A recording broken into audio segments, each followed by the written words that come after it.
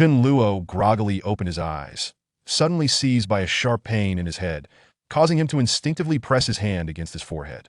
After a moment, the pain began to wane. Once Chen Luo managed to regain his composure and took in the scene around him, he was immediately rendered speechless. On his bed lay a semi-naked woman. Her pure white t-shirt was torn, and her bra had been pulled up, exposing her upper body. Her pants and underwear were similarly discarded, leaving her completely exposed. A jolt of fear shot through Chen Luo as he recognized the woman on the bidet was Li Sha, his longtime crush. However, she lay motionless, her wide eyes staring vacantly at the ceiling, her neck marred by red marks, as if she had been forcibly gripped by someone's fingers. Li Sha. Chen Luo's body trembled involuntarily as he attempted to call her name. When he received no reply, he cautiously extended a shaking hand to check for her breath. The moment he did so, his face drained of color. Li Sha was no longer breathing. What on earth happened? Frantically, Chen Luo endeavored to recall the events leading up to this moment. He remembered how late at night he had deliberately sought an opportunity to get closer to Li Sha, trying to kiss her. But Li Sha had sensed his intentions and, at the moment he leaned in, had swiftly evaded him. Having failed, he had awkwardly apologized and was on the verge of leaving his room when he suddenly lost consciousness. When he awoke, the room had transformed into the horrific sight before him. Could it have been me? Impossible. This thought emerged, yet Chen Luo instinctively rejected it. He knew himself well. While he had harbored feelings for Li Sha for years, he would never resort to such forceful means. She could never imagine harming her, let alone committing such a heinous act. Moreover, given Li Sha's condition, it suggested a pattern of violation followed by murder. Even contemplating such an idea terrified Chen Luo. He could not even bring himself to consider taking action. Bang! Bang! Bang! As he stood there, bewildered and terrified, a sudden, violent knocking reverberated from the door. What might have been described as knocking was in fact a near battering of the door. "Open up! Police!" Upon hearing this, Chen Luo felt an overwhelming wave of dread wash over him. A naked corpse lay on his bed, and the police were at his door. Regardless of his innocence, he knew that he could never shake the suspicion cast upon him. His mind was blank, paralyzed by fear, when suddenly there was a loud crash. The door was forcibly broken open. A group of police officers surged into the room, and upon witnessing the scene, two of them immediately tackled Chen Luo, pinning him to the ground. Another officer approached the bed, his expression turning cold as he swiftly checked for Li Sha's breathing and pulse. The victim shows no signs of life. She is confirmed dead. As he spoke, the officer cast a chilling glare at Chen Luo. "Take him in." Chen Luo's face had become as pale as a sheet, resembling a mere shell of a person as he was dragged from the room by two officers. Name: Chen Luo. Age, place of origin, occupation: 20, from Jing County, Hanzhong Province, second-year finance student at Pengcheng University. What was your relationship with the victim? How long have you known her? We are middle school classmates. We've known each other for nearly 10 years. Why did you kill her? Chen Luo shivered at the accusation, hastily shaking his head. I didn't kill her. It truly wasn't me. The officer in charge of the interrogation coldly slammed his hand on the table, saying with an authoritative tone, "Do you still dare to quibble? The victim was strangled, and your fingerprints were found on her neck along with numerous others on her body. Additionally, your semen was discovered within her, and there are scratch marks on you from her. This is irrefutable evidence. Even if you deny it, this evidence alone is sufficient for conviction. You should be well aware of our policies. I advise you to be honest and recount the events as they transpired." Upon hearing this, Chen Luo's face drained of all color, and he involuntarily trembled, desperately insisting, "That's impossible. Officer, I truly did nothing." The middle-aged officer, observing Chen Luo's demeanor, raised an eyebrow and coldly inquired, "Why was the victim in your home today?" At the question, Chen Luo seemed to recall something and hurriedly replied. She said she was swindled out of her money, had argued with her parents, and ran away from home. She had nowhere else to turn and reached out to me. Why would the victim contact you after running away from home? Are you in a romantic relationship? Chen Luo shook his head. No, but I have pursued her for many years, so she would think of me first in times of trouble. Is it then that you seized the opportunity during her moment of vulnerability, intending to take advantage of her under the cover of night? That's not it. It really isn't like that. Chen Luo was nearly in tears. Yes, I attempted to kiss Li Sha, but after she dodged me, I suddenly lost consciousness and can't remember anything. When I woke up, Li Sha was already like this. I swear it's not my doing. The officers exchanged incredulous glances, now regarding Chen Luo as if he were a fool. Such a ludicrous excuse wouldn't deceive even the simplest minds. Are you planning to use this defense in court? Do you truly believe the judge or the victim's family will believe you? Chen Luo found himself speechless faced with overwhelming evidence. His words would simply be seen as defiant obstinacy, and no one would trust him. Honestly, if the police's claims were true, Chen Luo began to doubt whether he himself had unwittingly harmed Li Sha during his blackout. At that moment, despite his efforts, he could not recall a single thing after losing consciousness. This left him at a loss for words. His mouth opened, but no sound emerged. Seeing Chen Luo's silence, the middle-aged officer said coldly, "Now, recount your relationship with the victim and what transpired this evening." "All right, okay." At that juncture, Chen Luo was uncertain where to begin yet. The inquiry from the middle-aged officer somehow steadied him. After a moment's thought to organize his tumbling thoughts, he began to narrate the events. Chapter 2. The dogged pursuit that led to nothing. Chen Luo first encountered Li Sha during his first year of junior high, where they were seated in front of and behind each other for 3 consecutive years. Throughout this period, teachers adjusted seating arrangements multiple times, yet remarkably, they always ended up in the same positions, at that time. Li Sha was a quiet, demure girl, elegantly beautiful, instantly capturing Chen Luo's heart. However, his affection remained unvoiced. Hidden in the shadows of unrequited love, in his second year of high school, Chen Luo penned a letter to Li Sha, who had transferred to another high school, confessing his feelings. To his dismay, Li Sha responded with a rejection, explaining that her academic struggles and poor family circumstances compelled her to drop out of school and pursue beauty training in Guangxing at her mother's suggestion. Following this, their communication dwindled to sporadic exchanges on QQ, lacking any real closeness. It wasn't until Chen Luo completed his college entrance examinations and gained admission to Pengcheng University that he decided to visit Li Sha in Guangxing. After years apart, Li Sha remained strikingly beautiful, though her innocence and vivacity had been replaced by a more seductive charm. Overcome with emotion, Chen Luo impulsively took her hand, refusing to let go until Li Sha, taking advantage of a moment while crossing the street, remarked on the heat and freed herself from his grasp. The atmosphere between them grew awkward, yet Li Sha quickly masked her discomfort and led Chen Luo on a shopping excursion. From that meeting onward, their interactions could be succinctly summarized as a relentless pursuit that culminated in emptiness. Whenever Li Sha needed something, she would casually seek out Chen Luo, subtly hinting at her needs. It became a pattern that whenever she found herself in need of money, she would engage in light conversation with him, only to vanish for weeks on end without a word. Over 2 years. Chen Luo, not counting the excuses he made to his parents for financial support, accrued debts exceeding 30,000 yuan across 7 credit cards.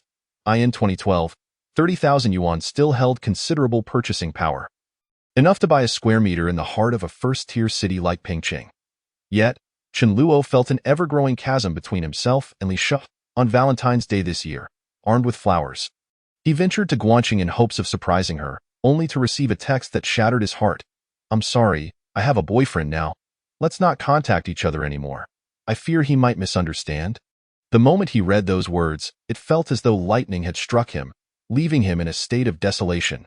He refrained from sending an accusatory message or pursuing her, instead wandering aimlessly through the streets for hours. Eventually, exhaustion overtook him, and he sought refuge in a modest inn. Despite his fatigue, sleep eluded him. The following morning, as he prepared to leave this place of sorrow, he unexpectedly spotted a familiar figure at a nearby McDonald's. Li Sha, nestled against another man, sharing breakfast. The sight struck Chen Luo like a physical blow, igniting a tumult of anger, pain, and resentment that rendered him momentarily numb. However, instead of confronting Li Sha, he fled in distress. From that moment on, Chen Luo resolved to forget her, dedicating himself to his studies while taking on part-time work to repay his debts. Then, just 2 days prior, Li Sha reached out to him, her voice quivering with tears over the phone. She lamented having been swindled of all her money and having had a fierce argument with her parents, which led her to leave home. Now, she was destitute and without a place to turn, pleading for Chen Luo's assistance. Upon hearing her woeful cries, his heart shattered anew, and he immediately inquired about her whereabouts, rushing to Guangxing to bring her back to his home in Pengcheng. Chen Luo's parents, already familiar with Li Sha, were taken aback by her sudden appearance, mistakenly believing she had come to meet them as a prospective daughter-in-law. True to their frugal nature, They opted for a lavish dinner at an upscale restaurant instead of cooking at home. Li Sha behaved impeccably, winning the approval of Chen Luo's parents. After dinner, they returned home early, eager to rest for the early morning market rush. Both Chen Luo's father, Chen Dongxing, and mother, Li Lanyue, had only completed junior high and had toiled in agriculture before moving to Pingqing a decade ago to work in the local vegetable market. Their lives were a cycle of early mornings and late nights, and they had never truly enjoyed the fruits of their labor, dedicating their hopes entirely to their son. As his parents retreated to their room, the atmosphere in Chen Luo's room with Li Sha turned unexpectedly awkward, as neither knew what to say. Finally, Chen Luo resorted to playing a movie on his computer, attempting to fill the silence with idle chatter. During this time, Li Sha refrained from discussing how she had been duped, clearly reluctant to revisit the topic. She merely expressed her desire to return to her hometown, Hanzhong, where a former colleague from her beauty school had opened a salon in the provincial capital, Jiangsheng, and she intended to seek refuge there. She asked Chen Luo for a train ticket and a few hundred yuan as assistance. Chen Luo initially wished to persuade her to find work in Pingqing, but she remained resolute, insisting she did not want to burden him.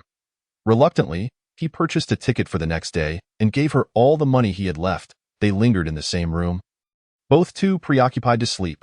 The cramped two-bedroom apartment, barely over 30 square meters, left little space for comfort.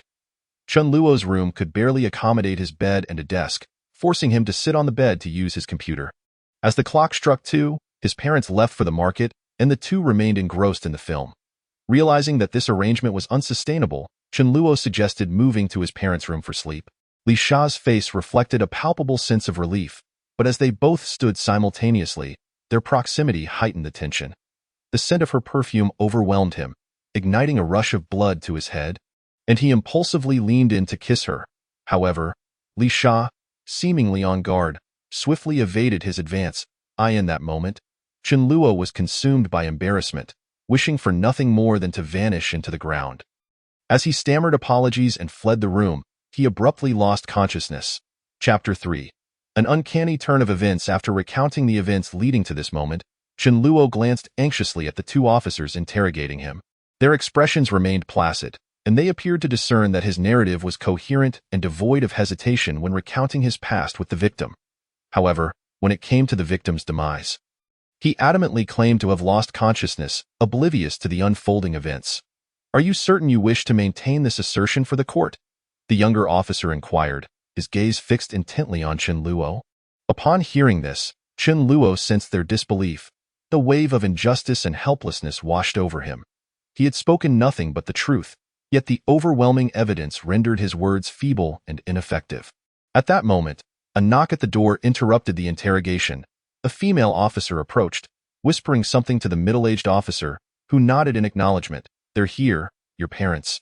They wish to see you," he said, his tone devoid of warmth. "However, regulations prohibit family visits during detention. Think carefully about them. Do you wish for them to experience the pain of losing their son?" Chen Luo's heart sank, and a profound agony contorted his features.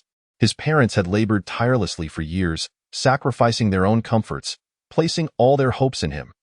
Yet, instead of fulfilling their dreams, he had found himself in this dire predicament.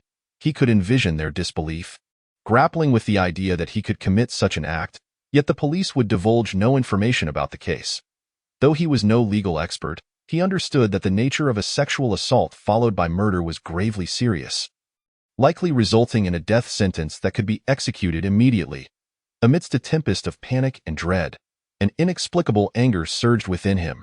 The middle-aged officer noted the shift in Chen Luo's demeanor, recognizing that the psychological pressure was becoming unbearable for him. "You are a university student with no prior criminal record. If you confess to how you killed the victim, the court may show leniency. This is your right, and we will ensure you are protected. If you admit your guilt, it will likely result in a suspended death sentence, which may later be commuted to life imprisonment.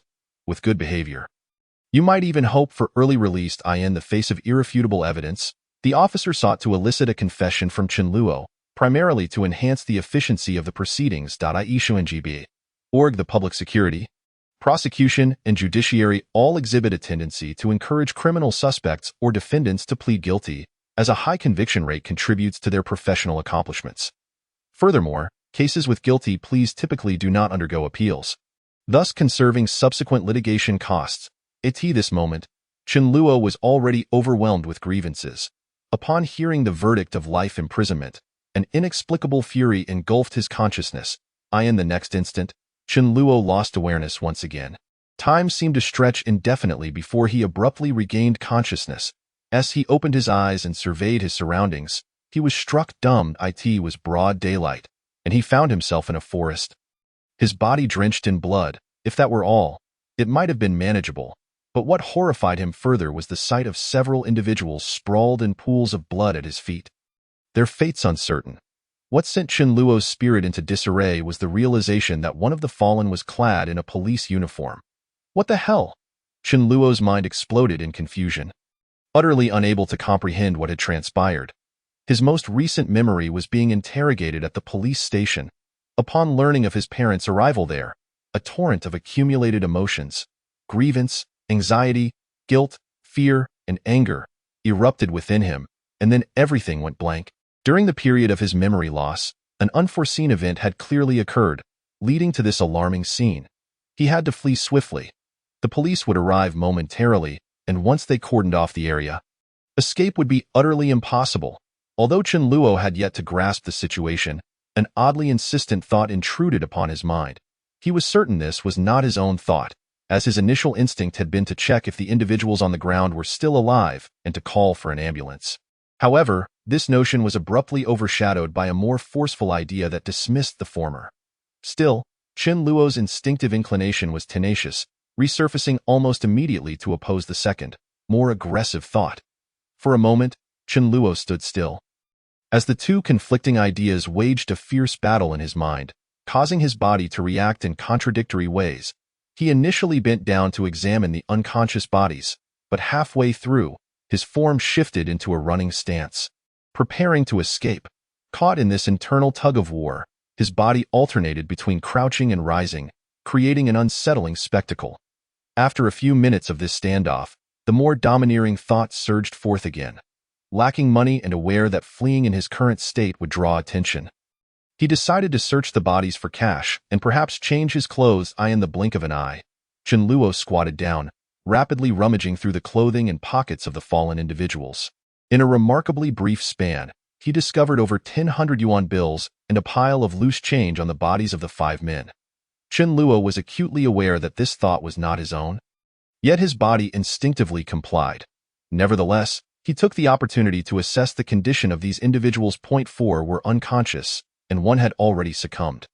The moment he recognized the deceased, a chill ran through him, for he understood that this death was likely connected to him. Furthermore, given that these individuals lay alongside 2 others in police uniforms, they could very well be undercover officers. Upon realizing this, Chen Luo's mind descended into chaos. Even without a deep understanding of the law, he comprehended the gravity of killing a police officer in his country. It would undoubtedly lead to relentless pursuit.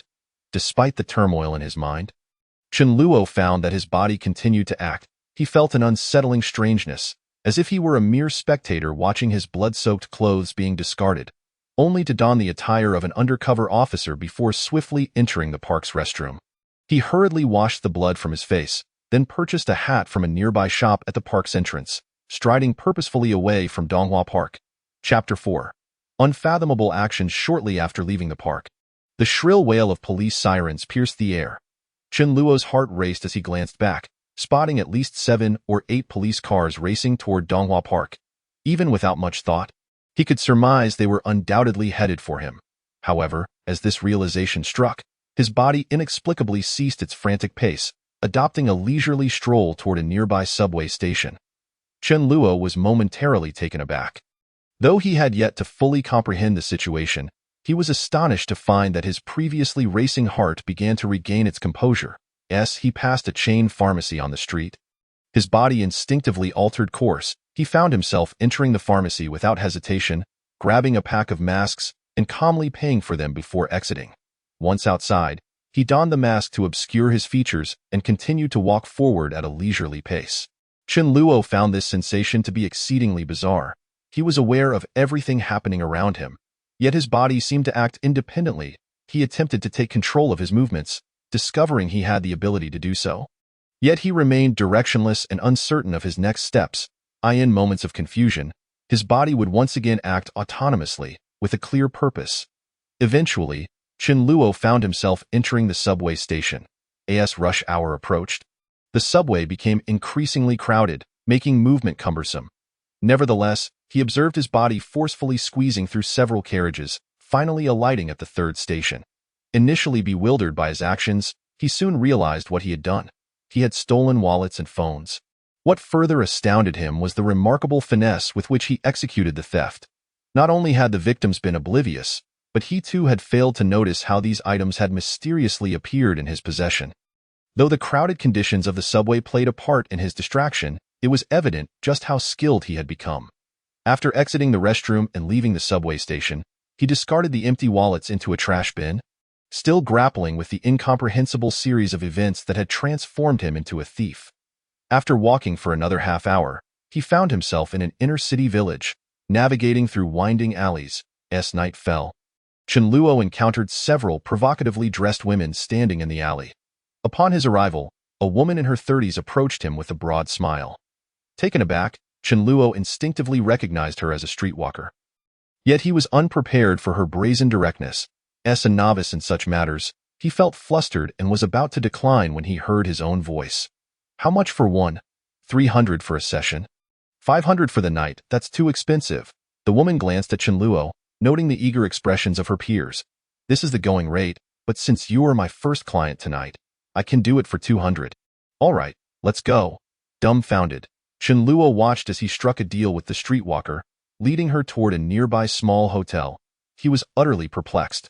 Having become a wanted criminal, how could he so easily indulge in such activities? Once inside the hotel, the middle-aged proprietor, observing the woman linking arms with Chen Luo, lazily announced, 80 for an hour. For a night, 150. Chen Luo handed over 150 yuan without hesitation. The proprietor produced a set of keys, saying, "Room 506. Zhu, why give me a room on the 5th floor when there's no elevator? By the time I climb up, I want to have the energy left." Zhu cast a knowing glance at the streetwalker. "You want to have to exert yourself. Humph, this handsome fellow has good taste. I intend to enjoy myself tonight. What's wrong with that? All right, all right." Zhu retrieved another set of keys from his drawer. Smirking, 2nd floor, room 204. "Let us see what you're capable of. Just hope you won't regret it later." The streetwalker took the key with a hint of pride and led Chen Luo up to the 2nd floor. Throughout the entire process, Boss Zhu did not require Chen Luo to register with an identification card, nor did he express any curiosity about Chen Luo wearing a hat and mask, as if he had long since become accustomed to such peculiarities. Upon reaching the 2nd floor and entering the room, Chen Luo was astonished to find himself instinctively embracing the streetwalker. At that moment, he felt an overwhelming sense of absurdity. Although he had come under the guise of seeking solace through solicitation, he was taken aback to realize that he truly intended to engage with this woman. Chen Luo's instinct was to resist, yet he found his body's response remarkably resolute. His fleeting thoughts merely caused a brief hesitation in his actions. But they did not impede the overall motion. However, the streetwalker, with a flirtatious smile, sidestepped his advance and gestured towards him, saying, "Hand over the money first, handsome." Yet, Chen Luo found himself indifferent to her plea, stepping forward decisively to seize her. Before she could comprehend the situation, he swiftly maneuvered behind her, wrapping his hands tightly around her neck. The streetwalker could hardly fathom that Chen Luo would suddenly assault her. In that instant, she found herself gasping for breath, unable to scream. After struggling violently for a few moments, her eyes rolled back and she fainted. Chen Luo was immediately startled, fearing that he had inadvertently strangled her to death. However, he quickly caught her and laid her on the bed. Checking for her breath, to his relief, he discovered she was still alive. It dawned on Chen Luo that this was an indication of his own thoughts, as if he were testing for signs of life to confirm her survival. After exhaling a sigh of relief, a sense of inexplicable panic surged within him, for he could not comprehend what he truly wished to accomplish. Initially, he believed he had merely sought refuge under the pretext of solicitation. Yet he had not anticipated that he would directly incapacitate this woman. Without casting a glance at her, he retrieved his phone from his pocket and began dialing. Moments later, the call was connected. Chapter 5. Dual Personality or Split Personality. "I want to buy a dog." Chen Luo was baffled as he uttered those words. unable to fathom how the conversation had shifted from solicitation to purchasing a dog. After a brief silence, the voice on the other end responded impatiently, "You've got the wrong number. I don't sell dogs here. I also need to buy hoses and dog food. I told you I don't sell anything. Do you not understand human language?" The person on the other end was evidently annoyed. "Kai Haoming, don't push your luck." Chen Luo was startled by his own cold, detached tone as it escaped his lips. He had not anticipated that he could produce such a ruthless sound. "Dio, you know me?" Kai Haoming was taken aback upon hearing Chen Luo call his name. "I know more than just your name. I also know you're He Xiang's subordinate, residing at Longxin Village, Building 45, Room 906, you've dabbled in drugs, and your funds have long since dwindled, which is why you're resorting to selling dogs online for profit. Now, bring the items I mentioned to room 204 of the Suiyuan Hotel in Longxin Village. This is your Chownan Society's territory. You're not afraid of me, are you?" Kai Haoming fell silent, astonished by the depth of knowledge the caller had about him. "Who exactly are you? If I were a police officer or your enemy, I would have simply gone to your house and arrested you. There would be no need for this conversation. I am merely someone who wishes to buy a dog. Bring the items and I will pay you. It's that simple." Upon hearing this, Kai Haoming paused, finding Chen Luo's reasoning quite compelling. 5,000. "I only have parts here. You'll need to handle the assembly yourself." "Agreed," Chen Luo replied before hanging up the phone. Although he had comprehended the conversation, he was still perplexed about the nature of the transaction he had just made with Kai Haoming. What he found even more astonishing was that he could not only move but also engage in dialogue with the outside world. At that moment, Chen Luo felt as if he were a character in an online game. With his body leveling up as he battled foes, he stood in a daze, increasingly bewildered by his bizarre circumstances. Dual personality or split personality? After contemplating for a moment, a sudden realization struck him, and he exclaimed, "You were behind the incidents with Li Sha and Donghua Park?" There was no response.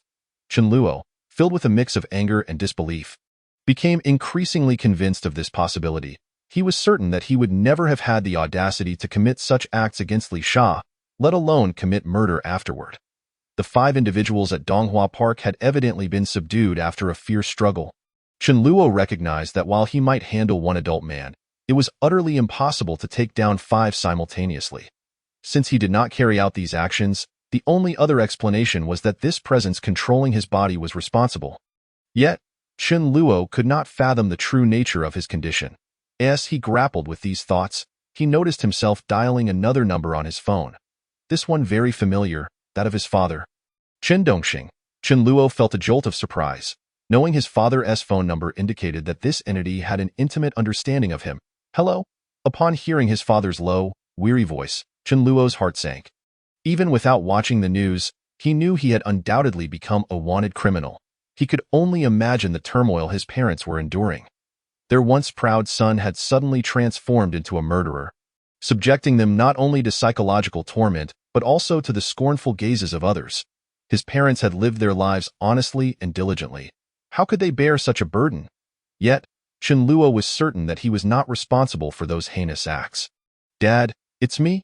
Chen Luo, overwhelmed with mixed emotions, tried to speak but found himself calling out Dad before he could express anything else. He was momentarily stunned. "Xiao Luo?" Chen Dongxing exclaimed in shock upon hearing his son's voice. "Xiao Luo, where are you? Are you all right?" Before Chen Luo could respond, his father fired off 2 questions in quick succession. "Dad, I. Chen Luo finally found his voice, but his words caught in his throat after just 2 syllables. Leaving him at a loss for what to say next. The police might be monitoring his father's phone. There was no time to waste. That moment, a thought struck Chen Luo. He suddenly realized that this was indeed a plausible scenario. After all, he had originally been interrogated at the police station. Although he did not know how he had suddenly ended up at Donghua Park, he was certain of one thing. He must have escaped from the police station. Not only had he fled, but there was also a police officer's death that could not be divorced from him.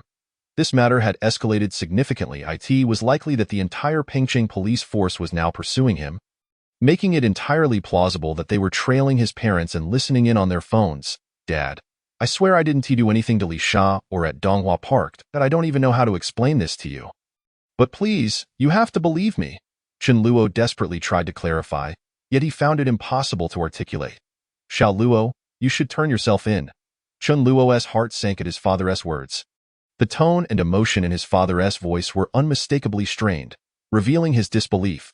He recalled the day of the interrogation when the middle-aged officer had mentioned that his parents had arrived at the police station. But at that moment, he had lost consciousness. If he had escaped at that time, his parents must have witnessed the entire ordeal. Under such circumstances, even if they believed in their son, their faith would surely waver. It was no wonder his father's voice sounded so fatigued. He was evidently struggling to accept the situation, which had dealt him a heavy blow. Chen Luo gripped his phone tightly, his knuckles turning white from the strain. He felt utterly helpless and deeply aggrieved. "Dad, I won't turn myself in until I find out what is really going on." After saying this, Chen Luo hung up the phone. He understood the gravity of his predicament. Even if he turned himself in, he would likely face the death penalty. There was no other possibility. Rather than languish in prison while awaiting death, he would rather uncover the truth of what had transpired. At just 20 years of age, he could not accept that his life would end here. As Chen Luo resolved to discover the truth, he found himself disassembling his phone, extracting the SIM card, and snapping it in two. He then proceeded to the restroom and discarded the SIM card into the squat toilet. Chapter 6. Impressive. Truly an expert. Chen Luo hesitated momentarily. This scene often played out in movies and television dramas, typically intended to evade police tracking. "What are you, a human or a ghost?" Chen Luo could not help but demand an answer once more. Yet, he received no response, as if his words simply fell on deaf ears. Having witnessed himself speaking just moments ago, he knew he could hear others. It made no sense that he could not hear his own voice. His current disregard for him was clearly a refusal to engage. Chen Luo felt a surge of frustration and urgency, yet he was powerless to act. He could not very well resort to physical violence against himself to extract answers. "Why are you trying to harm me?" There was no response. "What brings you here?" Still no answer. "Are you here under the guise of seeking companionship, engaging in transactions with someone named Kai Haoming? You could have simply moved in. Why seek the services of a prostitute, only to render her unconscious upon entry?"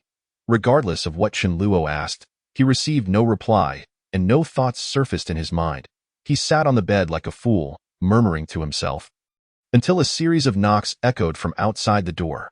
Immediately, Chen Luo found himself standing up, walking towards the entrance. However, before opening the door, he arranged the prostitute on the bed to appear as if she were asleep, covering her with a blanket. Before finally opening the door, 3 men stood outside, led by a tall, slender individual carrying a bag, flanked by 2 burly companions. The trio exuded a menacing aura, unmistakably indicating their unsavory nature. Particularly, the tall one had eyes that resembled inverted triangles, bloodshot and menacing, suggesting an aura of danger that instinctively urged one to maintain a safe distance. "May I ask your name?" Upon entering, Kai Haoming cast a quick glance at the woman on the bed before retracting his gaze and scrutinizing Chen Luo. That moment, Chen Luo was still wearing a hat and mask, obscuring his features, yet his piercing eyes locked onto the 3 men with the sharpness of a blade. Kai Haoming and his companions felt a chill run down their spines under Chen Luo's intense gaze, as though they were being scrutinized by some ferocious beast, evoking a profound sense of danger within them.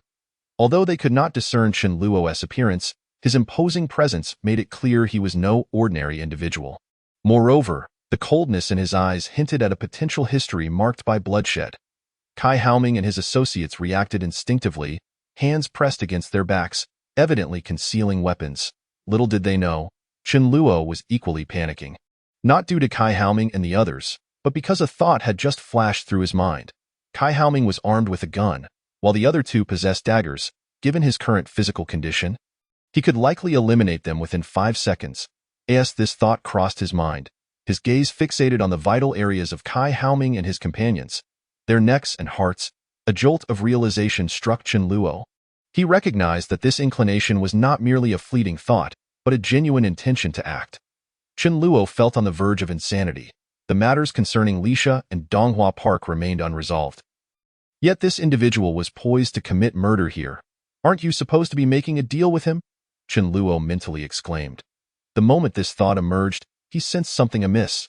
Kai Haoming had mentioned a price of 5,000. Yet he had no such sum on him.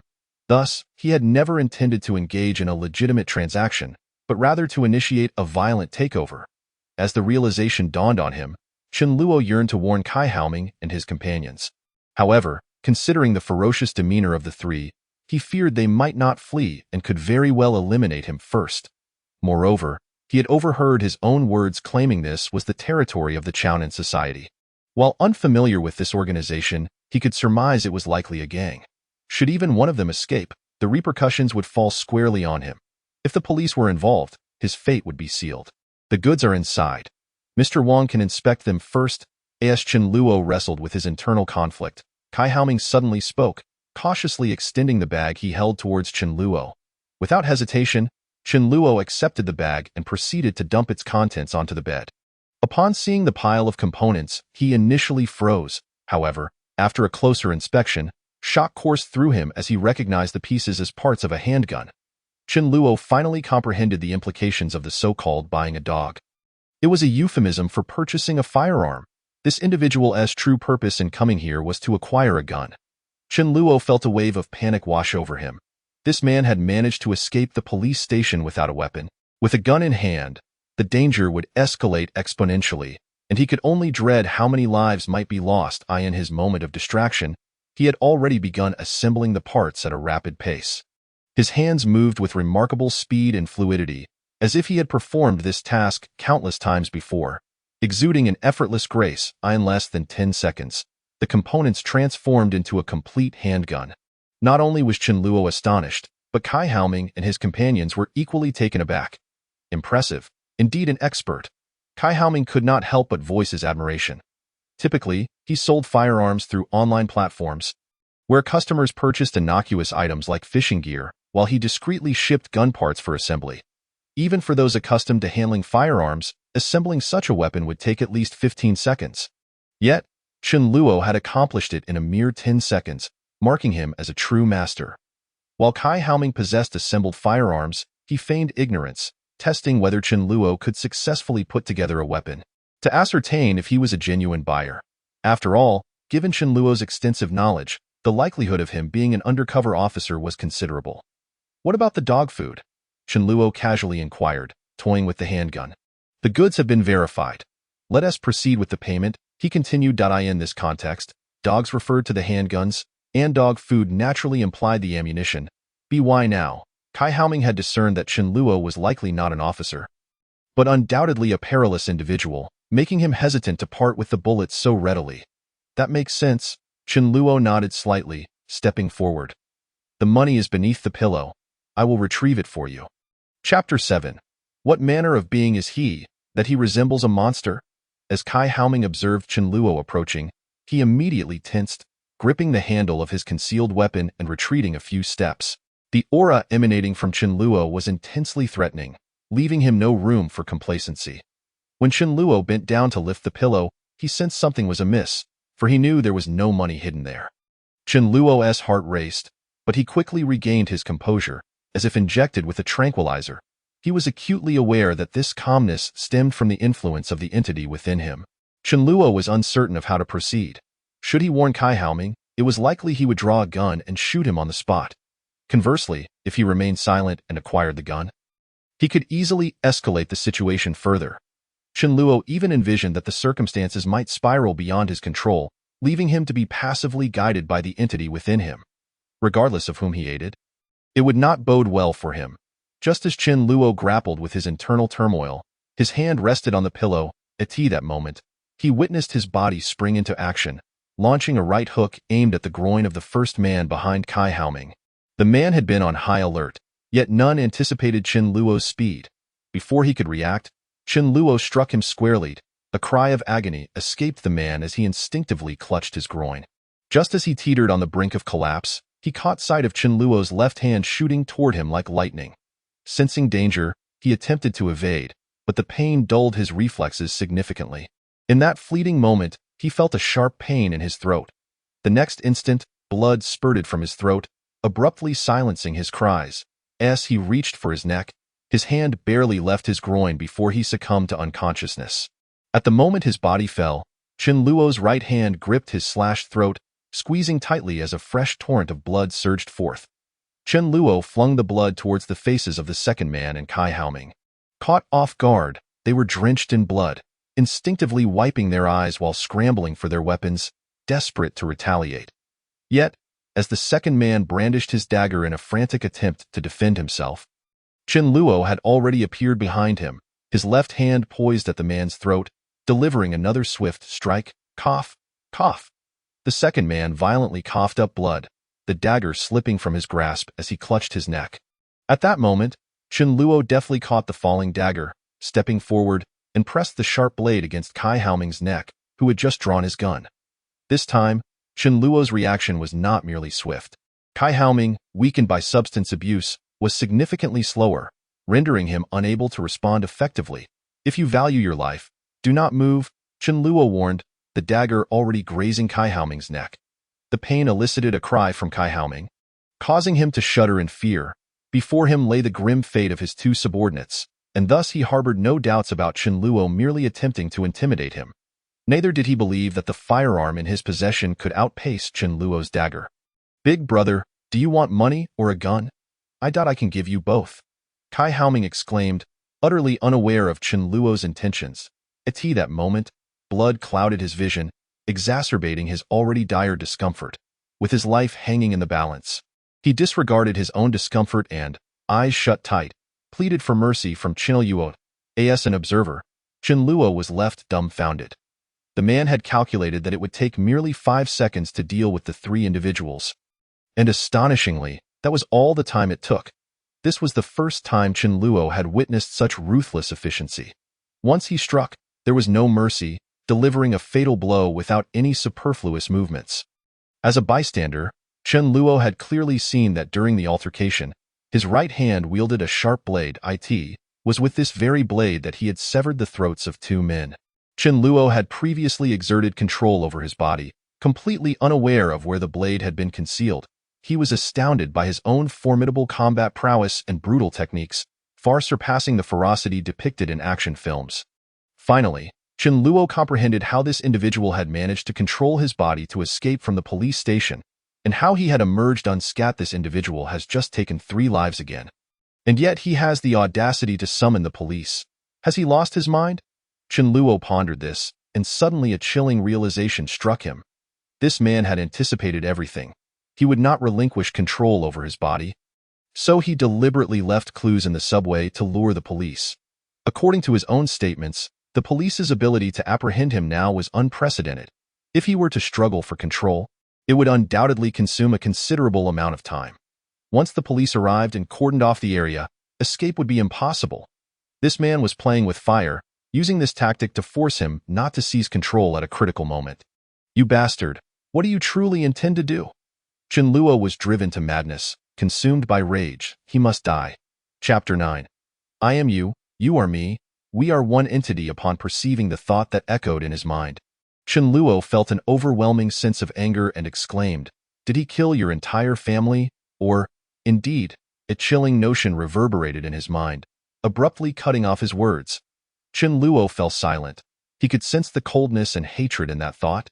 Realizing that this man was likely not jesting, if He Xiang had truly slaughtered his entire family, then seeking vengeance was certainly justified. "Who are you?" Chen Luo similarly questioned through his thoughts, gritting his teeth. "I am you, you are me, we are one entity." Chen Luo was momentarily taken aback. The voice within his mind continued, declaring that this was a den under the Chaonan society, specifically dedicated to the illicit trade of human organs. This group was involved in all manner of vice, gambling, drugs, and more, truly embodying the essence of malevolence. They operated underground casinos, leading those addicted to gambling to ruin, only to ensnare them further with exorbitant loans, ensuring their continual loss. Subsequently, they employed various coercive and seductive tactics to compel the wives and daughters of these unfortunate souls into selling themselves. The streetwalkers Chen Luo observed in Longxin village were predominantly under their control. Those lacking in beauty were left to the streets, while the somewhat attractive were dispatched to their nightclubs and hotels for prostitution. The most exquisite among them were offered to influential figures. Those who could not repay their gambling debts or high-interest loans were dragged here to be sold for their organs, or even to sell their children. In addition to these debtors, they also targeted enemies and missing persons.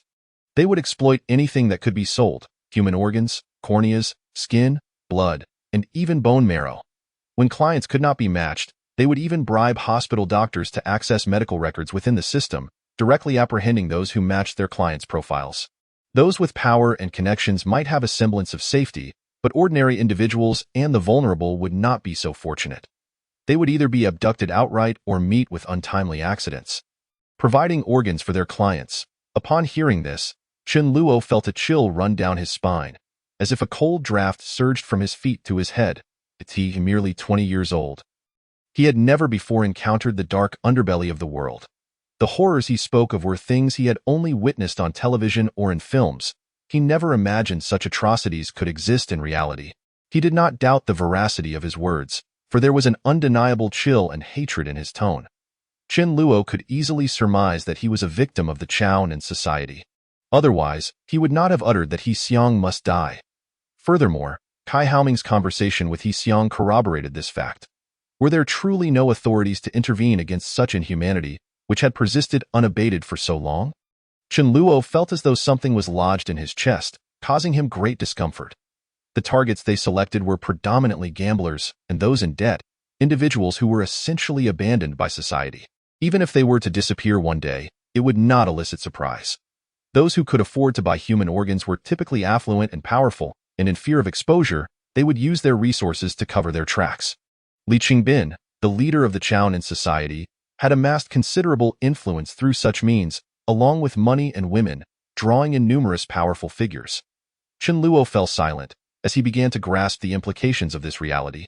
These influential individuals, like anyone else, would fall ill, especially as they aged and their bodies deteriorated. It was highly unlikely they would queue like ordinary people for organ donations. Rather, they would seek out someone like Li Qingbin.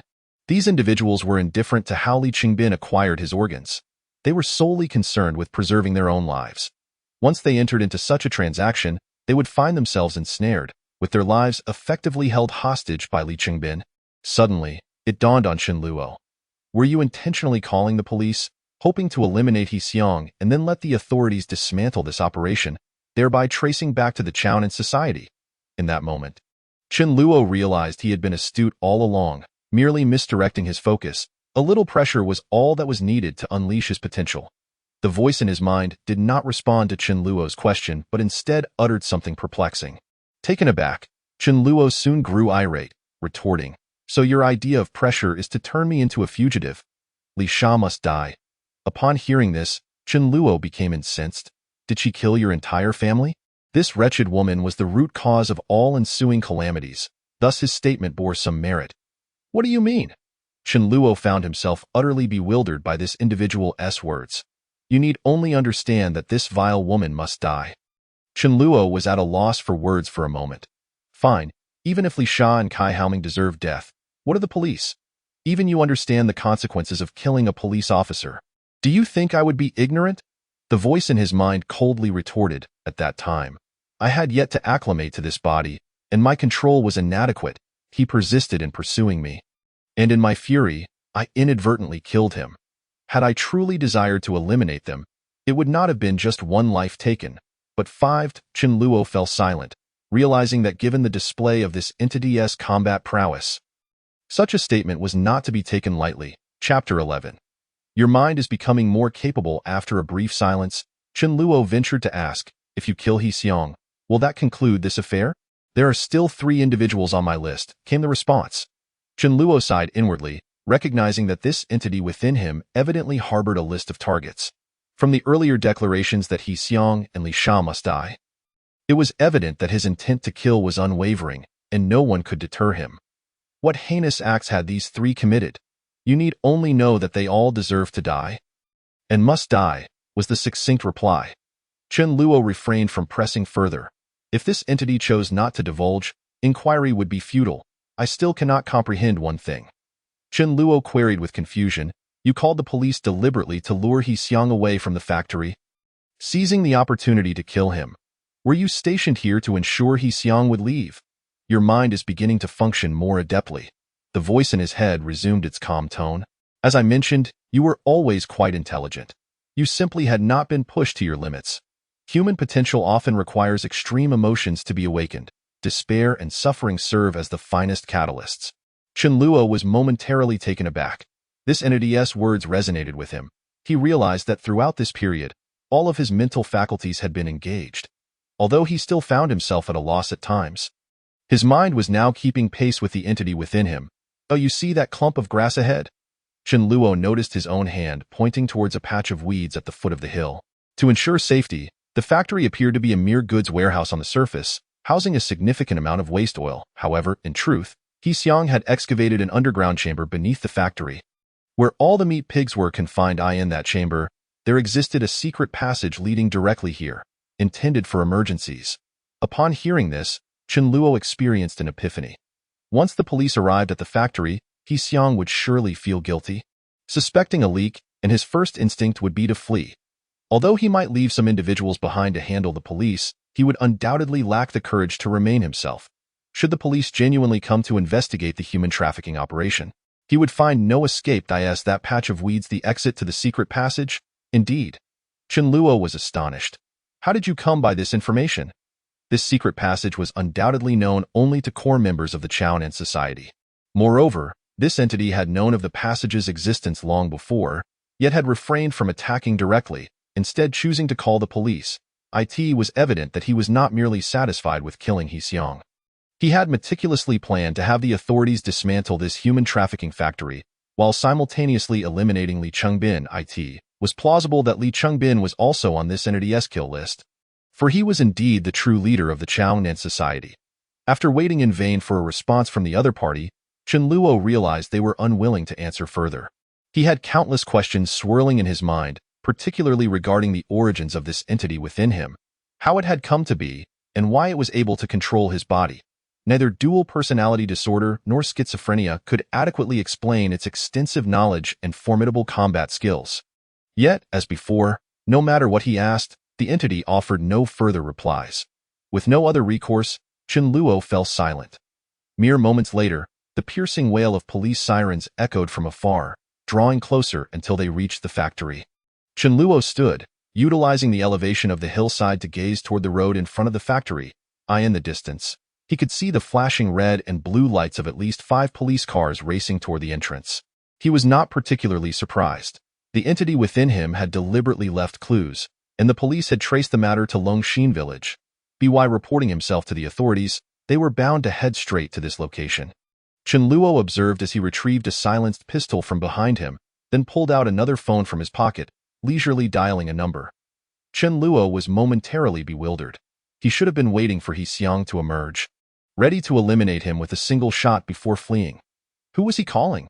At that moment, outside the factory, over a dozen police officers disembarked from their vehicles, all on high alert, weapons drawn. A male officer approached the factory entrance, banging on the iron door. "Is anyone there? Open up." However, there was no response, as if the interior were deserted. After a prolonged wait, the short-haired female officer in charge turned to her companions and inquired, "Have we ascertained the nature of this factory? Captain Wei, our investigation reveals it is registered as an abandoned oil warehouse. Have we made contact with their supervisor?" Wei Zongling furrowed her brow as she surveyed the surroundings of the factory. Quickly sensing that something was amiss, the call went unanswered. It was a disconnected number. A glint of determination flashed in Wei Zongling's eyes as she decisively declared, "Breach the door." Understood. Just then, her phone rang unexpectedly.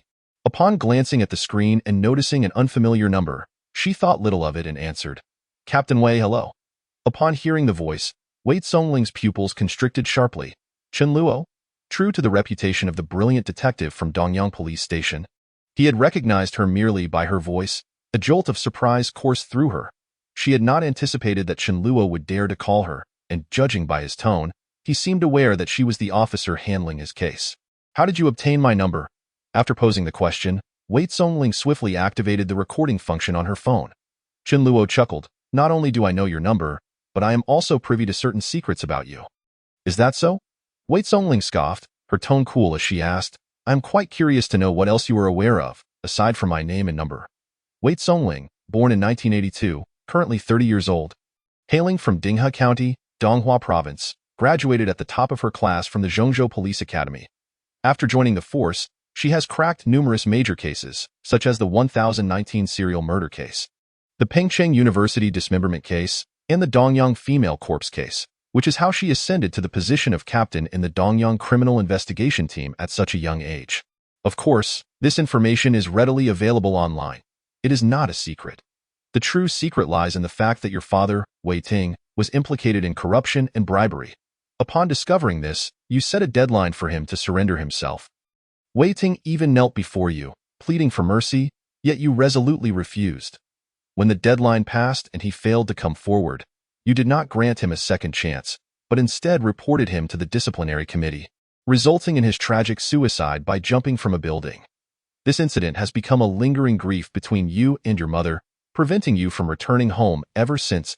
As Chen Luo recounted these details, Wei Songling's expression shifted dramatically, her eyes filled with disbelief. Such matters had not been reported in the media, known only to a select few. Yet here was Chen Luo, a mere 20-year-old fugitive, fully aware of these intricate secrets. Chapter 12. All goals perfectly achieved. Not only was Wei Songling astonished, but Chen Luo himself wore a look of sheer shock. The words spoken by the entity within him, coupled with Wei Songling's prolonged silence on the other end of the line, indicated that what he had said was likely true. Yet, how had he come to know Wei Songling's phone number and such deeply concealed information? What is your purpose in calling me? Are you attempting to provoke us? Wei Songling quickly regained her composure and asked coldly. No, quite the opposite. I intend to present you with a monumental achievement, Chen Luo replied nonchalantly. The factory you are currently at is under the control of the Chownan Society, serving as a human trafficking facility where individuals forced into selling their organs are held. They are all confined in the underground chamber of the main warehouse, with the entrance concealed beneath the central oil barrel, and the switch located beneath the office desk. Soon, someone will arrive to open the door, feigning compliance with your inspection, but if you do not conduct a thorough search, you may overlook that location. Upon hearing this, Wei Songling immediately scanned her surroundings and swiftly gestured to several officers behind her. The officers quickly discerned her intent and dispersed to conduct a search. A cold smile crept across Wei Songling's face as she surmised. That emergency call was made by you, wasn't it? Did you deliberately lead us to this factory to redeem yourself for your crimes? Or is there another motive? Captain Wei, do not waste your energy stalling for time. Since I dared to make this call, I have long since vacated the premises, Chen Luo replied with a smile. Once you successfully dismantle this human trafficking operation, I shall present you with yet another accolade. Farewell. Without allowing Wei Songling a chance to respond, he abruptly hung up. Subsequently, he removed the phone's battery and snapped the SIM card in half, discarding it into a patch of weeds. That moment, Chen Luo finally grasped the situation. The entity within him, fearing that the police would be unable to locate the captives, had taken the risk of alerting Wei Songling. This individual was truly dancing on the edge of a knife. How did you come to know those secrets? After his initial astonishment, Chen Luo could not resist asking.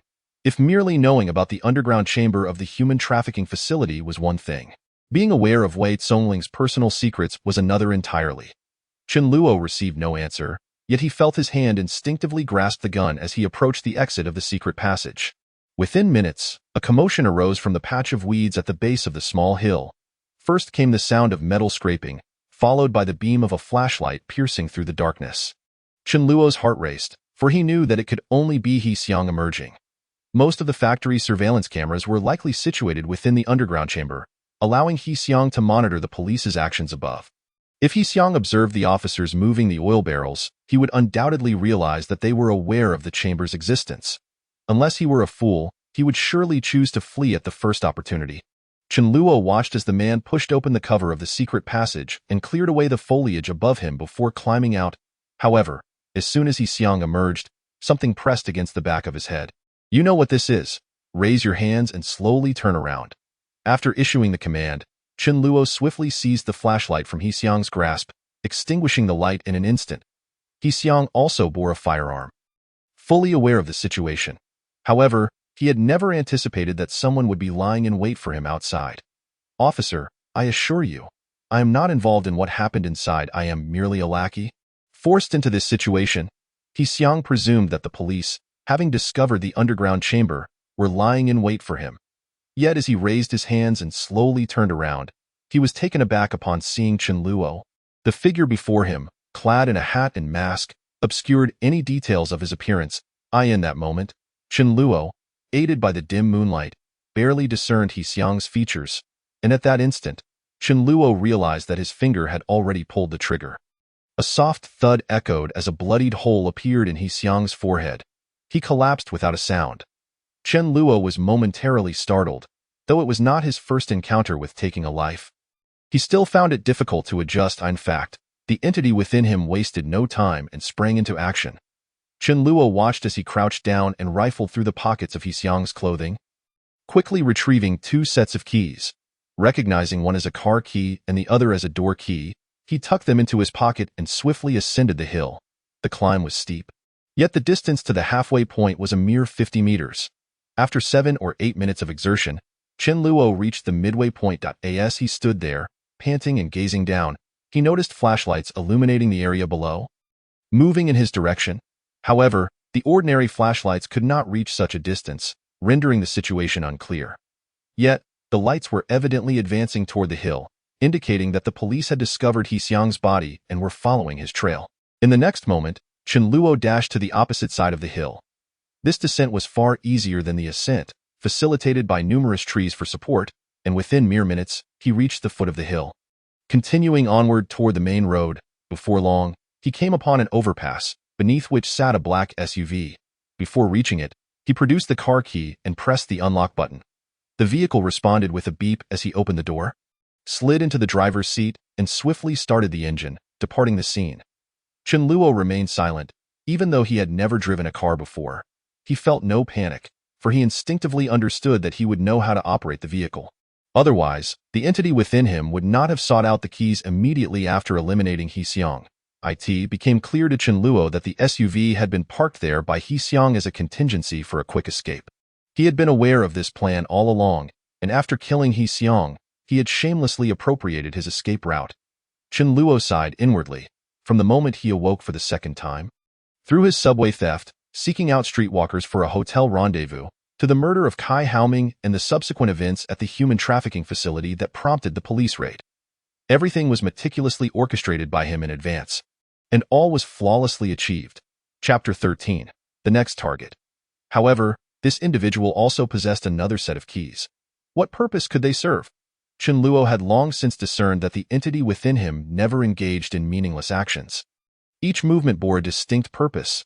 The mere possession of those keys indicated their significance. After approximately 40 minutes of travel, the vehicle came to a halt in the underground parking lot of an upscale residential complex. Upon ascending to the 10th floor via the elevator, Chen Luo understood the purpose of the keys. He beheld himself using that set of keys to unlock the door of room 1002. After illuminating the living room, he made his way directly towards the bedroom. A cursory glance revealed an opulent interior, where both the furniture and decor exuded an air of sophistication, clearly indicating a considerable financial investment. If there were no unforeseen circumstances, this should be He Xiang's residence. Yet, a peculiar expression crossed Chen Luo's face as he detected a faint musty odor, reminiscent of stale air that had not circulated for an extended period. Observing that all the curtains were drawn and a fine layer of dust coated the furniture, it became evident that this place had been uninhabited for quite some time. It was decidedly illogical for someone associated with organized crime to possess such a lavish home without residing in it. As he entered the bedroom, he directly opened the left side of a built-in wardrobe, carelessly tossing a jumble of clothes onto the floor. Once the wardrobe was emptied, he pressed his hand against the wall and forcefully pushed to the right. By the tactile sensation beneath his fingers, he discerned that it was not a wall, but rather a wooden panel, its surface painted to blend with the wall, without the need to touch it. One would hardly recognize it as a wooden board. With minimal effort, he removed the panel, revealing a safe approximately 1 meter high. In an instant, Chen Luo comprehended that the entity within him sought this item. The reason for the absence of residence was likely because He Xiang utilized this place for storage, rather than for actual habitation. Astonishment washed over Chen Luo as he realized these individuals were indeed affluent. Considering the location and approximate size of the property, its market value was at least 3 million. He had repurposed it as a warehouse. He retrieved the set of keys once more, selecting one, and inserted it into the keyhole of the safe. Subsequently, he swiftly entered a string of numbers on the keypad.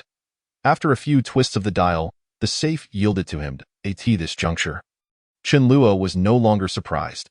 He felt no astonishment at his knowledge of He Xiang's safe combination. Inside the safe lay stacks of cash: red 100 yuan bills, green $100 notes, violet 500 euro notes, and a gold ingot the size of a palm. The kaleidoscope of colors momentarily dazzled Chen Luo, who had only ever seen such wealth on a screen. "Are you here to take the money?" Chen Luo eventually asked, snapping back to reality. The entity within him did not respond, not even glancing at the money. As he reached in and began to rummage through it, he soon extracted a paper notebook. Chen Luo was momentarily taken aback. This individual exhibited no interest in the money, clearly deeming the notebook to be of greater importance.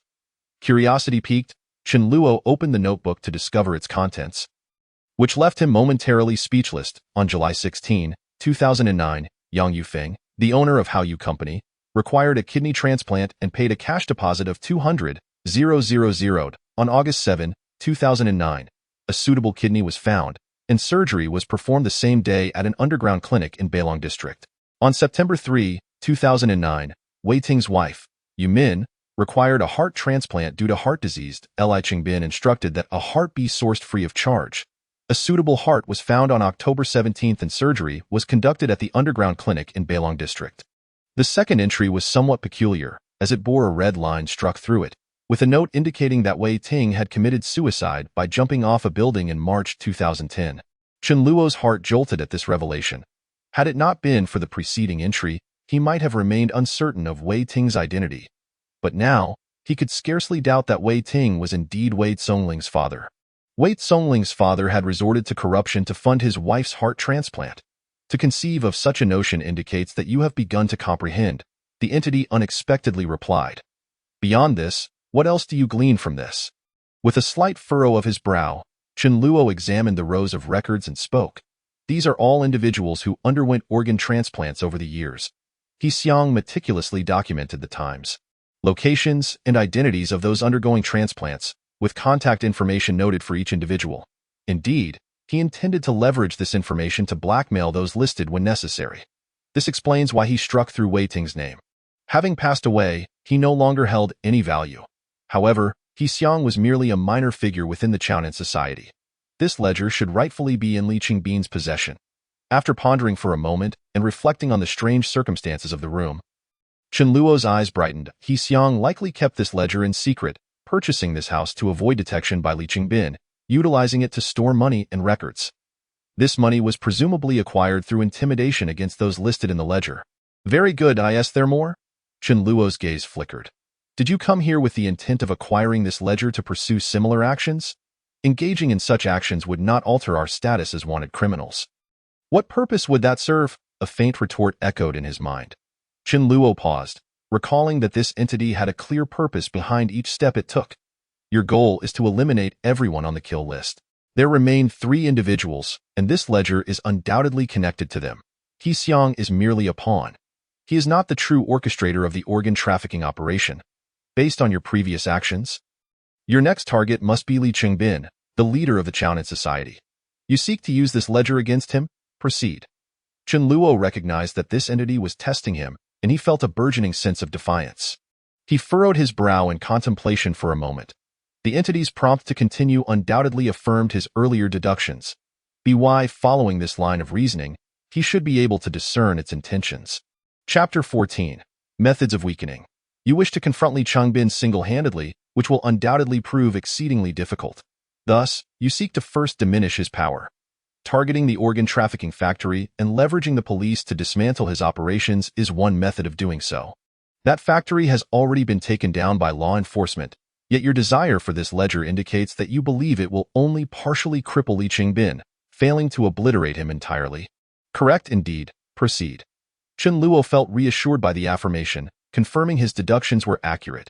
How can you be so certain that the factory could not apprehend Li Qingbin? Instead of continuing with his thoughts, Chen Luo posed a question. Li Qingbin is exceptionally cautious. He maintains a safe distance from every transaction, opting only for remote coordination without getting his hands dirty. For instance, he has never set foot in the organ trafficking factory, insisting on cash payments. Those funds are delivered by He Xiang to a designated location, where Li Qingbin's trusted associates receive them, ensuring he never directly handles the money. With He Xiang, the factory's overseer, eliminated, the trail of evidence has effectively been severed. Even if law enforcement pursues it, convicting him will be a formidable task. Li Qingbin's other enterprises operate similarly, managed either by his trusted aides or family members. Should complications arise, he can swiftly dissociate himself, placing the blame entirely on them. While the profits from the organ trafficking factory may not rival those from gambling or drugs, it serves as a crucial leverage point for Li Qingbin and his connections to the powerful. With the factory dismantled by the police, he will undoubtedly feel the sting for quite some time. Chen Luo nodded thoughtfully, but then observed the entity closing the wardrobe door, extinguishing all the lights in the room before lying down on the master bedroom's bed. Realization dawned upon Chen Luo. This individual intended to spend the night here. Upon further reflection, he recognized that there was no place safer than this. He Xiang had covertly purchased this residence, and during Chen Luo's entry, he had noted the lack of surveillance in the area, even in the elevator. The police would never suspect that Chen Luo had taken refuge in He Xiang's home. Even if they did, locating the property would prove impossible. Since He Xiang intended to use this place as a secret stronghold, he would certainly not have purchased it under his real name. Continue to push this line of thought? Chen Luo heard the voice in his mind prompting him. After a moment of contemplation, he remarked, given that it is improbable for the police to trace Li Qingbin through this ledger, it renders the ledger's utility questionable. However, you still intend to take this ledger to demonstrate that it can serve another purpose, specifically to undermine Li Qingbin. Yet, it merely records the time and place, along with the locations of organ transplants. Lacking any substantial evidence, how can it possibly serve to undermine Li Qingbin? Chen Luo pondered deeply for a moment, and just as he was at a loss, a voice suddenly resonated in his mind. Sometimes, to destroy a person, one does not require concrete evidence. Even mere whispers and shadows can inflict a profound blow. Chen Luo was momentarily taken aback by this revelation, but soon he grasped the implications. The individual in question was not Li Qingbin, but rather those on the list. The individuals documented in the ledger are either wealthy or influential. Should their involvement in organ trafficking be exposed, it would undoubtedly incite a tremendous uproar. Even in the absence of irrefutable proof, their reputations would suffer significant damage. These are prominent figures, and such grave negative news would inevitably impact their careers. Although they might harbor resentment towards the person who exposed the ledger, their greater ire would likely be directed towards Li Qingbin. Consequently, even if they do not seek to retaliate against Li Qingbin, they would be disinclined to assist him, thereby achieving the objective of weakening him. As Chen Luo arrived at this conclusion, he could not help but feel inclined to applaud this cunning strategy. This move was ruthless, transforming the powerful allies Li Qingbin had cultivated through organ dealings into enemies. Yet, that was not the end. There was more to consider. Chen Luo was momentarily stunned, furrowing his brow in contemplation. Even after much deliberation, he could not fathom what other schemes might be at play.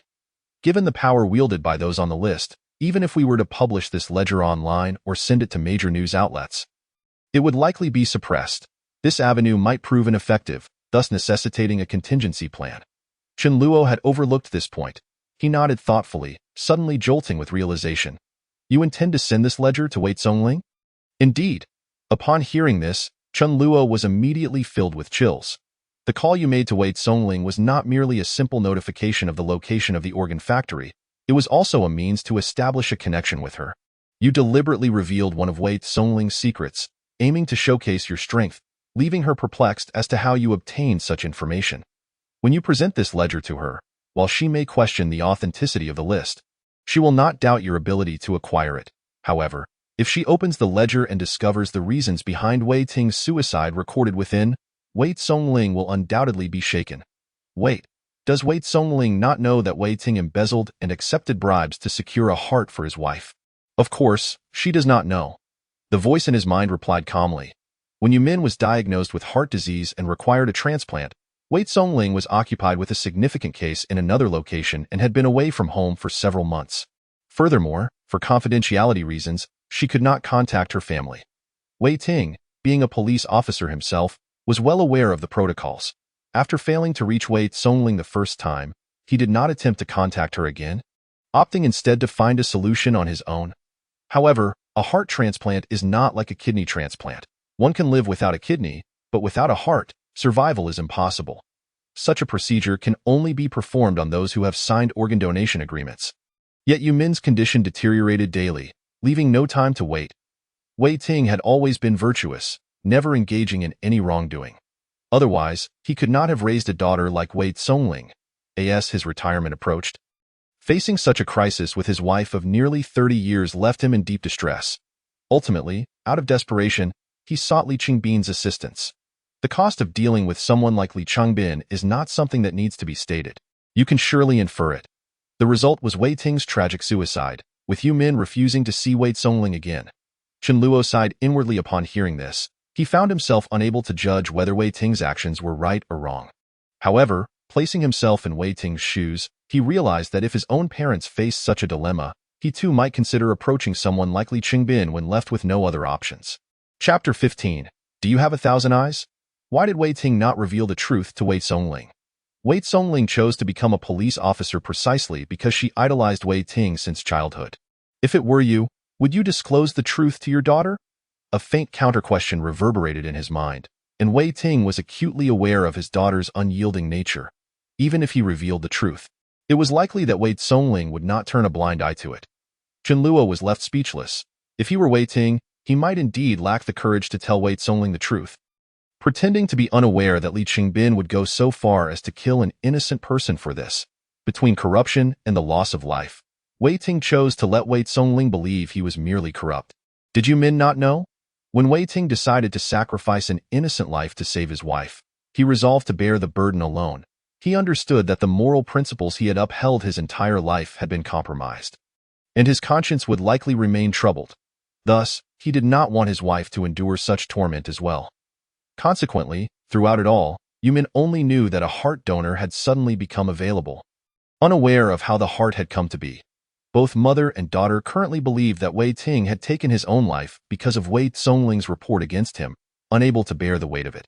The voice in his mind continued softly, stating that in fact, the primary reason for Wei Ting's suicide was not Wei Tsongling's accusations, but rather his own troubled conscience. Upon hearing this, Chen Luo fell silent again.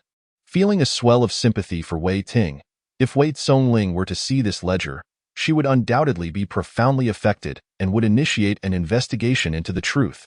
As soon as she inquired with Yu Min, she would discover that the events of that year were indeed true. Chen Luo, having reached this point, finally comprehended the intentions behind this individual scheme. Given Wei Tsongling's willingness to report her own father for wrongdoing, it was in her nature to pursue the truth relentlessly, regardless of the obstacles she might face. Wei Tsongling would likely follow the list, questioning each individual and conducting her investigation, even if there were no concrete evidence or media exposure. Being scrutinized by the police alone would lead those on the list to harbor resentment towards Li Qingbin. Their relationships would fracture, achieving the goal of weakening Li Qingbin. Furthermore, once Wei Tsongling learned the truth, she would undoubtedly pursue Li Qingbin with tenacity. With such an adversary, Li Qingbin would likely find himself in a precarious position. As Chen Luo considered this, he felt an involuntary shiver run down his spine. The cunning of this individual was truly formidable, calculating every move with precision. What astonished Chen Luo even more was how this individual had come to know so many secrets between Wei Ting and his daughter, down to the minutiae. Unless the parties involved had divulged the information themselves, it was implausible for such details to be discovered through mere inquiry. And yet, there was more to come. Continue. Chen Luo was momentarily taken aback, astonished that there was still more. My goodness, do you have 1,000 eyes? You can't be so foolish as to not see this, can you? The voice in his mind chose to ignore Chen Luo, instead responding with a calm counter-question. Chen Luo felt a surge of defiance rise within him. He immediately engaged his intellect, analyzing how else this ledger might be utilized to undermine Li Qingbin. Your current objective is to find ways to diminish Li Qingbin's power. The organ factory and the ledger have already begun to weaken him externally. Beyond this, there must be strategies to undermine the Chounan society from within. This ledger was secretly documented by He Xiong, and Li Qingbin is unaware of its existence. As Chen Luo spoke, he suddenly trembled, his face reflecting shock and away. You can't be contemplating framing one of Li Qingbin's subordinates, can you? At this moment, Chen Luo was not merely filled with goosebumps. He felt a chill run down his spine. All you need to do is make a handwritten copy of this ledger and hide it in the home of one of Li Qingbin's subordinates. Then find a nearby courier service to send the original to Wei Tsongling. Alternatively, you could simply take photos of the original and email them to Wei Tsongling from his home. Then, you contact Li Qingbin, informing him that there is a mole within the Chownan society who has betrayed the location of the organ factory, and that this mole has secretly hidden the ledger in their home. Li Qingbin will undoubtedly have learned that the organ factory has been raided.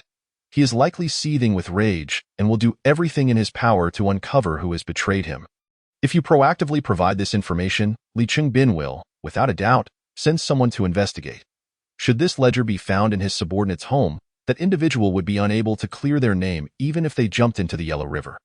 A man like Li Qingbin is unlikely to concern himself with evidence. He might very well take immediate action against the person you intend to frame. Haha, I am still me, even if I have not fully awakened yet. I can still conceive of this step. This was the first time Chen Luo heard laughter from the entity within him. It had previously maintained an icy demeanor, nearly devoid of any other emotion. Your reasoning is largely correct. It merely requires refinement of the details. For instance, the call to Li Qingbin cannot be made by us. Having survived to this point, Li Qingbin is not only cautious but also inherently suspicious. There are some matters he does not even trust his own son with. If a strange call were to come through, informing him that there is a mole within the Chownan society who knows the mole's identity, how do you think Li Qingbin would react? In an instant, Chen Luo grasped the implication. He would undoubtedly grow suspicious, believing someone was attempting to frame that subordinate. Indeed, we must allow Li Qingbin to uncover this matter by himself. That way, he will no longer harbor any doubts. Chen Luo pondered momentarily before suddenly posing a question. What do you intend to do? You have already provided the answer, came the response. Chen Luo was momentarily taken aback. Recalling the two methods mentioned earlier, are you referring to sending an email? We merely need to dispatch the email to Wei Tsongling from that person's residence, and the police will be able to trace the IP address through it. Once Wei Tsongling learns the truth regarding Wei Ting's demise, do you think she would refrain from seeking out that individual? Chen Luo was left speechless. This fellow had skillfully manipulated Wei Tsongling to the utmost. If Wei Tsongling were to see that ledger and confirm the heart transplant details with her mother, Yumin, how could she possibly doubt the authenticity of the records therein? Wei Tsongling would undoubtedly pursue the origin of that ledger, questioning the intent behind its delivery to her. Once she makes contact with that individual, it is likely that Li Qingbin will soon become aware of it. Given the resources at Li Qingbin's disposal, discovering what Wei Tsongling is investigating would not pose a significant challenge. After all, as Wei Tsongling intends to utilize police resources to trace the email's IP address, maintaining confidentiality on this matter seems implausible. Although this process may prove arduous, the greater the difficulty, the more Li Qingbin will be inclined to trust the findings he uncovers. Chen Luo sighed, unable to suppress a flicker of sympathy for the unfortunate victim of this scheme. Even though his own circumstances were hardly bettered at so, who is the unfortunate soul you intend to frame? Chapter 16. Multiple personalities you shall discover tomorrow. For now, sleep. The voice in his mind fell silent, quickly retreating into stillness without uttering another word. Observing the lack of response, Chen Luo recognized that further inquiries would be futile. At this juncture, he felt a wave of fatigue wash over him. The day's events had been overwhelmingly stimulating, leaving Chen Luo utterly drained, both mentally and physically. In a state of exhaustion, he fell into a deep slumber almost instantaneously. Director Li, I have identified several discrepancies in Chen Luo's interrogation footage. What discrepancies? At that moment, the conference room of the Dongfang branch in Pengcheng was filled with police officers, while Wei Tsongling stood alone against the wall, lowering the projection screen. I will replay the interrogation footage. This will provide a clearer explanation. After instructing someone to dim the lights, Wei Tsongling approached the conference table and tapped on her laptop, initiating the playback of the video. The footage displayed Chen Luo in the interrogation room, his demeanor one of apprehension and anxiety, a clear indication of his inexperience in such situations. Suddenly, the scene shifted. The footage showed the young officer unfastening the handcuffs from Chen Luo's wrists. However, as soon as the cuffs were released, Chen Luo sprang into action, using one half of the handcuff to tightly constrict the young officer's neck. In an instant, the officer's eyes rolled back, on the verge of losing consciousness. Car keys, the middle-aged officer gasped, hurriedly producing a set of car keys from his pocket and tossing them to Chen Luo. Step back. The middle-aged officer raised his hands in surrender, opening the door to the interrogation room to allow Chen Luo to exit. Don't do anything reckless. This is the police station, and you cannot escape, the middle-aged officer called out sternly. Yet, Chen Luo paid no heed, merely loosening his grip on the handcuff slightly, maintaining his hold on the young officer as he exited the interrogation room. At that moment, Wei Tsongling paused the footage and magnified the image, focusing on Chen Luo's expression. Everyone present began to sense something was amiss. Chen Luo's gaze was now icy and devoid of warmth. Even through the screen, an aura of lethal intent emanated from him, instilling a sense of unease. This was a stark contrast to his earlier demeanor in the interrogation room, almost as if two different individuals inhabited the same body. They found it perplexing how one's aura could shift so dramatically in an instant. You all must have noticed that the Chen Luo at this moment is utterly unlike the one we just observed. Wei Tsongling stated, "Is it possible that he was merely acting?" A middle-aged officer inquired suddenly. Wei Tsongling shook her head. "It does not seem so. His behavior during the interrogation was genuine, both in his gaze and his expressions, as well as his body language. If he were capable of acting so convincingly, he would undoubtedly possess the skills of an award-winning actor. Yet he is merely 20 years old, with a background as simple as a blank slate. Having no prior experience in acting, some individuals with psychopathic tendencies are naturally gifted actors. Perhaps he is one of them." Wei Tsongling nodded slightly, acknowledging the possibility, yet she added, "However, the subsequent display of madness and formidable combat skills cannot be easily attributed to psychopathy." After concluding her statement, she resumed playback, revealing a new scene set on the street. Several police cars sped by, evidently in pursuit of a single vehicle. After a brief chase, they arrived at a bridge, where the leading police car suddenly swerved, crashing through the barriers and plummeting into the river below, after which the footage was lost. When our team arrived, we managed to rescue Xiao Wu, but Chen Luo had vanished without a trace. We suspect he may have submerged and followed the Donghua River downstream, which is why we have been searching downstream for him. However, unexpectedly, he resurfaced and took refuge in the Wangyue Tower within Donghua Park for the night. It was not until morning that the park's caretaker discovered him. Initially, he did not recognize Chen Luo but felt a sense of familiarity upon his departure, prompting him to notify the authorities. Han Lei was the closest, arriving first on the scene. However, they were unarmed and could only attempt to subdue him physically. What they did not anticipate was Chen Luo's exceptional combat abilities. He single-handedly incapacitated all 5 of them, resulting in Han Lei's unfortunate demise. As Wei Tsongling recounted this, a hush fell over the room, and somber expressions adorned the faces of those present. I inquired with the injured officers, and they all remarked on Chen Luo's combat skills being not only powerful but also remarkably diverse. They observed techniques reminiscent of Muay Thai, Brazilian Jiu-Jitsu, and Jeet Kune Do, with Chen Luo seemingly blending these martial arts into a cohesive style, opting for the most lethal strikes available. His goal was to eliminate his opponents with a single blow, or at the very least, incapacitate them in the shortest amount of time possible. Such skills cannot be acquired overnight, and Chen Luo's background does not lend itself to the training required for such proficiency. Wei Tsongling paused for a moment before continuing. However, one detail is particularly curious. After subduing them, Chen Luo used one of the officers' phones to call for emergency assistance before departing. Everyone present was already aware of this incident and did not find it surprising. Xiao Lu had not completely lost consciousness and vaguely observed that something seemed amiss with Chen Luo's demeanor. At times he appeared ready to flee, while at others he would crouch down to search their bodies. Displaying erratic behavior, Director Li interjected, interrupting Wei Tsongling's account. "Tsongling, stop withholding information. Simply state your conclusion." "Director Li, I believe Chen Luo may be suffering from dissociative identity disorder." Wei Tsongling did not hesitate, swiftly presenting her conclusion. The room fell silent, with most individuals displaying expressions of astonishment. Only through this lens could one explain the starkly contrasting behaviors exhibited by Chen Luo. His primary personality indeed did not commit the murder of Lisa, yet the secondary personality did. Thus, his demeanor appeared so authentic, so innocent, as if he had truly committed no wrongdoing. From the police station to the park, it was likely the secondary personality that controlled his actions. Once Chen Luo's primary personality regained consciousness and discovered the injured officers, he instinctively called for emergency assistance. It is possible that a conflict arose between the primary and secondary personalities, resulting in the bizarre reactions observed. The individuals present exchanged glances, unable to deny the brilliance of Wei Tsongling's hypothesis.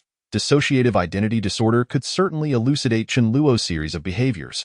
Many nodded in agreement, acknowledging the validity of her analysis. Chapter 17. The moving time bomb director Li nodded slightly. While your theory accounts for part of Chen Luo's behavior, combat skills necessitate prolonged practice. Even with a secondary personality, such skills cannot manifest from thin air. Wei Zongling hesitated for a moment before responding. Director Li, this is actually one of my points of confusion. However, during the pursuit of Chen Luo tonight, he exhibited an even stranger behavior. What behavior?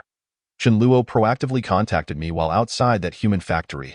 Director Li's expression shifted. What? The other officers present displayed looks of shock, all eyes fixated on Wei Zongling.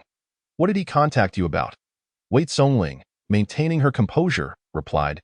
He informed me that there was a secret chamber beneath the factory and provided instructions on how to access it, which enabled us to rescue the 24 individuals who had been imprisoned. Additionally, he revealed certain private matters that I had never disclosed to anyone outside. The expressions of those present shifted dramatically, all wearing faces of bewilderment, clearly unable to comprehend Chen Luo's intentions. By conventional logic, Chen Luo should have been devising ways to escape Pingqing, fleeing as far as possible, perhaps even leaving the country. How did he come to know about the underground chamber and your personal affairs? Director Li inquired with a somewhat peculiar demeanor. Given Chen Luo's background, it seems improbable that he would possess knowledge of the human organ factory and my matters. I had also inquired with Chen Dongxing and his wife, as well as Chen Luo's classmates, and discovered that the Chen family had no ties to the Chaonan Society. Chen Luo's parents had never even heard the name Chaonan Society before. Thus, I deduced that someone must be assisting him from the shadows. The first possibility is that an enemy of the Chaonan Society seeks to utilize him to strike against us, using him to lead us to the human organ factory as a means of undermining the Chaonan Society. Their greatest adversary would be Yi Shangtian's Shengming. Years ago, when Yi Shangtian and Li Chengbin first arrived in Pingqing, they became bitter enemies over territorial disputes, with Yi Shangtian's son, Yi Hang, having been killed by Li Chengbin. Ultimately, Yi Shangtian was compelled to send the remainder of his children abroad and even hired assassins to kill one of Li Chengbin's sons. These two now share an irreconcilable enmity.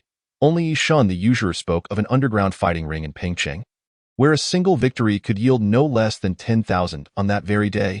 Chen Luo followed the man to the clandestine venue, a place where, aside from the prohibition of weapons, no rules governed the brutal exchanges. Whether it involved striking the groin or gouging the eyes, any means to incapacitate the opponent was permissible. Chen Luo, lacking any combat experience, initially found himself battered and bruised. Yet, driven by an overwhelming resolve to save his mother, he unleashed a frenzied assault, ultimately subduing his opponent with a flurry of wild punches. He earned the promised 10,000, but it was still a far cry from the amount needed for his mother's treatment. Dragging his injured body, he partook in several more matches. Although his indomitable will allowed him to secure a few more victories, his body eventually succumbed, and he collapsed in the ring. Consequently, all the money he earned from the underground fights was spent on hospital bills. When Chen Luo finally leaped from his hospital bed, refusing further treatment, a man named Homing appeared in the ward. After witnessing Chen Luo's bouts, he expressed belief in Chen Luo's potential and inquired if he would be willing to participate in more significant challenges, promising that survival would yield the funds necessary for his mother's care. Chen Luo, with no other options, immediately pressed Homing for details.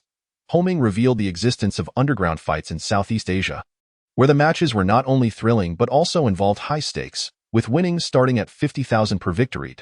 To allay Chen Luo's concerns, Homing offered an advance of 50,000 to ensure Li Lanyue could receive treatment before they departed for Thailand, with the promise that Chen Luo would repay him later. Unable to refuse, Chen Luo accepted the money and accompanied Homing to Thailand. However, aware that Chen Luo could not directly contend with the skilled fighters, Homing arranged for trainers in Muay Thai, Jeet Kune Do, and Brazilian Jiu-Jitsu to instruct him in combat techniques. He made it clear that this was merely an initial investment, and Chen Luo would be responsible for repaying the trainer's fees once he began earning. Chen Luo, possessing an exceptional capacity for learning, dedicated himself to rigorous training for 6 months, rapidly amplifying his combat prowess through relentless practice and sparring sessions with the trainers. Upon entering the ring, he soon comprehended why the underground fights here offered such substantial rewards. The goal was not merely to defeat the opponent, but to eliminate them entirely. Victory equated to survival, while defeat meant certain death. To save his mother and ensure his own survival, Chen Luo tapped into his latent potential. achieving an astounding 24 consecutive victories within that year and becoming a legend in Southeast Asia's underground fighting scene. His combat abilities surged amidst the life-and-death struggles, but the toll on his body was severe. Although he earned over $1 million, a significant portion was consumed by medical expenses. After repaying Ho Ming and the trainers, Chen Luo found himself with just enough to cover his mother's treatment. Initially intent on continuing in the underground fights, Chen Luo was abruptly informed by Ho Ming that he was actually a member of a covert assassin organization known as the Dark Spear, and that he had sought out Chen Luo to select a suitable candidate for their ranks. The underground fights in Southeast Asia had merely served as a test. Should Chen Luo survive, he would be formally recruited. If he joined the Dark Spear, the minimum reward for completing a task was $1 million. Chen Luo understood that the moment he arrived in Thailand, his fate had irrevocably changed. He had already taken the lives of over 20 strangers in the ring, so the prospect of becoming an assassin bore no psychological burden for him. Moreover, Ho Ming was well aware of his background. Rejecting the offer would likely result in not only his demise, but that of his parents as well. In truth, Chen Luo had never intended to refuse, as he could find no faster way to earn money. Chapter 19. So real it feels like reality. With the formidable combat abilities honed in the arena of life and death, coupled with his exceptional intellect and willpower, Chen Luo swiftly ascended to become a top assassin. From the outset of his career, he had never failed a mission, employing an array of unconventional methods in his killings. He was regarded as an artist in the assassin world, his techniques unpredictable and transcendent.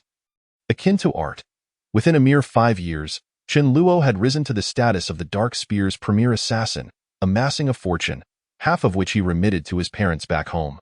However, Chen Luo claimed to be a securities trader on Wall Street, where the average annual salary was $200,000, with yearly increases. The elite assassin organization, Dark Spear, possessed a formidable intelligence network, making identity fabrication a trivial task. The identities they crafted could withstand scrutiny even at American exchanges.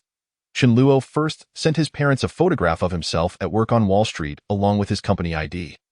Then returned to Pingching. He located the residence of Li Sha, orchestrating an accident that resulted in a gas leak, killing both Li Sha and the bald, greasy man sleeping beside her.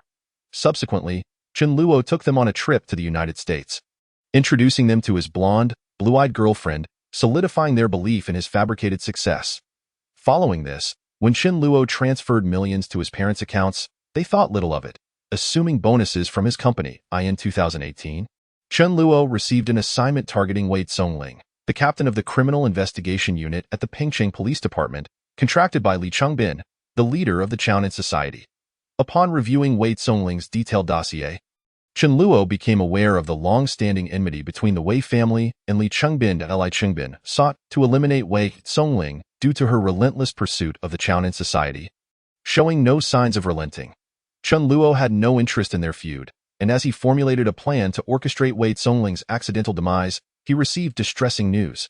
His mother, Li Lanyue, was suffering from a worsening liver condition and required a transplant.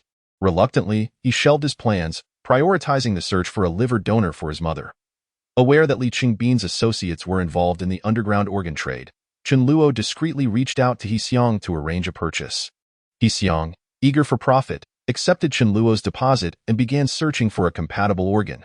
Despite the existence of such a black market, finding a suitable match was not instantaneous, and by that time, Li Lanyue's condition had become critical. Without a transplant, she would surely perish. After several price increases, reaching 10 million, He Xiong finally delivered good news. A matching liver had been found. Chen Luo sighed in relief, believing his mother would be saved. However, as Li Lanyue was being prepared for surgery at the underground clinic, unforeseen complications arose. The liver source had not yet arrived and was intercepted en route. Without the organ, the clinic's doctors were unable to proceed with the transplant and had no choice but to return Li Lanyue to the hospital. During the return journey, her body could not withstand the strain, and she passed away in the ambulance. Overcome with rage and grief, Chen Luo stormed into the organ factory, slaughtering all the Chaonan Society's lackeys present, and cornered He Xiong just as he attempted to escape through a secret passage. Demanding an explanation, it turned out that Lin Xiaodang, the owner of Shenghua Group, also required a liver transplant. Although he had offered a lower price than Chen Luo, Lin Xiaodang was a longtime friend of Li Qingbin, having come from the same hometown. Upon discovering that the liver was compatible with Lin Xiaodang, Li Chengbin ordered his men to seize the meat pig and deliver it to Lin Xiaodong instead. After learning the truth, Chen Luo killed He Xiang in a fit of fury and orchestrated an explosion that sent Li Chengbin and his family to their demise. Following this, Chen Luo sought out Lin Xiaodong. Midway through the surgery, Chen Luo burst in, snatching the liver and shooting Lin Xiaodong dead. Lin Xiaodong's son, Lin Xiaowen, witnessed the scene from outside the operating room and memorized Chen Luo's appearance, subsequently launching an investigation into his identity. Utilizing extensive resources, Lin Xiaowen not only uncovered Chen Luo's true identity but also learned of his reputation as an artistic assassin. He then hired more assassins and secretly abducted Chen Luo's father, Chen Dongxing, setting a trap. Aware it was a ruse, Chen Luo nonetheless charged in without hesitation. However, he was unprepared for Lin Xiaowen's treachery. A timed explosive had been rigged to Chen Dongxing. As Chen Luo eliminated the assassins and rushed to rescue his father, the bomb detonated, claiming both their lives. Chen Luo roared in anguish and fury, jolting awake from his slumber. Upon opening his eyes and surveying his surroundings, he found himself momentarily stunned. The sun had risen, and he was in the main bedroom of He Xiang's secret room. A dazed expression crossed Chen Luo's face as he felt droplets on his cheeks. Upon reaching up, he discovered he had been crying without realizing it. A profound sense of confusion washed over him. The preceding dream had been strikingly vivid, so much so that it felt less like a fantasy and more like a genuine experience. Chen Luo could recall the details of his training with the combat instructors in Thailand, accurately remembering all the vital points capable of delivering a lethal strike. He even knew how to handle a firearm and was certain he could speak Thai, Malay, English, and Spanish. What on earth is happening? Chen Luo pondered, his gaze suddenly fixating on the two handguns resting on the nightstand. Chen Luo reached out and took the gun from the bedside table. With a mere flicker of his thought, he witnessed the astonishing spectacle of the entire firearm disassembling itself, the entire process taking less than 10 seconds. Staring at the pile of parts on the bed, Chen Luo was momentarily dumbfounded, unable to comprehend how he had managed to dismantle the handgun with such proficiency. After a brief period of bewilderment, he suddenly closed his eyes and reached once more for the gun parts on the bed. Again, in less than 10 seconds, he discovered that the weapon was fully reassembled in his hands. As Chen Luo opened his eyes to behold this scene, a tremor coursed through his entire being. Chu demonios me pasa? What on earth is happening to me? He uttered in a strange language that echoed in his mind, instantly petrifying him. He was acutely aware that he had just spoken in Spanish. Chen Luo was certain he had never learned to handle a gun, nor had he studied Spanish, yet here he was, proficient in both. However, within that dream, he possessed memories of learning about firearms, sniping, and various languages. After a moment of deep contemplation, Chen Luo found himself struck by a sudden realization, his body jolting with intensity. Show yourself. What is happening to me? Who are you? Chapter 20. The theory of multiverses. You already have the answer. A voice resonated faintly in his mind. Chen Luo's face displayed a mixture of suspicion and disbelief. Indeed, he had arrived at an incredible conclusion, yet he could hardly accept it. You are truly me? Yes. Upon receiving this affirmative reply, Chen Luo felt as though all his strength had been sapped away, collapsing onto the bed in utter exhaustion. For some time, he had been pondering the identity of this entity. Never anticipating such an answer, his rational mind insisted that it was impossible, yet an overwhelming array of evidence confirmed its veracity. Firstly, this entity had killed Lisa the moment it was resurrected. Initially, Chen Luo believed it to be a perverse individual. But it became apparent that this was far from the truth. It had previously stated that Lisa was the root cause of the subsequent calamities, thus necessitating her demise. The instant of seizing control over his body. This entity had known the exact moment to act, hence its decisive action against Lisa. Are you not an artist? Could you not devise a silent method to eliminate Lisa? Why must you turn me into a fugitive? At that moment, I had just been blown to bits, and I perished alongside my father. Did you not sense my emotions just now? Chen Luo was taken aback. He had awakened from anguish and despair. Even after regaining consciousness, he had been unable to suppress his rage, a clear indication of the profound suffering his future self had endured. Chen Luo realized that if he were to experience such torment, he would likely spiral into madness, losing all reason. Upon discovering his own survival and seeing Lisa, the source of his tribulations, It was likely that all his hatred had been directed towards her, leading to the tragic events that unfolded. Lisa must have struggled fiercely, crying out for help, attracting the attention of the neighbors. After they called the police, the officers burst in, allowing him to regain control of his body. Subsequently, after being taken to the police station, he suddenly regained control, utilizing his abilities to escape. He then proceeded to Longshin village. This entity was aware of Kai Haoming's phone number, knew he possessed a firearm, and was familiar with the underground chambers and secret passages of the human factory. This knowledge stemmed from its existence in 2018, having experienced those events and reviewed the files on Li Qingbin and Wei Ting's father and daughter, thus uncovering so many secrets.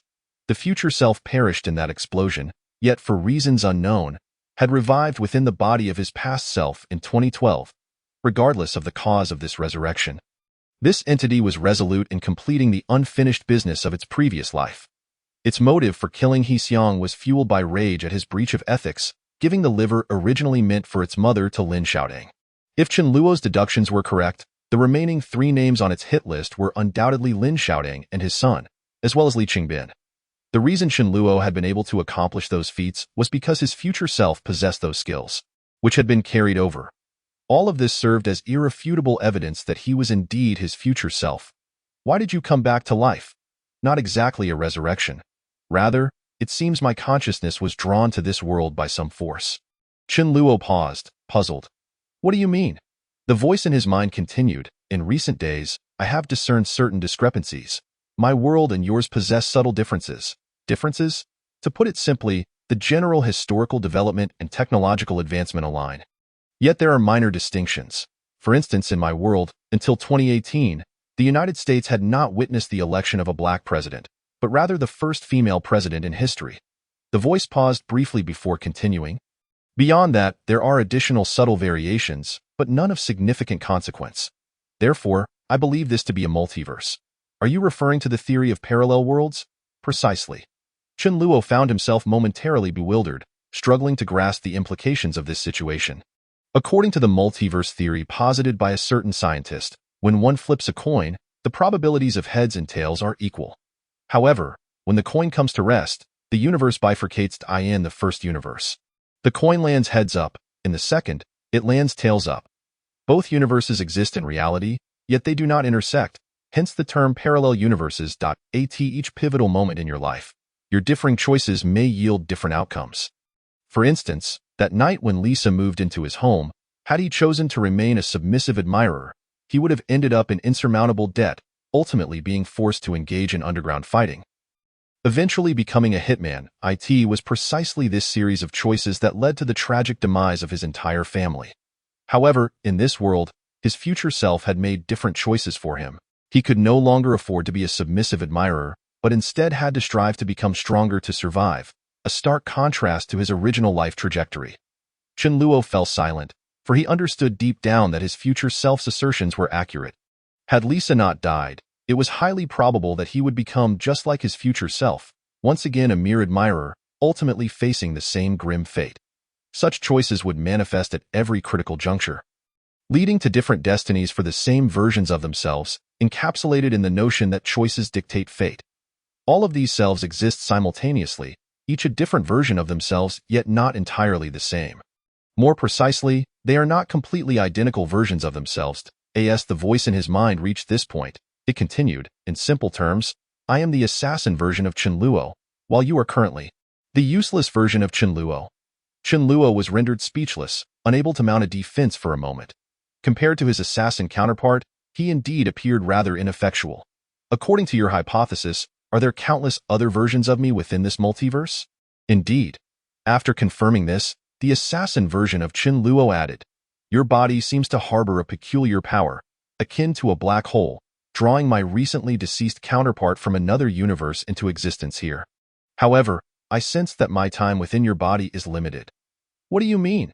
I am akin to the vengeful spirits and ghost stories lingering in your body due to my unfulfilled desires and strong obsessions. However, as Lisa and He Xiang perish, my obsessions have diminished considerably, and my consciousness has weakened as well. This is why you have suddenly been able to share my memories. I have a premonition that once those 3 individuals are eliminated, My obsessions will dissipate entirely, and I shall vanish from this realm. Therefore, you need not worry about me usurping your body. As long as you assist me in accomplishing the tasks ahead, your life and body will remain yours. Chapter 21. I cannot endure your willingness to remain useless. Upon hearing this, Chen Luo felt an involuntary sigh of relief. No one desires their body and life to be controlled by another, even if that person is a parallel version of themselves, especially considering this entity had turned him into a fugitive, leaving him with no means of exoneration. After all, the evidence against him was irrefutable. Both in regard to Lisa and Donghua Park, and even his parents had lost faith in him, let alone the judicial system, which relied heavily on evidence.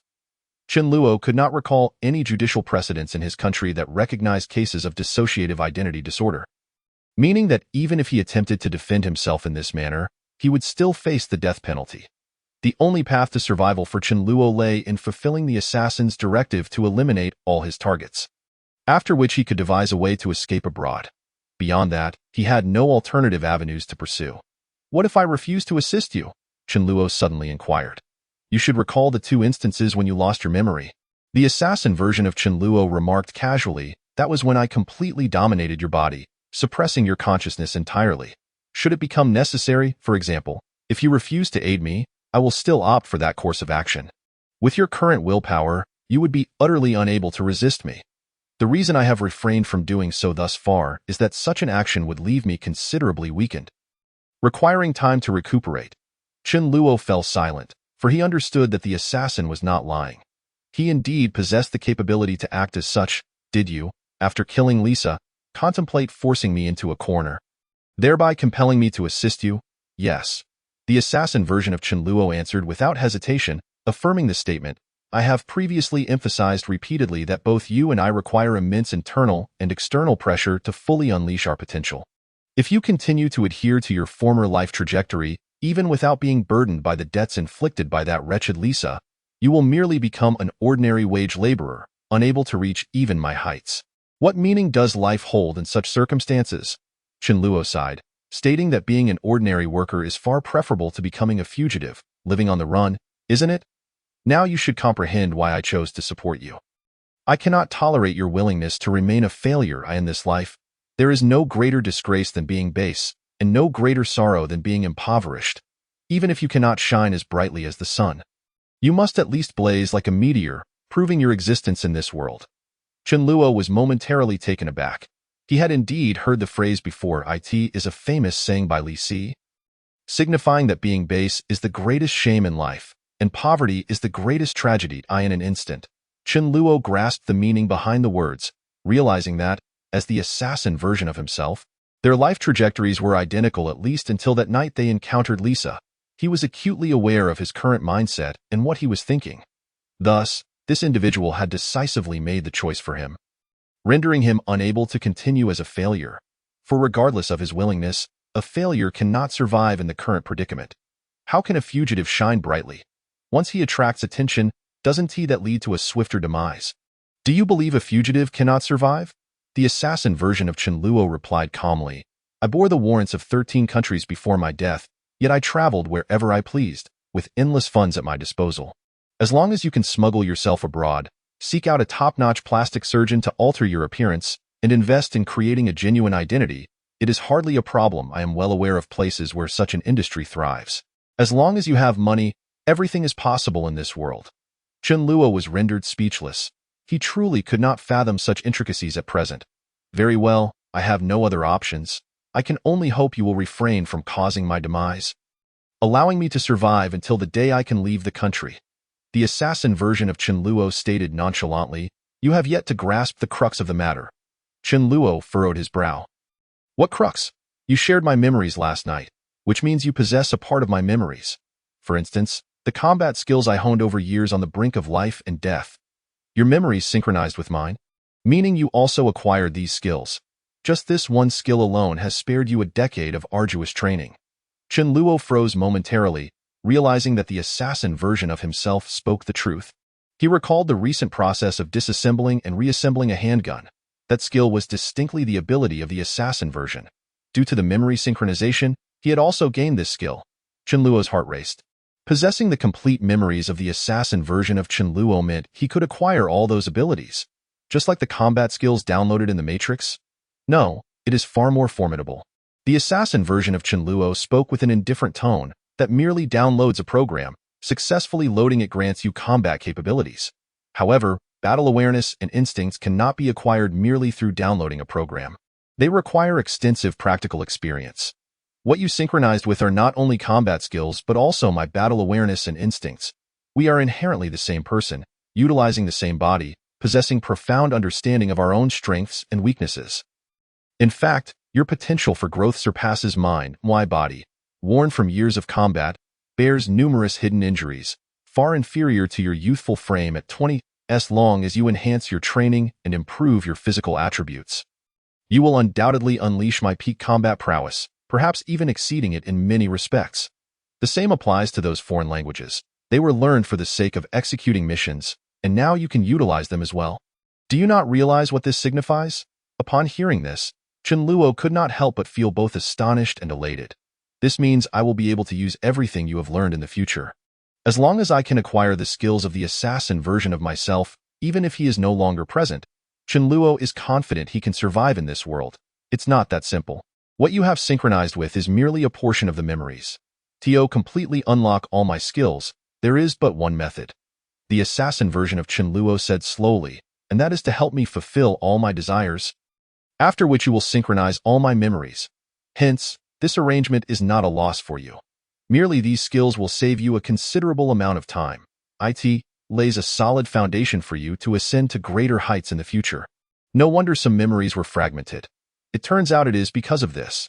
Chen Luo nodded in understanding, suddenly asking, "You encouraged me to deduce your plan yesterday to cultivate my habit of thinking, so that even if you are gone one day, I can still survive, correct?"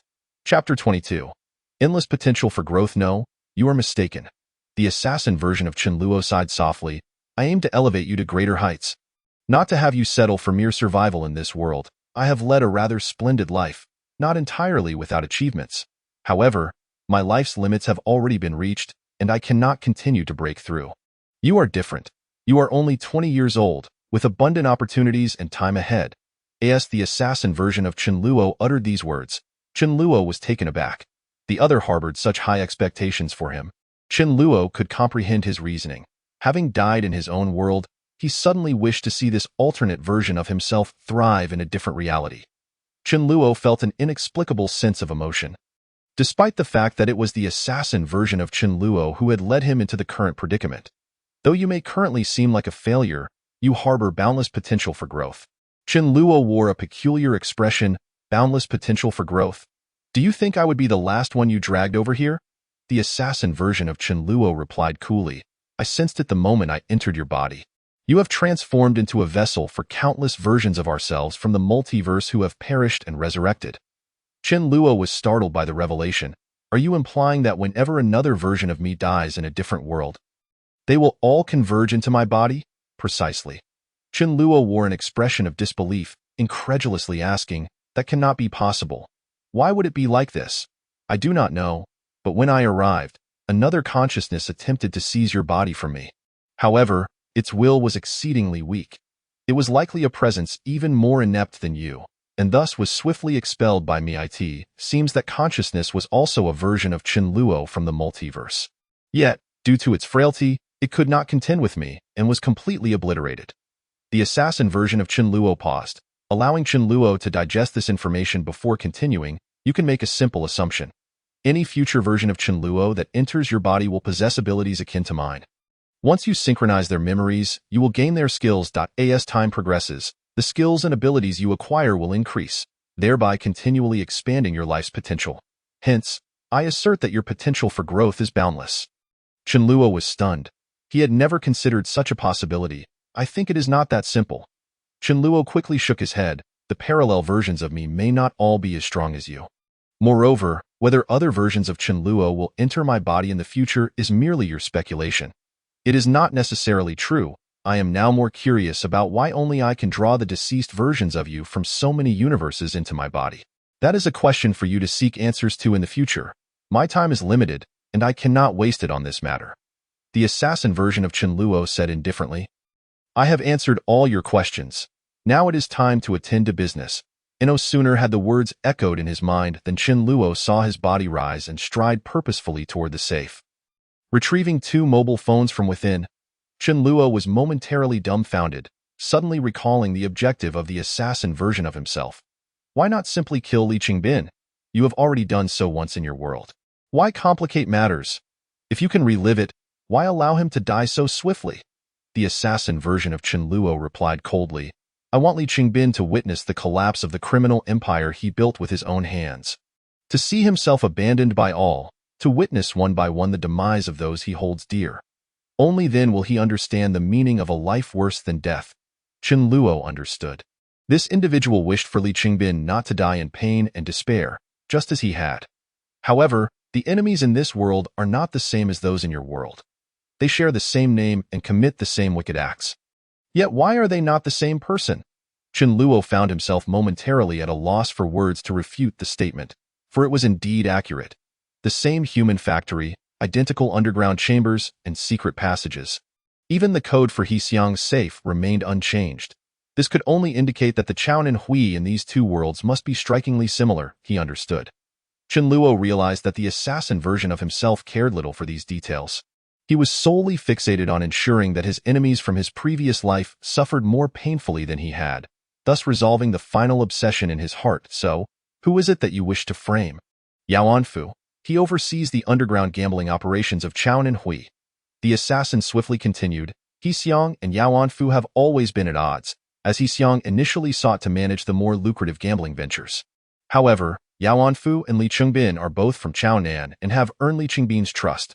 Ultimately, the underground casino fell into Yao Anfu's hands, leaving He Xiang only with the human factory's operations. This dissatisfaction is why He Xiang secretly documented the organ transplant procedures. He intended to keep records for future leverage. The assassin retrieved a mobile phone, powered it on, and took photographs of the ledger. Subsequently, he tucked the ledger away and made his way toward the balcony. After surveying his surroundings for any signs of life, he placed both hands on the balcony railing and leaped over. See Chapter 24. The audacity of this fellow's maneuvering is utterly astonishing. Once Chen Luo finished his shower and donned He Xiang's attire, he could no longer suppress his curiosity and inquired, How did you know when Yao Anfu would be in danger? How could you act so promptly? The listening device is installed in Yao Anfu's vehicle. After responding to this query, the assassin directed his body towards the second room, opening a wardrobe that revealed an array of equipment. It was evident that the assassin was well acquainted with the operation of this apparatus. He adjusted a few settings before donning a headset. The headset emitted no sound, but occasionally, faint honks of car horns and the roar of engines could be discerned. Chen Luo understood that Yao Anfu's car must be in the parking lot, and the surrounding noises originated from other vehicles nearby. After waiting for 2 hours without any notable developments, the assassin located a recording of Yao Anfu discussing financial misconduct and hiding money at home. During this time, Chen Luo, unable to endure his hunger, rummaged through He Xiang's home in search of food, ultimately discovering only a few containers of instant noodles. Noticing that they were not expired, he proceeded to boil water and prepared a meal. At last, around noon, the headset crackled to life. Head to Longhu Mountain Villa. Understood, Brother Fu. Upon hearing this, the assassin swiftly retrieved his phone and dialed a number. Simultaneously, a ringing sound echoed through the headset, followed by Yao Anfu's perplexed voice. Hello? In that instant, Chen Luo realized that the assassin was placing a call to Yao Anfu. Yao Anfu, there are listening devices in your car and home, installed by Li Qingbin. He is aware of your fraudulent activities at the gambling house and your efforts to conceal money both at home and at your mistress's residence. Startled by the assassin's words, Yao Anfu sat upright in his seat, cold sweat instantly beading on his forehead. Do not speak, and do not exhibit any unusual behavior. Someone is listening. If you understand, respond with an mm. Taking a deep breath to compose himself, Yao Anfu replied calmly, mm. Did Wei Songling from the Dongyang branch visit you today? At this moment, Yao Anfu felt a jolt of anxiety, glancing suspiciously out the window as if to ascertain whether he was being watched. She inquired about the ledger of your human trafficking operation and presumably provided you with photographs of the ledger. A sense of dread washed over Yao Anfu. He had only spoken to Wei Songling alone during their conversation, and he had never revealed this matter to anyone else. had to have been Wei Tsongling who disclosed it. Was it possible that the person on the other end was a police officer, deliberately calling to intimidate him and coax him into dealing with the boss? Though suspicion clouded his mind, Yao Anfu still answered, "Mm." The assassin continued nonchalantly, "You should have just received a call from Li Chengbin instructing you to meet him at Longhu Mountain Villa." You must understand that if you go to Longhu Mountain Villa now, it is exceedingly unlikely you will return alive. As Yao Anfu uttered that final he endeavored to maintain composure, yet a tremor betrayed his underlying fear. The assassin had just disclosed the locations of his financial misconduct and hidden funds, unequivocally confirming that he was indeed "I shall promptly retrieve Xiaoha from the airport. I will procure tickets for your journey to America."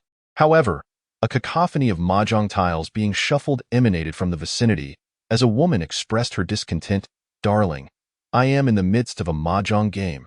"Damn it," roared Yao Anfu, his frustration palpable. "Someone is out to annihilate our entire family. If we do not flee immediately, it will be too late, you fool." "Ah?" The woman was taken aback by his words, suddenly rendered mute with fear, and hurriedly exclaimed, "Hubby, please do not frighten me. What benefit would it serve me to scare you? Hurry and fetch Xiaoha from school." Oh, I shall go right now, at once." Upon hearing the chaotic commotion on the other end, Yao Anfu recognized that his wife had grasped the gravity of the situation. He immediately entered the elevator, swiped his access card, and pressed the button for the top floor of the hotel. That moment, Yao Anfu's phone received an audio file accompanied by a note stating, "This recording was obtained by our undercover officer from Li Chengbin." Yao Anfu was not naive. Although he had not yet listened to the recording, he understood it pertained to his concealed funds.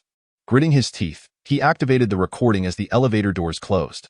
"Brother Fu, all the money transferred from the casino today is here. Is the account settled? Of course, even if someone investigates, they will find no issues. Be exceedingly cautious. If the boss discovers this, you are as good as dead. Brother Fu, why don't we go solo? That guy has done nothing, while all the dirty work falls on you. He simply luxuriates and collects the profits.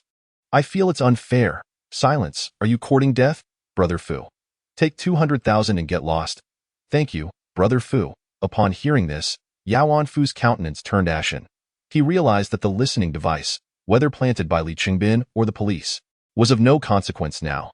With no avenue of escape, his only chance of survival lay in collaborating with the authorities. Upon reaching the secret casino on the hotel's top floor, he swiftly placed a call to instruct the heads of the other 3 casinos to transport all cash to this hotel. Subsequently, he contacted the finance department to transfer the funds initially intended for Li Chengbin into his own account. Meanwhile, at He Xiang's residence, Chen Luo was eavesdropping on the commotion at Yao Anfu's home through the listening device. Less than 15 minutes after the killer and Yao Anfu concluded their conversation, a group burst into Yao Anfu's residence. Chen Luo discerned from the noise that they were searching for something. Although he could not see who they were, he surmised that they were indeed the individuals Li Chengbin had dispatched, as anticipated by the killer, the very moment Li Chengbin summoned Yao Anfu. He had simultaneously sent people to his home to seek evidence. Chen Luo couldn't help but admire the killer's foresight. He had accurately predicted Li Chengbin's actions. After rummaging through the premises for less than 10 minutes, Chen Luo heard a voice through the headphones. "Brother Bin, we have found the factory's ledger and approximately 5 million in cash at Yao Anfu's residence. It appears to have been embezzled from the casino." The voice conveyed no emotion, chillingly cold. "Understood." The individual on the other end seemed to receive some directive and promptly agreed before terminating the call. "Bring the money back." "Yes." Another round of packing and sealing echoed, clearly indicating that Li Chengbin's subordinates were collecting the cash from downstairs. After about 10 minutes, the footsteps gradually faded, leaving the lower floor in silence, followed by the sound of a door locking. At this point, Chen Luo realized that the killer's second phase of the plan had essentially come to fruition. Li Chengbin was now aware that Yao Anfu was a traitor, and the next step would undoubtedly involve meting out a gruesome fate upon him. Perhaps even eliminating his entire family. One sought to cleanse the ranks, while the other fought for survival. With the killer subtly manipulating events from behind the scenes, it was inevitable that blood would be shed. Should these two engage in conflict, Li Chengbin's casino would be rendered inoperable for the foreseeable future, akin to severing one of his limbs, and the infighting within the Chaonan faction would lead to significant losses in manpower for Li Chengbin. This strategy was ruthlessly cunning. Chapter 26. Always keeping a backup plan at that moment, the phone rang abruptly. The killer glanced at the device. It was the very phone used to converse with Yao Anfu. He answered it. "Police officer, I have acted according to your instructions. When will the arrest take place?" Yao Anfu's voice trembled with anxiety. "Now is not the time yet." This response sent Yao Anfu into a panic. "You are all aware of his illegal casino and human trafficking operations. Why is it not time? Given your knowledge of the human trafficking, you should understand that we cannot obtain evidence linking it to Li Qingbin. He Xiang only deals in cash. After receiving the funds, he transfers them to Li Qingbin's trusted associates at designated locations, leaving no transaction records. With the core leader He Xiang now deceased, there are no witnesses left. The subordinates only know He Xiang and have no awareness of Li Qingbin's identity. Most of the individuals rescued from those factories had incurred high-interest debts at your casino and were sent to the human factory for non-payment. They, too, are oblivious to who Li Qingbin is. Therefore, we require the loan contracts from your casino, along with the casino's ledger and financial transfer records, to connect Li Qingbin to these crimes. Upon hearing this, Yao Anfu's doubts regarding the killer's identity diminished. The details shared by the killer were far too intricate for anyone other than a law enforcement officer to possess. It was evident that the authorities sought the casino's records and financial transactions to bring Li Qingbin to justice. "I currently have all these documents. Once you apprehend Li Qingbin, I must be credited for my contributions, of course. If you send these documents to the Dongyang substation for Wei Songling, it will count as a significant achievement." "All right, I will arrange for it immediately." After hanging up, the killer swiftly retreated to his study, opened his computer, and accessed an unknown website to download and install a program. Chen Luo watched in confusion, uncertain of its purpose. Once the installation was complete, the killer navigated through the interface with remarkable speed, culminating in a dialogue. "Convert 70 million into US dollars. Such a substantial amount would typically require at least 3 days for complete conversion. No, I want it today. I can offer a higher fee, 20%. Deal." Upon witnessing this exchange, Chen Luo furrowed his brows, perplexed by its significance. However, upon spotting a familiar string of numbers within the dialogue, he felt a sudden realization. It appeared to be Yao Anfu's phone number. The killer had previously dialed this number, and it had just been used to contact him, so the digits lingered in his mind. Is this Yao Anfu's text message? The killer let out a cold chuckle, indeed. Chen Luo was momentarily taken aback, questioning, "How did you acquire his text records?" "The recording I sent him contained a Trojan. Once he clicked it, it would operate in the background of his phone. Not only does it allow me to access his messages, but it also enables me to eavesdrop on his calls." Chen Luo was left speechless. He had not anticipated the killer's meticulous planning, always ensuring a backup plan. Reflecting on the text exchange, he suddenly realized Yao Anfu intended to flee. Yao Anfu now understood that Li Qingbin would undoubtedly seek his demise. Remaining in this perilous situation offered him little advantage. Even if he surrendered to the police, demonstrating significant cooperation would still result in a lengthy prison sentence of at least 10 years. However, if he escaped, the funds at his disposal would allow him to live a life of luxury abroad indefinitely. What do you think his choice will be? He will convert all his money into US dollars, feigning compliance to deceive you, the false officer, and then seize an opportunity to escape. Chen Luo suddenly grasped the situation. He realized he had underestimated Yao Anfu. Seeing him manipulated by the killer had led him to believe the man was entirely cornered. In truth, Yao Anfu had been preparing to abandon everything. Once Yao Anfu fled, he would distance himself from this treacherous environment, rendering both Li Qingbin and the police powerless against him. And no wonder this individual had earned Li Qingbin's trust within the Chaonan faction to oversee casino operations. He possessed a modicum of intelligence. The killer's earlier machinations had forced Yao Anfu into a desperate position. Yet he had not anticipated Yao Anfu's cowardice. The man lacked the courage to confront Li Qingbin directly, causing all of the killer's plans to unravel. What now? Naturally, we must ensure he does not escape. The killer smiled faintly, seemingly unconcerned. He then retrieved his phone to install the listening software. Afterward, he donned a mask and hat.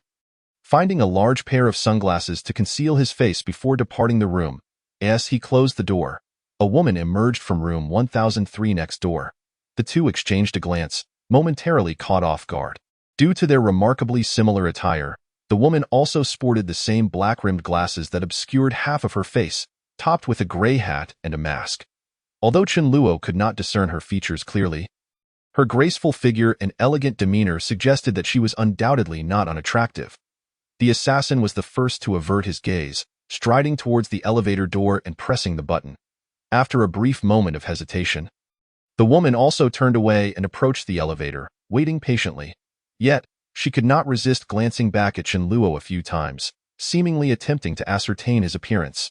The assassin completely disregarded her, patiently awaiting the elevator's arrival. Did this woman recognize me? With her face so obscured, it seemed improbable. Chen Luo felt an inexplicable sense of panic. He feared that she might have identified him as a wanted criminal. Why am I panicking? Where did my earlier composure go? If she had truly recognized me, she would have immediately retreated to her room to call the police, rather than observing me here. The assassin calmly advised in his mind.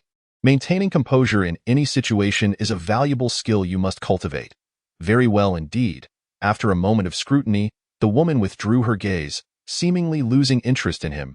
At that moment, Chen Luo's phone vibrated in his pocket. The assassin glanced at the device and noticed a message from the surveillance software.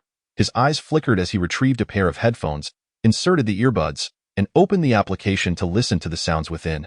Yao Anfu, your wife and child are in our custody. If you wish to prevent them from meeting a gruesome fate, you know what to do. Furthermore, we have sent people to your hometown in Chaonan. Your elderly parents will not escape either. Upon hearing this cold voice, Chen Luo felt a sense of familiarity wash over him. It took only a moment for him to recognize the speaker. This was the same individual who had visited Yao Anfu's residence earlier. Seizing both the human trafficking operation and the moneyed Li Qingbin had evidently anticipated that Yao Anfu would not only send people to search his home, but would also dispatch agents to capture his wife and child. Now, Yao Anfu found it nearly impossible to escape. Not only had his wife and child been taken, but his parents were also implicated. A chill ran through Chen Luo as he realized Li Qingbin's ruthless nature. He was indeed intent on annihilating Yao Anfu's entire family. Lu Ziyan, please, don't do anything reckless. Yao Anfu's panicked voice came through. I'll give you whatever you want. Just don't harm my wife and child. Very well.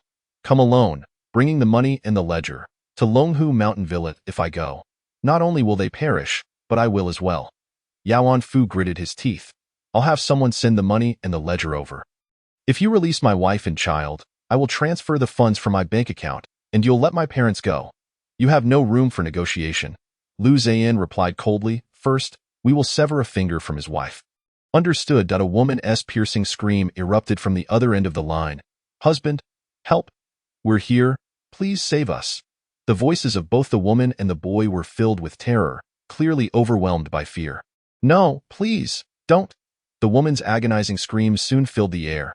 Lu Ziyan, you bastard. Stop. I'll come over right now. Don't touch them. Yao Anfu roared in fury and despair. Remember, you have half an hour. If you are even a minute late, I will cut off one of your wife's fingers. Once that's done, your son will be next. Lu Ziyan issued his final ultimatum coldly. Damn you, Lu Ziyan, even if I die, I will make you pay. Heh, then what are you waiting for? Hurry over. Lu Ziyan's mocking laughter echoed as he hung up. Chen Luo felt a pang of reluctance. While Yao Anfu was not worthy of pity, his wife, child, and elderly parents were entirely innocent. The assassin's machinations had led to their unjust suffering, and Chen Luo couldn't help but feel a twinge of guilt. Although it was the assassin's doing, he was, after all, using his own body, unable to suppress his conscience. Chen Luo inquired, is there any way to save his wife and child? Yao Anfu himself is unwilling to save them. Do you wish to play the role of a saint? The assassin's response shocked Chen Luo, prompting him to exclaim, what do you mean? Hadn't Yao Anfu just stated he would bring money and the ledger to save his family? The assassin opened the monitoring software, tapping a few times until a screen appeared. A moving red dot was swiftly advancing towards the lower part of the screen. This software could pinpoint Yao Anfu's location, and it indicated that he was moving southward, while the Longhu Mountain Villa lay to the north of the Century Hotel. Do you know where the south leads? The assassin continued, pulling up a call log for Chen Luo to see. Before Lu Ziyan's call, Yao Anfu had made a call to Eastern Airlines for a ticket reservation. If I'm not mistaken, he has booked an international flight, likely heading to the United States. Yao Anfu is not en route to Longhu Mountain Villa. He is making his way to the airport to the south. Chen Luo was left dumbfounded. He found it utterly unfathomable that, with all his family members captured, Yao Anfu was not contemplating a rescue but rather fleeing without a second thought. How could such despicable individuals exist in this world? Human nature is far more treacherous than you might imagine. You will gradually grow accustomed to it. The assassin remarked. Yao Anfu just stated that whether he goes to Longhu Mountain Villa or not, all his family will die. People like him, entrenched in the underworld, possess little moral integrity. Someone like him, aging parents are merely a burden, and a wife and child are dispensable. As long as he survives and has a fortune, he can simply find another woman to bear children. What you find difficult to accept poses no psychological burden for such scum. Beast? Chen Luo spat through gritted teeth, feeling an unprecedented loathing for a person. Ding! The elevator arrived. Let us go. We're close to the airport and can still intercept him en route. Just as the assassin prepared to enter the elevator, he was taken aback to find it filled with people. At the forefront was a plump woman, weighing at least 160 or 70 pounds. Her appearance was unremarkable, but she was heavily made up, exuding a strong scent of perfume. Behind her stood a group of tall, muscular men in black suits, clearly bodyguards. When the elevator doors opened, the woman, thoroughly concealed, was startled. Without a moment's thought, she turned and fled into a nearby room. You wretched creature, trying to escape. The plump woman momentarily froze, then quickly realized what was happening, pointing at the fleeing woman and shrieking, "Don't just stand there. Catch her!" The fat woman dashed out, followed closely by her black-clad bodyguards, all rushing to apprehend the woman. However, she was quick on her feet, already slamming the door behind her with a resounding thud, trapping them outside. As the assassin stepped aside to avoid the crowd's rush, he leisurely entered the elevator, pressed the button for the underground parking lot, and did not cast a glance back. Although Chen Luo sensed something was amiss, he could hardly afford to concern himself with others, considering his status as a wanted criminal. Yet, just as the elevator doors were about to close, a hefty hand suddenly thrust inside, preventing the doors from shutting. The assassin frowned as he looked out to see the plump woman glaring at him. Are you in cahoots with that wretched woman?" Both the assassin and Chen Luo were left speechless. The plump woman had evidently assumed they were accomplices due to their similar attire and proximity. Upon realizing she could not force the door open, she had immediately lumped them together as a team. "No, I don't know her," the assassin replied coolly, pressing the close door button again. "Nonsense." The plump woman planted her foot in the doorway, jabbing a chubby finger at Chen Luo, shouting, "You two are clearly in league together, dressed as you are. If you don't give us an explanation today, none of you are leaving." The assassin frowned, uttering not a word, and swiftly kicked the woman in the stomach, propelling her out of the elevator before pressing the door button once more. "Ah!" The plump woman screamed as she stumbled backward, landing heavily on the ground. The black-suited bodyguards were taken aback, momentarily forgetting to pound on the door. They hurried over to help the groaning woman to her feet. "Lu Zong, are you all right?" The plump woman erupted in fury, slapping one of the bodyguards across the face. "You useless fools! I've been assaulted, and you still dare to ask if I'm fine. Why are you all just standing there? Go get him."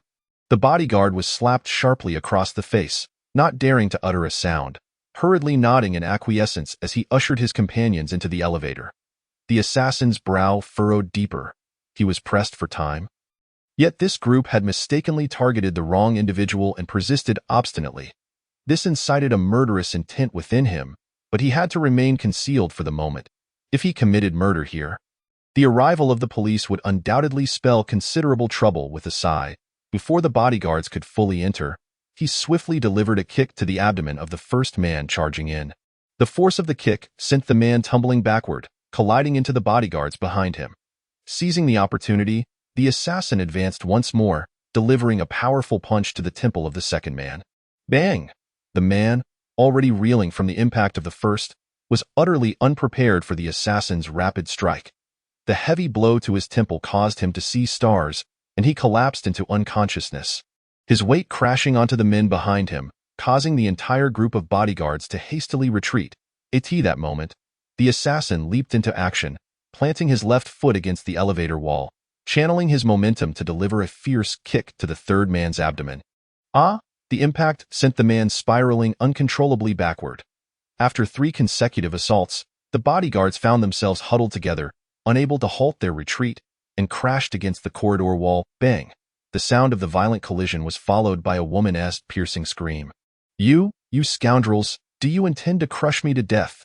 Only then did the bodyguards realize that in their frantic retreat, they had inadvertently pinned their employer beneath them. In a flurry, they scrambled to lift the overweight woman, neglecting the assassin who was already inside the elevator. By the time they managed to disentangle everyone, the elevator doors had closed, and it had descended to the underground parking lot.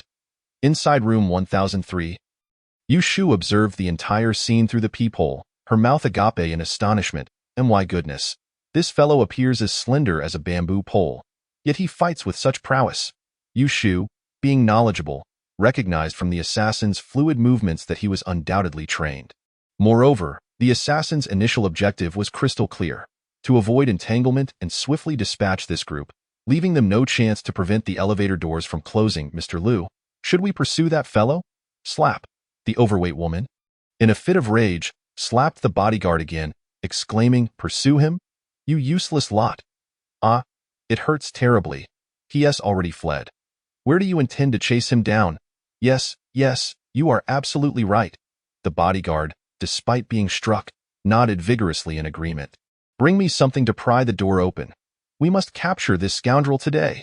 The overweight woman cast a venomous glance towards the elevator's direction, ultimately locking her gaze onto room 1003. Mr. Luo, if you force your way in, that would constitute illegal entry into a private residence, and I will be compelled to call the police. The overweight woman and the bodyguard froze momentarily at the sound of a woman's voice from inside. Seemingly surprised that this fraud dared to call for law enforcement, the overweight woman huffed in anger. Fine, go ahead and call the police. When they arrive, let us see if they come for me or for you. You deceitful wretch! Mr. Luo, one must be cautious with their words.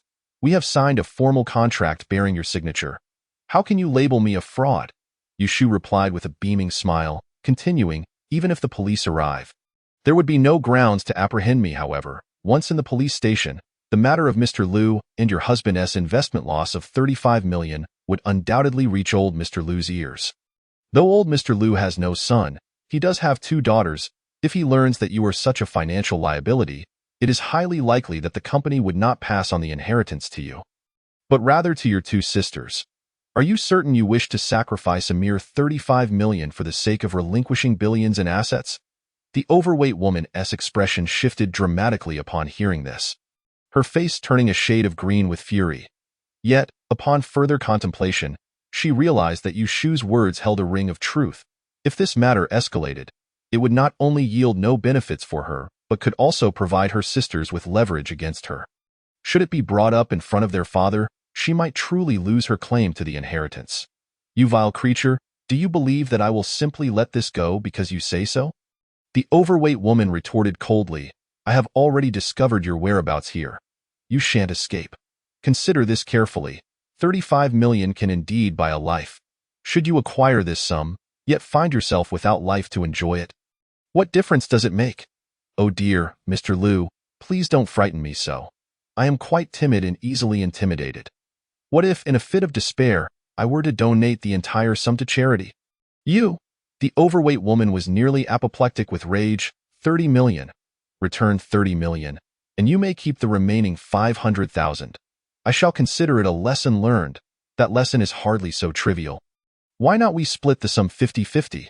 This way, Mr. Luo and your husband will also remember it more profoundly. The overweight woman, in a fit of rage, laughed derisively. 50-50? Are you not afraid of choking on your greed? Mr. Luo can take his time to ponder. If you attempt to break in, I shall call the police. While the negotiations stagnated at the door of room 1003, the assassin had already accelerated his vehicle towards the airport. Yaoan Fu was the most critical link in the plan. Having forced him into a corner, it was imperative that he not be allowed to escape without fulfilling his intended purpose. Chapter 29. Truly, what one fears comes to pass. Half an hour later, the assassin parked in the airport parking lot, selecting a spot closest to the elevator. Chen Luo comprehended the logic. If he were Yaoan Fu, he too would drive to the nearest elevator and directly ascend to the airport terminal after exiting the vehicle. At this moment, the assassin retrieved his phone to check the surveillance software. The red dot representing Yaoan Fu was alarmingly close, approaching their location. At his current pace, He would likely arrive in under a minute. The assassin exited the car, swiftly maneuvering behind a nearby support pillar to conceal himself. True to expectation, a black Mercedes sped towards him, coming to a halt right beside the pillar. Chen Luo couldn't help but admire the assassin's keen psychological insight into Yao Anfu. He had even anticipated where he would park. After the engine shut off, a portly middle-aged man quickly unfastened his seatbelt, preparing to exit the vehicle when the passenger door was suddenly yanked open. Yao Anfu, taken aback, turned to see a silenced gun aimed at his forehead. Startled, he quickly raised his hands, pleading, "Be brother. I have tens of thousands in my bag. You can take it all. Where are the casino's ledgers?" Upon hearing this, Yao Anfu's expression changed drastically. You are from Li Qingbin's faction? After posing the question, he abruptly sensed something amiss, as the assassin's voice struck a familiar chord. Yet, his mind was clouded with fear, rendering him unable to recall where he had heard that voice. The assassin's gaze fell upon a handbag in the back seat. He swiftly retrieved it and opened it up. Inside were several stacks of red bills, a laptop, a pile of documents, a passport, and a few USB drives. The assassin extracted a stack of cash and shot Yao Anfu in the thigh. Thud. A gaping wound erupted on Yao Anfu's thigh, blood gushing forth. As Yao Anfu's scream pierced the air, the assassin swiftly stuffed the cash into his mouth, silencing him. "I will ask you again. Where is the ledger?" Yao Anfu, drenched in cold sweat from the pain, understood the gravity of the situation upon hearing the assassin's icy tone. If he failed to identify the ledger, he would likely be met with another bullet. Trembling, Yao Anfu pointed towards a black USB drive within the bag. With his mouth stuffed with cash, he struggled to articulate, only managing to produce incoherent sounds. The assassin picked up the black USB drive, noticing something unusual. It had a miniature display screen. He lifted it for closer inspection, still aiming his gun at Yao Anfu's head, and coolly instructed, "Produce the laptop." Left with no choice, Yao Anfu gritted his teeth against the excruciating pain and retrieved the laptop. Once it powered on, the assassin inserted the USB drive and swiftly accessed the files within. Chen Luo, unable to decipher the string of numbers, noted that the assassin seemed to confirm the ledger's authenticity, promptly withdrawing the USB drive and placing it in his pocket. Next, the assassin opened a web browser and located the browsing history, finding a banking website which he opened immediately. "Enter your client number and password." The assassin found the login dialog and inserted the USB drive with the miniature display into the laptop. Yao Anfu's expression shifted dramatically. The page displayed was the very Swiss bank he had just logged into, and the USB drive was a secure transfer tool for that bank. When transferring funds online, aside from needing the client number and password, one also requires the random token that appears on the screen to complete the transaction. Yao Anfu could hardly fathom that the assassin could immediately discern the nature of this requirement, even locating which Swiss bank he was associated with through his browsing history and prompting him to log in. Yao Anfu found himself utterly helpless, as the success of the login was glaringly apparent. His heart raced with trepidation.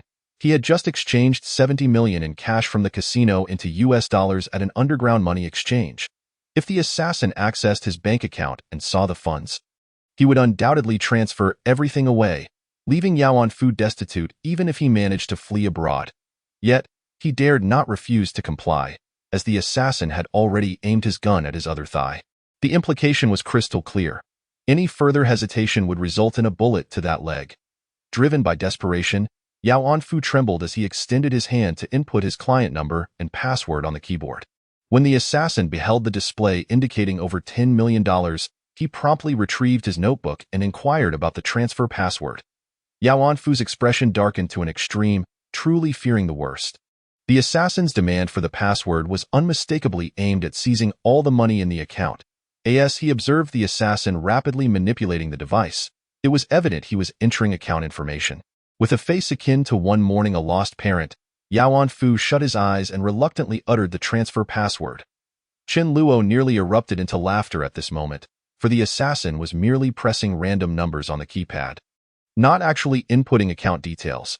Chen Luo surmised the reasoning. The assassin was intent on preventing Yao Anfu from providing a false transfer password. At that juncture, the assassin had no Swiss bank account, and Yao Anfu's previous account would certainly be unusable in this world. Moreover, Chen Luo himself lacked a Swiss bank account, rendering him incapable of accepting any transfer. Thus, even upon viewing Yao Anfu's account balance, he could not facilitate a withdrawal. However, the assassin could not allow Yao Anfu to realize this. He feigned inputting account information to lead Yao Anfu to believe a transfer was occurring, compelling him to divulge the transfer password. While the assassin could directly interrogate Yao Anfu for the password, he could not guarantee its authenticity. Presently, Yao Anfu could not see the screen, thus unable to ascertain whether the assassin was genuinely processing a transfer. Yet he understood that the validity of the password could be immediately verified. Yao Anfu was acutely aware of this fact. To avoid further gunfire, he had no choice but to disclose the genuine password. Once the assassin had meticulously recorded Yao Anfu's account information in his notebook, he promptly closed it and returned it to his bag. Now, call your men and tell them your wife and child have been kidnapped. Instruct them to arm themselves and head to Longhu Villa to rescue them. Upon hearing these words, Yao Anfu's pupils dilated in shock. "ITSU? You're not a police officer." The stack of cash stuffed in his mouth tumbled out as he glared at the assassin with a mixture of rage and disbelief. Chapter 30.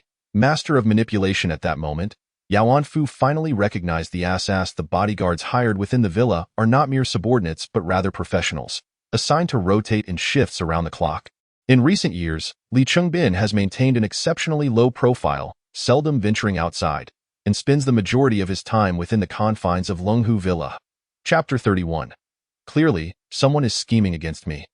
Huzi, accompanied by 7 or 8 vehicles, arrived at the gates of Longhu Villa in just half an hour. Upon reaching the entrance, they disregarded the imposing iron gates and instead rammed straight into them. Bang!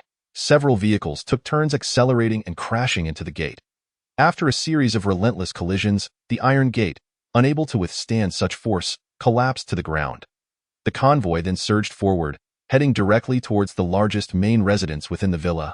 In an instant, chaos erupted throughout Longhu Villa. The servants, terrified, scattered in all directions, while the bodyguards brandished electric batons and other weapons, bracing themselves to confront the thugs armed with machetes and steel pipes. On the rooftop of the main residence, Li Chengbin stood before his study, surveying the tumultuous scene below without a hint of panic. Instead, he coldly gazed down upon the group of thugs.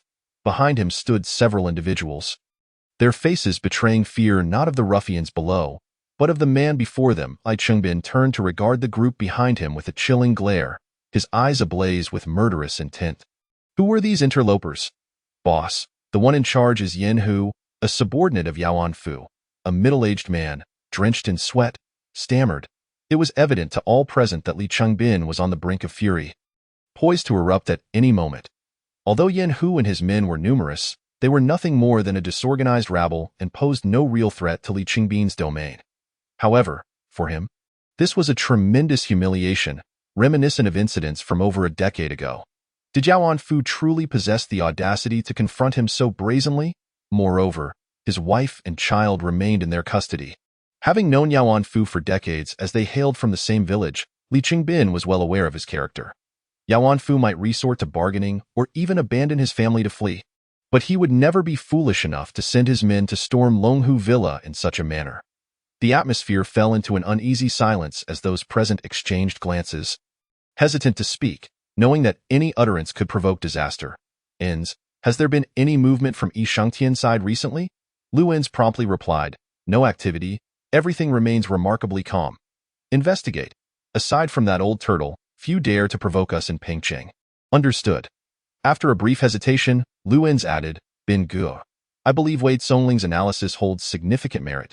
Yi Shangtian may have colluded with the wanted criminal Chen Luo, turning him into a ticking time bomb targeting our interests. Moreover, he might have bribed Yao Anfu to undermine us from within. A glint of cold light flashed in Li Chengbin's eyes as he nodded slightly. I concur. The impact of this tactic is evident.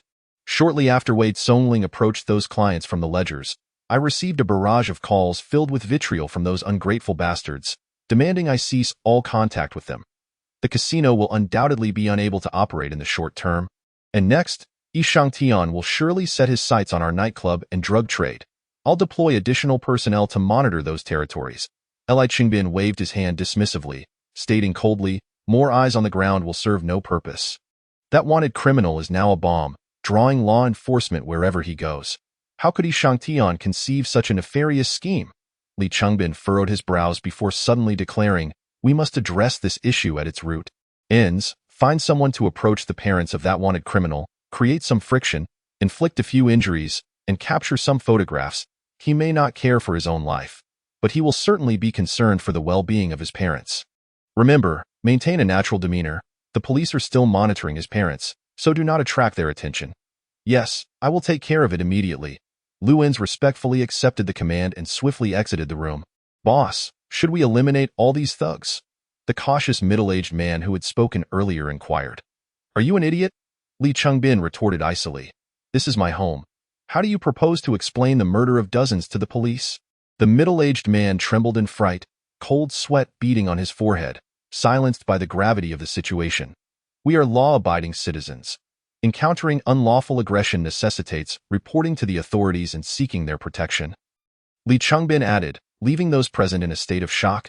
However, the middle-aged man quickly recovered, exclaiming, "Indeed, the boss is brilliant. They broke into a private residence armed and caused harm. If apprehended, they will face severe penalties.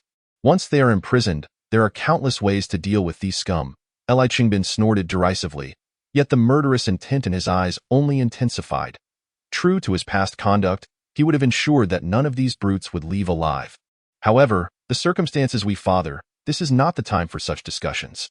You are truly in great danger and must leave Pingqing as soon as possible. Xiao Luo, do you believe there is any difference between being in Pingqing and elsewhere?" Chen Dongxing's voice was laced with profound fatigue and disappointment. "Your mother and I have been unable to sleep for nights on end.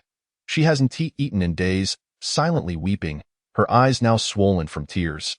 A shiver ran through Chen Luo. He had tried to avoid thinking about his parents' plight during these days. Yet, hearing his father's words made it painfully clear how much they had been suffering. Overwhelmed by a surge of guilt, he hastily replied, "Father, I truly did not engage in those actions. I understand that words may be futile now, but please, you must believe me and leave Pingqing immediately. If you depart now, I will turn myself in." Chen Luo was no longer concerned about anything else. He just wanted his parents to escape Pingqing without delay. There was no time for further dialogue. The police were undoubtedly tracking their signal. "Hang up now." Before Chen Luo could react, the assassin seized control of his body, abruptly ending the call, then swiftly composing a text message. "Father, go back to our hometown and apply for a passport. I will find a way to contact you." After sending the message, the assassin removed the SIM card, snapped it in two, and flushed it down the toilet. "Knowing you were aware this situation would endanger them, why did you still proceed?" Chen Luo asked coldly. "It's not as perilous as you think. The police are certainly keeping a 24-hour watch around them. Li Chengbin would not be foolish enough to actually harm them. I advised them to leave Pingqing merely as a precaution." Chen Luo paused, suddenly reminded of this aspect in his haste. "But have you considered that if you force Li Chengbin into a corner, he might go mad and retaliate by sending someone to kill my parents? Do you think I took Yao Anfu's money for nothing?" The assassin replied nonchalantly. "This sum can hire reputable bodyguard firms to provide covert protection until we accomplish our task. It's not a significant issue. There exists a well-known international bodyguard company in Pingqing called Zhongzhou International. Founded in 2000, it is one of the earliest companies in the country specializing in private security and is the most professional bodyguard service available." Chen Luo was left speechless, realizing that the assassin had indeed considered all possible scenarios with foresight. "I am currently a wanted fugitive. If they know who you are hiring for protection, how could they not guess it's me? How could they accept a fugitive's commission? Thus, we must have someone else carry out this task." Chen Luo was taken aback. Who would risk assisting a wanted criminal? Do not let anxiety cloud your judgment. Use your intellect. Chen Luo furrowed his brow, contemplating who would dare assist him while risking charges of harboring a fugitive. Only those who are criminals themselves would be unconcerned about the law and willing to help him. The task at hand was to deal with Li Chengbin, and his enemies would undoubtedly relish seeing him suffer, eager to lend their hand in achieving that end. The only individual Chen Luo could think of who met both criteria was one person. "You mean Yi Shangtian?" "Precisely," the assassin affirmed, striding into the room to retrieve another phone prepared by He Xiang. Chen Luo was thoroughly convinced. It seemed this had all been part of the assassin's long-standing plan. "The enemy of my enemy is my friend, and Yi Shangtian possesses considerable strength, capable of confronting Li Chengbin directly. It would indeed be a waste not to utilize such an asset. The assassin input a number on the phone's dial pad but did not press call. You will make this call. Chen Luo was momentarily stunned. He hadn't expected the assassin would want him to make this call. Realization dawned upon him. This was a test? Yet, Chen Luo still felt apprehensive. Despite his recent experiences, he was merely a 20-year-old college student. To suddenly engage in dialogue with a crime lord was indeed daunting. If you cannot even muster the courage to make this call, how do you intend to navigate this world? Hearing the assassin's words, Chen Luo fell silent, acknowledging the truth in them. After a moment, he spoke. I need to organize my thoughts. The assassin did not rush him but remained silent, allowing Chen Luo ample time for contemplation. Chen Luo swiftly reviewed the events in his mind and recalled the conversations the assassin had manipulated with Yao Anfu, quickly regaining his composure. Taking a deep breath, he seized control of his body and pressed the call button. The phone rang briefly before being answered. Hello? A puzzled voice came from the other end. I am Chen Luo. Elauda should know who I am. He stated steadily. Chen Luo? Who is Chen Luo? Why would I need to know you? The response from the other end was filled with bewilderment and a hint of condescension. Chen Luo's prepared remarks were abruptly stifled. Did I dial the wrong number?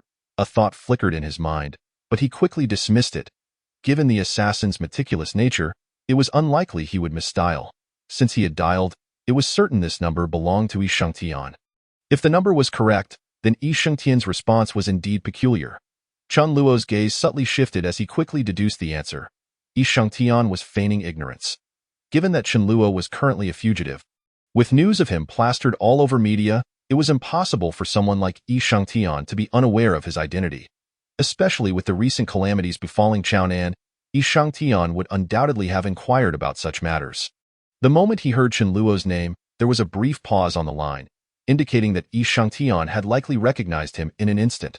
However, his act of pretending not to know Chen Luo, coupled with his condescending tone, suggested he was deliberately trying to seize control of the situation. Understanding this, Chen Luo refrained from further dialogue and hung up the phone. Yi Shangtian would likely call back shortly. I will inform you of his enmity with Li Chengbin. The assassin seemed quite pleased with Chen Luo's reaction, promptly summarizing the feud between Shiming and Chaonan. Although these two had maintained restraint over the years, the enmity of murder is irreconcilable, occasionally hiring assassins to eliminate one another. This is one of the reasons Li Chengbin seldom left Longhu Mountain Villa, as it was the safest location.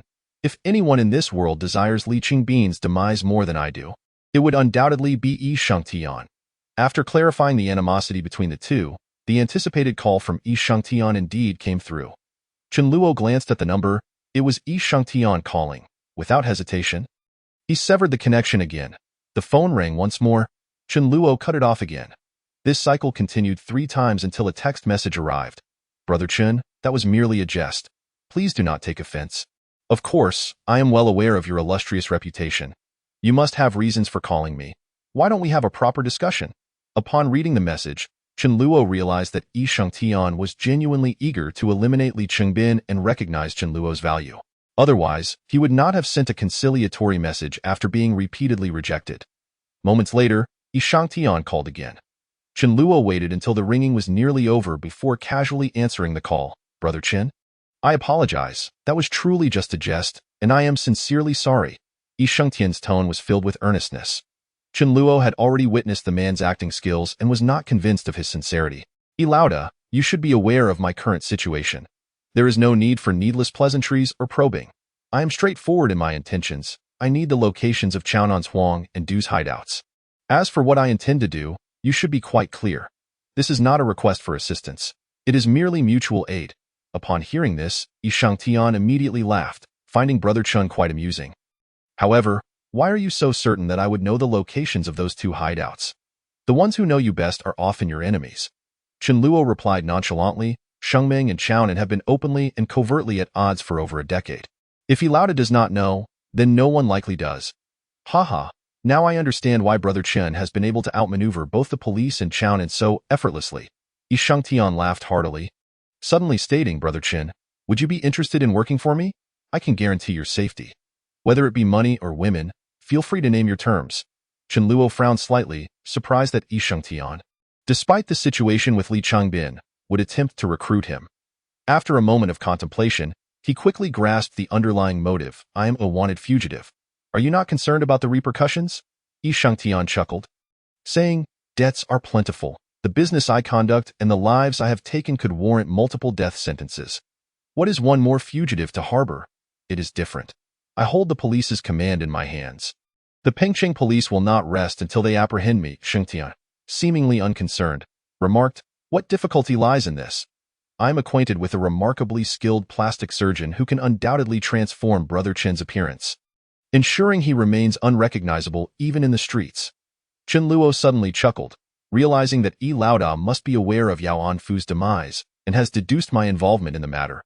After witnessing my utility, he is eager to win me over. Yi Shangtian could not help but burst into laughter once more, candidly admitting, indeed, I have received the news.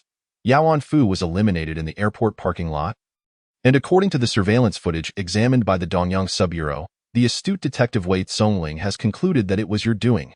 If I am not mistaken, Yao Anfu's betrayal, along with Yin Hu and his associates, who foolishly stormed into Longhu Mountain Villa to attack Li Qingbin, must also be attributed to Brother Chen, correct? Indeed, Chen Luo readily confirmed, knowing full well that the assassin utilized his body, rendering any denial futile. Chen Luo had already come to understand that Yi Shangtian must have realized the casino incident was orchestrated by him, or rather, was under the assassin's meticulous control, which is why he harbored intentions of collaboration. Yi Shangtian truly lives up to his reputation as a big shot. Upon discovering the assassin's capabilities, he immediately sought to recruit him. Brother Chen indeed possesses remarkable tactics, first with the human factory, and now the casino, effectively severing Li Qingbin's arms. Yi Shangtian marveled. It is hard to fathom that you are merely 20 years old at this point. Yi Shangtian suddenly inquired. I am curious, what enmity exists between you and Li Qingbin that drives you to such lengths against him? I have learned that you two do not share a deep-seated vendetta. Upon hearing this, Chen Luo knew the critical moment had arrived. For someone like Yi Shangtian, lacking a plausible motive would render his belief in Chen Luo's actions tenuous at best. Chen Luo understood that even speaking the truth would not sway Yi Shangtian's skepticism, so he opted not to elaborate, simply stating, does it truly matter to you, Yi Laoda? What is paramount is that our objectives align. We both wish to see Li Qingbin suffer. Haha, Brother Chen speaks wisely, as long as we can ensure Li Qingbin endures a fate worse than death. What else truly matters? Chapter 34. Impressive. You can even guess that. Upon hearing this, Chen Luo replied nonchalantly, Yi Laoda need not feign disbelief. I know you do not yet fully trust me. However, regardless of your thoughts, Li Qingbin must now believe we are allies, and it is likely that both the police and those in the underworld will think the same. Li Qingbin will undoubtedly devise ways to retaliate. Thus, you must relay that information to me swiftly to minimize the damage. Yi Shangtian could not help but admire. Impressive, that you can deduce this, Laoda. Let us not squander any more time, Chen Luo urged. Yi Shangtian chuckled heartily. I comprehend Brother Chen's intent. Since you disdain being my subordinate, let us first collaborate. Once we have dealt with that scoundrel Li Qingbin, we can revisit this discussion. Now, back to the matter at hand. Regarding the two locations you mentioned, I am only aware of one. You should already have an inkling of which it is. Chen Luo furrowed his brow. Truly able to guess, Yi Laoda, after all these years, you have not uncovered Li Qingbin's drug warehouse. Yi Shangtian sighed. Brother Chen, even if gambling operations reach great heights, a conviction will not result in the death penalty. However, possessing over 50 grams of narcotics warrants capital punishment. Given Li Qingbin's cautious nature, how could he allow outsiders to discover such information? To be frank, I have deployed numerous undercover agents to the Chaos Han Society over the years. Yet none have succeeded in locating his drug warehouse. All I know is that it is managed by his eldest son, Li Jingkong, and that those responsible for transportation and sales are all from Li Qingbin's hometown in Chaos Han, where everyone is closely connected. As you are aware, the people of Chaos Han are notoriously united. Moreover, their families reside in Chaos Han. Should issues arise, it is not only they who would suffer, but their families would also face dire consequences. Hence, those subordinates dare not betray Li Qingbin. Yao Anfu serves as the prime example. Understanding this reasoning, Chen Luo realized that if Yi Shangtian had indeed known the location of Li Qingbin's drug warehouse, he likely would have reported it to the police long ago, rather than waiting until now. Then, Yi Laoda, please divulge your establishments involved in illicit activities. No problem. but there are quite a few. I will send you a text with the details shortly. Chen Luo paused, somewhat bewildered. How many establishments are involved? Nightclubs, KTVs, massage parlors, and hotels, all totaling 13 among them. The most lucrative are the nightclub and hotel, as these venues boast the highest quality women, thus commanding the highest fees. With patrons primarily comprising wealthy individuals, Chen Luo was rendered speechless, realizing that Li Changbin had indeed engaged in countless nefarious activities. 13 establishments, even with a mere 10 women per venue, would mean controlling over 100 women, a conservative estimate that could potentially soar to 200. Many of these women might have been coerced into such circumstances, as the assassin had previously mentioned. However, if Brother Chen truly wishes to inflict pain on Li Changbin, I recommend targeting the Zhizuan Club. What is that place? Yi Shangtian replied with a smile. That is where Li Changbin hosts dignitaries, exclusively catering to members and not open to outsiders. The women there are of the highest caliber. Strictly speaking, they are not considered prostitutes, as these individuals do not pay a dime. Li Changbin even bestows gifts upon them and goes to great lengths to accommodate the various requests of these members. For they can summon countless women at a whim and are not in need of such services. What they seek are safe havens and particular preferences that are not easily satisfied by the average person, such as certain occupational inclinations or unconventional desires. Chen Luo felt his eyes widen in amazement, recognizing that such elements were entirely beyond his prior experience. He finally understood how Li Changbin had managed to maintain his stronghold for so many years. He leveraged the profits from gambling and drugs to cultivate connections. In the event of any disturbances, it seemed likely that Li Changbin would quickly be informed. As Chen Luo's gaze shifted, he suddenly inquired. If I were Li Changbin, I would surely install hidden cameras within the Zhizuan Club to document these unsavory transactions. Even if these individuals were to later deny their involvement, he would possess leverage to blackmail them. Brother Chen is indeed astute, Yi Shangtian chuckled. Over the years, I have secretly placed a few women in the Zhizuan Club, but only one has managed to remain. It took her a considerable amount of time to ascertain that cameras had been installed. Has Li Changbin ever used such evidence to threaten anyone? Not yet. I believe Li Changbin installed these devices merely for potential future use. Unless absolutely necessary, he likely would not dare to utilize them against the club's members. After all, these individuals hold esteemed positions, and offending even one could prove troublesome. Moreover, Li Changbin is acutely aware of the consequences of such actions. Should he proceed, he would effectively sever ties with them. While they might be compelled to assist him, they would undoubtedly seek to reclaim the incriminating footage. If the threatened member were to become enraged and inform others, Li Changbin would face grave repercussions. Chen Luo squinted slightly, pondering for a moment before asking, how long has the Zhizuan Club been operating? 5 years. In these 5 years, has Li Changbin encountered any crises? The voice on the other end, Yi Shangtian, fell silent, seemingly lost in recollection. I cannot recall anything significant at this moment. Yi Shangtian continued with a smile. The only major crisis Li Changbin has faced in these 5 years is your involvement, Brother Chen.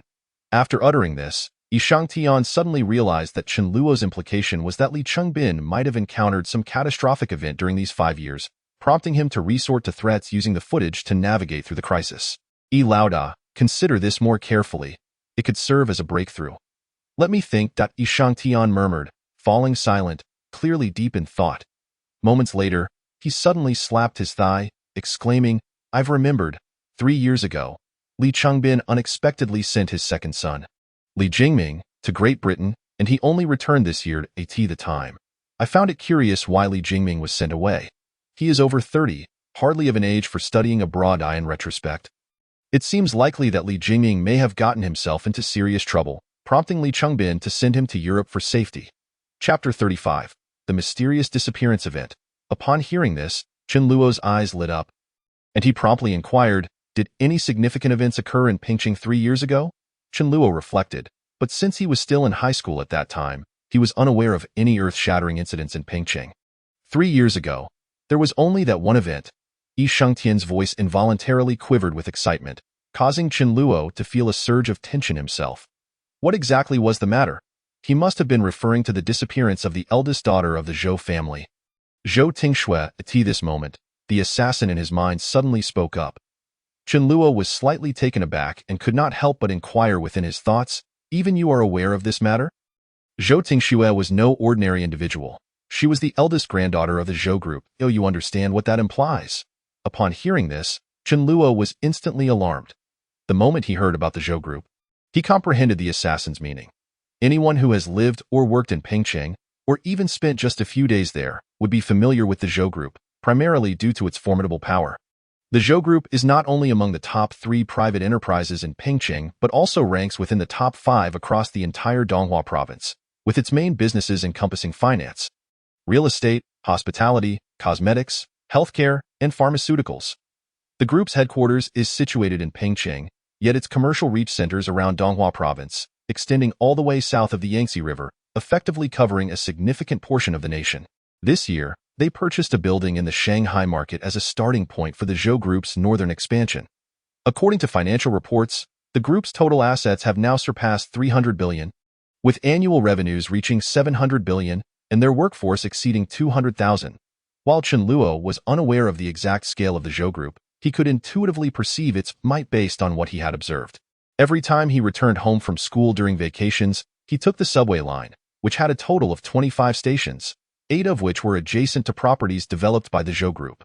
The naming convention for Zhou Real Estate's developments was remarkably consistent, featuring names like Yulong Huafu, Wanjia Huafu, and Jizhen Huafu, among others. This is essentially the Zhou family's most significant advertisement, showcasing their formidable strength. Moreover, it has proven effective. Any property they develop is sold out on the very same day it is launched, with prospective buyers needing to pay a premium to secure a residence. Compared to the Zhou family's elite status, individuals like Yi Shangtian and Li Chengbin are akin to mere mice in a gutter. If Zhou Tingxue is indeed the eldest granddaughter of the Zhou family, she undoubtedly occupies a position akin to that of a princess. 3 years ago, Zhou Zhahai's granddaughter Zhou Tingxue vanished without a trace, and to this day, no clues have surfaced. As anticipated, Yi Shangtian articulated the content the assassin had foreseen. Chen Luo expressed his astonishment, saying, "Li Jingming, that scum, couldn't possibly be connected to Zhou Tingxue, could he?"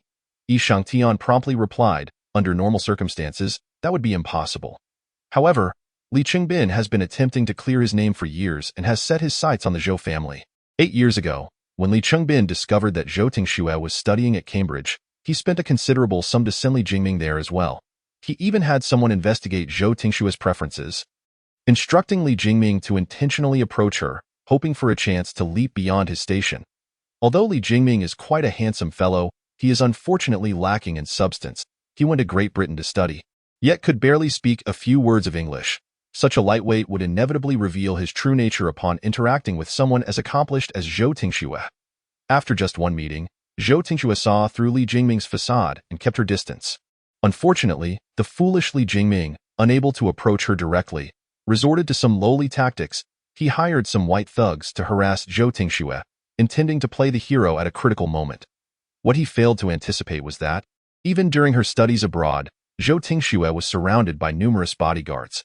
Those thugs never even managed to get close to her before they were left battered and bruised, immediately selling Li Jingming out. Not long after, Li Jingming was knocked unconscious, stripped of his clothing, and abandoned on the street, leading to his swift expulsion from Cambridge. Meanwhile, in Pengcheng, Li Chengbin was not spared either. He found himself ambushed by 2 dump trucks on his way home. However, at a crucial moment, his assailant spared his life, choosing not to kill him. Subsequently, all of Li Chengbin's businesses faced police investigations, resulting in devastating losses. Terrified and panicked, Li Chengbin deduced who was targeting him and hastily sought an intermediary to plead for mercy from the Zhou family. However, Zhou Zhahai was disinterested in meeting Li Chengbin, instructing him instead to break Li Jingming's leg, and that would settle the matter. Li Chengbin indeed broke one of Li Jingming's legs with his own hands. And to this day, Li Jingming still limps on his right leg. Hearing this, Chen Luo gained a clearer understanding of how Zhou Tingxue became entangled with Li Jingming, as well as a vivid perception of the Zhou family's dominance. How did Zhou Tingxue vanish 3 years ago? 3 years ago, Zhou Tingxue had just held her engagement banquet with her fiancé, Zhang Feiyang, and on the very night the festivities concluded, she mysteriously disappeared. Both the Zhou family and the equally affluent Zheng family deployed all their resources, nearly digging through every inch of Pengcheng, yet failed to uncover any trace of Zhou Tingxue. As Chen Luo listened, his curiosity deepened, and he could not help but ask, even if she went missing, there should still be a rough location and timeline, right? Zhou Tingxue always had bodyguards around her. It is inconceivable for her to vanish into thin air in plain sight. The Zhou family did not disclose any information to the public. While the upper echelons of Pingqing were abuzz with speculation, ordinary citizens had scant information, particularly with various rumors circulating wildly. The version I heard at the time was that Zhou Tingxue deliberately shook off her bodyguards after the banquet, driving alone to the seaside in the middle of the night. 3 years ago, surveillance was even scarcer than it is now, and the seaside was notably devoid of monitoring, making it exceedingly difficult to trace Zhou Tingxue's whereabouts. Chen Luo narrowed his eyes slightly, pondering whether it was possible that Li Jingming harbored a grudge and, upon learning of Zhou Tingxue's engagement, had decided to hire someone to abduct her in a fit of rage. It was fortuitous that Zhou Tingxue had shaken off her bodyguards and ventured to a secluded beach, presenting the perfect opportunity for such an act. This possibility was not without merit. Yi Shangtian found Chen Luo's analysis to be quite reasonable, his tone growing somewhat urgent as he stated, "If we can substantiate a connection between Zhou Tingxue's disappearance and Li Jingming, not only will Li Chengbin be finished, but the entire Chaosnan Association will be utterly annihilated. We must remember that he is not merely provoking the Zhou family, but also the affluent Zheng family." A glimmer of inspiration sparkled in Chen Luo's eyes, and he proposed a method that might uncover a lead. Chapter 36. A truly remarkable mind. Yi Shangtian immediately expressed interest, eagerly inquiring, "What method?" "Firstly, since Bossy has infiltrators within the Supreme Club, you should be able to ascertain which members are present. If we can identify which members suddenly stopped attending the club 3 years ago and investigate why they ceased their visits, it might lead us to some clues on the other end of the line." Yi Shangtian paused momentarily, having not considered this approach. If Li Jingming truly had a connection to Zhou Tingxue's mysterious disappearance, yet neither the police nor the Zhou and Zheng families could find any links. It was evident that Li Chengbin had utilized his connections to hide crucial evidence, preventing anyone from uncovering any leads. The individual capable of concealing key evidence related to Zhou Tingxue's disappearance, while daring to risk offending both the Zhou and Zheng families, must possess significant power and be someone whom Li Chengbin had leverage over. This person was likely a member of the Supreme Club, who, after being threatened by Li Chengbin, severed ties with him and ceased attending the club. The more Yi Shangtian contemplated this, the more plausible it seemed, and he marveled at Chen Luo's intellect. The latter had immediately deduced a potential lead after hearing the entire story, truly remarkable. Unable to contain himself, Yi Shangtian inquired further, "Since you've mentioned the first, there must be a second. Secondly, we could simply capture Li Jingming and interrogate him directly." To Yi Shangtian sighed. "That would be quite difficult. Since Li Jingming returned, he has remained at Longhu Mountain Villa, never stepping outside. I believe Li Chengbin is preventing him from leaving to avoid further trouble. Given the security measures at Longhu Mountain Villa, it would be exceedingly challenging to breach it without dozens of people. Extracting Li Jingming alive would be even more difficult. Moreover, the most crucial point is that Li Jingming is acutely aware of the consequences of admitting to this matter. At that time, it would not just be his life at stake, but his entire family as well." Upon hearing this, Chen Luo fell silent for a moment before promptly stating, "Then I will ask Boss E to investigate the Supreme Club matter first." "No problem. We should have results by the end of today. Additionally, there is one more thing I need Boss E's assistance with." "Please, go ahead, Brother Chen. I have now become an enemy of Li Chengbin, and I fear he might seek revenge on my parents if he cannot find me. Therefore, I would like to request Boss E's assistance in hiring bodyguards from Zhongzhou International to discreetly protect them for a while." "Why go through so much trouble? I can have my brothers handle it directly."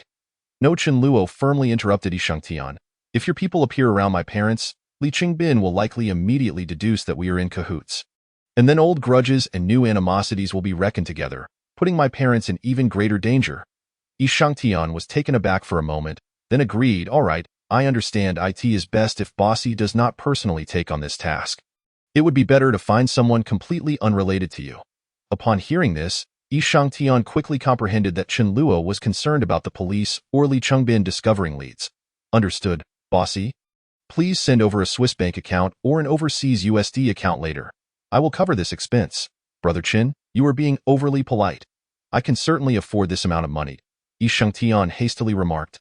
"Brother Chen, you have taught Li Chengbin a harsh lesson, and consider this fee as my gratitude to you." "No, I do not wish to owe anyone a favor."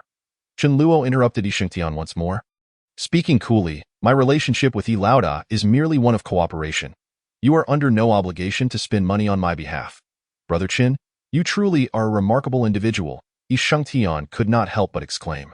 All right, I understand. We shall proceed as per Brother Chen's instructions. Once the matter is resolved, I will inform you of the specific expenses and the account details. Then it is settled.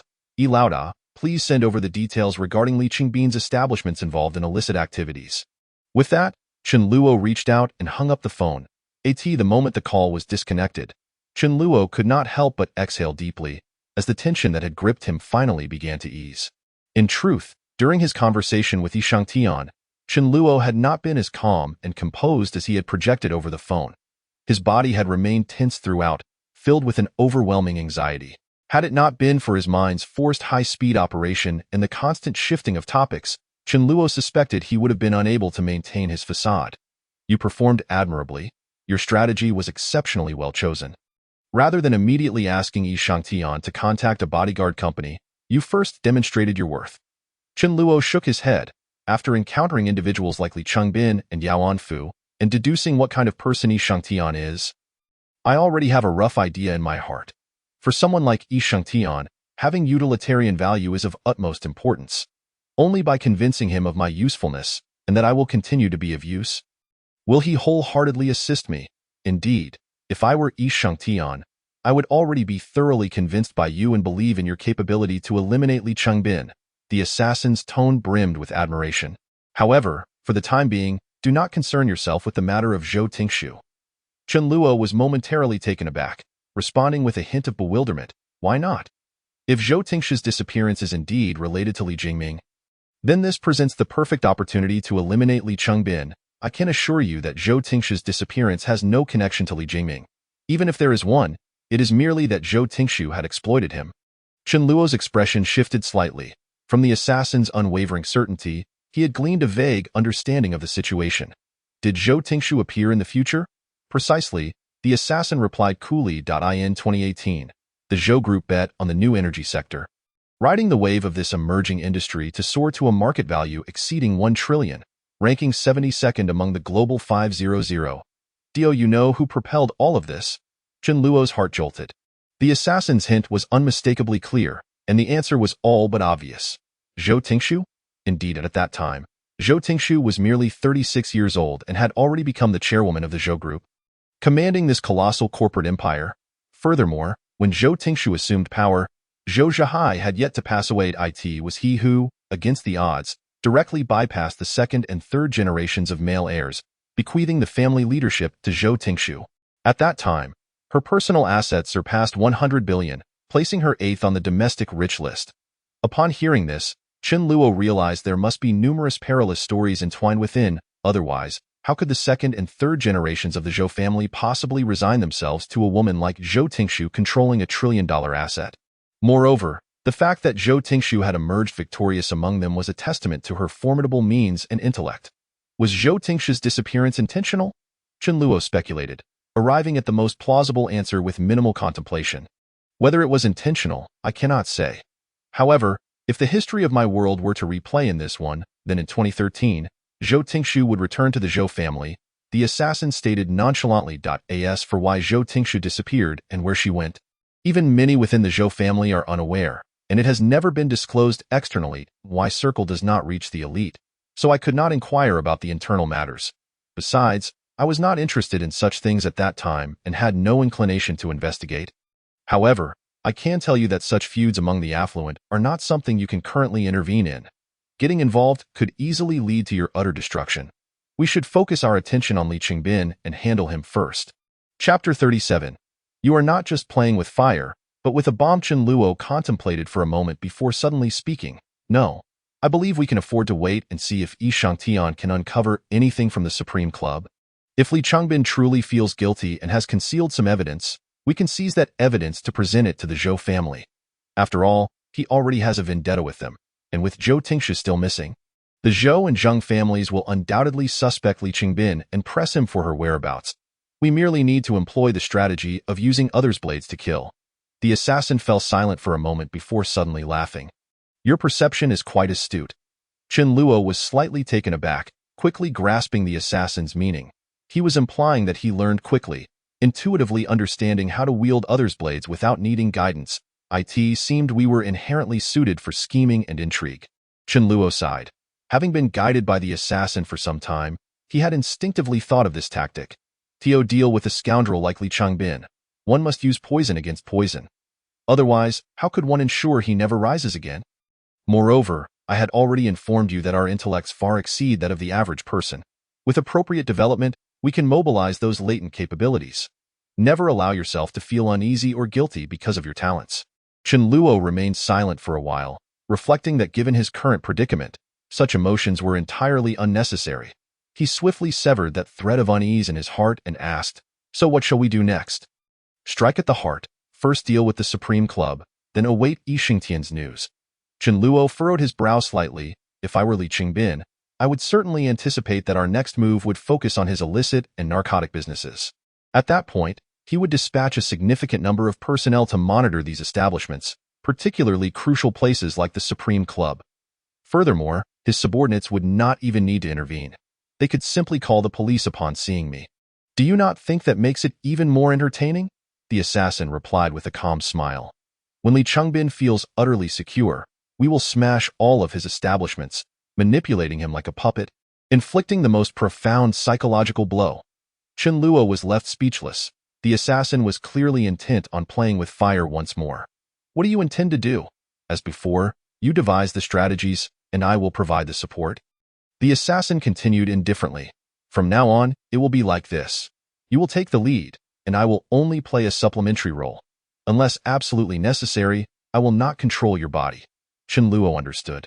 The assassin was evidently pleased with his growth over the past few days and had decided to relinquish control, allowing him to take the reins going forward.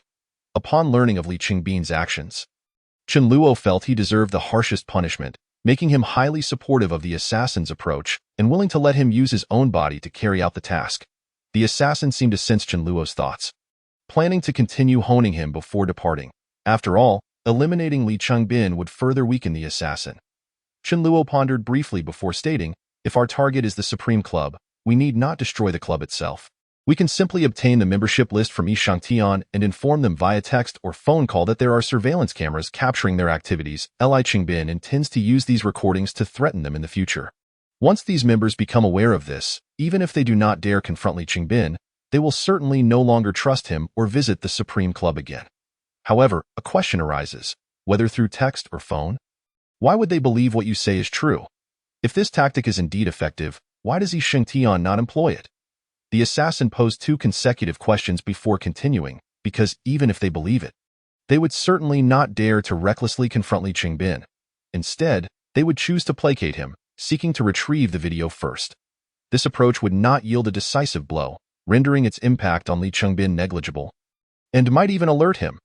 Chen Luo furrowed his brow in contemplation for a moment, before replying, "Then let us wait for Yi Xingtian to clarify that matter before obtaining the membership list to assess the identities of these members, and devise a plan from there. For now, we can deal with the establishments of the nightclub. Forget it. Let's adhere to my plan. Going one by one to destroy them is too slow. My time is precious and cannot be wasted."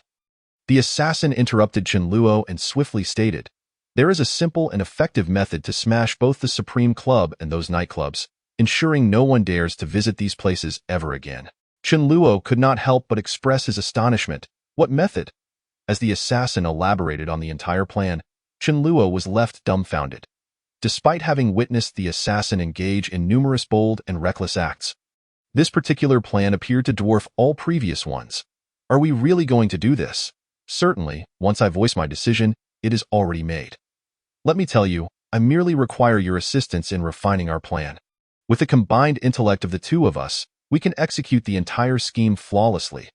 The assassin spoke with utmost conviction.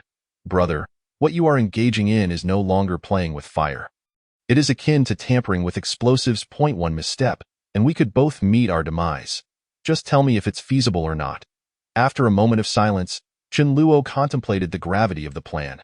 If successful, it could indeed dismantle these establishments entirely, and it is likely that no one would dare to approach such places again. Li Qingbin would probably be driven to despair. Then let us cease the idle chatter and swiftly enhance this plan together. Very well. At this juncture, Chen Luo found himself devoid of better alternatives. In fact, he felt an unusual thrill coursing through him, a sense of inexplicable excitement. This emotion seemed somewhat out of place. Before becoming a fugitive, he would have been terrified to the core. Having only interacted with the assassin for a few days, he was now feeling exhilarated and stimulated by this audacious plan. With a sudden jolt, Chen Luo forced himself to suppress this emotion, focusing his mind on meticulously scrutinizing every detail of the plan with the assassin to ensure no unforeseen circumstances would arise. The two deliberated from the afternoon until nightfall, and once they confirmed everything was in order, Chen Luo had a meal and retired to be in his dreams. He was once again flooded with memories from the assassin, all laden with specific details. Suddenly, he found himself dreaming of seizing Lisa by the throat. Then, Chen Luo could vividly recall the anguish on Lisa's face and her desperate cries for help. Yet, inexplicably, he felt a sense of satisfaction, a thrilling sense of revenge fulfilled. Even in his dream, he sensed that this emotion was amiss. He instinctively sought to escape this nightmare. However, despite his efforts, he found himself incapable of breaking free. Chapter 38. Quite interesting wake up. Just as Chen Luo was engulfed in this nightmarish vision, a thunderous roar resonated in his mind, jolting him awake. He abruptly opened his eyes to the darkness enveloping the room, his mind still foggy as he struggled to comprehend what had transpired. Yet he was certain that the voice that had roused him was that of the assassin. Before he could fully regain his senses, his body was swiftly controlled by the assassin. Grabbing a silenced gun from beside his pillow, he padded barefoot to the door, waiting in silence. Someone is coming in? Chen Luo quickly deduced the situation based on the assassin's movements. Simultaneously, he heard the faint sound of footsteps outside. By the sound, there were at least two individuals. Is it the police? The assassin remarked nonchalantly. No. Chen Luo paused, quickly realizing the implications. If they were indeed the police, the commotion would be far louder, and certainly not limited to just two people. Just then, the door was pushed open, and a figure clad in black and masked entered, cautiously twisting the doorknob before stepping inside with a knife in hand. Bang! The assassin, already poised with his gun aimed at the entrance, did not hesitate. Upon recognizing the intruder's furtive demeanor and weapon, he pulled the trigger without a second thought. Chen Luo couldn't help but sigh. It was clear that the assassin had discerned the intruder's malicious intent and acted decisively. The second intruder, witnessing his companion suddenly fall, was taken aback, completely unprepared for such a turn of events. After a brief moment of shock, he instinctively turned to flee. At that moment, the lights in the living room abruptly illuminated. Bang! Another shot rang out, the bullet creating a small hole in front of the fleeing man, freezing him in terror. You should be aware of what I'm holding, the assassin intoned coolly. Now, I will ask you questions, and you shall answer. Any hesitation on your part will result in your demise. Do you understand? I understand. The masked man trembled, nodding fervently. His legs quaked, and he dared not turn back, fearful of laying eyes on the assassin. The assassin had just executed his partner without a flicker of remorse. Killing another would weigh on him, not at all. Who sent you? Lu Xinyi. Is she the plump, arrogant woman? Yes, that's her. The assassin's brow furrowed slightly. She dispatched you to eliminate the woman in room 1003? At this moment, Chen Luo's understanding clicked into place. Earlier that day, at the elevator, a hefty woman had confronted the occupant of the adjacent room. Her entourage in black suits brimming with hostility. The tension between them indicated a deep-seated grudge. This woman, Lu Xinyi, had labeled the occupant of room 1003 a fraud, likely having lost a considerable sum of money. It appeared that Lu Xinyi, having failed to achieve her goal earlier, had sent the assassin to eliminate the woman next door that very night. However, how could these two assassins be so inept as to confuse rooms 1002 and 1003? Or perhaps Lu Xinyi, harboring resentment for being rebuffed earlier, sought vengeance by targeting both? Yes, that's correct, the masked man confirmed, only to suddenly realize the inconsistency and hastily added, brother, isn't this room 1003? Chen Luo recognized the anomaly. Evidently, these assassins had mistaken room 1002 for 1003. The assassins seemed acutely aware that their target was in 1003.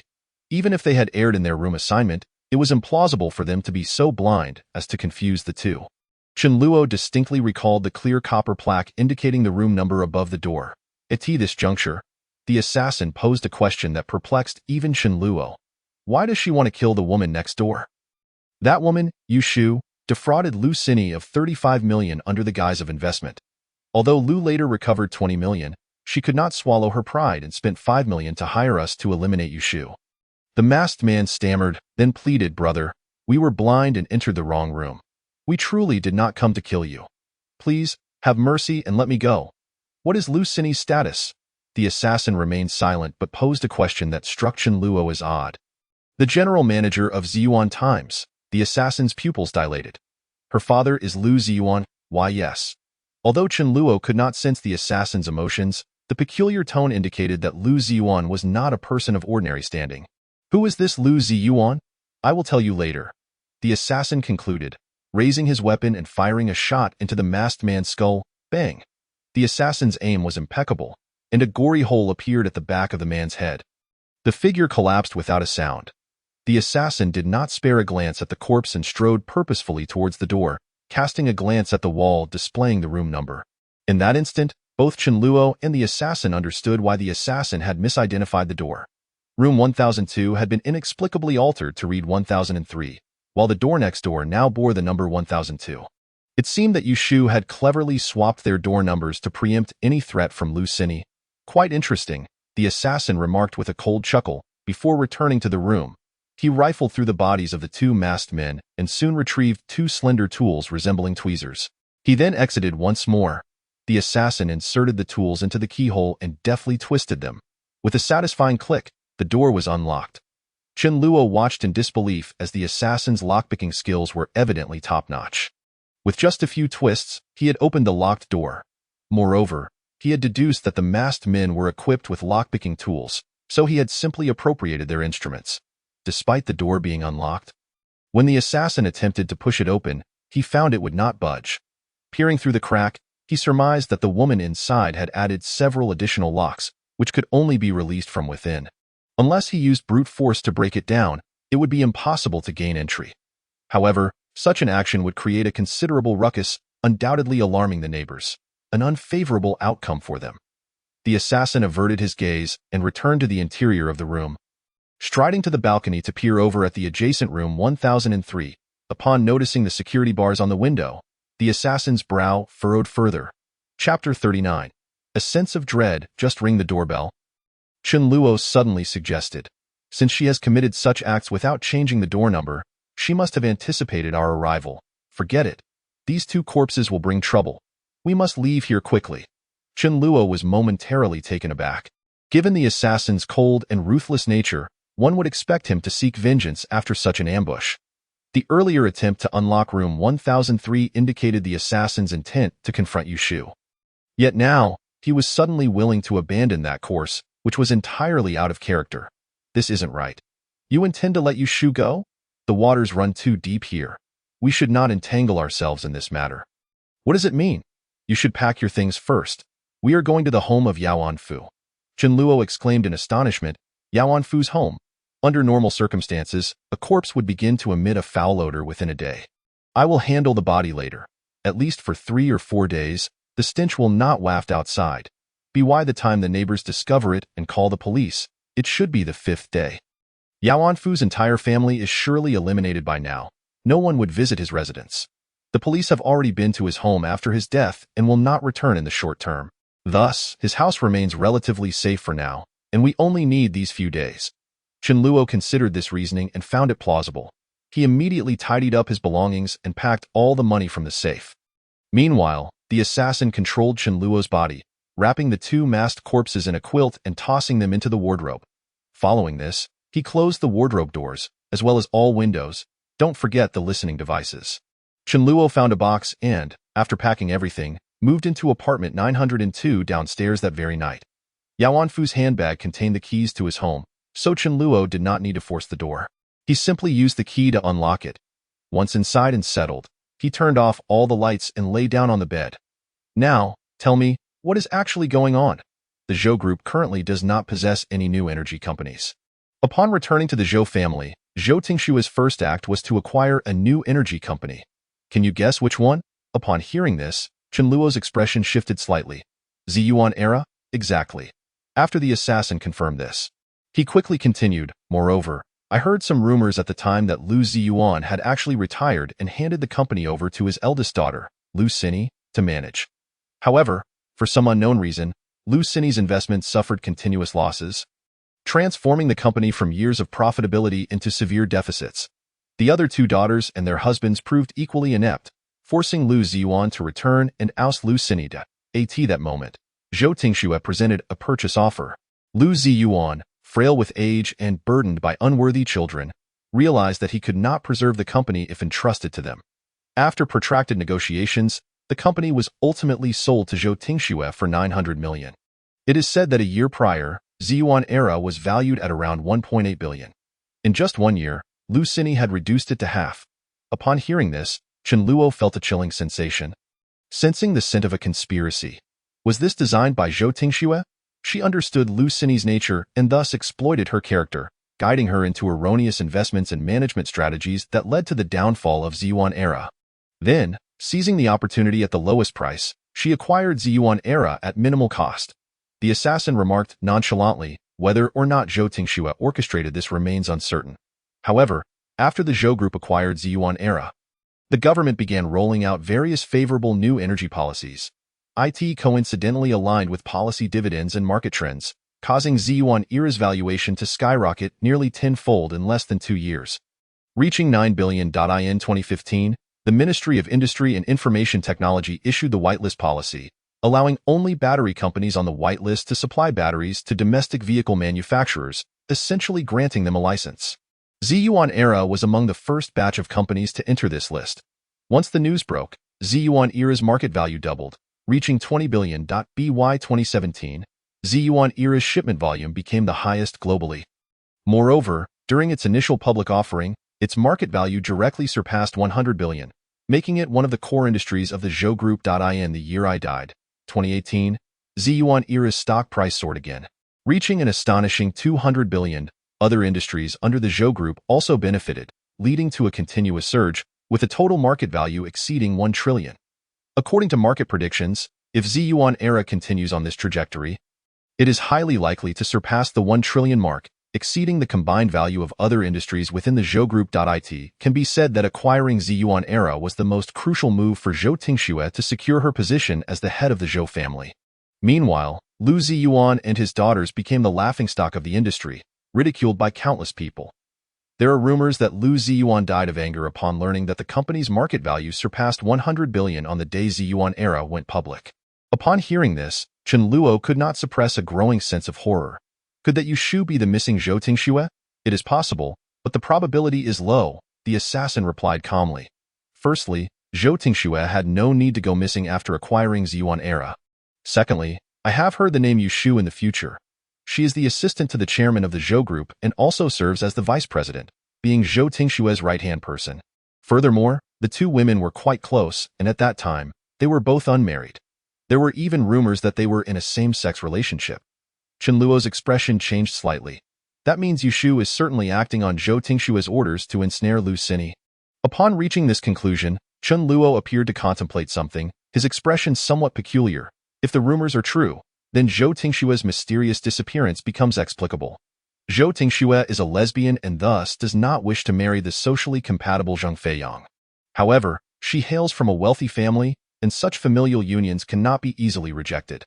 Under duress, Zhou Tingxue deliberately orchestrated her own disappearance. Subsequently, she and Yushu concealed themselves in apartment 1003, intending to delay the marriage. A scion like Zhang Feiyang cannot be expected to wait indefinitely for Zhou Tingxue. By now, he has likely married someone else. Therefore, Zhou Tingxue only returned to the Zhou family in 2013. Your analysis is not without merit. But there is one critical question. The assassin affirmed Chen Luo's analysis before continuing. Why did Zhou Tingxue set her sights on Ziyuan Era? She seems remarkably certain of its potential. Furthermore, how did she explain her 4-year absence to the Zhou family and convince Zhou Zhihai to acquire Ziyuan Era? Chapter 40. Completing the transaction. Chen Luo expressed his confusion. Perhaps Zhou Tingxue is far-sighted. Or maybe she has a wise advisor behind her. Regardless of whether Zhou Tingxue possesses keen insight or has a capable mentor, I can assert that the interests involved are far too significant for us to interfere at this stage. The assassin paused briefly before continuing. You mentioned earlier that you changed the door plate and did not revert it, indicating she is aware that we would seek her out. This suggests she is waiting for us.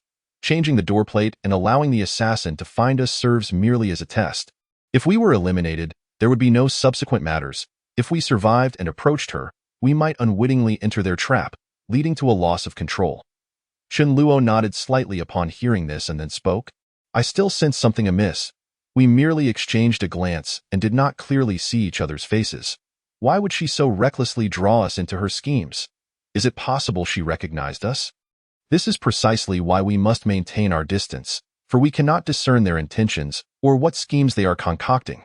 If she recognized your identity and still sought to involve you, it would be even more absurd. Unless she intends for you to commit murder, there would be no need to recruit a wanted criminal. Chen Luo replied with an unusual tone. Perhaps she genuinely wishes for us to kill someone on her behalf? The assassin fell silent for a moment before decisively stating, regardless, maintaining distance from them is the safest choice. We should avoid complicating matters. That makes sense. However, after just one encounter, we are already burdened with 2 additional lives. Chen Luo sighed. Let us first deal with Li Changbin. After all, we will be leaving the country soon. No matter what schemes they concoct, they cannot affect us. Let us rest. Tomorrow we need to procure the goods, which is crucial for our next plan. Agreed.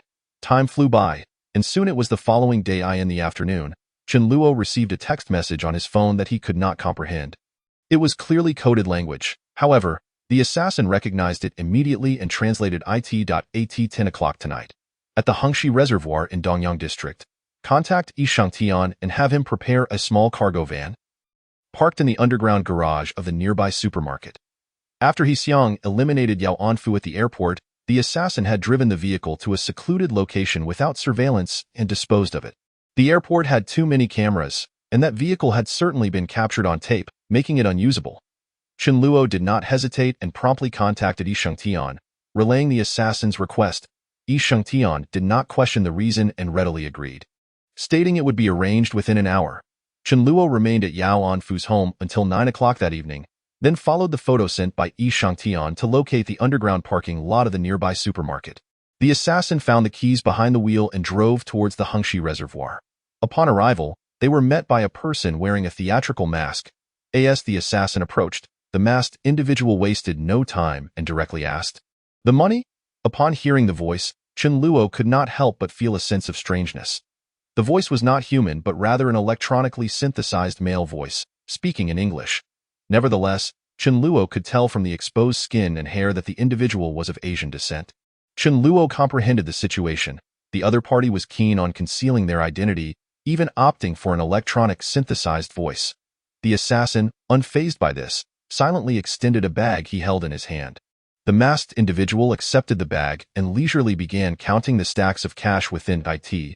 Was only after confirming that it indeed contained $200,000 that he approached the truck behind him and opened the door. The masked figure uttered no further words, merely gesturing for the assassin to proceed. The assassin, too, remained silent, seemingly confident in understanding the unspoken communication between them. He strode to the truck's cargo area, quickly inspecting its contents, and after ascertaining that everything was in order, he began transferring the items into his own vehicle without uttering a single word. Once he completed this task, he nodded slightly toward the masked man and turned to drive away. Throughout the entire transaction, there was no dialogue, no testing of weapons. Everything transpired with remarkable fluidity. Chen Luo recognized that this approach was, in fact, a protective measure for both parties. They had previously agreed upon the necessary items on a transaction site, leaving little to discuss beyond the exchange of goods and payment.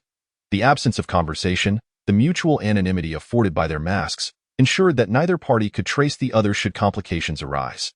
Had payment been made online in advance, even the verification of funds would have been rendered unnecessary, allowing the assassin to simply collect the goods and depart. Moreover, the assassin was confident in the reliability of the supplier's merchandise. He had not even inspected the items, merely glanced to confirm they were what he required before commencing the loading process. After driving for an hour, the assassin soon arrived at the outskirts of a tranquil villa district, precisely where Yi Shangtian had indicated the location of the Supreme Club. He circled the vicinity of the villa and quickly located a nearby transformer box. Coming to a halt a few meters away, He exited the vehicle and approached the transformer. From a distance of several meters, he drew a silenced handgun from behind and fired multiple shots at the transformer. The muffled sounds of gunfire were followed by a cacophony of electrical arcs crackling inside the transformer, accompanied by the acrid scent of burnt insulation. In the next instant, all the villas within the Supreme Club and the surrounding streetlights plunged into darkness. At this juncture, the assassin retrieved a mobile phone and began dialing 110. "Hello, Pingching 110, please state your emergency." The assassin feigned a hoarse voice, hastily responding, "Hello? I witnessed someone vandalizing a transformer with stones, causing a blackout in the area. It seems they may be intoxicated. Please send someone quickly. May I ask your location?" 1450 Qinghu Road, Beilong District, the area with numerous villas. "Understood. We will dispatch officers immediately. Please keep your phone available as our officers may need to reach you." "Okay, thank you." After hanging up, the assassin drove the small truck a considerable distance away and parked on the grass beside the road. He then retrieved another handgun from the truck and secured it at his back, grabbing a backpack from the cargo area before heading back toward the transformer. Within less than 10 minutes, a police car raced toward the scene. Chapter 41. The human skin mask before the police car arrived. The assassin raised his phone's flashlight and waved a signal. When the police car came to a stop, he turned on the flashlight and directed it toward the vehicle. The street was enveloped in darkness, and the sudden beam blinded the two police officers inside, rendering them unable to discern his appearance. "Officer, I'm the one who reported the incident," the assassin exclaimed as he rushed toward them, still feigning excitement. "Put the flashlight down. Don't shine it at us." The officer in the driver's seat was forced to shield his eyes from the glaring light, opening the door to step out. "Oh, my apologies." The assassin hastily apologized, turning off the flashlight and slipping the phone into his pocket. In that very moment, he swiftly drew the handgun from his back and fired a shot at the officer's neck. The officer, taken by surprise, experienced an overwhelming wave of dizziness before collapsing to the ground. The officer in the passenger seat, just stepping out, realized the gravity of the situation and instinctively attempted to crouch down. However, before he could react, a sharp pain pierced his neck, and he too lost consciousness, falling to the ground like his partner. The assassin retracted the gun, quickly crouching down to remove the uniform from the fallen officer, which he then tossed into the trunk. He proceeded to do the same with the other unconscious officer. Climbing into the police car, he donned the police uniform and then pulled out a human skin mask from the backpack, placing it over his head while adjusting it in the rearview mirror. Chen Luo was not particularly surprised by the assassin's use of a tranquilizer to incapacitate the two officers, as he had been informed of this plan beforehand. However, the human skin mask left him astonished. He watched as the assassin transformed into another person upon wearing the mask. It bore a striking resemblance to the disguises found in martial arts novels, instantly altering one's external features. Initially, the mask was quite apparent, easily identifiable as an additional layer over his skin. Yet, the assassin quickly retrieved a set of cosmetics from the bag and began to blend the seams. After a few minutes of simple adjustments, all imperfections of the mask were concealed. Finally, he donned a wig from the bag, completing the astonishing transformation. Chen Luo observed in the rearview mirror, noticing that unless one examined closely, it was nearly impossible to discern the mask. Especially at night, in dim lighting, it would be virtually undetectable. What is this extraordinary thing? A 3D printed human skin mask. This one is still rather rudimentary. By 2018, the technology had advanced significantly, eliminating such complexities. Once the assassin had finished adjusting, he swiftly donned the police uniform and started the police car, steering it toward the Supreme Club.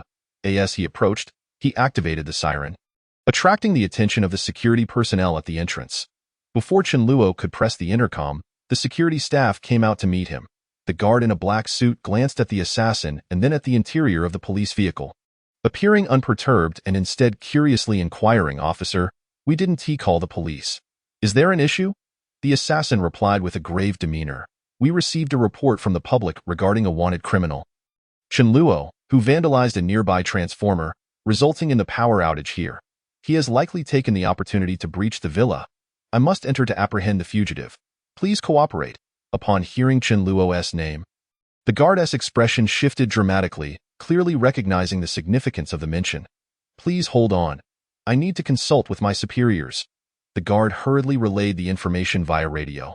Moments later, he returned, visibly anxious. "Officer, are you alone?" "Of course not. I was patrolling the area, hence arriving first. The special forces will be here shortly," the assassin urged, his tone urgent. "I must inform you, the suspect is armed. You need to evacuate the premises immediately, or you will bear the consequences if something goes awry." "Understood." The guard, now alarmed by the mention of a weapon, hastily instructed the personnel inside to open the iron gate. The assassin drove into the Supreme Club. Witnessing chaos within, numerous luxury cars sped away, evidently aware of the armed fugitive's intrusion, hastening their escape. With a clear objective in mind, the assassin parked in front of the third villa, as soon as the occupants had evacuated. He grabbed his backpack and rushed inside the villa. Prior to his arrival, he had obtained the layout of the club and hand-drawn floor plans of each villa from Yi Shengtian, allowing him to navigate the premises with precision. In a matter of moments, he entered a guest room, swiftly making his way to the bathroom, where he illuminated the area with his flashlight and located the ventilation duct. He quickly climbed onto the sink, removed the cover of the duct, and stuffed his backpack inside. He then replaced the cover, erasing any evidence of his presence on the sink. After returning to the room, he approached the bed, hoisting the unconscious man lying there and making his way back outside. As he burst through the front door, he drew his gun and fired several blank shots into the villa's hall. Bang, bang, bang. The resounding gunfire echoed within the empty villa, sending those outside into a frenzy as they hastened to escape. They were under the impression that a gunfight had erupted between the police and the wanted criminal, and thus dared not linger any longer. After the assassin emerged with the man in tow, he flung open the back door of the police car and unceremoniously tossed him inside, promptly driving off towards the exit. Meanwhile, the Supreme Club was thrown into chaos upon hearing the gunfire, with patrons and staff alike scrambling for their lives, oblivious to the police vehicle that sped away. The assassin brazenly infiltrated the premises and, with equal audacity, abducted an individual. The assassin navigated the police car to the vicinity of a small truck, retrieved duct tape from his pocket, bound the man, who was clad only in his underwear, at the wrists and ankles, sealed his mouth, and then discarded him into the truck's cargo area. Shortly thereafter, the assassin climbed into the small truck and swiftly departed the scene. Chapter 42. He came for that man simultaneously. Outside the Supreme Club, a multitude of police vehicles had surrounded the establishment. Both guests and employees were evacuated, leaving only armed officers to scour every nook and cranny within. We searched thoroughly inside. "But there's no one," reported a subordinate. Wei Songling's expression darkened immediately. "What of the two officers who responded? They've been taken to the hospital. They were hit with tranquilizer darts, but the dosage was minimal. The doctors say they'll be fine once they regain consciousness." Wei Songling nodded, her brow furrowing suddenly. "Where did he acquire a tranquilizer gun? Such items are regulated and cannot be easily obtained. Investigate if there have been any reports of missing tranquilizers or tranquilizer guns recently." "Yes," the subordinate replied, though a look of confusion crossed his face. "Waita, how can you be so sure it was Chen Luo? Which wanted criminal does not flee but rather calls the police to lead them to him? The human factory was one instance, and today he deliberately called the police, commandeered a police car and uniform, and brazenly entered this club. I've inquired, and this is Li Qingbin's territory. Who besides Chen Luo possesses the motive and audacity to undertake such an act? This fellow is becoming increasingly arrogant." The subordinate's expression darkened, reflecting a profound sense of anger. Wei Songling's brow furrowed again. He had taken such a significant risk to infiltrate, clearly not to simply cause a power outage and create chaos. "Does anyone know where he went after entering?" The subordinate shook his head. "The club has no surveillance to protect the guest's privacy, and it was pitch dark inside. Everyone was too busy escaping to pay attention to him." The security personnel inside mentioned that shortly after the police car parked at Villa Number 3, gunfire erupted. Wei Songling's eyes sharpened. "Have them search Villa Number 3 meticulously," just as her subordinate was about to comply. Another officer approached, accompanied by a man in a black suit. "Waita, he is the eyewitness." Wei Songling produced a photograph of Chen Luo and presented it to the security personnel. "Are you certain this man was not driving the police car?" "Absolutely not," the security personnel quickly affirmed. "Officer, it truly wasn't him. His face is known throughout the city. There's no way I could mistake it." Wei Songling understood immediately.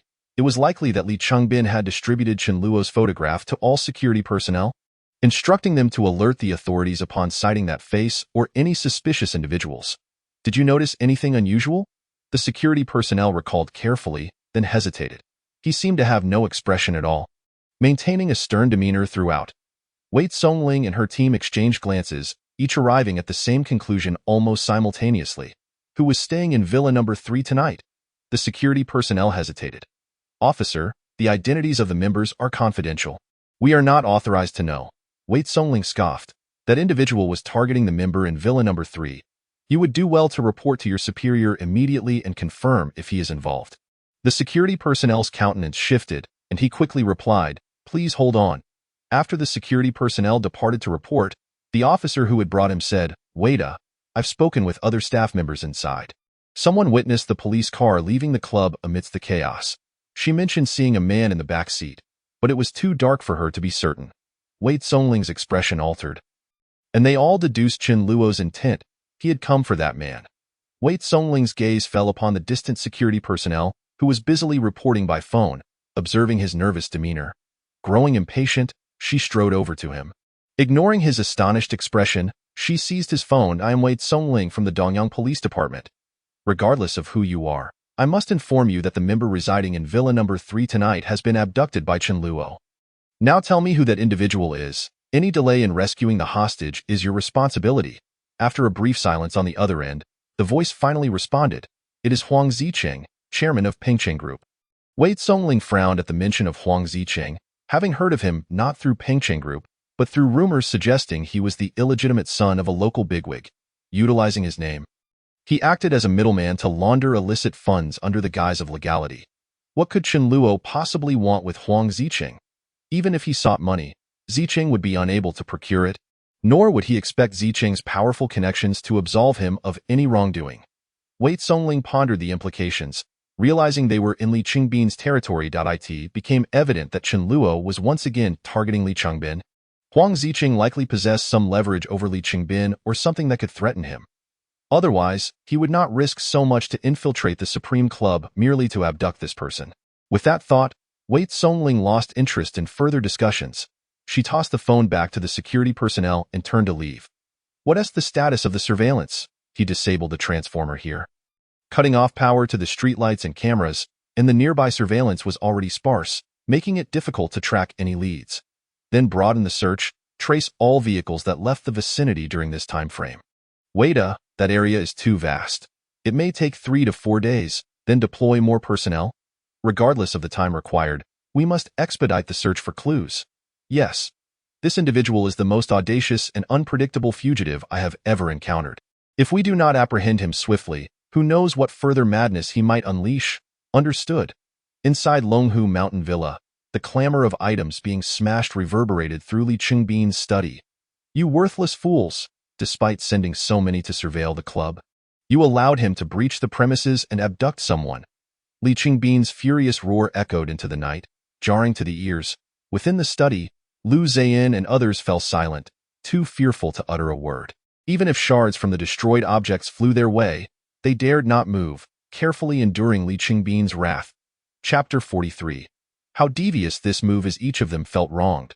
It was not that they were inept, but that their adversary was too cunning.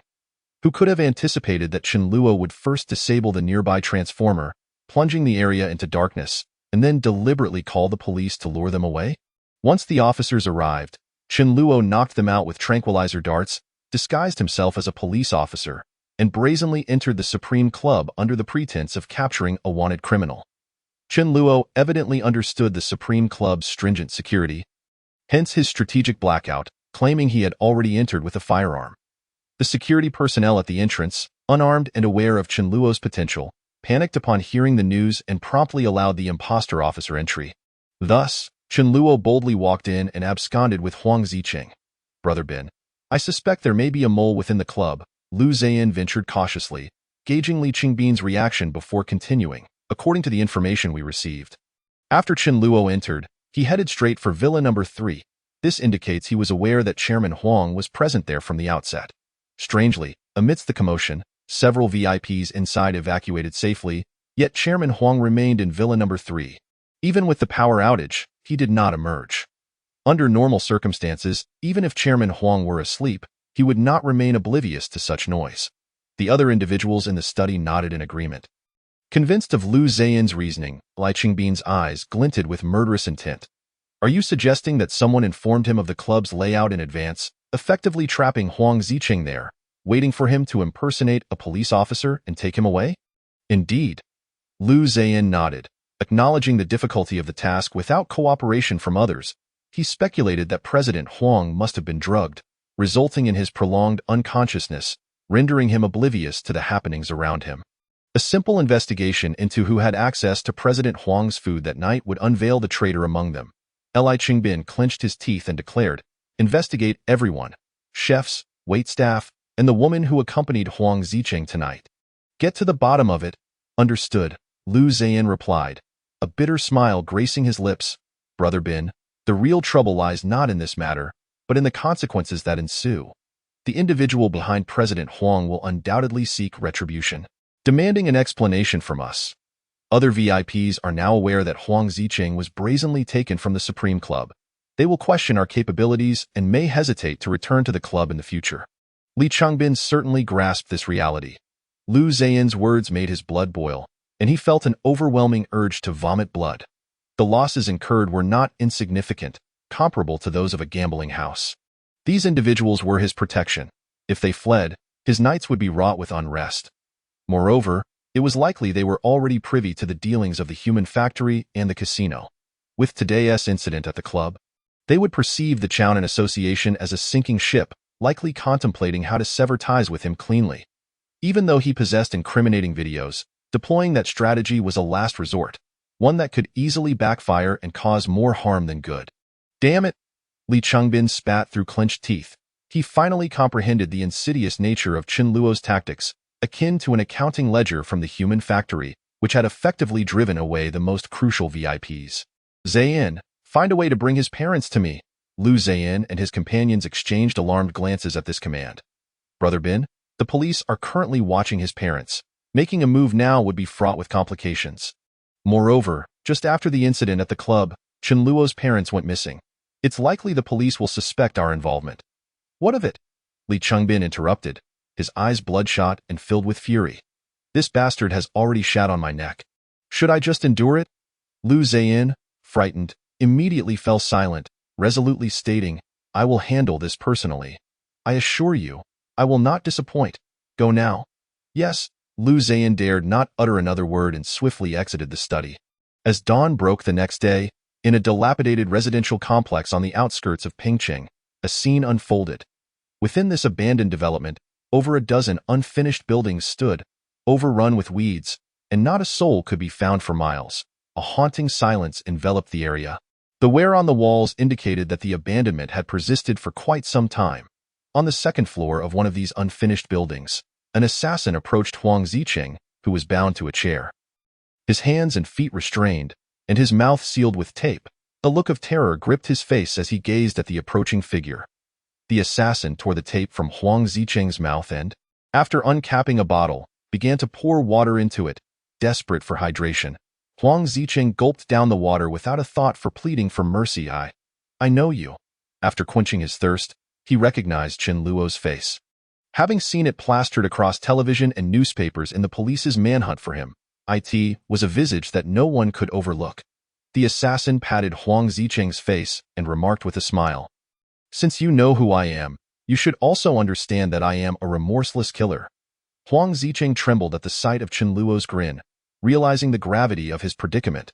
"Brother, if you want money, I can transfer everything from my account to you," he hastily proposed, believing that Chen Luo's primary need was funds for escape. "I don't need money. What I require is your records of laundering money for Li Qingbin's gang." Huang Ziqing was taken aback, completely unprepared for such a request. Due to his father's connections, he was indeed privy to most of Li Qingbin's illicit gains being funneled through him for laundering. Typically, laundering fees hover around 20, never exceeding 25, yet Li Qingbin had offered him a staggering 35. Both men were aware of the implications of that excess.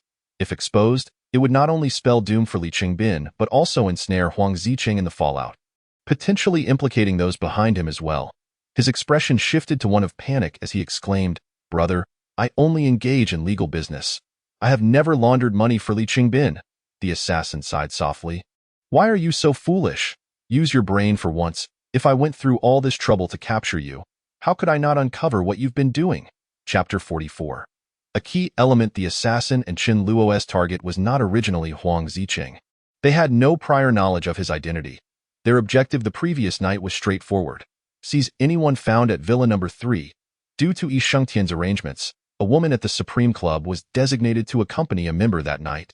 Her orders were simple: drug and incapacitate whichever member was present, then escape swiftly when the power went out. They had initially intended to randomly select a victim.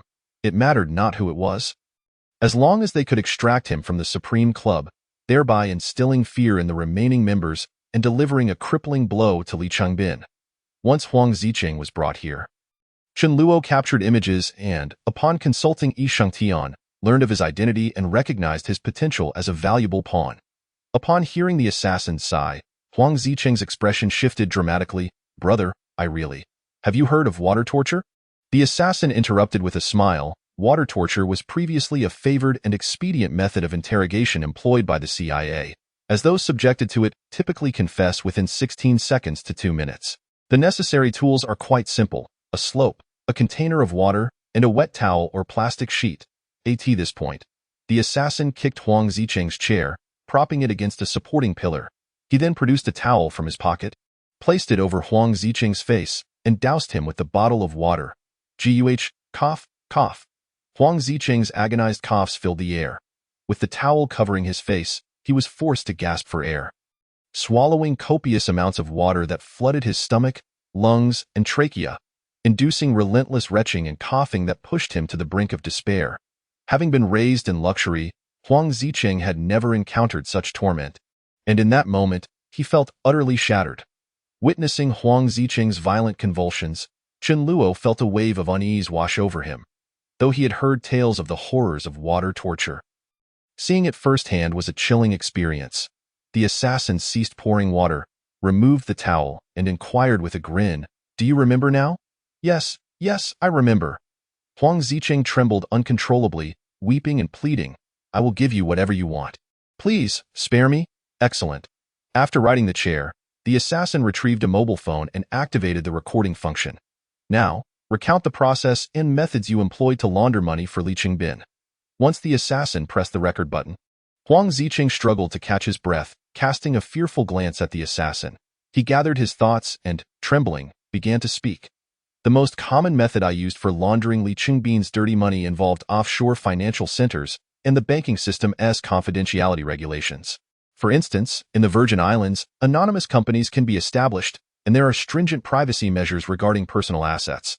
Once Li Qingbin's illicit funds enter these areas, their origins are obscured. These funds are then cycled through offshore shell company accounts, ultimately emerging clean. The second method involves exchanging chips in casinos in Macau and Las Vegas. As long as the money is converted into chips, it can be cashed out by Li Qingbin's associates, claiming it was won at the casino. Chen Luo, having never encountered such practices before, became increasingly astonished as Huang Ziqing enumerated 7 or 8 laundering techniques, all of which were foreign to him. Once Huang Ziqing had detailed every method of laundering, the assassin inquired, "Do you have records of these transactions?" Yes. The two exchanged questions and answers for a brief half-hour until the assassin had extracted all the information he sought. At that moment, Yi Shengtian's call came through. The assassin pressed the stop button on the recording and mentally communicated to Chen Luo, "You take this one." Without hesitation, Chen Luo tossed Huang Ziqing aside and answered the call as he walked away. "Brother Chen, regarding the incident from 3 years ago, that woman has recalled a critical piece of information. I believe you need to know it immediately." Yi Shengtian spoke with a hint of excitement in his voice. Chen Luo's expression was somewhat peculiar, for Yi Shengtian had informed him that the undercover agent at the Supreme Club had already investigated 3 years prior. There had been no sudden absence of any members at the Supreme Club, nor had such an occurrence transpired during these 3 years. Both the assassin and Chen Luo believed it to be mere coincidence. Zhou Tingshua's disappearance and Li Jingming's trip to Great Britain were simply serendipitous. Hence, they did not pursue the matter further. What crucial element could there be? A man had visited the Supreme Club 3 years ago, personally attended to by Li Qingbin.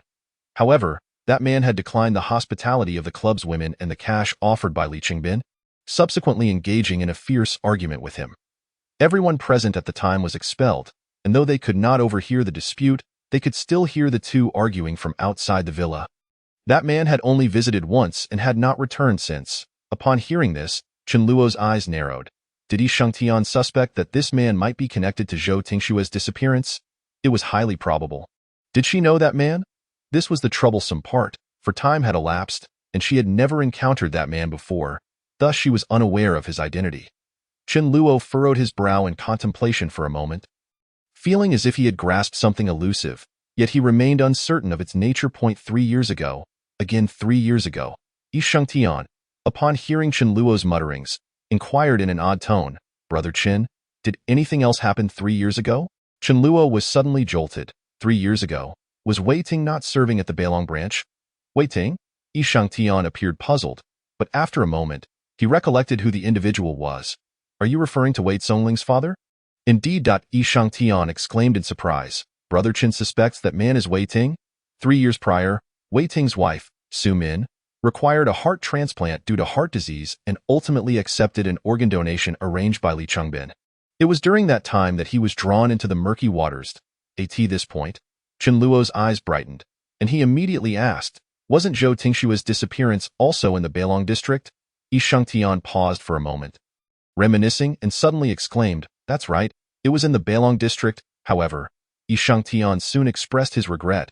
Unfortunately, Wei Ting committed suicide 2 years ago. Otherwise, we might have found some clues through him. No, perhaps there is still a chance. Chen Luo suddenly smiled. As far as I know, Wei Ting was a man of strong moral integrity. Even if he was embroiled by Li Qingbin, his conscience would surely have tormented him. The argument he had with Li Qingbin at the club 3 years ago was likely related to this matter. If I were Wei Ting, I would certainly keep some crucial evidence to deliver a fatal blow to Li Qingbin. Yi Shangtian nodded repeatedly, unable to contain his agreement. Brother Chen's analysis is quite reasonable. But Wei Ting is already dead. Where shall we find the evidence? No rush. First find a photograph of Wei Ting, and let that woman confirm whether the man who quarreled with Li Qingbin at the club 3 years ago was indeed Wei Ting. Chen Luo stated calmly, once we ascertain that it is Wei Ting, we can then seek out the evidence.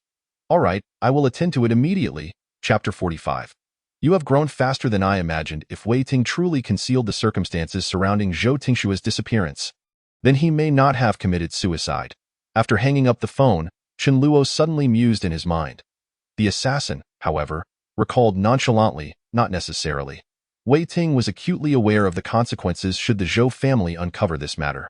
At that time, not only would he be in trouble, but his wife Yu Min and Wei Zongling would also suffer. He was already tormented by his conscience for facilitating the heart transplant for his wife. And under duress, he was compelled to assist Li Qingbin in covering up the truth. He would be wary of the repercussions if the truth came to light, fearing retaliation from the Zhou and Zheng families. Under such dual psychological pressure, it would not be surprising if Wei Ting succumbed to despair and took his own life. Moreover, at that time, no one had the motive to kill Wei Ting. If the Zhou and Zheng families were aware of his connection to Zhou Tingshua's disappearance, they would have eliminated not just Wei Ting, but also the entire Li Qingbin family. Li Qingbin would be far too astute to eliminate a serving leader from the Beilong branch. More importantly, they were all in the same boat. Wei Ting's existence was far more advantageous than his demise. Chen Luo nodded slightly. If Wei Ting indeed covered up certain matters for Li Qingbin, what do you think it would have been? Most likely, it would be the surveillance footage. Chen Luo was initially taken aback, but he quickly caught on. You mean there was surveillance in the Beilong district that captured footage of Zhou Tingshua prior to her disappearance? And Li Jiming appeared in it. Upon learning this, Li Qingbin immediately contacted Wei Ting, requesting him to delete that footage, which is why the police and the Zhou and Zheng families were unable to find any clues.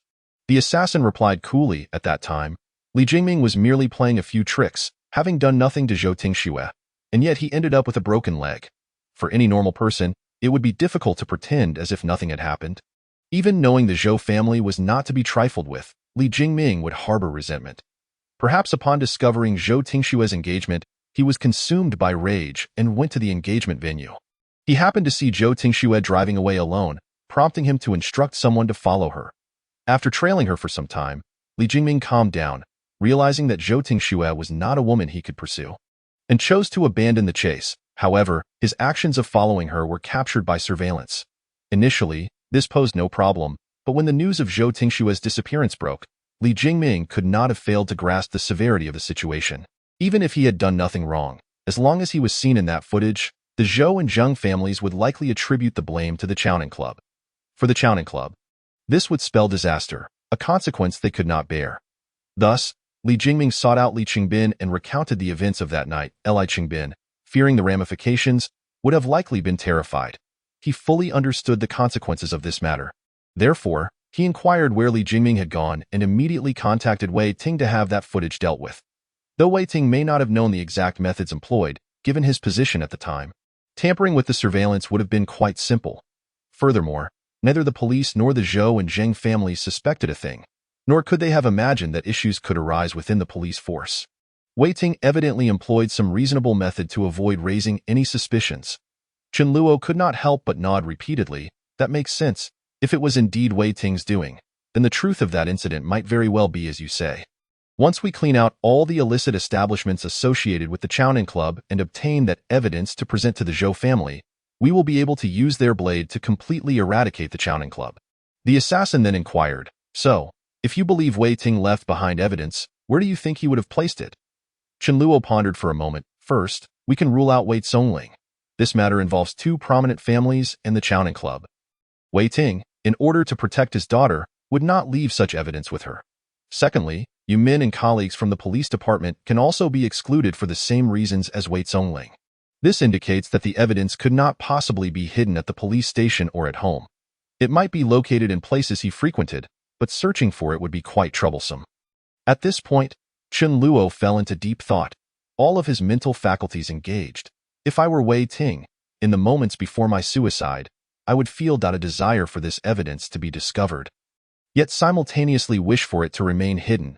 He would wish for it to be found due to his lingering sense of justice and conscience. The desire for it to remain undiscovered would stem from knowing that this matter could bring trouble to Wei Zongling and Yu Min.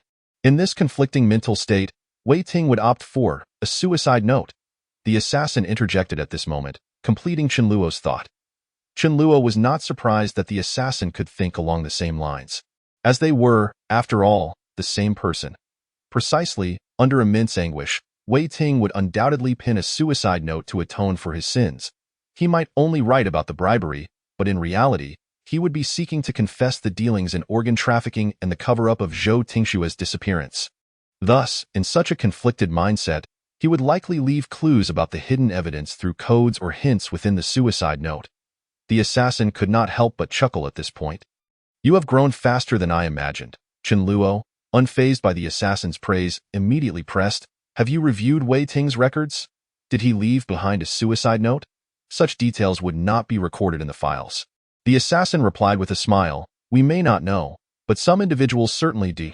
Why Yu Min and Wei Zongling?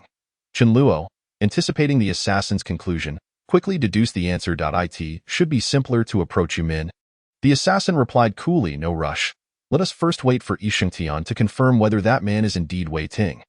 Everything we have deduced thus far is based on our reasoning. If that man is not Wei Ting, then it would all have been mere conjecture. I believe there is at least a 90% probability. Just then, Chen Luo's phone rang again. He glanced at the screen and saw it was a call from Yi Shengtian. Brother Chen, you truly possess remarkable foresight. That man is indeed Wei Ting. As soon as the call connected, Yi Shengtian could not help but exclaim in admiration. Upon hearing this, Chen Luo did not appear surprised. Instead, he swiftly interjected that there was a matter requiring Big Brother Yi's attention. Brother Chen, you wouldn't happen to know where the evidence is hidden, would you? Yi Shengtian, not one to be easily fooled, quickly grasped the situation, his tone imbued with astonishment. Indeed. Chen Luo promptly continued, Wei Ting may have left clues within the suicide note. I am currently unable to make an appearance, so please send someone to inquire with his wife at Wei Ting's residence. Yi Shengtian was profoundly astonished, realizing that Chen Luo, indeed, had knowledge of the evidence's location. He had merely sent a photo to that woman to confirm a timeline. Chapter 46. This family of three is no easy target, understood? I will arrange for it immediately. Chen Luo suddenly added, Big Brother Yu Min is unlikely to know where the evidence is hidden. Your people only need to ascertain the whereabouts of the suicide note without causing her any harm. Yi Shangtian could not help but feel bewildered. Chen Luo was not typically one known for his mercy, having already taken several lives into his hands. Why would such a person care about Wei Ting's wife's fate? Although Yu Min had severed ties with Wei Zongling, she had suffered harm and would not simply let it go. She would undoubtedly pursue the matter to uncover why someone cared about the suicide note of the deceased Wei Ting, who had been gone for 2 years. Wei Zongling knew Wei Ting better than anyone, and should she discover the evidence first, their efforts would have been in vain. Upon hearing Chen Luo's additional remark, Yi Shangtian suddenly understood, feeling a sense of relief. Brother Chen, rest assured, I will handle it appropriately. Chen Luo continued, Big Brother A, instruct your people to pose as Li Qingbin's associates. Why Yu Min is aware of Wei Ting's bribery but does not know the reason behind it. If your people claim to be sent by Li Qingbin, indicating that Wei Ting has concealed some items of theirs, and that the clues may be hidden within the suicide note, she will likely hand it over without risking harm for a seemingly useless note. Furthermore, after your departure, she would not report this to the police or notify Wei Zongling. Why Yu Min likely desires to live discreetly. Should she report it, she would have to give testimony at the police station, enduring the police's scrutinizing gazes, which would inevitably remind her of Wei Ting and his misdeeds. For Yu Min, this would be a second trauma. She is unlikely to report it. Yi Shangtian could not help but admire. Brother Chen, your insight is remarkable. This way, we shall face no repercussions. At that moment, Yi Shangtian had developed a profound understanding of Chen Luo's audacity and intellect, especially after the events of the previous night. He had long since learned what Chen Luo had done.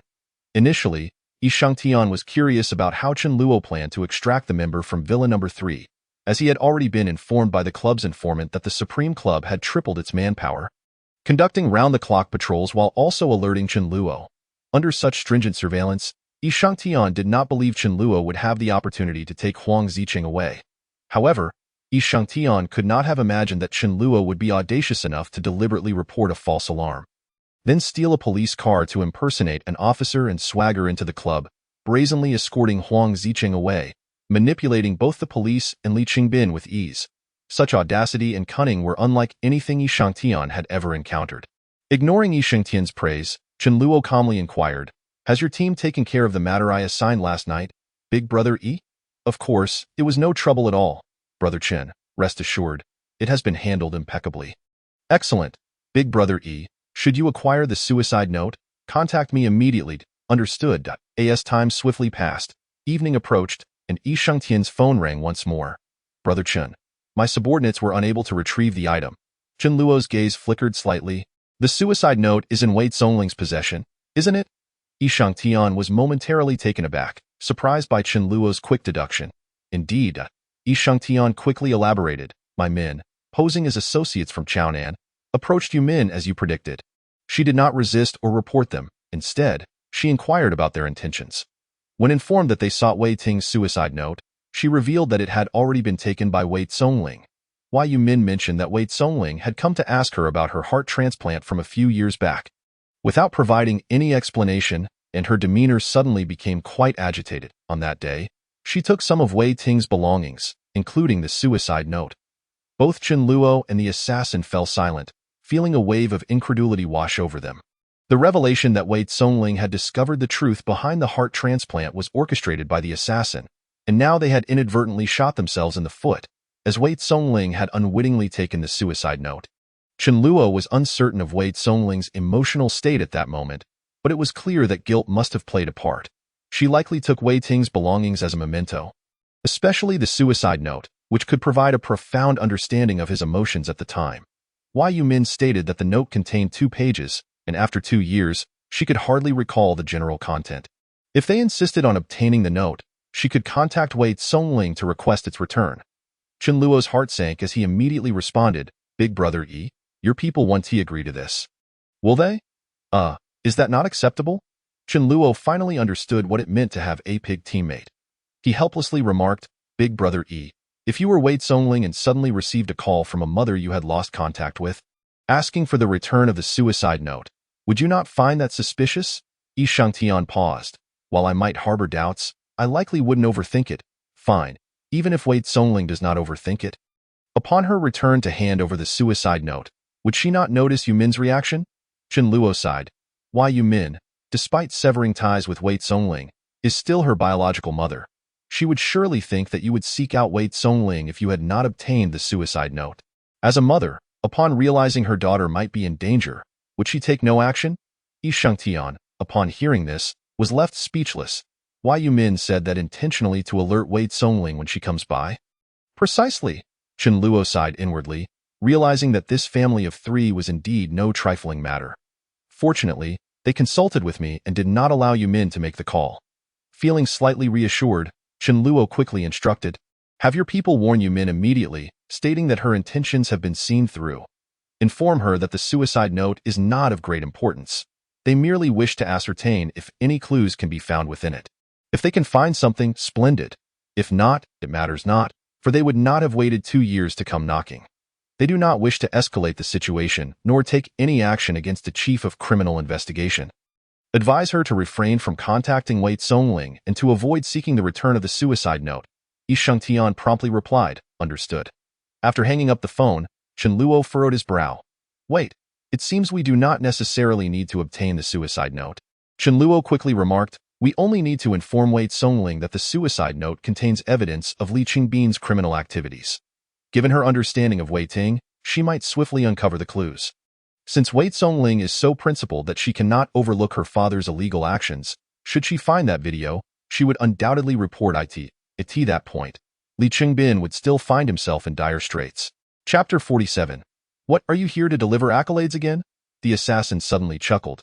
"You've certainly made good use of Wei Zongling as a tool." Chen Luo paused for a moment and then couldn't help but chuckle bitterly.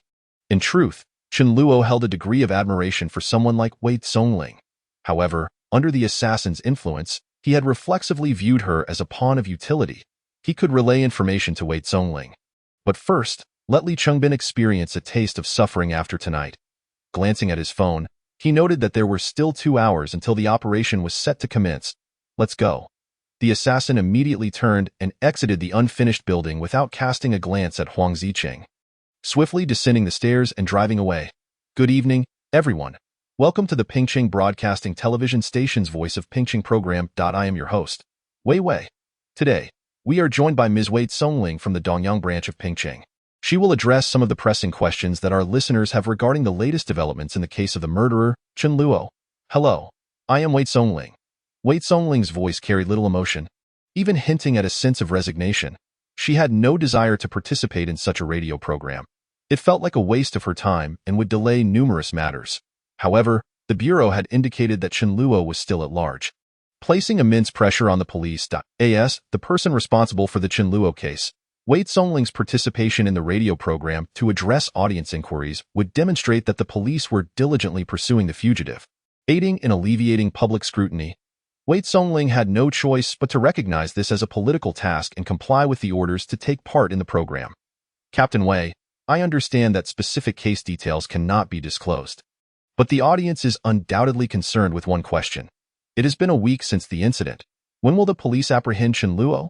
The radio program had already begun to decline in 2012, and the current audience of broadcasting stations primarily consists of taxi drivers and a few long-distance truckers.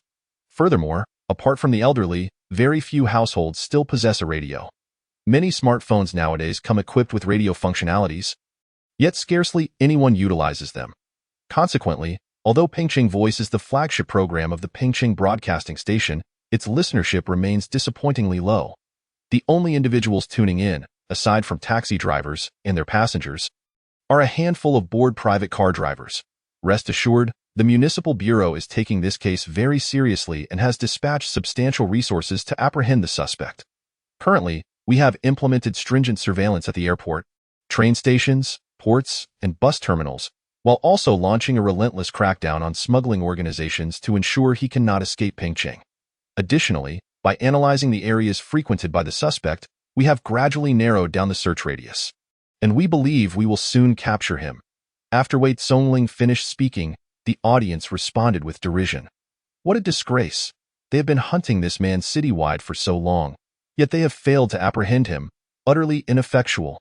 I heard that after being placed on the wanted list, this scoundrel went on to kill several more people. Just a series of formulaic responses, utterly uninspiring. One can discern that the Pingqing police are brimming with confidence. And I too believe they can deliver on their promises. The host, Wei Wei, indeed spoke with genuine assurance. Now, let us connect with our first listener to hear the question they are most concerned about. Hello? Good day, dear listener. The line is now connected. What would you like to done a bunch of worthless fools? Before the host could finish her sentence, the caller rudely interrupted her, launching into a tirade, with so many of you. After all these days, you still can't catch a single wanted criminal. What kind of worthless bunch are we funding with our tax dollars? Just as this individual prepared to continue his rant, the audio abruptly cut off. Suddenly, the listeners heard a commotion from the radio station, with no one speaking, and it seemed quite chaotic. Just when the audience thought the host had hung up the call, her urgent voice pierced through the static. We sincerely apologize for cutting off our listener's call, as we have received an urgent message. The host, Wei Wei, paused momentarily before swiftly continuing. Just now, the wanted criminal Chen Luo called the station, demanding to speak directly with Captain Wei Tsongling. If we refuse, he threatens to kill his hostage. I in the control room. Wei Tsongling stood up abruptly, her expression transforming dramatically. Upon hearing the host's words, she immediately recognized it must be Chen Luo. Only he would possess the audacity to call in and provoke her during a live broadcast. Wei Tsongling quickly retrieved her phone and sent a text message. Director Lee, Chen Luo is aware that I am recording the program and has called in to provoke. Please arrange for someone to trace the signal immediately. I will do my utmost to stall him. After sending the message, Wei Tsongling nodded towards the female host. Connect him. The host, feeling somewhat anxious, this was her first encounter with such an unexpected situation, gathered her composure.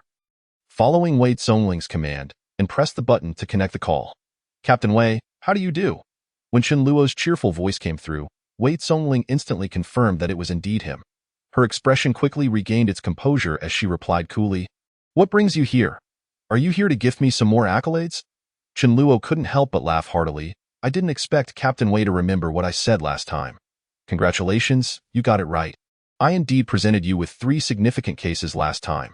A human trafficking ring, illegal arms manufacturing, and a shooting incident. If it weren't for my guidance, you wouldn't know when those cases would be resolved. Wei Tsongling coldly retorted, I am curious, what further accolades do you intend to present me with this time? Perhaps we should start with an illegal money laundering case. At that moment, Chen Luo was inside a villa, wearing headphones as he conversed with Wei Tsongling while entering a series of codes on a safe. With a click, the safe unlocked. Behind Chen Luo, a man and a woman were bound and gagged on the bed. Clad only in their undergarments, their faces etched with terror as they gazed at the gun-wielding Chen Luo, trembling uncontrollably. They had been in the midst of their activities, their clothes barely disrobed, when Chen Luo barged in with a firearm and restrained them. Ignoring their pleas for mercy, he sealed their mouths with tape, all the while making the phone call and locating the hidden safe to input the code and unlock it. The 2 captives were in a state of utter panic, unable to fathom who Chen Luo was or how he knew about the hidden safe and its combination. This location was, in fact, Huang Zicheng's villa, where he was keeping a young starlet he had been dating.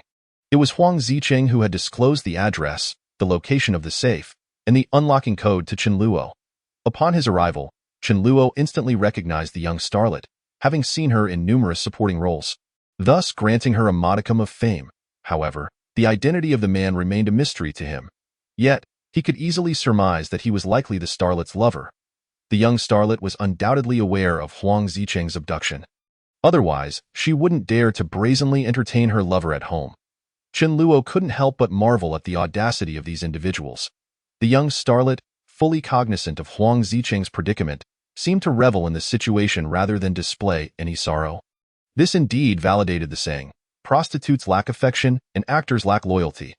After opening the safe, Chen Luo discovered a USB drive. Promptly striding over to the room's computer, he powered it up, inserted the USB, and after verifying the files within, immediately began uploading documents to an email. While waiting for the upload to complete, Wei Tsongling's voice echoed through the phone. Are you referring to Huang Zicheng? Wei Tsongling's response was remarkably swift. Upon hearing Chen Luo mention the illegal money laundering case, she immediately deduced that the kidnapped individual was Huang Zicheng. They had already caught wind of rumors surrounding Huang Zicheng's Pengcheng group being implicated in money laundering. But the police had found no evidence during their investigation. Truly a master detective, you deduced what I intended to convey so swiftly. Chen Luo glanced at the upload speed, smiling as he moved to the window. Huang Zicheng had laundered over 500 million in illicit funds for Li Qingbin over the years, pocketing nearly 200 million in commissions. He was undoubtedly his closest associate, though. I almost forgot to explain to the radio audience who Li Qingbin is. As Chen Luo spoke, the listeners of Pingqing Voice erupted in astonishment. They could hardly fathom that Chen Luo, so brazen, would dare to call in and provoke the police during a live interview. This news spread like wildfire across social media and personal networks. Those with radios turned them on, those with cars activated their vehicle radios, and others accessed the radio function on their smartphones to tune into Pingqing Voice. This surge in interest led to a remarkable spike in listenership, soaring 10 percentage points in mere minutes to an astonishing 25, shattering the previous highest ratings for Pingqing Voice. The station's leadership and staff were left dumbfounded. Having anticipated a rise in listenership upon receiving Chen Luo's call, yet they never expected such a staggering increase. It is noteworthy that there were 40 programs airing concurrently, and Pingqing Voice alone accounted for a remarkable quarter of the total. Even more astonishing, within that brief span, the listenership surged by an additional percentage point. At this rate, they were on the verge of setting a new record for the Pingqing broadcasting station. Not only the station staff but also those familiar with Chen Luo were equally taken aback. Chen Luo's university classmates and professors recognized his voice as soon as they heard it. However, they could scarcely believe that he had transformed into a wanted criminal over the past several days. Rather than being caught, he had audaciously called in to taunt the police. They had envisioned him hiding in fear, yet his calm demeanor and composed tone conveyed an air of ease, leaving them uncertain whether the individual conversing with Wei Zongling was indeed their shy and timid classmate. Not only them, but even Qin Dongxing and his wife were left questioning whether the voice on the radio truly belonged to their son. Although the voice was unmistakably the same, it felt surreal. At that moment, Yi Shangtian, upon hearing Chen Luo's voice on the radio, was momentarily stunned, as Chen Luo had not informed him of this development. Thus, when his subordinates reported the situation, he found himself momentarily at a loss for words. He realized that merely describing Chen Luo as audacious was insufficient. This fellow was nothing short of lawless. However, upon hearing Chen Luo introduce Li Qingbin's identity to the audience, Yi Shangtian suddenly burst into laughter.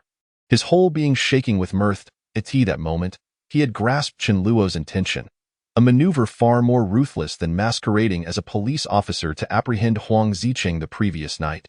Li Qingbin had always maintained a low profile, rarely venturing out and keeping his distance from the business world. Yet now, Chen Luo had exposed Li Qingbin to the entire globe. It was likely that major news outlets would compete to report on him, and the people of Pingqing would inevitably be curious about Li Qingbin at that juncture. Any attempt by Li Qingbin to remain inconspicuous would be akin to chasing a mirage. Ha ha ha, delightful, delightful. Quickly, bring me some wine.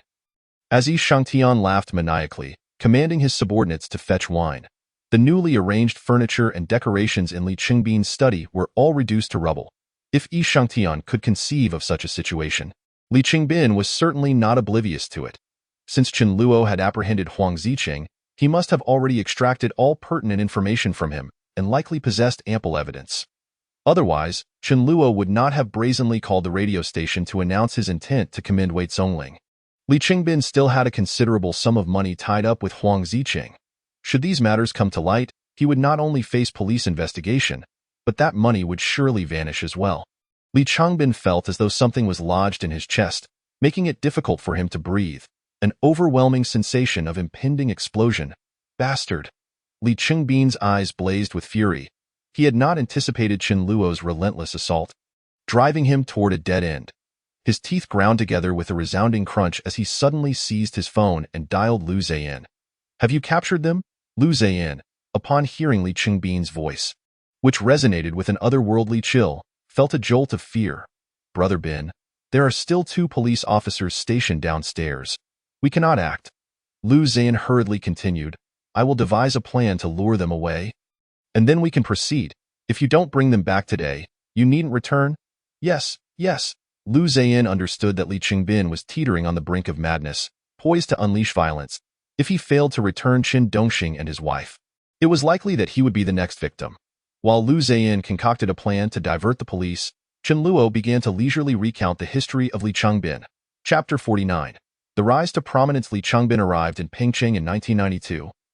A pivotal year for the city, marking an era where opportunities seemed abundant, and the city began to forge its miraculous development as a special economic zone. Accompanied by a group of fellow compatriots from Chaos Han, he found himself struggling to secure employment due to a lack of education and unfamiliarity with the area. Following the onset of reform and opening up, a multitude of individuals flocked to Pingcheng in search of prospects, making jobs exceedingly scarce. Ultimately, Li Chengbin resorted to taking his compatriots to construction sites for work. After some time, he witnessed the city's prosperity and grew dissatisfied with earning a meager salary. Soon, an opportunity presented itself when the construction site owner, after a night of revelry at a nightclub, found himself embroiled in a conflict, suffering a humiliating defeat. In a bid to recover his lost face, the site owner contacted the foreman to seek assistance. However, most of those willing to work at the site were humble farmers from the countryside, too fearful to intervene. Only Li Chengbin recognized this as an opportunity and promptly rallied his compatriots to accompany the foreman to the nightclub. Upon arrival, Li Chengbin inquired about the assailants and, without hesitation, seized a beer bottle from a nearby table, charging into the throng. Possessing a formidable reputation among his fellow Chaos Han compatriots, his actions inspired them to follow suit, and they unleashed a torrent of violence upon their adversaries until they lay bloodied and unconscious. The nightclub, known as the Royal Nightclub, remains one of the city's most renowned entertainment venues, and many have surely heard of it. Witnesses to the scene quickly spread tales of Li Chengbin's exploits, garnering him considerable notoriety. Wealthy entrepreneurs, seeking to avoid direct confrontation, began to enlist Li Chengbin's services for their troubles. Thus, he achieved his initial accumulation of wealth, establishing a scrap yard in the Nanqing district alongside his compatriots, monopolizing the industrial waste collection business for over 600 factories. Whenever they discovered rival scrap yards encroaching on their territory, they resorted to violence, intimidation, and roadblocks to drive them away, forcibly reclaiming the waste at below market prices. In 1995, Li Chengbin founded Tsinghua Company and recruited over 200 security personnel, peaking at 400, all of whom became enforcers of his criminal enterprises.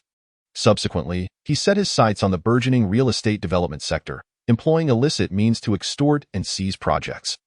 Any project Li Chengbin desired had to be signed over to him. Refusal would result in dire consequences. Through these methods, within a few short years, he injured over 300 innocent bystanders and caused 15 fatalities in the process of forcefully occupying and constructing various commercial sites, with more than 5 police officers among the injured. Amassing wealth exceeding 600 million. Yet, this did not quench Li Chengbin's ambition. Once he had accumulated a sufficient fortune, he ventured into the underground casino business, rapidly monopolizing the gambling industry in Nanqing. Even as he raked in staggering profits, Li Chengbin remained unsatisfied, ultimately acquiring the Royal Nightclub and transforming it into Pingcheng's most notorious den of vice. Many now know the saying that any type of woman can be found within the Royal Nightclub, provided one has the means to pay. Leveraging his financial and violent advantages, Li Chengbin quickly opened several establishments involved in illicit activities. Before long, he discovered that drugs were being sold within his venues. Upon apprehending the culprits and realizing the substantial profits involved, he resolved to take the business into his own hands. By 2008, the criminal organization Li Chengbin had orchestrated had fully taken shape, leaving countless families devastated and torn apart in its wake. Those unable to repay their gambling debts or drug payments were coerced into selling their organs, while their wives and daughters were forced into prostitution. The annual death toll from his human trafficking operations alone exceeded 10, and the number of other victims was incalculable. You may be wondering why, despite committing such heinous acts, Li Chengbin's name has not been widely recognized. The majority of listeners before the radio were astonished and found it hard to believe, even suspecting that Chen Luo was fabricating a tale. Generally, ordinary individuals do not encounter the likes of the Chaos Han gang, as they possess no significant interests that would draw Li Chengbin's attention. Consequently, most common folk perceive organized crime as distant, resulting in many genuinely being unaware of Li Chengbin and the Chaos Han gang. This was due to Li Chengbin's heavy losses following a severe crackdown by the state, leading him to realize the ever-present threat of legal repercussions, prompting him to retreat into the shadows. He consciously distanced himself from his criminal organization while actively seeking to cleanse his reputation. He utilized the funds from this endeavor to establish or invest in various legitimate enterprises. Simultaneously, he founded a venue known as the Supreme Club, where he employed money and women to bribe influential figures, serving as his shield and means to legitimacy. Huang Ziqing, whom I took from the Supreme Club last night, is the illegitimate son of a prominent figure. In order to curry favor with this individual, Li Changbin funneled the vast majority of his ill-gotten gains into Huang Zicheng's laundering efforts, while paying exorbitant fees well above market rates. Unbeknownst to these powerful figures, Li Changbin had installed surveillance cameras in the club, capturing their escapades with women and their financial transactions. Should they ever contemplate betrayal in the future, Li Changbin would have ample leverage to exploit. As soon as Chen Luo uttered this statement, not only were the ordinary listeners taken aback, but the members of the Supreme Club were also engulfed in fury and trepidation. At that moment, they were acutely aware that Chen Luo's claims could very well be true. Given Li Changbin's duplicitous nature, he could indeed possess incriminating evidence against them, which he could wield as a threat. This revelation was undeniably more explosive than Chen Luo's earlier abduction of Huang Zicheng from the Supreme Club, igniting a fervent hatred for Li Changbin among them, a desire to eliminate him at once. Upon hearing this, Yi Shangtian could not suppress his laughter once more. Yi Shangtian had previously contemplated revealing the existence of surveillance in the Supreme Club to its members, but he understood that such a revelation would yield little effect. Even if the members were aware, they would not dare to revolt easily. Yet, Chen Luo's public disclosure during this highly scrutinized radio program had an impact akin to a nuclear bomb. The members could not dismiss it as a fabrication. They were likely seething with rage, wishing to see Li Changbin subjected to the most brutal of fates, seeking every means to sever ties with him. This time, the listenership of Pengcheng Voice surged dramatically, soaring to an astonishing 50. Chapter 50. I am upholding my promise. Not for any notion of justice, the leadership and staff of Pengcheng Broadcasting Station stood in awe, as the ratings not only shattered previous records, but were on the verge of creating outrageous new milestones. At this juncture, an increasing number of people in Pengcheng received the news, turning on their radios to listen to Pengcheng Voice. Meanwhile, the Pengcheng 110 hotline was inundated with calls, each one a report against the Chaos Han gang. The ripple effect of Chen Luo's connection to Pengcheng Voice began to manifest gradually. Wei Songling suddenly spoke coldly. So you intend to disregard the law, resort to violence, and use brute force against Li Changbin? Wei's interpretation was not without merit. Chen Luo glanced at the already uploaded documents and smiled, saying, I have faith that there are just and upright individuals like you in the police force. Wei, sooner or later, Li Changbin will face the consequences of the law. However, the police rely on evidence, and such processes are exceedingly protracted. I do not have the luxury of time to wait. Thus, I must expedite matters for you. You are no different from Li Changbin in doing this, Wei Songling retorted coldly.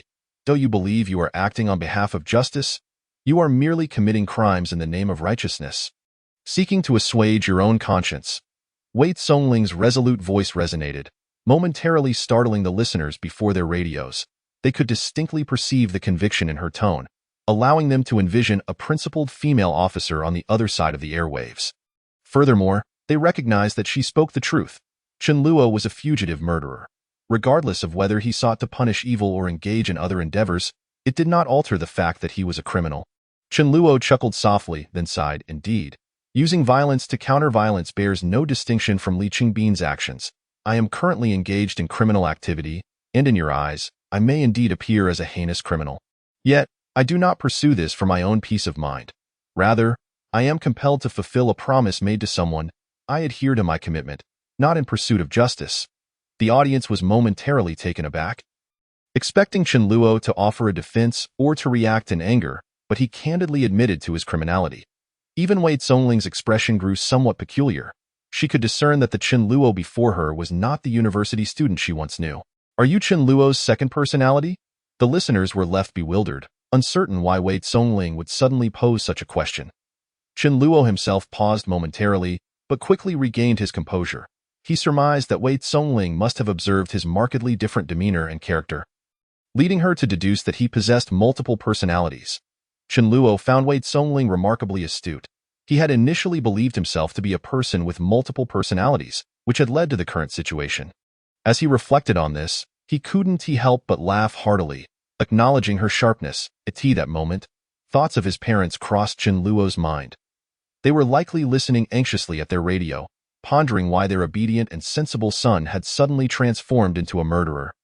Taking so many lives, if they could not fathom this, they would surely find it difficult to sleep soundly. Now, at least, He could provide them with a semblance of an explanation, else they might never comprehend the situation or understand his actions. Now, let us return to the matter at hand and complete what needs to be done. Chen Luo glanced at the documents he had just uploaded, swiftly entered Wei Songling's email address, and scheduled a time send for 1 hour later. Having completed this, he shut down the computer without sparing a glance at the couple on the bed and exited the room. As he descended the stairs, he remarked casually, "I have sent the records of Huang Ziqing laundering money for Li Chengbin to your email. Wei, please check it in an hour." Chen Luo departed the villa and entered a car parked outside, shutting the door behind him. He did not drive but continued, "Of course, if anyone encounters a situation akin to mine in the future, I strongly advise against emulating my actions, for I am a cautionary tale in this world.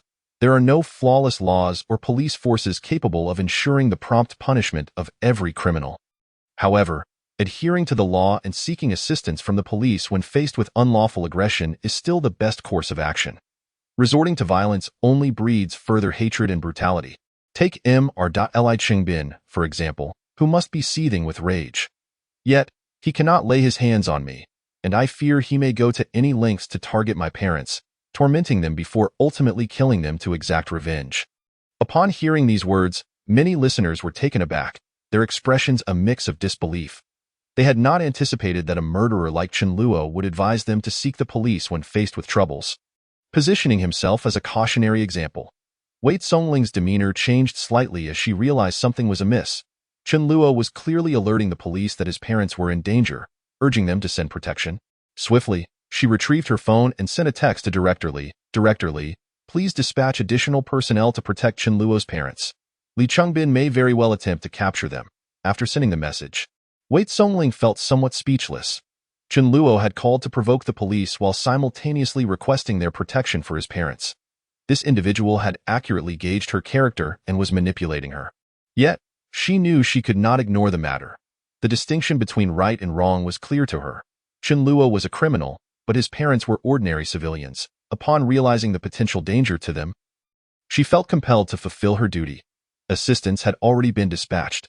Upon receiving a response, Wei Songling suddenly understood that Chen Luo's statement was not merely a warning to the police, but also a caution to Li Chengbin. Within Longhu Mountain Villa, upon hearing Chen Luo's final remark, Li Chengbin was momentarily stunned.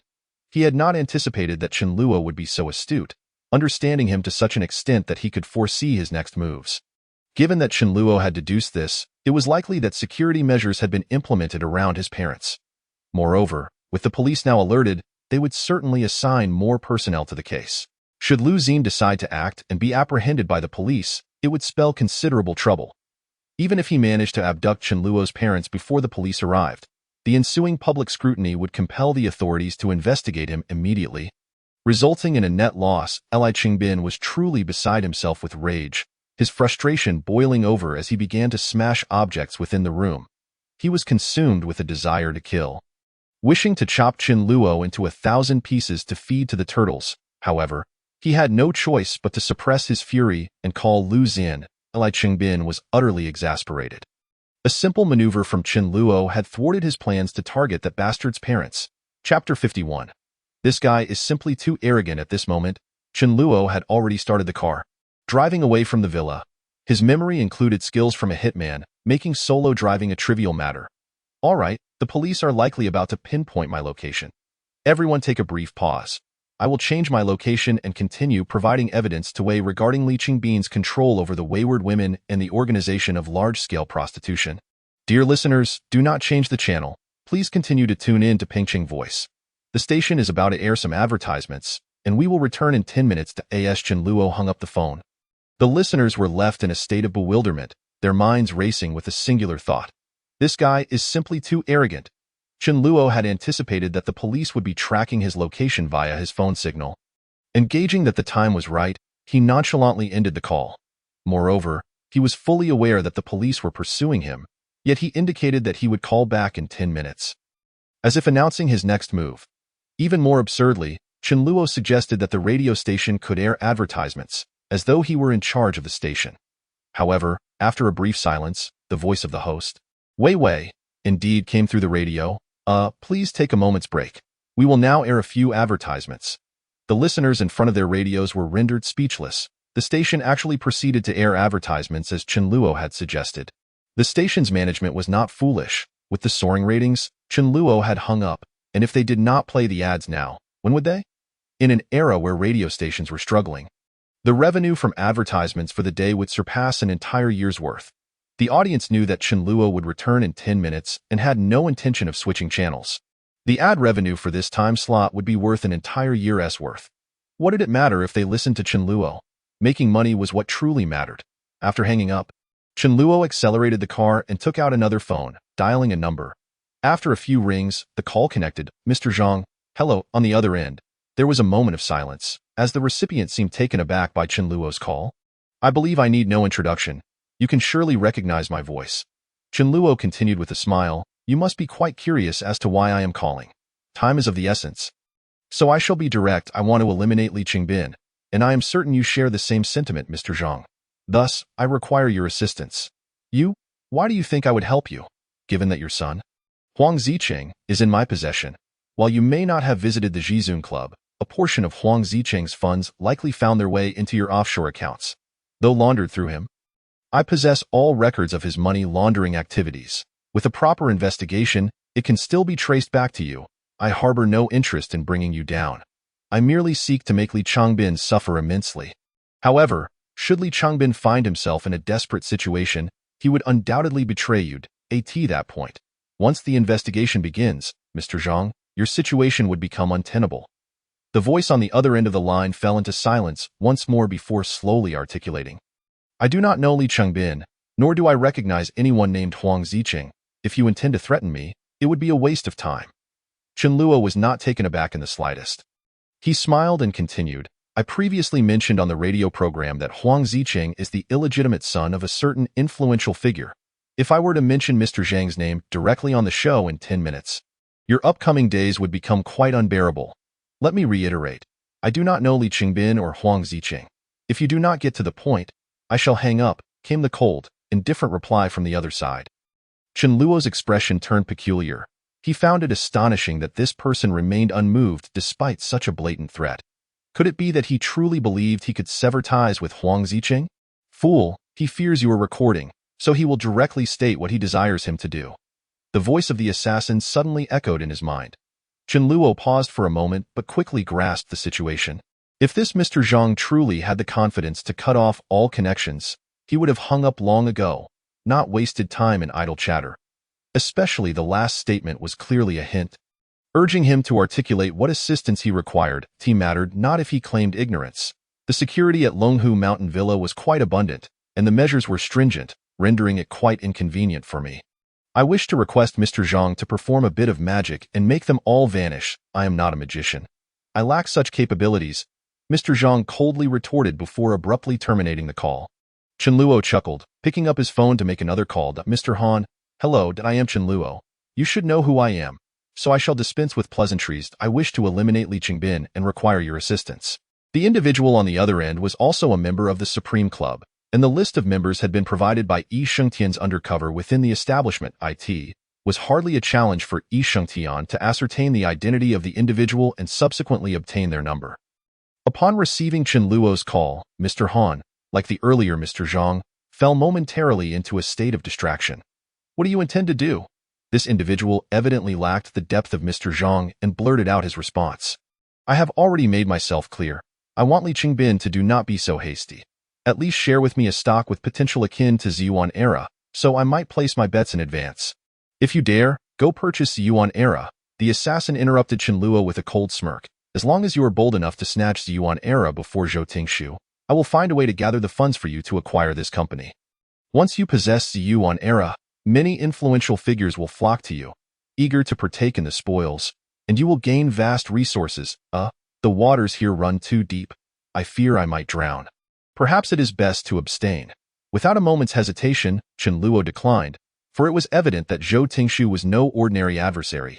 At this juncture, he was struggling to secure his own safety and saw no need to provoke this formidable woman further. Ahem, are you not pressed for time? Securing funds for Ziyuan Era would consume a significant amount of time. We should prioritize resolving the issue with Li Qingbin. The assassin fell silent, letting out a deep sigh. One day, you will regret this. Whether regret would come in the future, Chen Luo could not say, but given his current predicament, he found it difficult to contemplate notions of honor or his future. With a resigned sigh, he reasoned that future matters could wait, and it was wiser to cherish the present. The two men shared a palpable sense of discord, their interest in conversation waning. Chen Luo focused intently on driving. Accelerating towards Longhu Villa. Chapter 53. Return the favor in kind. Director Li, we have pinpointed the location. In the command room of the Dongyang Police Department, an officer reported to a middle-aged man fixated on the electronic screen. Surrounded by several uniformed personnel, where? Director Li's eyes brightened with anticipation. The Royal Nightclub in the South District. Director Li furrowed his brow. Was this not the territory of Li Chengbin? Why would he be there? His actions had been targeting Li Chengbin, perhaps intending to stir up trouble. An unsettling feeling gnawed at Director Li, yet with the signal located, he had no time to ponder. He immediately issued orders. Regardless of his intentions, contact the South District Bureau and mobilize nearby police forces to the Royal Nightclub. Understood. As Chen Luo hung up the phone and departed the villa, police cars began to swarm the entrance of the Royal Nightclub. The nightclub's security, sensing the gravity of the situation, dared not intervene, for the leading officers were fully armed special forces. Typically, police arriving for a raid would not be armed, let alone deploy such a large contingent of special forces to encircle the nightclub. Anyone with common sense would recognize something was amiss, and no one would dare to seek trouble at such a precarious time. The nightclub staff quickly communicated via intercom to alert those inside to prepare the premises to avoid being caught red-handed. However, their warning came too late. The police acted swiftly and in numbers, storming into every private room of the nightclub to conduct thorough searches. Guests within the rooms were thrown into chaos, fearing the police had come to crack down on illicit activities. They were filled with trepidation, bewildered by the scale of the operation. The police meticulously searched the entire establishment, uncovering even the hidden rooms meant for discreet encounters. The officers burst into these chambers, disrupting countless individuals. Some patrons and hostesses, having received prior warning, attempted to escape through alternate exits, only to find the nightclub surrounded. Upon opening the door, they were met with armed police aiming their weapons at them. The men and women huddled together in fear, particularly the hostesses, who had encountered many police raids but had never faced armed officers in such a context. However, they quickly realized the police were not targeting them. After assessing the appearance of each male, the officers instructed them to crouch with their hands on their heads while continuing to search every nook and cranny of the hidden rooms. This thorough search not only apprehended numerous individuals involved in illicit activities, but also uncovered a significant cache of drugs. Captain, we did not find the suspect in the identified room but discovered this mobile phone in the bathroom ceiling. What happened? Did he flee after discarding the phone? No, he likely concealed the phone there in advance and, while we were tracking him, used equipment to transfer the simulated signal to this device, deliberately leading us to the Royal Nightclub. The Special Forces captain quickly connected the dots. The police had long been aware of the feud between Chen Luo and Li Chengbin. Previous incidents at the human factory and casino had served as clear examples. This situation was all too evident. When Chen Luo made that call to wait Songling at Pingqing Voice, he intended to lure them to the Royal Nightclub. With the signal pinpointed and Chen Luo's rivalry with Li Chengbin, it seemed plausible he was preparing to cause a disturbance. If the police arrived, they could eradicate all the illegal activities taking place at the nightclub. Understanding the scheme, the captain's expression darkened. That bastard. The feeling of being outmaneuvered was exasperating and humiliating. How did this fugitive acquire such signal simulation equipment? That is not our concern. We should report to higher-ups. Yes. The Special Forces officer agreed, then inquired. What about the individuals inside? Having caught them in the act, what else can we do? We must take them all back. The captain, though begrudging, realized he had fallen into Chen Luo's trap, and all he could do was grit his teeth and accept the reality of the situation as they prepared to apprehend everyone involved. The Dongyang Bureau soon received the news, and the command room fell into a tense silence, the atmosphere thick with frustration. After deploying such a significant police presence, not a single trace of Chen Luo could be found, and they had been outsmarted. It was a bitter pill for anyone to swallow. Meanwhile, Chen Luo was just 10 minutes away from Longhu Villa. His phone buzzed with a text from an unknown number. The security team at Longhu Villa has withdrawn. Unfazed by the sender's identity, Chen Luo quickly composed a reply. Please cut the power at Longhu Villa in 10 minutes. Receiving no further response, He texted Yi Shangtian, Boss E, the security team at Longhu Villa has withdrawn as planned. Please prepare your men. They have been on standby. After a moment, Yi Shangtian replied, Brother Chen, your methods are truly impressive. Why previous offer stands. Should you join Shengming, the position of second in command is yours. Busy, no time. Chen Luo swiftly replied before noticing a call from Mr. Han. He answered casually, I am aware that the security team has departed. Mr. Han, have you managed to meet with Li Qingbin? After a brief silence, Mr. Han promptly responded, Yes, I received word from the security company that as they left, Li Qingbin had already contacted his subordinates to head to Longhu Villa. He is now en route to prove that the Supreme Club has no surveillance. If you wish to search for something inside, you should hurry. I instructed the security team to leave the back door unlocked and disable the security devices there. Additionally, Li Qingbin typically frequents the main residence. His belongings may be in his study. The exact location is for you to ascertain.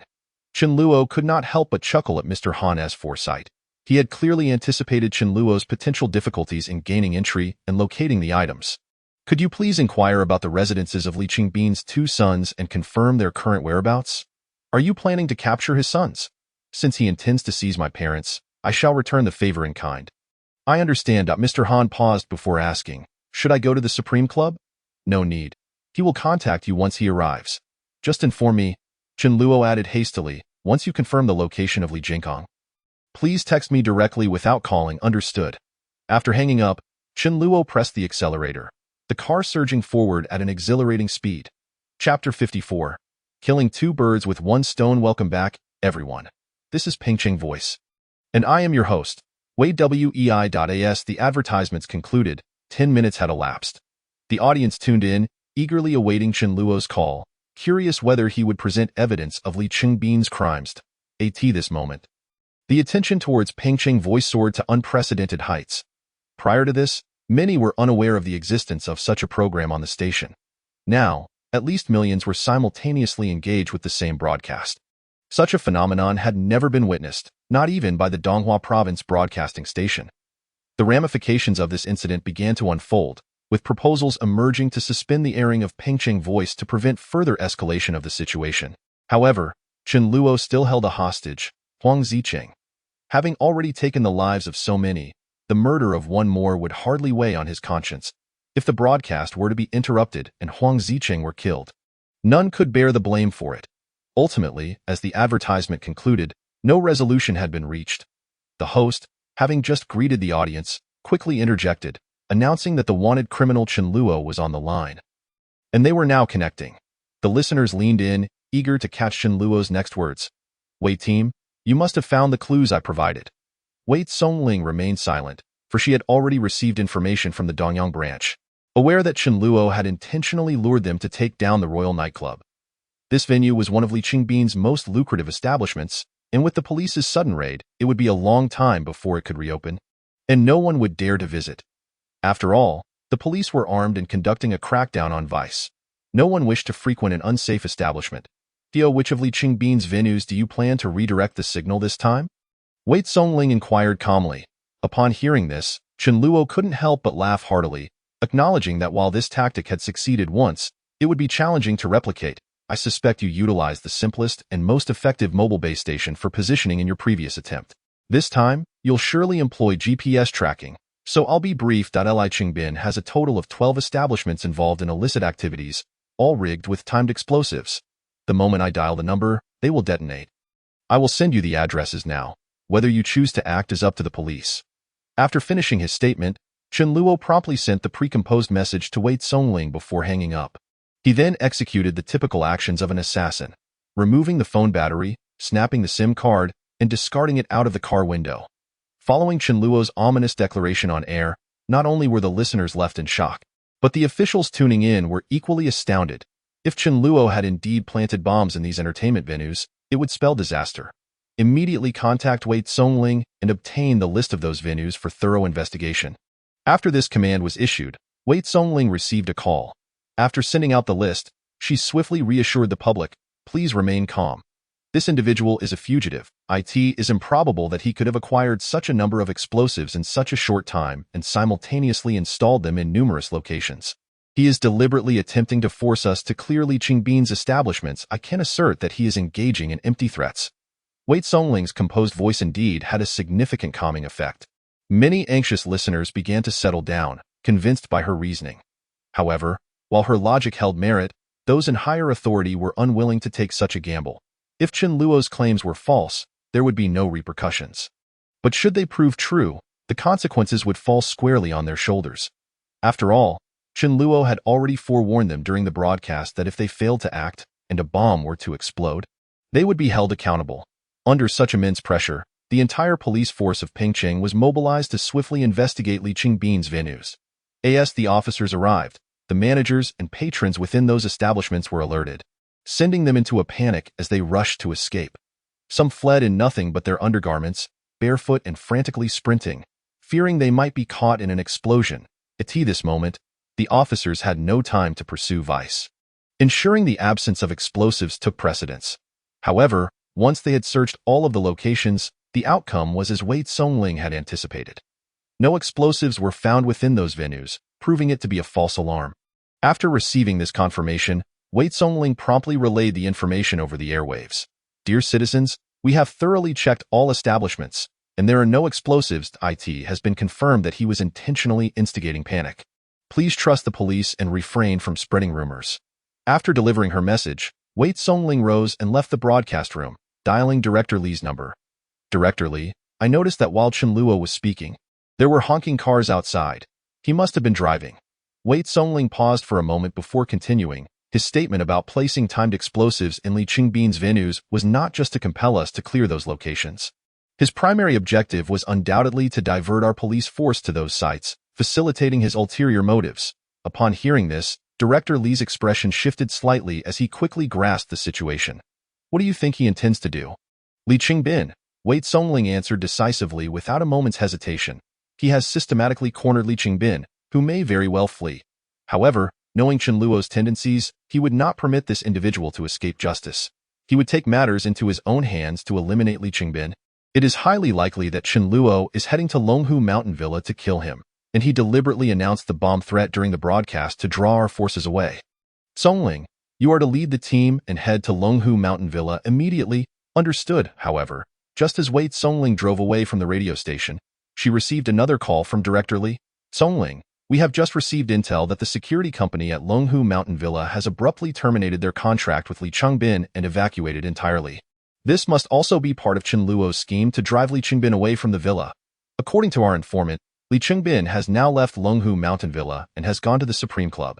If Chen Luo is indeed targeting him, he is likely en route to the Supreme Club right now. Wei Songling was momentarily taken aback before quickly responding. Received. I will head there immediately. Be careful and stay safe.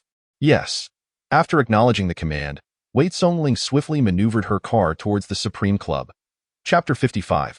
The preceding series of operations. When did you learn that there would be undercover police in Chaonan? At this moment, Chen Luo had arrived at the back entrance of Longhu Mountain Villa, which was enveloped in darkness, evidently cut off from power as per his request, as the assassin had anticipated. After the security team vacated, no one within Longhu Mountain Villa knew how to restore the electricity.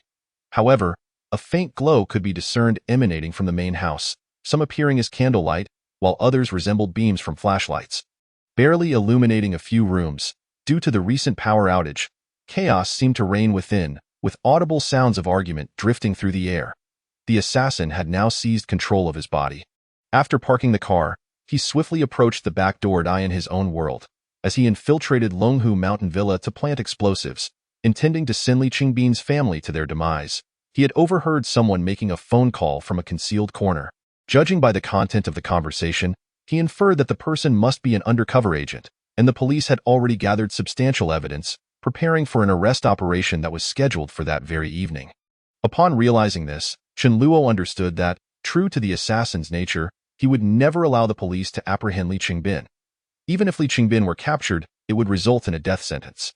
However, for the assassin, if he could not personally exact vengeance, what would be the point? The assassin and Chen Luo were aware of this, which led to the premeditated series of actions. They had calculated that, given Wei Songling's intelligence, she would deduce from the clues they had intentionally provided that their plan was to go to Longhu Mountain Villa to eliminate Li Qingbin. Thus, Chen Luo had deliberately guided Wei Zongling's thoughts in that direction. Including the honking noise she had heard. In reality, it was Chen Luo who had noticed an approaching vehicle. He had intentionally switched on his high beams, momentarily blinding the oncoming driver, provoking an irate honk. Had there been no car, Chen Luo would have honked himself, but that would have seemed too contrived, risking Wei Zongling, being astute, to catch on.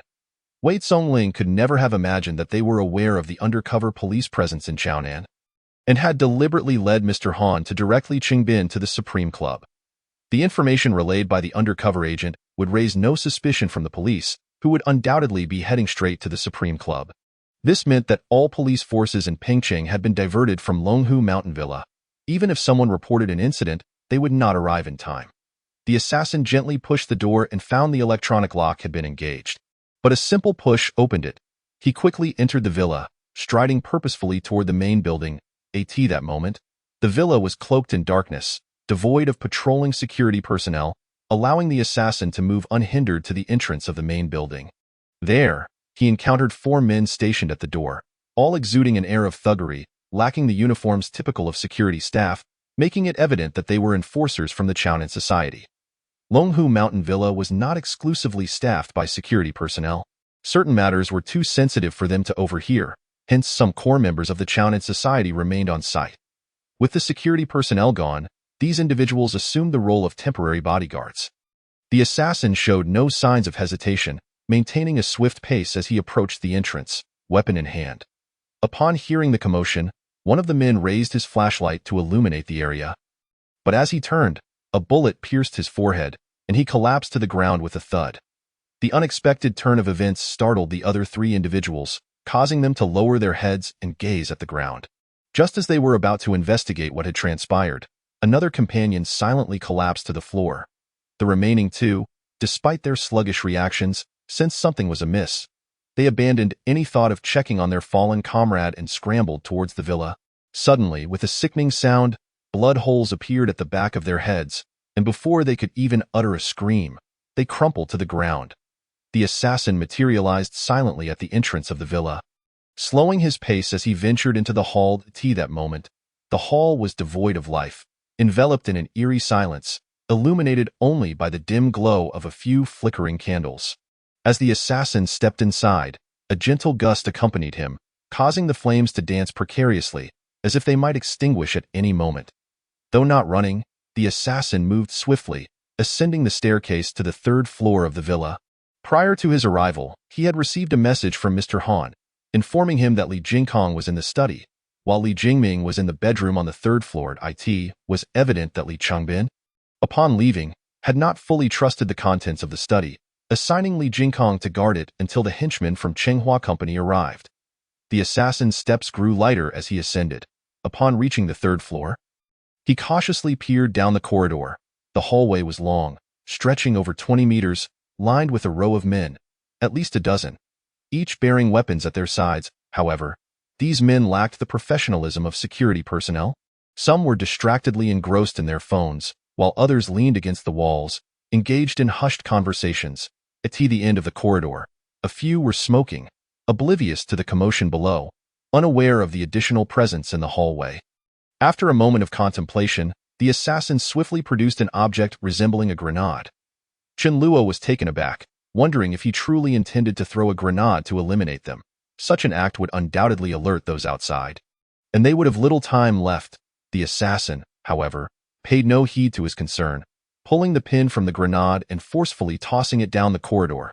A thick cloud of smoke erupted from the grenade, rapidly enveloping the entire hallway as it rolled across the floor.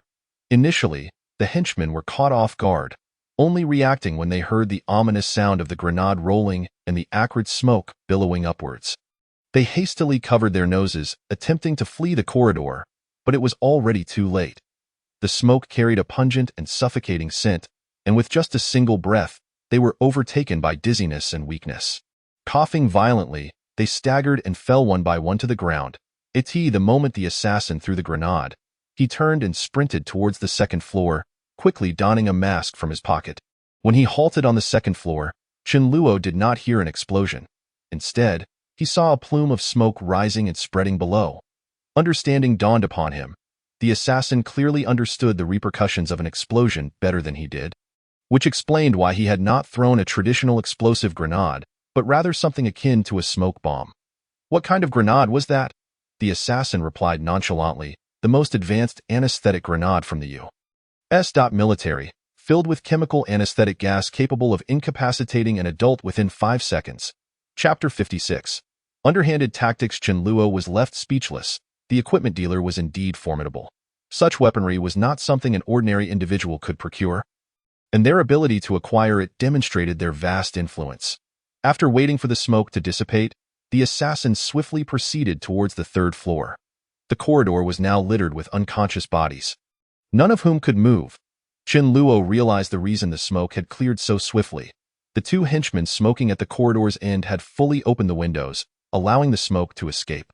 The assassin moved stealthily towards the study, extinguishing the candles mounted on the walls as he went. As he approached the study door, he stepped carefully on the bodies of the henchmen to avoid making any sound.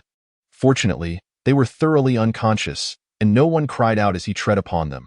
By the time he reached the doorway, the corridor had plunged into complete darkness, and the once-lit study now lay shrouded in shadow. Chen Luo surmised that Li Jingkong inside the study was undoubtedly aware of the chaos outside. He could not venture out and had extinguished all the lights within. Most likely, Li Jingkong was lying in wait with a gun. And should the assassin recklessly enter now, he would surely be met with a hail of bullets. This was likely why the assassin had been careful to step on the bodies, to avoid detection by those inside. The assassin descended from one of the henchmen's bodies and fired several shots at the doorknob. After hearing the lock snap, he produced another anesthetic grenade from behind and tossed it through the gap before retreating behind the door. "It's poison gas. Quickly, open all the windows," came the cries from within, followed by a barrage of gunfire directed at the entrance. The assassin remained concealed behind the door until the smoke began to dissipate and the gunfire ceased. Finally, he sprang into action. Crouching down, he lifted one of the fallen henchmen to shield himself, then kicked the door open, hurling the unconscious body inside. The sound of gunfire erupted, riddling the henchmen with bullets. This sudden gunfire illuminated their position, revealing their whereabouts. The assassin quickly assessed the situation, aiming his gun in their direction and firing several shots before retreating back behind the wall. The cacophony of screams mingled with the chaos of gunfire echoed in the air. The assassin crouched low, seizing another unconscious henchman to use as a shield, and gradually advanced inside. At last, silence enveloped the study. Clearly, those within had either been eliminated or incapacitated by the anesthetic gas. The assassin did not let his guard down. He strained to listen for any signs of life within, soon catching a faint noise. Discarding the henchman's body, he swiftly darted towards the study window. The study had 3 windows in total. One faced the desk, which held a computer, while the other 2 faced north. Thanks to the moonlight, he could barely make out a few figures lying on the ground. The noise he had heard earlier came from beneath the desk. As he approached, the figure remained still, seemingly unconscious. The assassin sneered, lifting his foot and delivering a powerful kick to the desk. The force of the impact jolted the person beneath, eliciting a pained cry. Realizing that the element of surprise had been compromised, the individual emerged from hiding, ready to fire. However, the moment they moved, a gun was pressed against their forehead. The intruding assassin had inexplicably leaped onto the desk. Li Jingkong froze, paralyzed with fear. A beam of flashlight illuminated him, blinding him momentarily, and before he could react, his gun was wrenched from his grasp. "Where are the videos from the Supreme Club?" the assassin demanded. Diving straight into the matter without wasting time, Li Jingkong's expression shifted dramatically. Unable to see Chen Luo's face, he assumed it was someone powerful come to retrieve the videos. "Big brother, my father hid them. I don't know where they are." Bang. Before he could finish, a shot rang out beside his ear. Li Jingkong's eardrum throbbed painfully, leaving him howling in agony as he instinctively covered his ears. He was in excruciating discomfort. Although he had opened the window and sought refuge in the corner, as soon as the anesthetic grenade was thrown in, he had still inhaled some of the gas. His head was already spinning, and the gunshot only intensified the ringing in his ears, leaving him feeling dizzy. "You will either hand over the items, or you will die." The assassin's tone was frigid. Devoid of any warmth, Li Jingkong trembled, comprehending that the assassin was not joking. If he did not produce the videos, The next bullet would surely find its mark. I'll get it for you. Li Jingkong's voice quivered as he stammered. I'll get up now and take you to the safe. Just don't shoot. The assassin had already leaped down from the desk, pressing his gun against Li Jingkong's temple. Coolly instructing, stand up and lead the way. Yes. Li Jingkong, struggling to his feet while propping himself against the desk, led the way to a row of bookshelves behind it. Li Jingkong searched the bookshelf for a while before locating a particular tome. He withdrew it from its resting place, only to return it moments later. The bookshelf emitted a faint crackling sound as it slid sideways by approximately 3 meters, revealing a massive safe embedded within the wall. Li Jingkong placed his hand upon the surface, inputting the unlocking code, and then rested his palm on the panel for biometric recognition. With a soft beep, the safe's door was unlocked. Upon opening the door, he was greeted by a veritable mountain of cash, gold, diamonds, and jewels, accompanied by a collection of documents and passports. Atop this treasure trove lay a row of USB drives, each labeled with numbers and names, containing illicit surveillance footage from the Supreme Club. Fearing a misunderstanding on the part of the assassin, Li Jingkong refrained from making any sudden movements and instead pointed to the uppermost slot, which was filled with dozens of USB drives. Once granted permission, he stifled his discomfort and rose on his tiptoes to retrieve the slot. However, as he grasped it, his hand trembled uncontrollably, revealing his distress. Just as he was about to secure it, the slot slipped from his grasp and fell to the ground, scattering the USB drives across the floor with a cacophony of clattering sounds. Be careful! Chen Luo noted the moment Li Jingkong lunged toward the ground and instinctively sensed danger, shouting in his mind. The assassin, initially furrowing his brow, had assumed that Li Jingkong was merely weakened by the anesthetic gas. Unable to hold onto the slot, upon hearing Chen Luo's mental warning, he quickly recognized the imminent threat and rolled toward the ground without a second thought. Bang! A gunshot shattered the silence of the study. In that instant, as the assassin hit the ground, he felt a sharp pain surge through his left arm. As he rolled beneath the desk and glanced down, he noticed a tear in his sleeve. Blood seeping from the wound. He didn't need to inspect the injury to know it was merely a graze. The bullet had not penetrated his body. Had his reflexes been even a fraction slower, the bullet would have surely struck him in the back. It must be Li Jingming. Chen Luo released a sigh of relief upon realizing the assassin was unharmed. After all, this was his own body at stake. He had likely been hiding in the study, waiting for the opportune moment to strike. I understand, the assassin replied, turning his gaze toward Li Jingkong, only to find that the man had already taken advantage of the moment and dashed behind the bookshelf. The assassin promptly extinguished his flashlight, plunging the room into darkness. Only a sliver of hazy moonlight filtered in, providing a visibility of less than 3 meters. Earlier, I had observed a bar counter to the left of the main door. He must be hiding beneath it. The angle of the gunfire aligns perfectly. The assassin chuckled softly. These two brothers exhibited a remarkable synergy, moving in concert without the need for verbal communication. From behind, he retrieved his last anesthetic grenade, hesitating to throw it immediately. Instead, he activated the flashlight and hurled it toward the bar counter at the entrance. The flashlight soared through the air, illuminating its path. Bang, bang, bang! The individual behind the bar counter reacted with remarkable speed, firing several rounds in the direction of the desk without regard for whether the assassin was merely probing for his location. In that moment of distraction, the assassin deftly pulled the pin from the grenade and, as the smoke began to billow, threw it toward Li Jingming. The anesthetic gas rapidly expanded, flooding the room. Clearly, Li Jingkong and his brother had not anticipated the presence of such a grenade, and they were caught in a poorly ventilated area, leaving them little time to escape. Having already inhaled a small amount of gas, they were further incapacitated by the grenade's detonation. As they attempted to flee, a wave of dizziness overwhelmed them, causing them to collapse to the ground. The moment he threw the grenade, the assassin dashed to the window, leaping out without hesitation. Chen Luo was startled. After all, this was the 3rd floor, a height of 6 or 7 meters, and a miscalculation could result in a fatal fall. Yet, he quickly regained his composure, recalling that the assassin had successfully executed a similar leap at He Xiang's residence. If he lacked confidence, he would not have taken such a risk. Indeed, as the assassin fell to the 2nd floor, he grasped the window ledge and deftly vaulted up. When did you realize the window here was open? Chen Luo paused, quickly deducing that the assassin must have noticed the unlatched window on the second floor, prompting his choice to leap from there.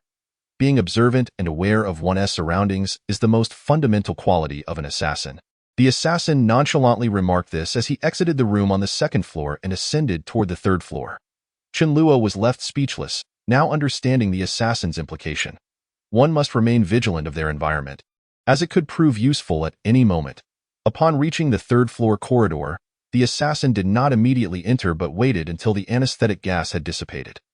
Once certain of this, he rummaged through the bodies of the henchmen, retrieving another flashlight and a lighter before boldly pushing open the door. This time, the assassin appeared exceedingly confident, certain that the occupants within had been rendered unconscious, and proceeded directly toward his target. He extracted a bag from his pocket and filled it with the scattered USB drives before approaching the safe to examine its contents. Some documents were entirely in English, laden with specialized terminology, likely incomprehensible to anyone lacking expertise in translation.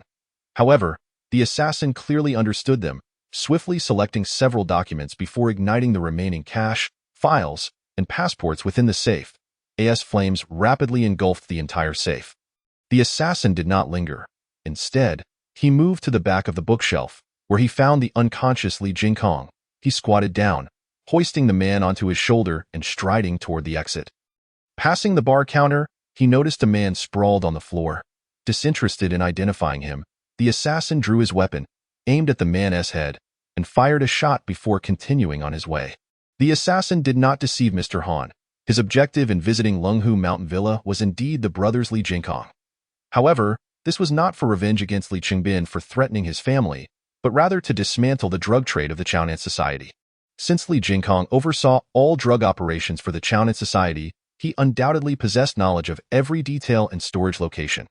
Eliminating Li Qingbin's drug business would ensure his demise in despair. The assassin carried Li Jingkong back the way he came to the vehicle, binding his hands and feet with rope before swiftly departing Lunghu Mountain Villa. Meanwhile, within the Supreme Club, Li Qingbin had just concluded a call with Lu Xin, his fury reaching a boiling point. Under Chen Luo's orchestration, the police had not only raided all of his entertainment venues, but had also uncovered drugs in some establishments, although he had severed ties with those places long ago. Ensuring no direct link to himself, the financial blow was incalculable.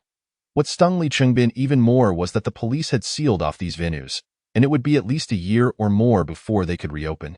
Even then, who would dare to return? After all, when the police wield firearms to crack down on illicit activities, anyone would be left shaken, doubtful of the safety of the Chaonan Society's establishments. Li Qingbin seethed with hatred toward Chen Luo, unable to fathom how he had drawn the ire of such a nemesis. What vendetta could warrant such actions against him? Even if he had been instigated and hired by Yi Shengtian. Chen Luo's measures were beyond comprehension. His methods were nothing short of terrifying.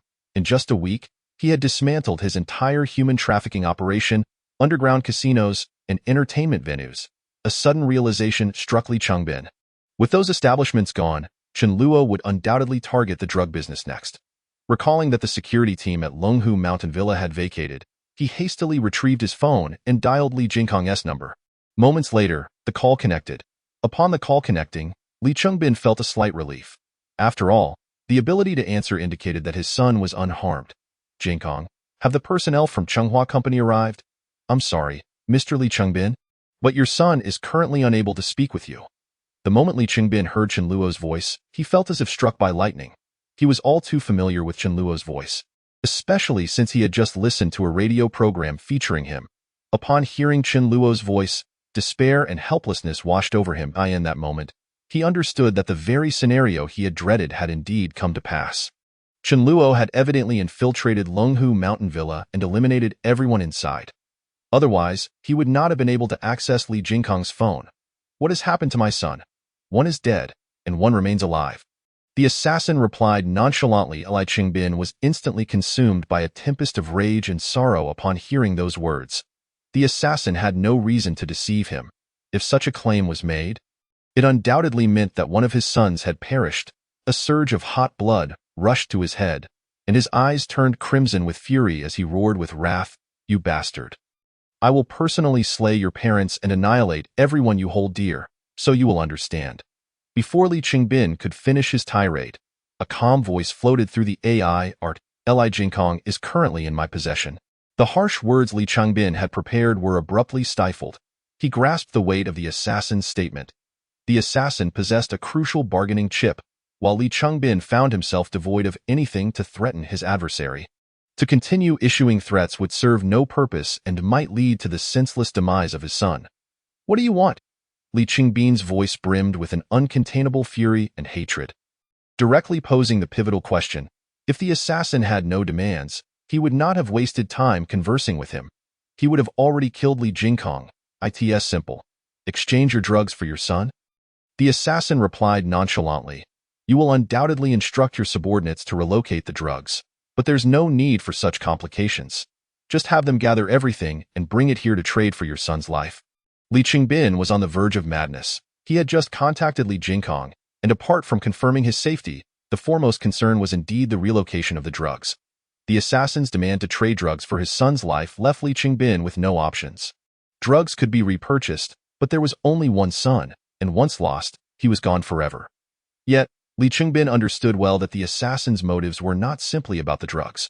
You intend to have the police arrive during the exchange? To catch us red-handed, he surmised. The assassin couldn't help but chuckle. How dull that would be. Your head is for me to claim, not to hand over to someone else at that moment. A flicker of understanding dawned on Li Changbin. The assassin aimed to destroy all his enterprises, orchestrating his demise amidst despair and anguish.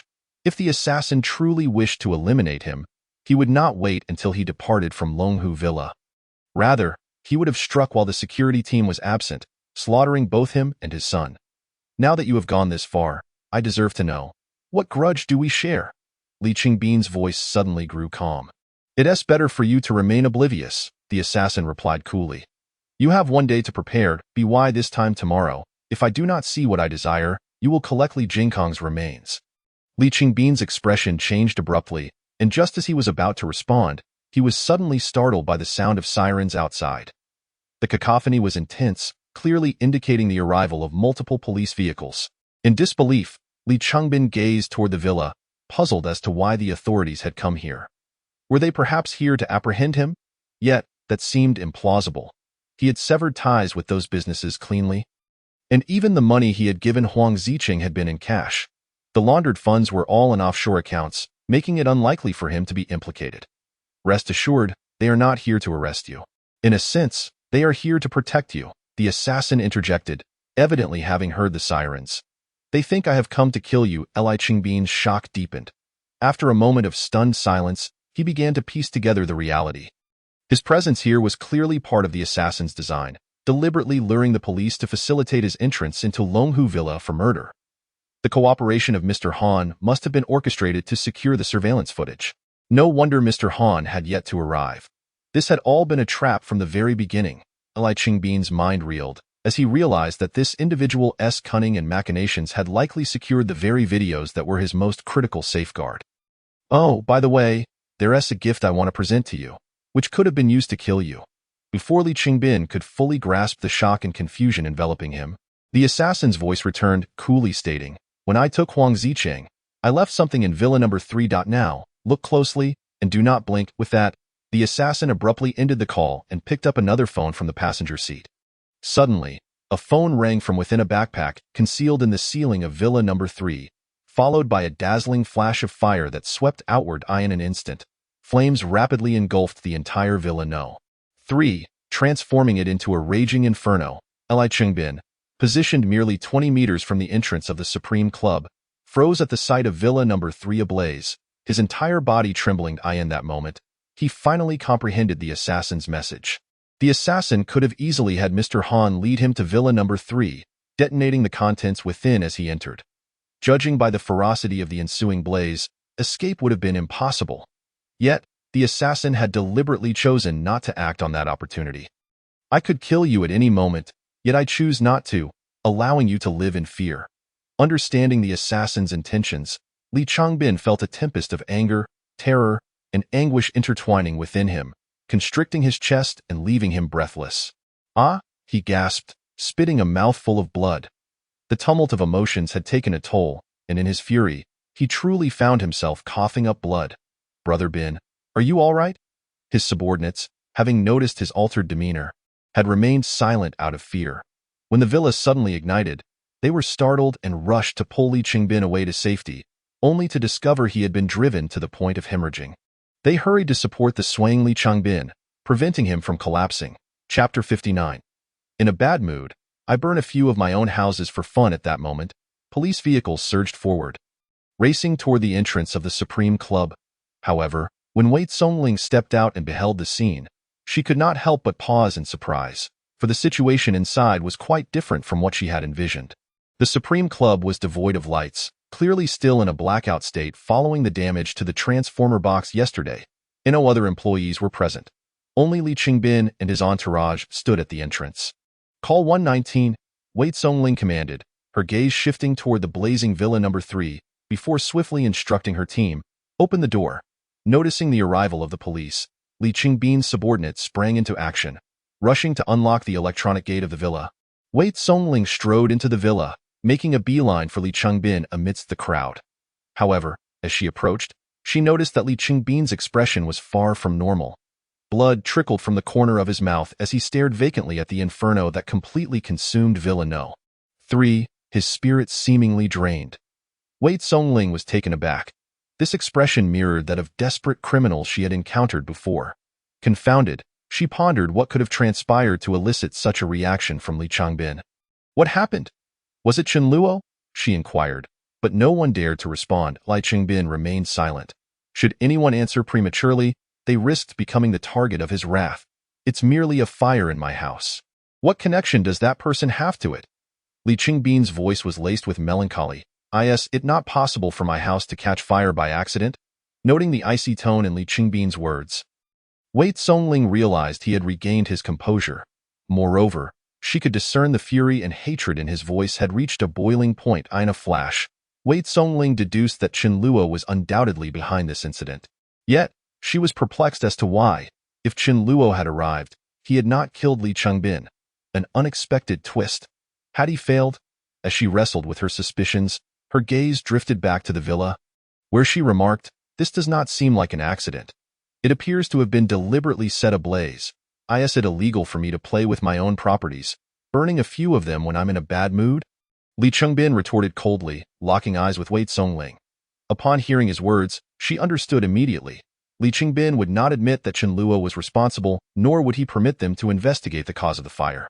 Li Qingbin was correct. The villas within the Supreme Club were his assets, and there were no neighbors or staff present. Even if he burned them all, with no injuries or damage to other properties, there was no threat to public safety, thus rendering it not unlawful that, of course, feel free. I wish you continued misfortune. Wei Songling shot Li Qingbin a frigid glance before turning to leave. A glint of cold light flashed in Li Qingbin's eyes as he picked up his phone and found a number to call. "Brother, please connect me with those individuals we discussed last time. The price is irrelevant. I will pay anything, but they must arrive in Pengcheng by tomorrow." "All right, I will await your news," Li Qingbin succinctly conveyed his message before hanging up the phone. At that moment, as Wei Songling exited the villa, she received a call from Director Li. From Ling, Chen Luo indeed went to Longhu Mountain Villa. Wei Songling's expression shifted slightly as she exclaimed, "Did he not arrive at the Supreme Club?" The butler of Longhu Mountain Villa had just reported to the police, stating that there were continuous gunshots emanating from within the villa, and that a fire had broken out. They were too afraid to approach and could only escape the villa to call for help. At that time, police resources were stretched thin, and when I finally managed to dispatch personnel to the scene, I discovered that 7 individuals had perished, while over a dozen were unconscious. Among the deceased was Li Qingbin's son. Li Jingming and his elder son, Li Jingkong, was nowhere to be found. This fellow is exceedingly cunning. He must have initially targeted Li Jingkong, deliberately leading us on a wild goose chase. Wei Songling's face turned ashen, realizing that she had once again fallen victim to Chen Luo's machinations. Suddenly, she glanced back at the raging inferno within the villa. If Chen Luo had indeed gone to Longhu Mountain Villa, then who was responsible for setting the place ablaze? Naturally, Wei Songling could not believe Li Qingbin's absurd claim of having burned it for fun. After a moment's contemplation, she quickly dismissed that line of thought. The most pressing concern was not the identity of the arsonist, but rather Chen Luo's next move. Director Li, it is said that Li Jingkong is responsible for the drug trade of Chaonan society. Chen Luo's intentions are quite evident. Wei Songling stated swiftly. He aims to dismantle Chownan Society's drug operations, obliterating all of Li Qingbin's illegal enterprises, and then eliminate him. First, he eliminates Li Jingming, and once he has thoroughly dismantled Chownan Society's drug trade, he will then kill Li Jingkong, ultimately leaving Li Chengbin to perish in anguish and despair. This man seeks to kill with intent to destroy. Your analysis is quite astute, yet despite the passage of days, we have yet to locate his hiding place. Even if we can surmise his intentions, we remain at a loss. At this moment, Wei Songling opened the car door and entered. She cast a glance in the direction of Li Chengbin within the club. Recalling that she had just seen him, judging by his reaction, he must certainly be aware that both of his sons are in peril. I can sense that Li Chengbin is teetering on the brink of madness. He will undoubtedly retaliate at any cost, seeking to rescue his only son. If we simply assign someone to monitor him, we might glean some clues. Furthermore, Chen Luo currently holds 2 hostages. Such a significant target could not possibly conceal himself in a location with surveillance or a large crowd. I propose we focus our search on the suburban areas with fewer people, particularly abandoned buildings, prioritizing those derelict factories and unfinished constructions. Having said this, Wei Songling paused momentarily before continuing. After taking Li Jingkong, Chen Luo is bound to interrogate him regarding the entire transaction network of Chownan Society, where they procure their goods, how they transport and trade them, and who their accomplices are, based on Chen Luo's previous behavior. Once he extracts this information, he will certainly relay it to us, for he lacks the capability and time to dismantle Chownan Society's trading networks. Only we, the police, possess that capacity. Should Chen Luo reach out to me again and provide this information, it will be evident that he is preparing to strike against Li Chengbin. Very well, we shall proceed as you suggest. You will be fully responsible for this matter. Understood. After accepting the order, Wei Songling glanced once more at the villa, only to find Li Chengbin still standing motionless, fixated on the distant flames. With a cold smirk, she promptly led her team away from the Supreme Club. She understood that Li Qingbin's current emotional state was likely akin to the raging fire within. His fury, if left unvented, could drive him to madness. Chapter 60. Who truly is the beast? I'll talk.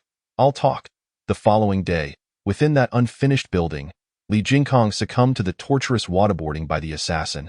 Breaking down in less than a few minutes, at this point, Li Jingkong was in a state of utter humiliation, coughing violently as he began to plead for mercy. The assassin adjusted his chair and retrieved a phone, pressing the recording button before inquiring, "Where is your warehouse?" "At Shinan Dock." "Why is it stored there?" "There's a seafood wholesale market, which allows for the concealment of goods within seafood for transportation, be it by land or sea. It is exceedingly convenient. Furthermore, the strong odor of seafood makes it difficult for drug-sniffing dogs to detect during searches." "Where do you acquire your goods?" "From the Golden Triangle region." "How are they smuggled into the country?" "There is a secret passage in the deep mountains along the border. I do not know its exact location, nor will they disclose it to me. They merely instruct our people to pick up the goods at Duxiang Town. It is also near the border, so they must be transporting the goods from Duxiang Town or nearby areas." From that point on, no matter what the assassin asked, Li Jingkong responded without hesitation. The assassin, with his keen intellect, was able to discern from Li Jingkong's tone, expressions, and reactions whether he was being truthful. Should he detect even the slightest hint of deceit from Li Jingkong, the assassin would subject him to further waterboarding. This instilled such fear in Li Jingkong that he dared not show any signs of uncertainty in his answers. After the interrogation, the assassin saved the recording and untied the ropes binding Li Jingkong's feet. "Get up, we are heading downstairs." With a gun pressed to his head, Li Jingkong dared not resist. He obediently stood and exited the unfinished building. Upon reaching the business vehicle parked below, the assassin swiftly knocked him unconscious and tossed him into the trunk, binding him securely before surrendering control of the situation to Chen Luo. "Let us go. This location is no longer safe." After Chen Luo started the vehicle and drove away, he inquired, "Do you think the police will find this place? Did you not already learn to think from a different perspective?" After last night's events, both the police and Li Chengbin are undoubtedly infuriated. The assassin replied nonchalantly, even without glancing at the headlines. One can easily surmise that it pertains to last night's incident. Not only are the city bureau personnel under immense pressure, but those prominent figures in the city likely cannot remain idle either. Should they fail to apprehend us, some may find their positions jeopardized. Under such intense pressure, they will only escalate their efforts, even enlisting military assistance in the manhunt. The suburbs and these sparsely populated unfinished buildings will be the first to be searched. If I am not mistaken, there are likely numerous checkpoints already established in the city, scrutinizing passing vehicles. Chen Luo was taken aback. Then where do we go now? To Wei Songling's residence. What? Chen Luo was momentarily stunned. Slamming on the brakes, have you lost your mind? Are you intending to walk into a trap? Use your head. The assassin replied without elaboration. Chen Luo hesitated, now understanding the assassin's character well enough to know he would never engage in meaningless actions or be foolish enough to walk into a snare. After a moment of contemplation, Chen Luo frowned and said, while the most perilous places can often be the safest, surely Wei Songling, despite her busy schedule with the investigation, would not remain absent from her home indefinitely. If she were to return home, we cannot possibly resort to kidnapping her, can we? As the primary officer on the case, even a brief disappearance would raise alarms among the police. Then we must devise a plan to ensure she cannot return home. Chen Luo's expression turned peculiar. Ensure she cannot return home? Rapidly, Chen Luo began brainstorming, and moments later, a light sparked in his eyes. I understand now. Speak. Let us see if our thoughts align. We initially planned to inform Wei Songling that there may be evidence regarding Zhou Tingshua's disappearance in Wei Ting's will. Chen Luo articulated swiftly. Once Wei Songling learns of the will, she will surely ponder how I came to know of its existence and that it is in her possession. With her intelligence, she will undoubtedly surmise that we obtained this information from Yumin and may even confront her, coercing her to reveal the will. Wei Songling will either immediately call Yumin for confirmation or personally visit her home to verify. Should Yumin exhibit even the slightest abnormality, Wei Songling will suspect something is amiss. Wait, if that is the case, I need not contact Wei Songling at all. I could simply call Yumin directly and inform her that Wei Ting's will conceals clues regarding Zhou Tingshua's disappearance. If Yumin fails to alert Wei Songling, she may find herself in peril. Wei Yumin was previously threatened by the Chaonan Society henchmen, and she is already aware that they are seeking something of great importance. If this evidence is indeed significant, even a fool like Yumin would recognize that the Chaonan Society would stop at nothing to obtain it, even if it meant killing Wei Songling. Yumin will be concerned for her daughter's safety and will promptly inform Wei Songling. Given Wei Songling's character, she will undoubtedly pursue the matter and may even visit Yumin's home for confirmation. Once the two meet, Wei Songling will uncover the truth. She will realize that Li Chengbin, in his quest for this evidence, would be willing to take risks, even abducting Yumin as leverage to threaten her.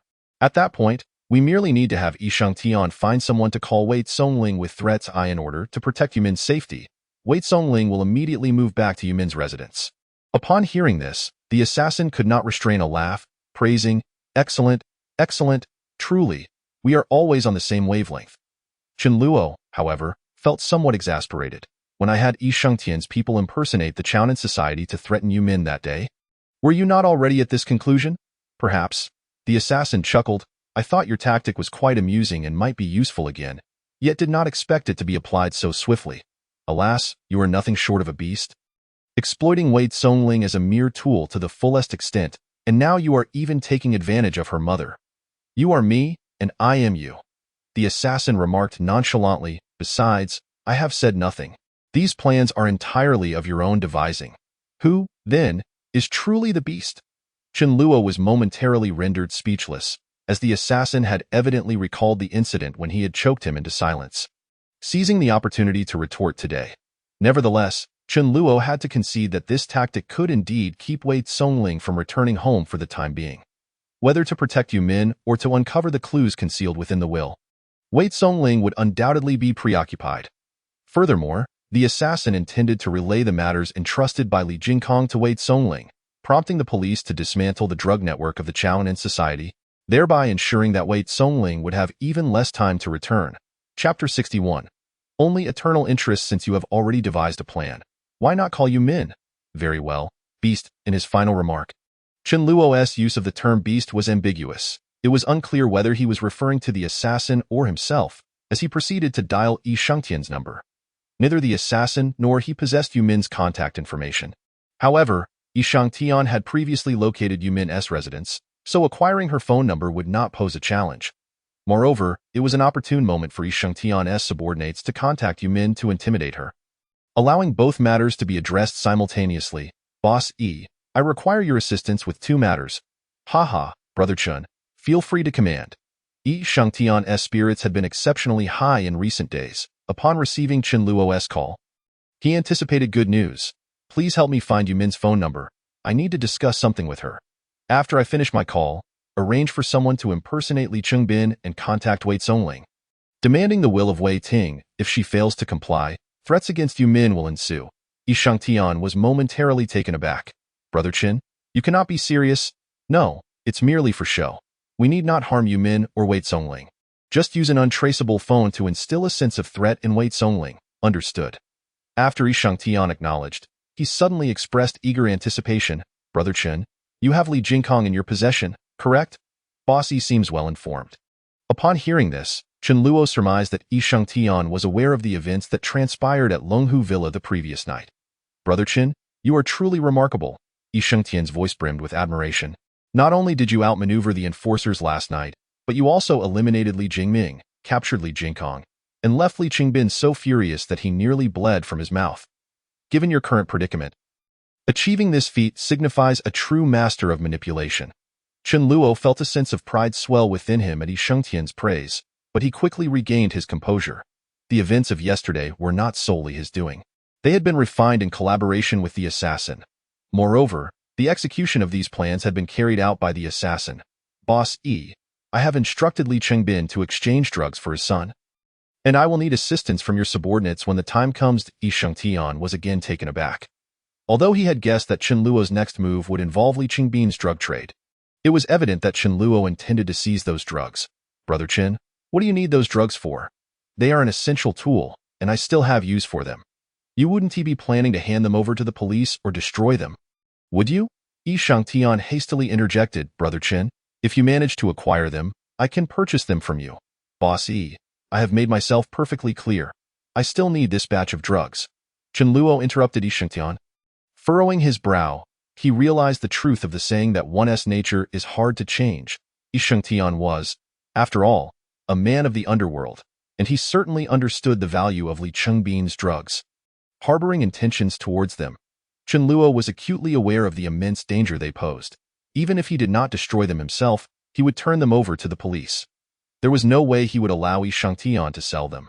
However, Chen Luo also recognized the necessity of keeping Shangtian on his side, so he quickly added, this is intended to deliver a fatal blow to Li Chengbin, not for sale.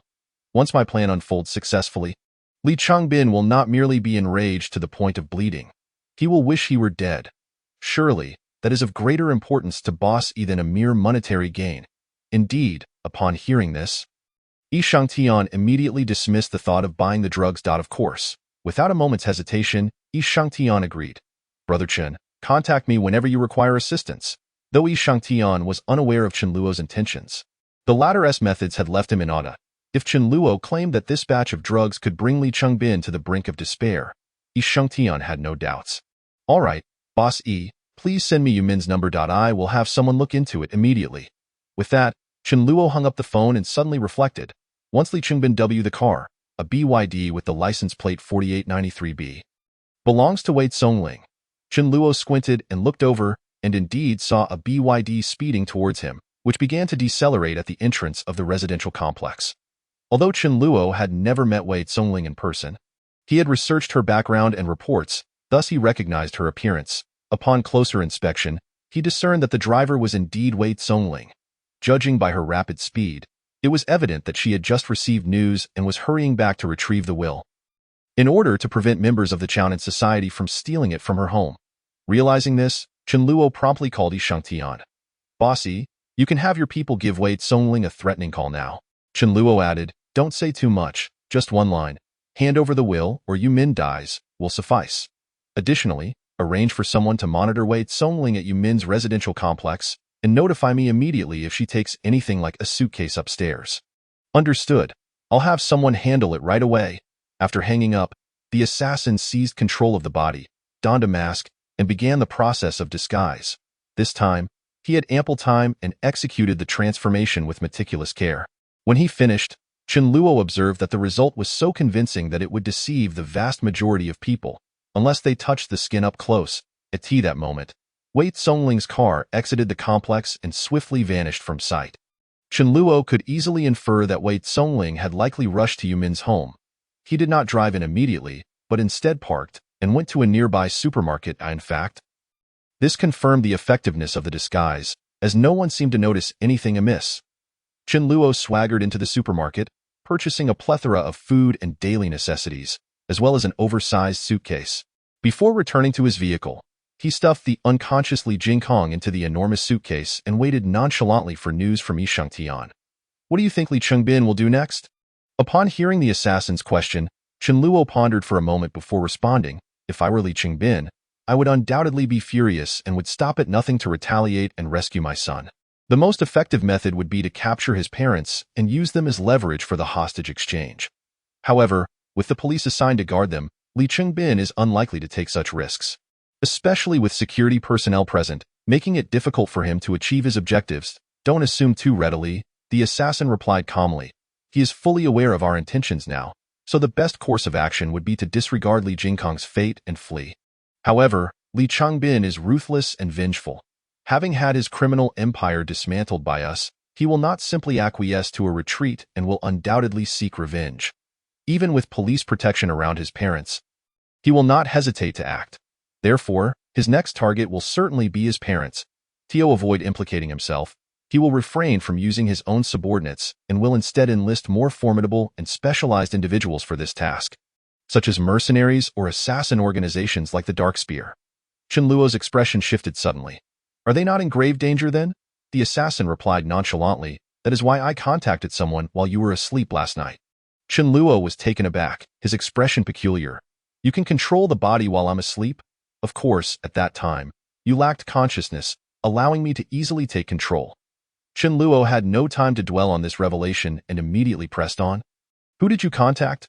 Ho Ming. Chen Luo felt the name was somewhat familiar, but he couldn't immediately recall where he had heard it. Moments later, he suddenly realized, the Ho Ming who recruited you into Dark Spear? Exactly. Chen Luo was taken aback. You sought him to protect my parents, but aren't they an assassin organization? Do they even take on protective assignments? Eliminating anyone attempting to kidnap them is, in essence, protection. Chen Luo understood now. The assassin had hired a top-tier assassin organization to counteract Li Chengbin's potential frenzy. They accept tasks that lack fixed targets and require a large workforce. If they decline, there is only one reason. The compensation is insufficient. So, how much did you pay for them to agree? $100 million. Chen Luo was startled by this figure. Where did you get so much money? I obtained it from Li Chengbin last night. Chen Luo paused, quickly recalling the moment the assassin burned the cash in Li Chengbin's safe, taking away a stack of documents filled with professional jargon. Was that stack of paper worth $100 million? Those are not ordinary papers. They are bearer bonds issued by the U.S. government years ago. The holder can collect interest without identification, and they can be redeemed for cash upon maturity. Li Chengbin's bearer bonds were all matured, and anyone could exchange them for cash in the U.S. dawned on Chen Luo. The assassin had likely anticipated Li Chengbin's next moves, which is why he took those bonds to hire Dark Spear. Li Chengbin probably thought those bonds were incinerated in the fire, and if he knew the assassin was using his money against him, he would likely be enraged. Chapter 63. A woman of pure essence, however. Chen Luo still felt somewhat uneasy. Could Dark Spear truly ensure his parents' safety? Established for over 30 years, Dark Spear is one of the world's premier assassin organizations, with very few recorded failures. Their longevity is attributed not only to a rigorous operational system, but also to their stringent criteria for selecting assassins. In simple terms, they prefer quality over quantity, adhering to the principle of survival of the fittest. Assassins in the organization are either nurtured from a young age or, like Ho Ming, recruited based on a thorough evaluation of their potential across intellectual, psychological, and emotional dimensions. Even then, I underwent a year-long observation period before becoming a probationary member. After that, probationary members must undergo comprehensive training, such as learning languages, marksmanship, and combat skills. Ultimately, these members must utilize their acquired skills in several life and death battles, with only the survivors becoming official members of Dark Spear. If the Dark Spear in this world is akin to the one I know, I can trust them to eliminate anyone attempting to kidnap my parents. Not to mention, Dark Spear is well acquainted with the operational styles of other assassin organizations and mercenary groups. If Li Chengbin truly hired them, the members of Dark Spear would easily recognize them, preemptively mitigating risks. Just by listening to the assassin's description, Chen Luo could sense the brutal survival rules of Dark Spear. After enduring such numerous life-and-death trials, the surviving assassins are likely elite and exceedingly cold-blooded.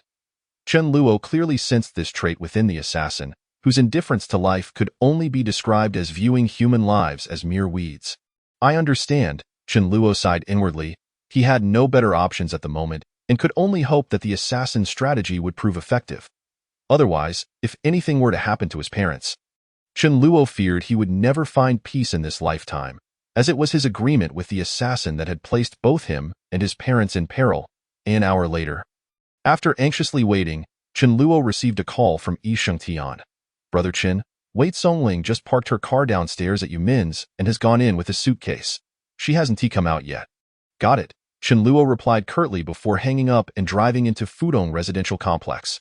Following the assassin's guidance, he drove to the building where Wei Songling resided, unloaded the food and daily necessities, and proceeded to apartment 701.at. That moment, the assassin took over control once more, producing lock-picking tools to open the door. This old residential complex lacked surveillance cameras in both the elevator and the premises, so the assassin felt no apprehension. His skills were impressively adept, and within seconds, he had unlocked the door. After placing the items inside the room, Chen Luo went back downstairs to bring in the suitcase containing Li Jingkong. Only then did he take a moment to survey Wei Songling's living space, quickly feeling at a loss for words. The apartment was a modest two-bedroom unit, no larger than 60 or 70 square meters. There was minimal furniture. Aside from a sofa and a coffee table in the living room, there wasn't even a single stool. Although the apartment was sparsely furnished, it appeared chaotic. Shoes were strewn across the floor, along with various packages that had not been organized, carelessly scattered in every nook of the living room. A pile of clothes lay haphazardly on the sofa, leaving no place to sit, and among them were several pieces of women's lingerie and undergarments. A foul odor wafted from the kitchen. Upon inspection, Chen Luo discovered a sink overflowing with unwashed dishes. The unpleasant odor emanated from the trash bin, and the source of the kitchen waste remained a mystery, as it had not been disposed of for some time. Chen Luo furrowed his brow and cast a glance inside, where he found numerous torn packets of instant noodle seasoning and some leftover noodles. How could she possibly endure living in such conditions? Wei Songling, he surmised, likely paid little attention to these trivialities. I had previously perused her profile. This woman resembled a perpetual motion machine, fueled by the mere existence of a case, tirelessly propelled forward as if invigorated by an elixir. Since her entry into the police force, the days she took off each year could be counted on one hand. She had been in a few relationships, all of which ended due to the strain of being apart, compounded by her intolerant nature that allowed no room for error. BY 2018. At the age of 36, she remained single, having devoted the majority of her life to her work. Chen Luo stood in stunned silence, an involuntary respect blossoming within him for Wei Songling. This woman was undeniably the epitome of the idealistic figure found in textbooks, a person of integrity, a moral individual, a benefactor to the public. If she continued down this path, it was quite possible she would end up alone. The state of Wei Songling's room was evidently not due to a lack of concern for personal hygiene, but rather a consequence of being so overwhelmed with work that she had no time for it. For Wei Songling, this home was likely just a place to bathe and sleep, with her waking hours consumed by her job. When the situation became unbearable, she would perhaps only then consider hiring a cleaning service for occasional maintenance. Yet, Chen Luo could no longer tolerate the foul odor and chaos of the room. He shook his head and immediately began to tidy up. After all, Wei Songling was unlikely to return anytime soon, and he was uncertain how long he would be staying here, at the very least. He could make his living conditions a bit more comfortable. As he cleaned, Chen Luo also noted the absence of valuable possessions in Wei Songling's home. Aside from clothing and other necessities, there was little else. This woman appeared to lead a life steeped in minimalism, acquiring and keeping only what was absolutely necessary. The only meticulously organized items in her abode were a thick stack of letters. Upon opening a few, he discovered they were all thank you notes for donations sent from various locations. The addresses of the recipients were predominantly villages and Hope primary schools. It was evident that Wei Songling had been actively involved in aiding students from impoverished areas. Without needing to peruse the remaining letters, a cursory glance at the addresses confirmed they bore similar sentiments. Chen Luo remained silent for a considerable time, reflecting on the implications of the substantial stack of letters. The pristine condition of Wei Songling's home was likely a result of her purchasing only essentials and donating a significant portion of her salary. This woman truly embodied purity to the utmost degree. This also indirectly indicated that Wei Ting had been quite successful in educating Wei Songling. Were we perhaps taking advantage of her a bit too much? The assassin, however, spoke indifferently, while we may be utilizing her. The contributions we provide are genuinely meritorious. There is no cause for guilt. Even if she ultimately fails to apprehend us, the outcomes would balance each other out, thus not truly disadvantaging her. Chapter 64. Manipulating to the core very well. Chen Luo pondered this perspective and found merit in the assassin's reasoning. He paused, then inquired, "When will we present Li Jingkong's testimony to her?" "There is no rush. We must allow Wei Songling some time to extract clues from Wei Ting's letter." Chen Luo was momentarily taken aback, quickly grasping the intent behind the words. "You wish for the Zhou family to deliver a fatal blow to Li Chengbin, completely plunging him into despair? Cornered, with nothing left, and abandoned by all, does it truly matter whether Li Chengbin lives or dies?" Chen Luo fell into contemplation. This was likely what Li Chengbin referred to as a fate worse than death. At that juncture, even if the assassin refrained from taking action, Li Chengbin would likely choose to end his own life. Finish the cleanup and contact Yishangtian to dispatch a few individuals to Chaos Han. Chen Luo exclaimed in astonishment, "You aren't targeting Li Chengbin's family, are you? His parents have long since passed, and no one remains in their hometown. Then who do you intend to apprehend?" "Lu Zaiyan's family." Chen Luo recognized Lu Zaiyan. He was the one who had located Yao Anfu's residence and had also captured Yao Anfu's wife and child. That Li Chengbin trusts this individual? Realization dawned upon Chen Luo as he connected the dots. The assassin's notion of abandonment and betrayal was not merely about dismantling the Chaos Han society, but rather about inciting betrayal from Li Chengbin's most trusted confidant, thus delivering an even more devastating blow. Indeed, the assassin continued in a calm tone. Lu Zaiyan and Li Chengbin hail from the same village, and they share a distant bloodline. Although not closely related, their neighborly ties render their relationship even more intimate than that of typical relatives. Lu Zaiyan was among the first to accompany Li Chengbin to Pingcheng, having been merely 15 at the time. Having followed him for 2 decades, he naturally earned Li Chengbin's trust.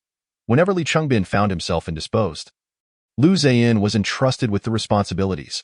All illicit dealings of the Chaos Han society, from transportation and storage to money laundering, were managed by him, effectively representing Li Chengbin to the outside world. Thus, should Lu Zaiyan be coerced into betrayal, it would not only sever Li Chengbin's funding but also deliver a heavy blow to his standing. After mulling over this for a moment, Chen Luo asked, given Lu Zaiyan's loyalty to Li Chengbin, would he truly betray him simply because his family was captured? Times have changed, the assassin scoffed. Previously, Li Chengbin was a formidable beast, and those within the Chaos Han society feared the repercussions of betrayal. Now, however, we have exposed Li Chengbin as a paper tiger, stripped of his former intimidation. Lu Zaiyan is no fool. He can surely see that Li Chengbin is cornered as a core member of the Chaos Han society. How could he possibly remain unscathed? Once Wei Songling uncovers evidence and the Zhou family turns against Li Chengbin, what do you think will go through Lu Zaiyan's mind? He may hesitate, but with a little push from us, he would be resolute. For instance, if he were to abscond with Li Chengbin's funds, he could enjoy a lifetime of luxury. Remaining here, however, would mean either being killed by us or captured by the police. Given his actions, even 10 death sentences would not suffice, so your intent in having Yishangtian send people to Chaos Han is not to threaten Lu Zaiyan, but to ensure his family is safely removed. Alleviating his concerns? Precisely. Chen Luo sighed involuntarily upon hearing this. The assassin was indeed methodically calculating, having manipulated the situation to its core. By the time Chen Luo finished tidying up Wei Songling's room, it was already afternoon. He released Li Jingkong from the box, provided him with some food and drink, then tied him in another room before calling Yishangtian. After a thorough explanation, Yishangtian grasped Chen Luo's intentions and couldn't help but exclaim in admiration, readily agreeing without a second thought. "Boss E, your men have arrived. Please send over a few photographs of Lu Zaiyan's family. Instruct them not to take any action until I have contacted Lu Zaiyan." "Understood. I am at your service." At this moment, Yishangtian adopted an unusually humble demeanor, almost as if he were entirely subservient. However, as Chen Luo listened, His wariness intensified. It was evident that Li Changbin was on the brink of collapse. And this was precisely the time when Yi Shangtian should be reveling in his triumph, perhaps even following the assassin's predictions, with his subordinates seizing control of the Chaos Han Society's territory. Logically, even if Yi Shangtian did not outwardly exhibit signs of exuberance, his tone would inevitably reveal some hint of it. Yet, he did not. In fact, he seemed to be more deferential than during their previous encounters. Chen Luo could not believe that Yi Shangtian's demeanor was a result of fearing the assassin's capabilities. Yi Shangtian was a formidable figure in the underworld, capable of standing toe-to-toe with Li Changbin. It was improbable that he had survived to this day without a certain level of cunning and strategy.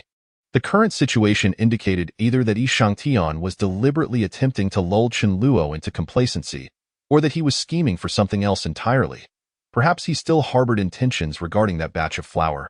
After Chen Luo hung up the phone, the assassin suddenly spoke up. Chen Luo immediately comprehended the implication behind those words. The batch of flour was exceedingly valuable, tantamount to a windfall of 5 billion. It was exceedingly difficult for someone like Yi Shangtian not to be tempted. Furthermore, Yi Shangtian was well aware of Chen Luo's status as a wanted criminal, making it inconvenient for him to handle such a large quantity of flour. Moreover, Chen Luo alone could not manage it either, for the logistics of transportation and storage presented an enormous challenge. Unless Chen Luo were to turn the flour over to the police or directly dispose of it in the sewer, it would be a colossal loss to simply let it go to waste. Yi Shangtian would undoubtedly be unwilling to lose such a significant sum. At present, Yi Shangtian might not stab them in the back, but he was certainly devising a way to claim the flour for himself. If he were to acquire the flour from Li Changbin tonight, he could easily fabricate an excuse to say it was lost, or simply withhold it from them. He understood that they still had use for him, and even if he were to hoard it, they might not readily sever ties. As Chen Luo expressed these thoughts, he could not help but furrow his brow. He was unwilling to be the cause of that batch of flour hitting the market, for who knew how many lives would be lost as a result. Although Chen Luo was not a saint, his parents had instilled in him the importance of being a good person, and he had taken those lessons to heart. Even if his moral compass had been somewhat skewed by the assassin's influence, he still possessed a fundamental ethical baseline. Acquiring that batch of flour would not be as simple as it seemed. The assassin let out a cold laugh. Li Changbin is not a fool. If he had truly hired professionals to capture my parents, he would have devised ways to stall for time until he realized his plans were futile, at which point he would reveal the flour. Once that moment arrives, it is certain that Li Changbin would tamper with the flour. For instance, he might set up an ambush on site, or place tracking devices within the cargo, or even adulterate the contents. He would undoubtedly not hand over the items innocently. Moreover, the police have infiltrators within Chaosouth. Should Li Changbin make any move, the officers would likely follow suit. At that juncture, Yi Shangtian would find himself contending with both Li Changbin and the police. Do you believe he could safely retrieve the items? Chapter 65. Manipulating everyone at Will. Chen Luo was somewhat taken aback. You anticipated all of this. Why did you deliberately allow Li Changbin to exchange flour for Li Jingkong? If you were Li Changbin, what do you think he is contemplating now? Upon hearing the assassin's counter-question, Chen Luo suddenly paused. After a moment of reflection, he realized that after witnessing our methods and capabilities, Li Changbin understood that even if we obtained that batch of flour, we would not spare him and his son. Given that death was inevitable, with his ruthless character, it is highly likely he would choose a path similar to Yao Anfu, opting to eliminate us even at the cost of his son. However, once a project is left unfinished, the funds used to acquire the land essentially become non-repayable. The builder's fees transform into bad debts, while the homebuyers, who have already paid for their homes, find themselves not only without a house but also burdened with the monthly mortgage payments. Chen Luo was momentarily taken aback. He had not anticipated the depth of the deception involved. With so many victims unable to secure their homes, they would undoubtedly seek to sue Lin Xiaodong. Would there be no intervention? The assassin remarked coolly. This is the brilliance of Lin Xiaodong. The funds used to acquire the land were borrowed. As long as the project's liabilities are inflated, the balance sheet will reflect a dire insolvency. Even if put up for auction, no one would dare to take it on. The project thus becomes a worthless asset to creditors. And even at a discount, it is unlikely to attract buyers. You study finance, so you should already grasp the intricacies of this operation. Finally, Chen Luo understood that Lin Xiaodong had employed financial strategies to render the project insolvent. Whether creditors or homebuyers took their grievances to court, the project would still be deemed a worthless asset. Even if it were to be auctioned, it would likely remain unsold. Lin Xiaodong essentially ensnared both the creditors and the builders, as well as the homebuyers, particularly those latter individuals who might have invested their life savings, or even drained the entire savings of two families to purchase their homes. With such a project left unfinished, they would not only be saddled with enormous loans but also deprived of their homes, leaving them with no viable means of survival. It is no wonder the assassin claimed Lin Xiaodong had caused the demise of individuals comparable to Li Chengbin. Judging by what he had observed at the unfinished building, the number should not be less than 3,000 households. This implies that just this one development has ensnared at least 3,000 families. If we consider only 2 individuals per family, that amounts to 6,000 people. What is more alarming is that while the unfinished building may be worthless now, with the economic development of Pengcheng, land prices are continually rising, and housing prices will follow suit. Lin Xiaodong could then employ tactics to pressure those homebuyers into relinquishing their purchases, for if they do not withdraw, they would receive neither their homes nor relief from their incessant bank repayments. These ordinary families cannot endure such hardship and are forced to forfeit their purchases, incurring substantial losses. As time passes and housing prices continue to ascend, Lin Xiaodong could sell the properties at even higher prices. The unfinished building we visited earlier exemplifies this. Although neglected now, in 2018, housing prices had already soared fourfold. Lin Xiaodong spent 6 years ensuring that most of those homebuyers endured until they were compelled to withdraw their purchases. Later, he could rebuild the development and sell it at a premium, pocketing billions in profit. Chen Luo was left speechless, realizing he had indeed underestimated the malevolence of human nature. Lin Xiaodong's operations were a seamless succession of schemes, meticulously crafted to ensnare thousands while solely enriching his own coffers.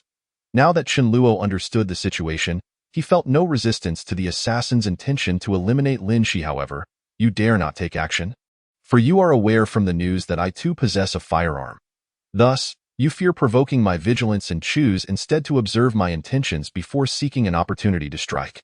The assassin, with a sardonic smile, cast a fleeting glance at Lin Xiaowu and casually instructed, "Now slowly draw your gun and toss it onto the back seat.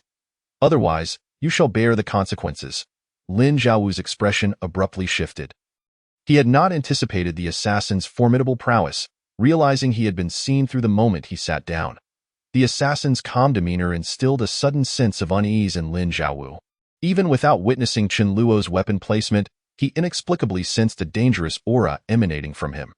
After a brief hesitation, Lin Xiaowu reluctantly retrieved the gun concealed behind him. Yet, as he tossed it toward the back seat, he suddenly aimed the weapon at the assassin's head. At that very moment, the assassin's right hand shot forward with lightning speed, gripping the barrel of the gun and executing a swift upward and downward motion. Lin Xiaowu felt a sharp pain in his wrist as the gun slipped from his grasp. When he regained his senses, the firearm was already in the assassin's possession. He then witnessed the weapon being disassembled into a multitude of pieces, carelessly discarded onto the back seat. "If you intend to act, do so without a hint of hesitation," the assassin remarked, his gaze indifferent as he regarded Lin Xiaowu. "I grant you this one opportunity, and it shall be your last. Should you dare to play tricks again, I shall find a few African Americans in the United States to film an adult movie with your wife before your daughter's eyes, and then share it for your enjoyment. Once you've had your fill, I shall release it online for all to see." Upon hearing this, Lin Xiaowu's expression turned ghastly pale. The assassin's cold, unfeeling gaze assured him that this individual was capable of such actions. If the assassin were to proceed with this plan, it would inflict a pain greater than death itself. "What do you truly desire? If you wish to kill me, come at me directly. What kind of man resorts to abducting innocent women and children?" The assassin glanced at the rage and fear etched upon Lin Xiaowu's face and sneered, "When you exterminated entire families, did you ever contemplate that your day would come?" Lin Xiaowu was rendered speechless, falling into a moment of silence before pleading, "If you seek vengeance, then act swiftly. My wife and child are oblivious to everything. I implore you to spare them. Rest assured, my aim is not you." The assassin replied calmly, "I am aware that all those deeds were orchestrated by Lin Xiaodong. If you assist me in eliminating this mastermind, your wife and daughter will be safe. You have long harbored fears of Lin Xiaodong silencing you. I can help you rid yourself of this burden." Afterwards, I shall provide you with a substantial sum to reunite with your family in the United States. We shall both have our needs met. And it shall be a joyous conclusion for all. Lin Jiaowu's expression shifted once more, cast in doubt as he scrutinized the assassin. He had concealed his fears of Lin Xiaotong's lethal intentions deep within, never confiding in anyone, not even his wife. Yet, Chen Luo seemed to know the secret dwelling within his heart. Who on earth was this man? Chapter 68. This is merely an appetizer. What is it that you truly aim to achieve? Just say it directly. Lin Jiaowu's face was etched with despair and helplessness as he regarded the assassin, unable to fathom the truth of his words. Yet, with his wife and daughter in peril, resisting was futile against the assassin's overwhelming might. He could only await the assassin's revelation of his intentions. I require the storage of a shipment at Lin Xiaodong's cold chain company, and you will be responsible for its delivery. Tomorrow, the police will raid the cold chain company, discovering a substantial cache of narcotics. Li Jingkong will confess that Lin Xiaodong's company collaborates with the Chao South Society, facilitating the use of cold chain logistics for transportation within the city. Lin Jiaowu quickly grasped the implication. The assassin intended to frame Lin Xiaodong and his son for drug trafficking. This individual seemed to harbor a vendetta against Lin Xiaodong, having just dealt with Li Qingbin before turning his sights on Lin Xiaodong. The cold chain company operates legitimately, engaging in lawful business. If you suddenly introduce narcotics, the police will simply inquire with the employees, who will reveal the possibility of a frame-up as long as Lin Xiaodong denies involvement. He cannot be held accountable, especially since he has not committed such acts. The assassin replied nonchalantly, I am well aware that this strategy may not succeed in incriminating Lin Xiaodong. It is merely an appetizer. With Li Jingkong's testimony, even if Lin Xiaodong is innocent, he will be taken by the police for further investigation. Once Lin Xiaodong is apprehended, news of Li Qingbin's drugs within the cold chain company will inevitably leak. Lin Xiaodong has always maintained close ties with Li Qingbin, who has assisted him in eliminating competitors over the years. Even if it is merely gossip, many will believe it. When rumors abound, will you? As Lin Xiaodong's business partner, continue your collaboration with him? Chen Luo was left speechless, and Lin Jiaowu could offer no rebuttal. They both comprehended that the assassin referred to this as an appetizer to create a rift in Lin Xiaotong's partnerships, instilling distrust. Even if the police later exonerated Lin Xiaodong, many would suspect that evidence had simply yet to surface. Those engaged in legitimate business would inevitably distance themselves from Lin Xiaodong if they suspected him of illicit dealings, thereby inflicting a degree of damage upon the Lin family's enterprise. Though not fatal, it would nonetheless cause Lin Xiaodong considerable distress. The assassin was remarkably adept at discerning human motives. The cold chain company operates from 5 a.m. to 9 p.m. Although there are no cameras inside, the streets outside are monitored. If I drive the shipment inside, it will be captured on footage, and I will ultimately bear the blame. Since last night, the surveillance outside the cold chain company has malfunctioned and will record nothing. At this revelation, Lin Jiaowu was not the only one taken aback. Even Chen Luo was momentarily stunned, unaware of when the assassin had orchestrated such arrangements. If I carry out this task, will you release them? The assassin let out a cold laugh. You certainly have a vivid imagination. Lin Jiaowu's expression shifted dramatically as he glared at the assassin. What must I do to secure their release? That depends on whether the souls on Qiming Mountain are amenable. Lin Jiaowu's face turned ghostly pale as he stared in shock at the assassin, his lips trembling as he stammered.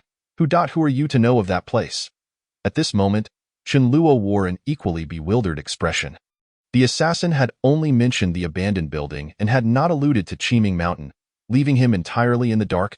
However, observing Lin Jiaowu's expression, akin to one who had seen a ghost, he deduced that this location was likely of great significance, not only to Lin Jiaowu, but also to Lin Xiaodong and his son. If one wishes to remain undetected, one must abstain from wrongdoing. The assassin cast a cold glance at Lin Jiaowu. First, record a video detailing every individual you have slain on behalf of Lin Xiaodong over the years, along with the reasons and methods behind each killing.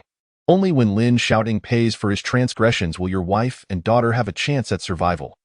Lin Jiaowu's face turned ashen, as if his soul had been drained, leaving him in a daze. You may leave. Upon hearing the assassin's indifferent voice, he finally regained his senses. He cast a fearful glance at the assassin before hurriedly exiting the passenger door. Even after the assassin's departure, Lin Jiaowu remained rooted to the spot. Lost in thought, his expression fluctuated between green and white, clear clearly struggling to comprehend how the assassin had uncovered such secrets. What lay behind Qiming Mountain that had so terrified Lin Jiawu? That place was the burial site for Lin Jiawu's victims. How many bodies were buried there? Perhaps dozens, he replied. Chen Luo could hardly contain his shock at that figure. Was this man insane enough to have killed so many? The assassin spoke flatly. That is merely the number of bodies Lin Jiawu buried when he lacked access to a crematorium. Later, that location became a graveyard, and Lin Jiawu ingeniously procured a crematorium, incinerating future victims and burying their ashes in the graveyard, leading others to believe they were simply part of a normal burial process. Including those cremated remains, the number is at least doubled. Chen Luo felt a chill run down his spine. Was Lin Xiaotang a psychopathic murderer? Psychologically speaking, Lin Xiaotang was indeed deviant, though he did not kill for the thrill of it. The vast majority of his actions were motivated by greed. He was a man enslaved by money, driven mad by the pursuit of wealth. The assassin continued in a calm tone. Lin Xiaotang's rise to power is even bloodier than Li Qingbin's. His methods are fundamentally similar. He first employs treachery and deceit. If his adversaries do not yield, he resorts to murder. In the early years, Li Qingbin assisted him with these unsavory tasks, but eventually, he grew wary of the potential threat Li Qingbin posed and adopted Lin Jiawu's underage sons as his protégés. Upon maturing, these adopted sons became invaluable aides, clandestinely eliminating a multitude of competitors, which allowed Lin Xiaotang to thrive in his business endeavors over the years, expanding his enterprise significantly. However, the sole survivor among them is now Lin Jiawu. The others either took the fall and ended up in prison, were silenced, or died protecting their own. At this revelation, Chen Luo finally comprehended why Lin Jiawu dared not speak of his marriage and children, and had to secretly send his wife and child to the United States. If they remained, it was conceivable that Lin Xiaotang might indeed resort to murder to ensure silence. Chapter 69. The moral bottom line is approaching absolute absence. Has he truly killed so many without anyone discovering it? After a moment of shock, Chen Luo could not suppress his inquiry. Years ago, both the investigative techniques and technologies were vastly inferior to today's standards. The rapid development of Pengcheng outpaced the corresponding improvements in public security management, resulting in a chaotic environment rife with crime. Moreover, Pengcheng has consistently been one of the cities with the highest population mobility in the country. Thus, if someone suddenly vanished, the average person would assume they simply relocated or returned to their hometown, seldom considering the possibility of death. Those who settled in Pengcheng with families here were at the mercy of Lin Xiaotang, who would go so far as to annihilate entire households to achieve his objectives. In such cases, the bodies would be disposed of, leaving no one to report the crime. Back then, there were hardly any surveillance cameras on the streets.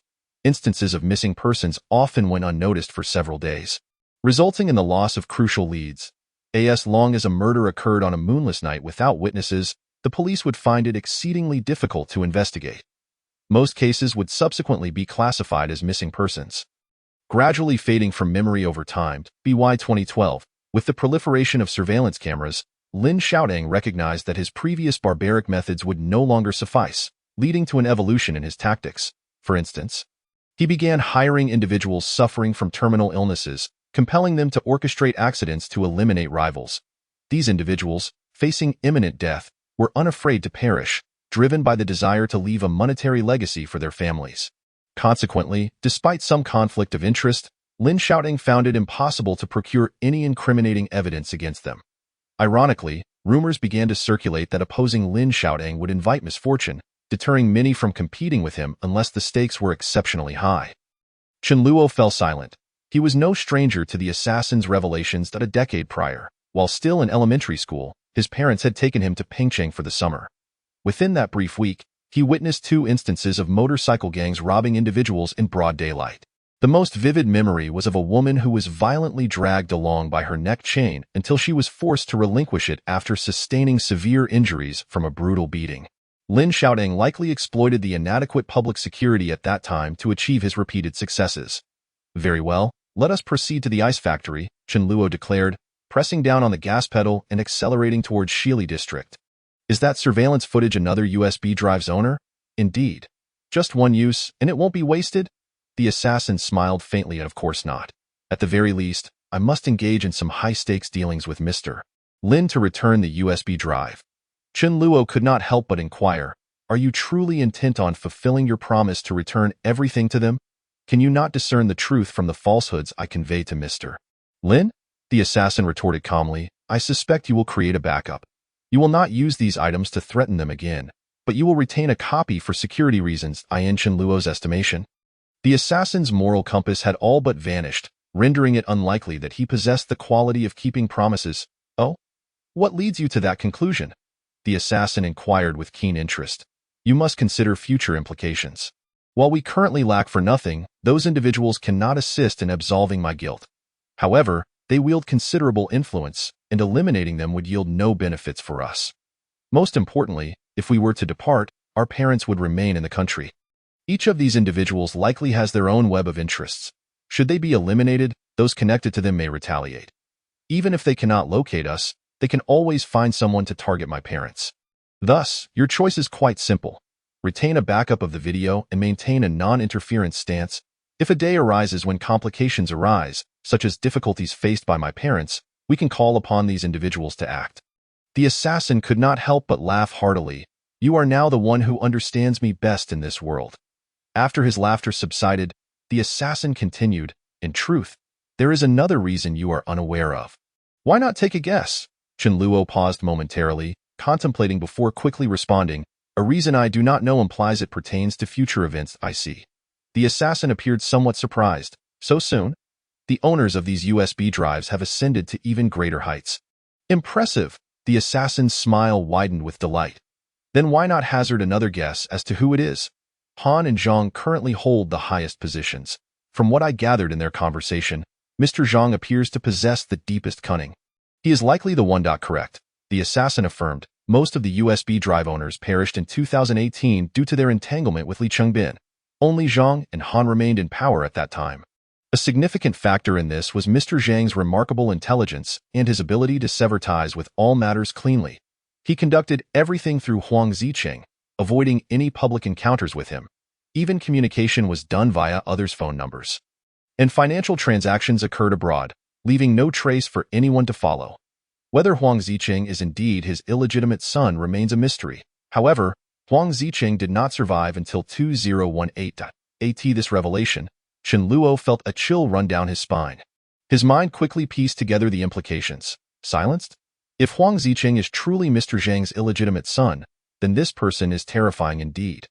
Huang Zicheng may have been the only one capable of threatening him. Once that connection is severed, he is utterly safe. To survive, he would even eliminate his own son.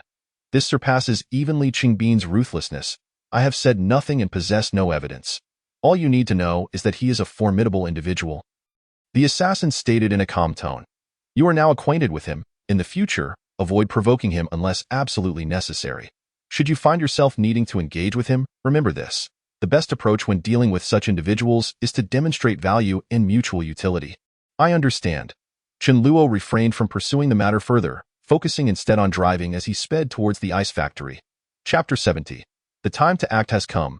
Those who may perish could be us. Before arriving at the Dingzuan ice factory, Chen Luo had already sent a text message to Mr. Lin. Upon his arrival, after a phone call with Mr. Lin, a masked man opened the factory's large door. As Chen Luo parked and exited the vehicle, a cold voice pierced the air behind him, the items. Turning around, he found himself surrounded by 5 masked men, the leader brandishing a silenced pistol. A week prior, the sight of a gun would have instilled fear in Chen Luo. But after everything he had experienced alongside the assassin, his demeanor was now composed. He understood that these individuals would not harm him until they secured the USB drive and verified its contents. Control my body. After conveying this thought, the assassin took over Chen Luo's physical movements. These individuals were professional cleaners, and at this moment, Chen Luo was not their equal. Chen Luo hesitated. While he was unfamiliar with the term cleaner, he knew it was not the benign meaning he typically associated with the word.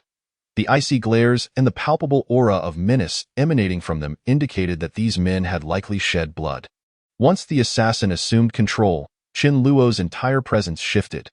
The cleaner's pupils constricted, and he instinctively took a step back, sensing an overwhelming aura of dread emanating from Chen Luo. It was as if a placid sea had suddenly transformed into a tsunami, crashing down upon them. Not only the leader but also the remaining 4 men exhibited visible signs of trepidation.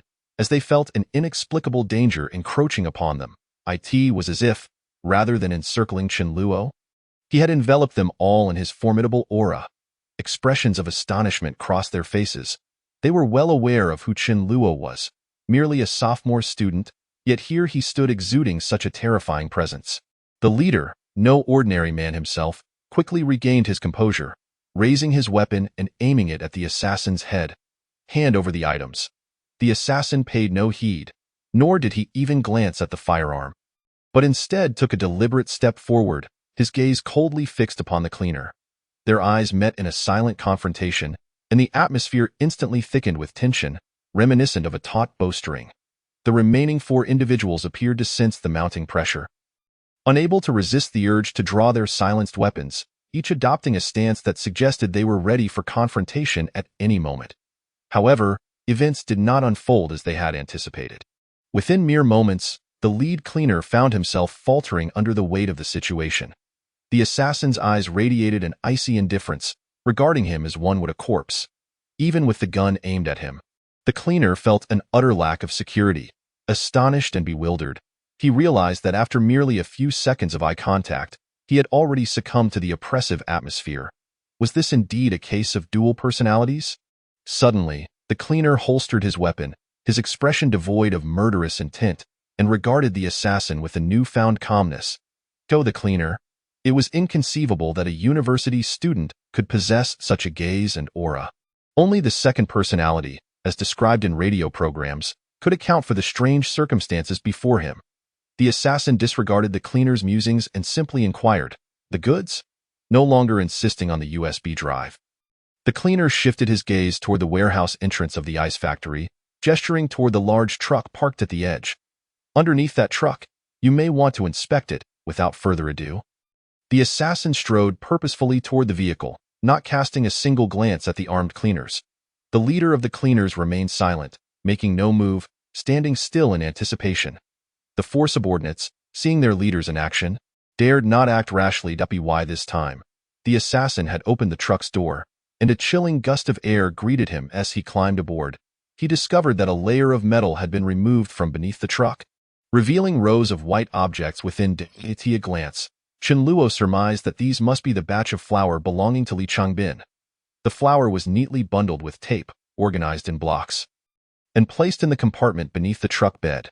The assassin retrieved a package, drew a dagger from behind him, sliced a small piece of tape, and took a whiff of the flour. Seemingly assured of its quality, he set the package down and inspected a few more at random. That moment, it appeared that the assassin had finally found solace in his findings. He placed the goods back inside and covered the metal compartment.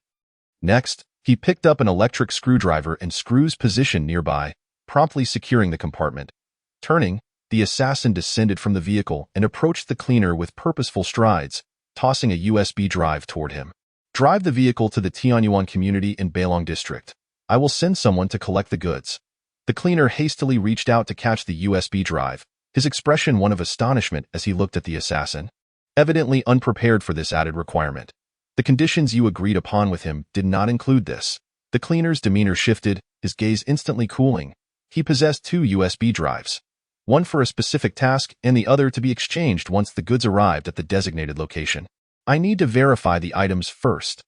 The cleaner cast a deep glance at the assassin but refrained from further argument, turning instead toward a nearby vehicle. The assassin remained silent, neither urging nor pressuring, simply standing with his hands clasped behind his back. Moments later, the cleaner retrieved a laptop from the vehicle, inserting the USB drive and powering it on. Within less than a minute, he swiftly closed the laptop, returning to the assassin. "The goods are satisfactory, but how do we obtain the second USB drive once the delivery is made?" The assassin calmly replied, "The person receiving the goods will provide it to him." The cleaner scrutinized the assassin for a few moments, seemingly contemplating the veracity of his statement. However, the assassin did not wait for his deliberation, turning on his heel and making his way back to his vehicle. The cleaner remained silent, his irritation mounting at the assassin's blatant disregard for them, yet he felt compelled to refrain from taking action. Meanwhile, his subordinates began to grow restless, with one stepping forward. "Boss, didn't he say that if given the chance, we should eliminate him?" This subordinate clearly failed to grasp the situation. The assassin, now with his back turned, presented a once-in-a-lifetime opportunity. Yet, despite the assassin leaving in his vehicle, their leader remained motionless, leaving them in a state of confusion. If we act, it is likely we will be the ones to perish. The cleaner's leader observed the assassin retreating from the ice factory, his tone laced with resignation. Chapter 71. A hand for payment? A hand for delivery, is that even possible? The leader of the cleaners cast a sidelong glance at his subordinate, responding slowly, "Perhaps you should pursue him and test your luck? I will even give you my share of the money." The subordinate's expression shifted instantaneously. He cleared his throat and replied, "On second thought, I trust the boss's instincts. You may claim you wish to eliminate him, yet your instincts signal otherwise. Doesn't that speak volumes?" As the cleaner's leader spoke, he fixed his gaze on the retreating assassin, continuing, "This lad's second personality is undoubtedly a lunatic. Otherwise, I would not have felt such an intense shiver down my spine. Boss, even if his second personality is formidable, he is still just a university student." The cleaner's leader interrupted his subordinate, retorting coldly, "A university student who can obliterate the Chownet society in just over a week and outsmart the police at every turn? You should drive the goods to the designated location." With a derisive snort, the cleaner's leader turned and climbed into his vehicle, addressing the remaining subordinates, "Let's go." The trio exchanged glances filled with schadenfreude, eyeing their companion before hastily departing the ice factory. "Was the USB drive you tossed into the flour the second one?" "Indeed." Chen Luo immediately understood the assassin's intentions. He planned to wait until Lin Zhaowu received the goods before instructing the cleaner to retrieve the items from the vehicle. "Call Li Qingbin and instruct him to deliver the goods to Zhangkang Reservoir." Chen Luo glanced at the time on his phone. It was already past 9 in the evening. As he dialed, he mused that the lack of contact indicated that those he had sought had likely failed. Do not let your guard down. A person in despair may resort to exceedingly desperate measures. Chen Luo nodded slightly, promptly using Li Jingkang's phone to call Li Qingbin. The phone rang only briefly before being answered. "I have prepared what you requested. How shall I deliver it to you?" Li Qingbin's voice was laced with deep fatigue, clearly indicating that the night had been far from favorable for him. Chen Luo's eyes flickered momentarily before he replied, "Send it to Zhangkang Reservoir." "What must I do for you to release Jingkang?" "Naturally, it is a matter of payment upon delivery. I cannot return your son without having seen the goods." With that, Chen Luo abruptly hung up the phone and called Yi Shengtian. "Brother Chen, has Li Qingbin prepared the goods?" Upon hearing Yi Shengtian's inquiry, Chen Luo understood that this fellow was truly fixated on the batch of flour. "Yes, I have made arrangements with him to deliver it to Zhangkang Reservoir." "Elder Yi, please arrange for someone to oversee the acceptance." "Not a problem. I will dispatch someone immediately." After a brief pause, Yi Shengtian added, "Brother Chen, do you think Li Qingbin might pull any tricks, such as tampering with the goods or laying a trap?" Chen Luo chuckled. Yi Shengtian was no fool and could surmise that Li Qingbin would not simply hand over the goods without a fight. "Not to worry. If your people detect any issues, Elder Yi, you can contact me immediately. I will take a hand from Li Jingkang and deliver it to Li Qingbin, and he will comply." "Brother Chen, you are truly ruthless." Yi Shengtian laughed heartily before continuing. "Brother Chen, my men have already arrived in Chaonan and are currently outside Lu Xin's family villa. Lu Xin's parents and wife and children are at home watching television, ready for action. I will send you the photos shortly. Just send me a message when you want to proceed, understood? By the way, I have one more thing to inform you, Brother Chen." "What is it?" "News from the security company indicates that several corpses have appeared at the hotel where your parents are staying, all of whom were shot dead. The police have since sealed the premises and are investigating the incident. Given that your parents are residing there, speculation has arisen that Li Qingbin hired individuals to kill your parents, only to be preemptively eliminated by you. Many media outlets have flocked to report on this." Yi Shengtian's tone turned incredulous as he inquired, "Could it be that Brother Chen is truly responsible?" "I have inquired, and those killed were members of the internationally renowned mercenary group Blood Sale, nearly all of whom were former special forces." Chen Luo was indeed aware of the hotel mentioned by Yi Shengtian. Their rented room had become a crime scene, now sealed by the police. Even if it were to be unsealed, it was unlikely his parents would want to return. After all, just seeing the room would evoke painful memories. However, Chen Dongxing and his wife had not received any news about Chen Luo and, unable to leave Pingqing, could only find a small inn nearby to stay in, regardless of the eventual outcome awaiting Chen Luo. They yearned to be informed at the earliest opportunity. Upon hearing Yi Shengtian's remarks, Chen Luo recognized the formidable reputation of the Dark Spear was indeed well-deserved. They had deftly identified threats amidst the crowd and eliminated them preemptively. It was my arrangement, yet not my doing. Chen Luo promptly provided Yi Shangtian with an affirmative response. He was taken aback to discover that his brother Chen had also orchestrated for skilled protectors to safeguard them from the shadows. Yi Shangtian could not help but express his admiration, inquiring curiously where Chen Luo had found such remarkable talent, capable of outmatching even the members of Blood Sale. Truly impressive. A secret. Naturally, Chen Luo would not divulge the truth to Yi Shangtian. For the more unknown and enigmatic it was, the greater the trepidation it could instill. Chen Luo now regarded Yi Shangtian with a sense of wariness. Who could guarantee that he would not harbor intentions against his parents for that batch of flour worth 500 million? Concealing the existence of the dark spear served as an intangible deterrent to Yi Shangtian as well. After uttering those two words, Chen Luo swiftly inquired, "Where have my parents gone now?" Upon hearing the swarm of reporters, Chen Luo understood that this was undoubtedly grim news for his parents. The more coverage there was in the news, the greater the psychological strain they would endure. It seemed the police had surmised that the mercenaries from Blood Sale were indeed targeting his parents and had arranged for their urgent relocation. Personnel from the security company were currently accompanying them, though their final destination remained uncertain. Once they arrived, they would notify my designated contacts, and I shall inform Brother Chen. Understood. After disconnecting the call, Chen Luo suddenly posed a question. Since you know Li Qingbin could not possibly deliver the genuine goods, why did you still allow Yi Shangtian to send someone over? To let him learn from his mistakes. Otherwise, he will continue to dwell on this matter. Chen Luo fell silent, realizing that the genuine goods had already been taken away. Whatever Li Qingbin delivered now would undoubtedly be problematic, or perhaps he would simply not send anything at all and lay an ambush instead. Should they discover his arrival, they would act immediately to apprehend him and then subject him to intense interrogation to ascertain Li Jingkong's whereabouts.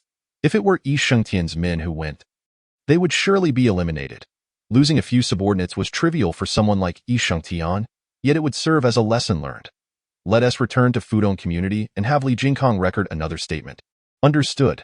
Chapter 72. Unfortunate prophecy. After driving for a while, Chen Luo suddenly sensed something was amiss, although he could not quite identify the issue. Something feels off. A voice from the assassin echoed in his mind. His tone grave. You sensed it too? Chen Luo was startled. Both he and the assassin had detected a problem, indicating that there might indeed be a significant oversight. Furrowing his brow in contemplation, Chen Luo abruptly asked, "What was the agreement you made with the Dark Spear? To eliminate anyone who attempts to kidnap my parents." Chen Luo's heart sank. If it were the police conducting a transfer for protection, would they not be regarded as a threat? The assassin quickly realized, exclaiming, Li Qingbin intentionally arranged for Blood Sale's men to walk into a trap, aiming to escalate the situation and force the police to relocate them. Then Li Qingbin's men would impersonate the police to take your parents away? This trick was taught to him by you. Chen Luo's complexion paled instantly. Calm down, don't panic. The assassin swiftly regained his composure, reminding Chen Luo that this was merely their conjecture, not necessarily fact. But what if it is true? Chen Luo exclaimed, a mix of alarm and fury. Even if it were true, how does your panic help in rescuing your parents? The assassin calmly countered. Chen Luo was taken aback, realizing he had allowed his anxiety and anger to cloud his judgment, rendering him incapable of rational thought. Even if the sky were to fall, one must strive to maintain composure. Only then can one devise a solution to the problem. The assassin's tone grew increasingly calm as he soothed Chen Luo's emotions, continuing, even in the worst-case scenario. If Li Qingbin has indeed captured your parents, we still have Li Jingkong as leverage, along with that 500 million worth of drugs, and those USB drives as bargaining chips. Li Qingbin would not dare to harm them lightly. Furthermore, if he truly intends to act, who do you think he would send to carry out the task? It would undoubtedly be Lu Ziyan. Chen Luo instantly grasped the implication. Li Qingbin would never entrust such a matter to anyone else but his most trusted Lu Ziyan. Meanwhile, Yi Shangtian's men were already at Lu Ziyan's doorstep. Once they apprehended his men, they could pressure Lu Ziyan to release them. Chen Luo promptly retrieved his phone and began dialing Yi Shangtian's number. Breathe deeply. Do not let Yi Shangtian detect anything amiss. Upon hearing this, Chen Luo took a deep breath, striving to calm his emotions. When the call connected, he slowly spoke, Boss Yi, you can have your men proceed to apprehend Lu Ziyan's family now. All right, I will have them take care of it immediately. Also, could you please help me confirm where my parents are with those security personnel? They should still be en route. I cannot say for certain where they are headed. I just want to know their location. Chen Luo, unable to restrain himself, interrupted Yi Shangtian. On the other end of the line, Yi Shangtian sensed the urgency in Chen Luo's voice and was taken aback. Falling into a brief silence, Brother Chen, why are you so anxious? I will hang up and make the inquiry. Then I appreciate it, Boss E. Realizing he had lost his composure, Chen Luo quickly adjusted his tone. After hanging up, he awaited Yi Shangtian's return call with bated breath for a full 5 minutes before finally receiving a call back. Do not answer immediately. Heeding the assassin's reminder, Chen Luo endeavored to calm his racing heart. After a few more rings, he finally answered the phone. Brother Che, Chapter 73. Trust your instincts. You cannot go wrong. Wait. Upon hearing Chen Luo count to 1, Lu Ziyin could no longer withstand the immense pressure and exclaimed in shock. The answer. Chen Luo understood that he could not afford to give Lu Ziyin any more time to ponder, for it was highly likely that unforeseen variables would arise. After all, Lu Ziyin could not handle this matter alone. He had Li Qingbin's associates by his side. Moreover, those willing to take such substantial risks were undoubtedly individuals from Li Qingbin's hometown in Chaos Han, fiercely loyal to him. If these individuals discovered that Lu Ziyin intended to hand over his parents, they would not simply stand by. A flurry of hurried footsteps resonated from the other end of the phone, and soon Lu Ziyin's subdued voice came through. There are others sent by Brother Bin around me, all of whom have followed him for many years. If I hand them over to you directly, they will certainly eliminate me. Chen Luo's eyes flickered upon hearing this. He was about to respond when the assassin's voice suddenly echoed in his mind. Asking where he planned to take his parents, in an instant, Chen Luo grasped the assassin's intention to intercept them midway or to seize them directly at their destination. If Lu Ziyin recklessly released them, he would undoubtedly be eliminated, and they would lose their only insider. This was indeed the only feasible approach. Where did Li Qingbin instruct you to take them? To an old factory in Longqing Industrial Park, which was previously used for storing flour. This industrial park has been around for nearly 20 years, its facilities dilapidated and transportation rather inconvenient. Over the years, many manufacturers have relocated, rendering the area desolate, making it ideal for use as a warehouse. Although the warehouse was replaced later, this location has remained unsold to this day. Chen Luo's gaze shifted several times. This aligned with the information Yi Shangtian had relayed. Have you already taken them to Longqing Industrial Park? Lu Ziyin was clearly not in a position to speak in a secluded area, as it was unlikely he was in a vehicle. Yes. Tell me the address. It is at the innermost factory in Longqing Industrial Park. The door has no name, but there are 2 stone lions, each as tall as a person, guarding the entrance. Chen Luo immediately replied, I will contact you again. After hanging up, Chen Luo accelerated towards Longqing Industrial Park. Do not rush. Relinquish control of your body to me. I will contact the Dark Spear members and have them come as well. Without a moment's hesitation, Chen Luo willingly ceded control to the assassin. He had sufficient confidence in the assassin's skills. If they could recruit another equally formidable assassin, rescuing his parents would be virtually assured. The assassin rummaged through the glove compartment and retrieved a black phone. Swiftly dialing a number, Mr. Ho, your task remains unfinished. Upon connection, the assassin wasted no time, diving straight into the matter. Oh? A languid male voice responded from the other end. The blood sale mercenaries have been dealt with. Your parents are currently being taken away by the police. Why do you say we have not finished? Those police officers are impersonators sent by Li Qingbin. He has already taken my parents away. Send your men to complete the remaining tasks. Li Qingbin is quite clever? Homing chuckled, suddenly recalling that this tactic seemed familiar. Was it not Mr. Chen who previously worked at the Supreme Club? This is a case of using one's own methods against them, Mr. Ho. I did not call to hear your mockery. The assassin coldly interrupted Ho Ming, his tone laced with a chilling undertone. Why apologies? I misspoke. Ho Ming quickly retracted his laughter and added, Our Dark Spear prioritizes the spirit of contracts. Since Mr. Chen's entrusted task remains incomplete, we shall certainly see it through. Please provide me with the address. The innermost factory in Longqing Industrial Park, guarded by 2 stone lions. Understood. My men are en route and will contact Mr. Chen at this number. The assassin ended the call and accelerated forward with greater speed. Though Chen Luo was in a state of frantic urgency, he understood that relinquishing control to the assassin was essential for saving his parents. He could only watch silently from the sidelines. Upon arriving at Longqing Industrial Park, The assassin, however, slowed the vehicle and gradually came to a halt by the roadside. "What are you doing? Why have we stopped?" Chen Luo, unable to contain himself, urgently inquired. "Waiting for the Dark Spear members." Chen Luo was momentarily taken aback. He initially thought the assassin lacked confidence, but it soon dawned on him that the assassin had skillfully maneuvered the police and Li Chengbin, boldly infiltrating Longhu Villa, showcasing absolute self-assurance in his abilities. Moreover, Chen Luo could sense that the assassin had pushed the car to its limits, clearly sharing his anxiety. Chen Luo could empathize with the assassin's thoughts. In his own world, he had perished, burdened by boundless hatred and guilt for failing to protect his parents. Witnessing a similar tragedy unfold once again in this world, the assassin might be even more anxious than he was. Yet, under such circumstances, the assassin refrained from rushing in immediately, instead opting to wait for the Dark Spear members. This was exceedingly unusual. After calming himself, Chen Luo pondered for a moment before suddenly asking, "Do you suspect an ambush might be present?" "Yes." Chen Luo expressed his confusion, as Ho Ming had confirmed that Yi Shengtian's words were indeed true.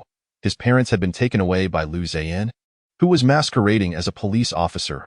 "Why, then, would you harbor such a suspicion?" "Instinct," the assassin replied succinctly. "Everything appears logical, yet my intuition warns me of potential danger. In moments like these, trusting one's instincts cannot be a mistake." Chen Luo fell silent, refraining from pressuring the assassin further, choosing instead to place his faith in him.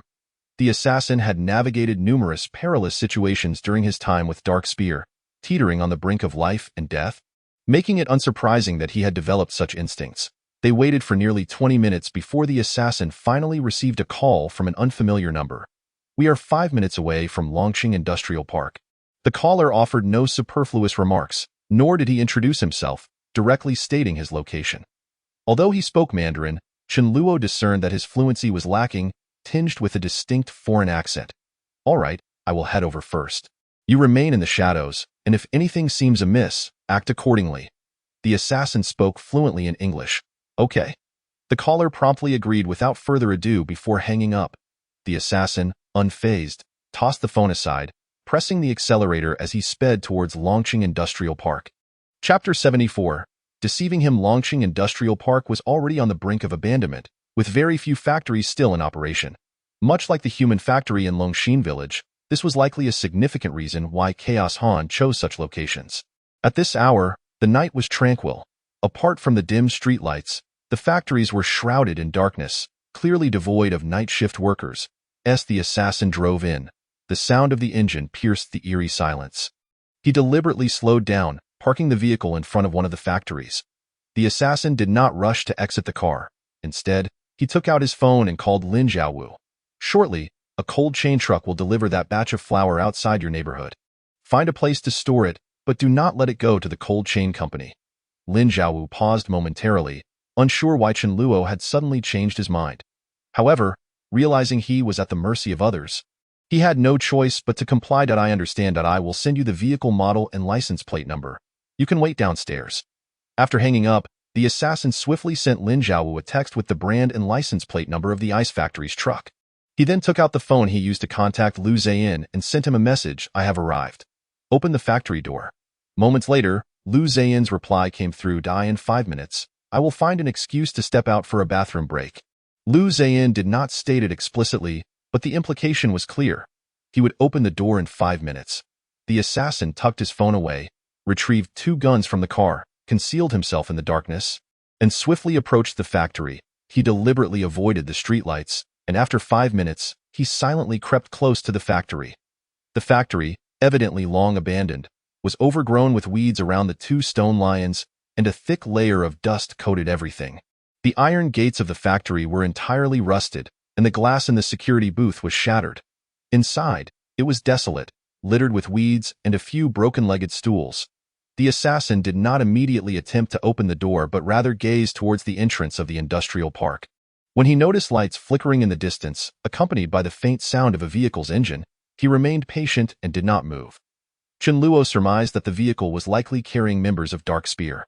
However, akin to the assassin's cautious approach, that vehicle did not enter but instead parked outside the industrial park, extinguishing its lights and engine. Chen Luo understood. The assassins trained by Dark Spear were all equally prudent. The two assassins who had just arrived also considered that driving straight in would draw the attention of those inside, thus opting to park outside beforehand. The assassin remained motionless, waiting outside for nearly 10 minutes. They have all arrived. What exactly are you waiting for? Chen Luo, anxious for his parents' safety, could no longer contain his impatience and voiced his concern. They needed time to seek the high ground. The assassin's gaze shifted to the rooftop of a nearby factory, and he continued calmly, if I were in their position, I would dispatch at least one person to that rooftop for cover, while the others would approach this factory, allowing them some time. At this point, the assassin suddenly interjected, and have you not noticed how eerily quiet it is inside? Although I can see lights through the windows, there is not a single sound of conversation. Does that strike you as normal? Chen Luo was momentarily taken aback. He had overlooked this detail. To capture his parents, they would need at least 4 individuals, and given that it was not yet bedtime, they would inevitably make some noise. With the entrance barely 8 meters from the factory, under such silence, unless they were all whispering, it was impossible for there to be no commotion at all. Indeed, the assassin remarked coolly, do you know why I only allowed Lu Ziyin to open the door earlier? Without letting him coordinate with me to eliminate those inside. Chen Luo pondered for a moment and quickly grasped the implication. Lu Ziyin was acutely aware that handing over his parents would equate to betraying the Chaonan society, and Li Qingbin would surely exact a furious revenge. Thus, even if it were not for his own family, for the sake of buying time to flee, he would eliminate everyone present. Consequently, Lu Ziyin would be more eager to act than we are. Your text message was a deliberate ploy to gauge his response. If I were Lu Ziyin and received that message, even if I did not offer assistance outright, I would at least inform you how many people were inside in their positions, enabling you to deal with them. However, Lu Ziyin merely mentioned finding an excuse to go outside and open the door, which implies he never considered you could handle the situation inside. Yet, it is also possible that you are overthinking it. Thus, to confirm this, you deliberately waited an additional 10 minutes to observe Lu Ziyin's subsequent reaction. Precisely. The assassin affirmed, then abruptly turned, heading not towards the front entrance, but towards the rear door of the factory. Lu Ziyin was currently facing the dual pressures of his family's lives being threatened and the betrayal of Li Qingbin. After waiting for so long without seeing us, he could not possibly remain so composed. If I were Lu Ziyin, knowing we had arrived yet seeing no sign of us entering the factory, I would undoubtedly worry whether something had happened to us. At the very least, I would send a text to inquire. Yet, he has done nothing, seemingly unconcerned about our success. This is clearly illogical. It indicates that Lu Ziyin's attention is focused elsewhere. The assassin added with an indifferent tone, the silence inside, coupled with the ability to capture everyone's attention, suggests that there may indeed be a trap set within. They are likely lying in ambush behind the main door, fully focused on it, and once I appear, I fear a dozen guns will be aimed at my head. However, they will not kill me, for Li Qingbin is still unaware of Li Jingkong's whereabouts, so they must keep me alive to extract information about his son's location. A sudden jolt surged through Chen Luo's heart. Lu Ziyin's family was in our hands, and he could be ruthless enough to abandon everything for Li Qingbin? Whether Lu Ziyin could be so merciless was uncertain, but whether or not there was a trap inside. We had to go in. Chen Luo sensed the assassin's unwavering determination. Even if there were a web of traps within, he was resolute in rescuing his parents. At that moment, the assassin reached the rear door of the factory and glanced at the not-so-tall wall. As he prepared to leap over it, he suddenly felt his phone vibrate.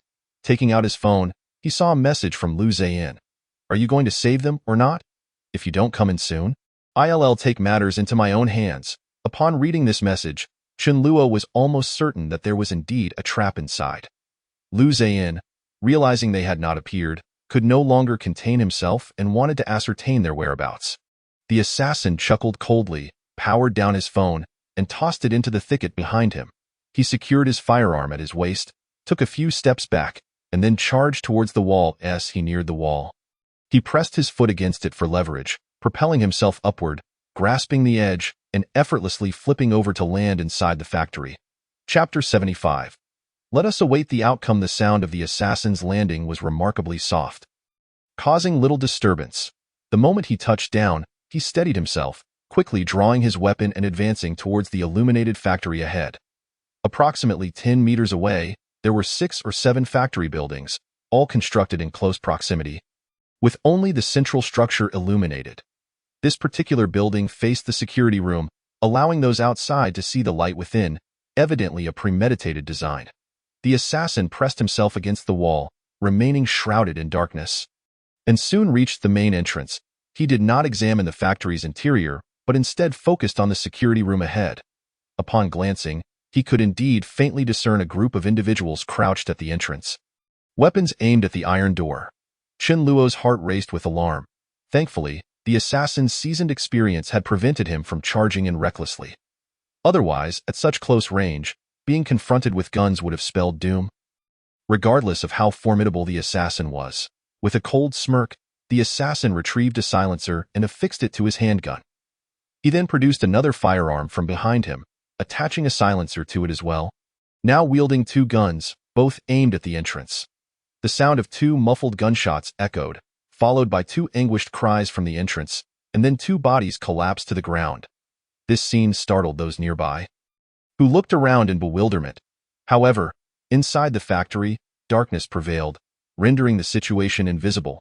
At that moment, two more screams pierced the air as two more companions fell. Find cover.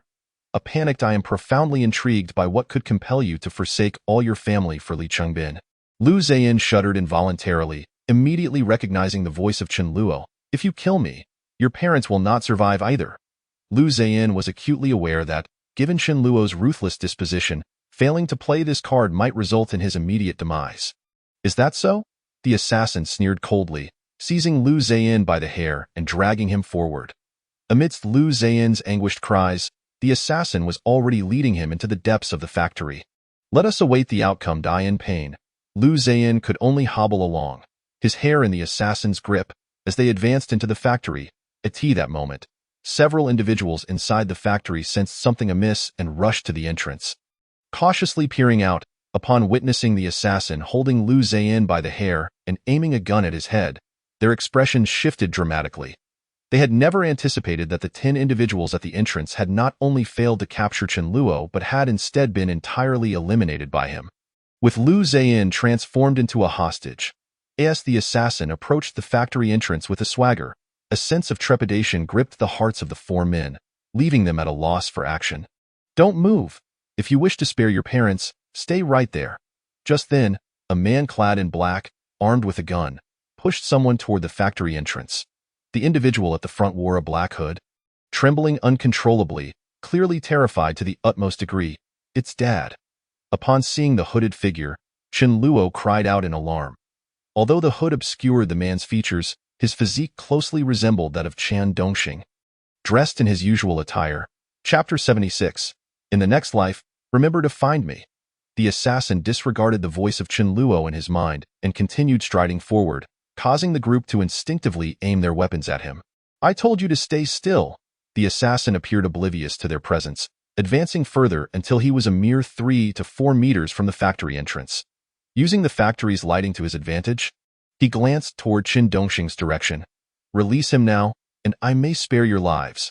The assassin's tone was devoid of emotion, chilling those present to the core. Even without taking action, his mere presence exuded an overwhelming sense of threat and oppression. The current aura he emanated rendered them utterly insecure, despite their numerical superiority, as if their lives could be extinguished at any moment. Release Lu Gu. The man holding the hostage's expression shifted, aiming his gun at Chen Dongxing and issuing a cold command. I offered you a chance. The assassin replied nonchalantly, then suddenly raised his voice in English. Make your move. As his words echoed, a gunshot rang out. A clear blood hole appeared in the forehead of the man holding Chen Dongxing, who then collapsed lifelessly to the ground. Bang, bang. 2 more shots pierced the night, and 2 of the remaining 4 individuals inside the factory fell, their deaths mirroring that of the earlier hostage-taker, each shot to the forehead. They had no time to scream before being silenced. The last 2 individuals within the factory, terrified beyond measure, hurriedly retreated behind the factory walls. Lu Ziyin, witnessing this, trembled in fear, realizing that the assassin had hidden allies. Clearly a sniper. Kill his parents. Lu Ziyin, sensing the dire straits he was in, roared at the individuals inside. Chen Dongxing, meanwhile, was blindfolded and unaware of the chaos, but upon hearing the gunfire, he instinctively turned and fled. Bang! As Lu Ziyin's furious shout echoed, another gunshot rang out, and Chen Dongxing's figure crumpled to the ground. Dad! Chen Luo, witnessing this scene, was consumed by rage and attempted to seize control of his body to rush into the factory. Fool! That was a decoy, the assassin coldly reprimanded in his mind. If that man were truly his father, why cover his head? They should have revealed his face to threaten us. Furthermore, did you not notice that his skin, both on his neck and arms, was in excellent condition, entirely unlike that of a man of his father's age? Chen Luo was taken aback, realizing that in his earlier urgency, he had overlooked these details, fixated solely on rescuing them. If this had been a trap from the outset, Li Chengbin would never have brought his parents here but would have sent them elsewhere. He lured us here merely to capture us and extract the whereabouts of Li Jingkong.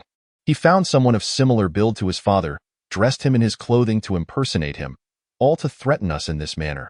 If we had truly managed a rescue, he could have used this impostor to ambush us. You knew this before coming in? As Chen Luo contemplated this, he regained his composure and relinquished his struggle for control. I have always warned you to remain calm in crises. Had you recklessly charged in, you would have been eliminated, and who would save your parents then?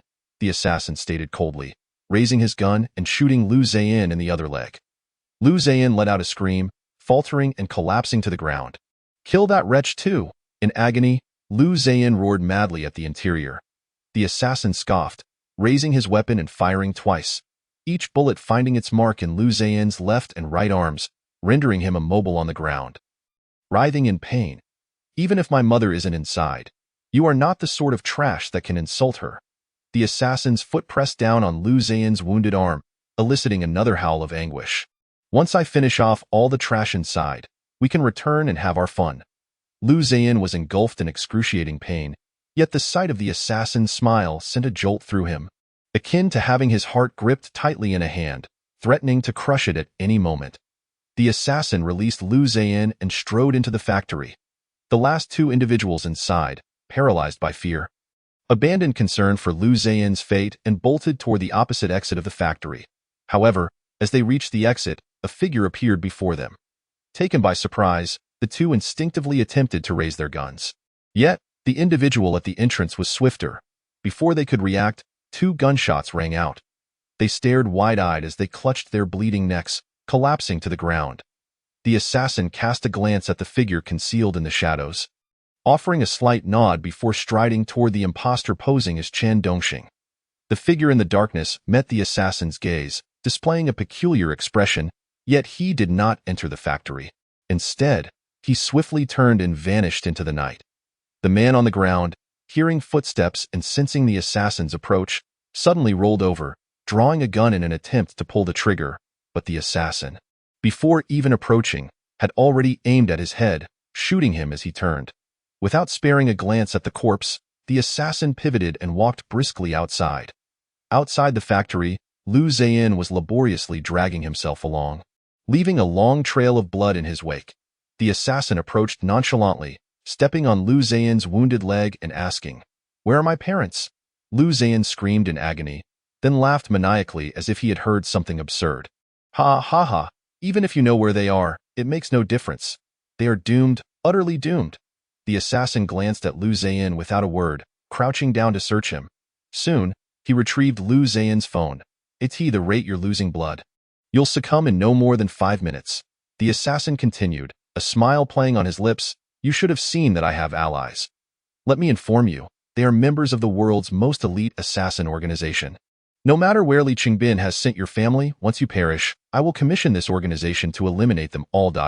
And by the way, the funds for hiring them come from Li Chengbin. Thus, you will slowly feel the approach of death while contemplating how all your family will accompany you to the grave. And there is nothing you can do, only awaiting your inevitable demise amidst pain and despair."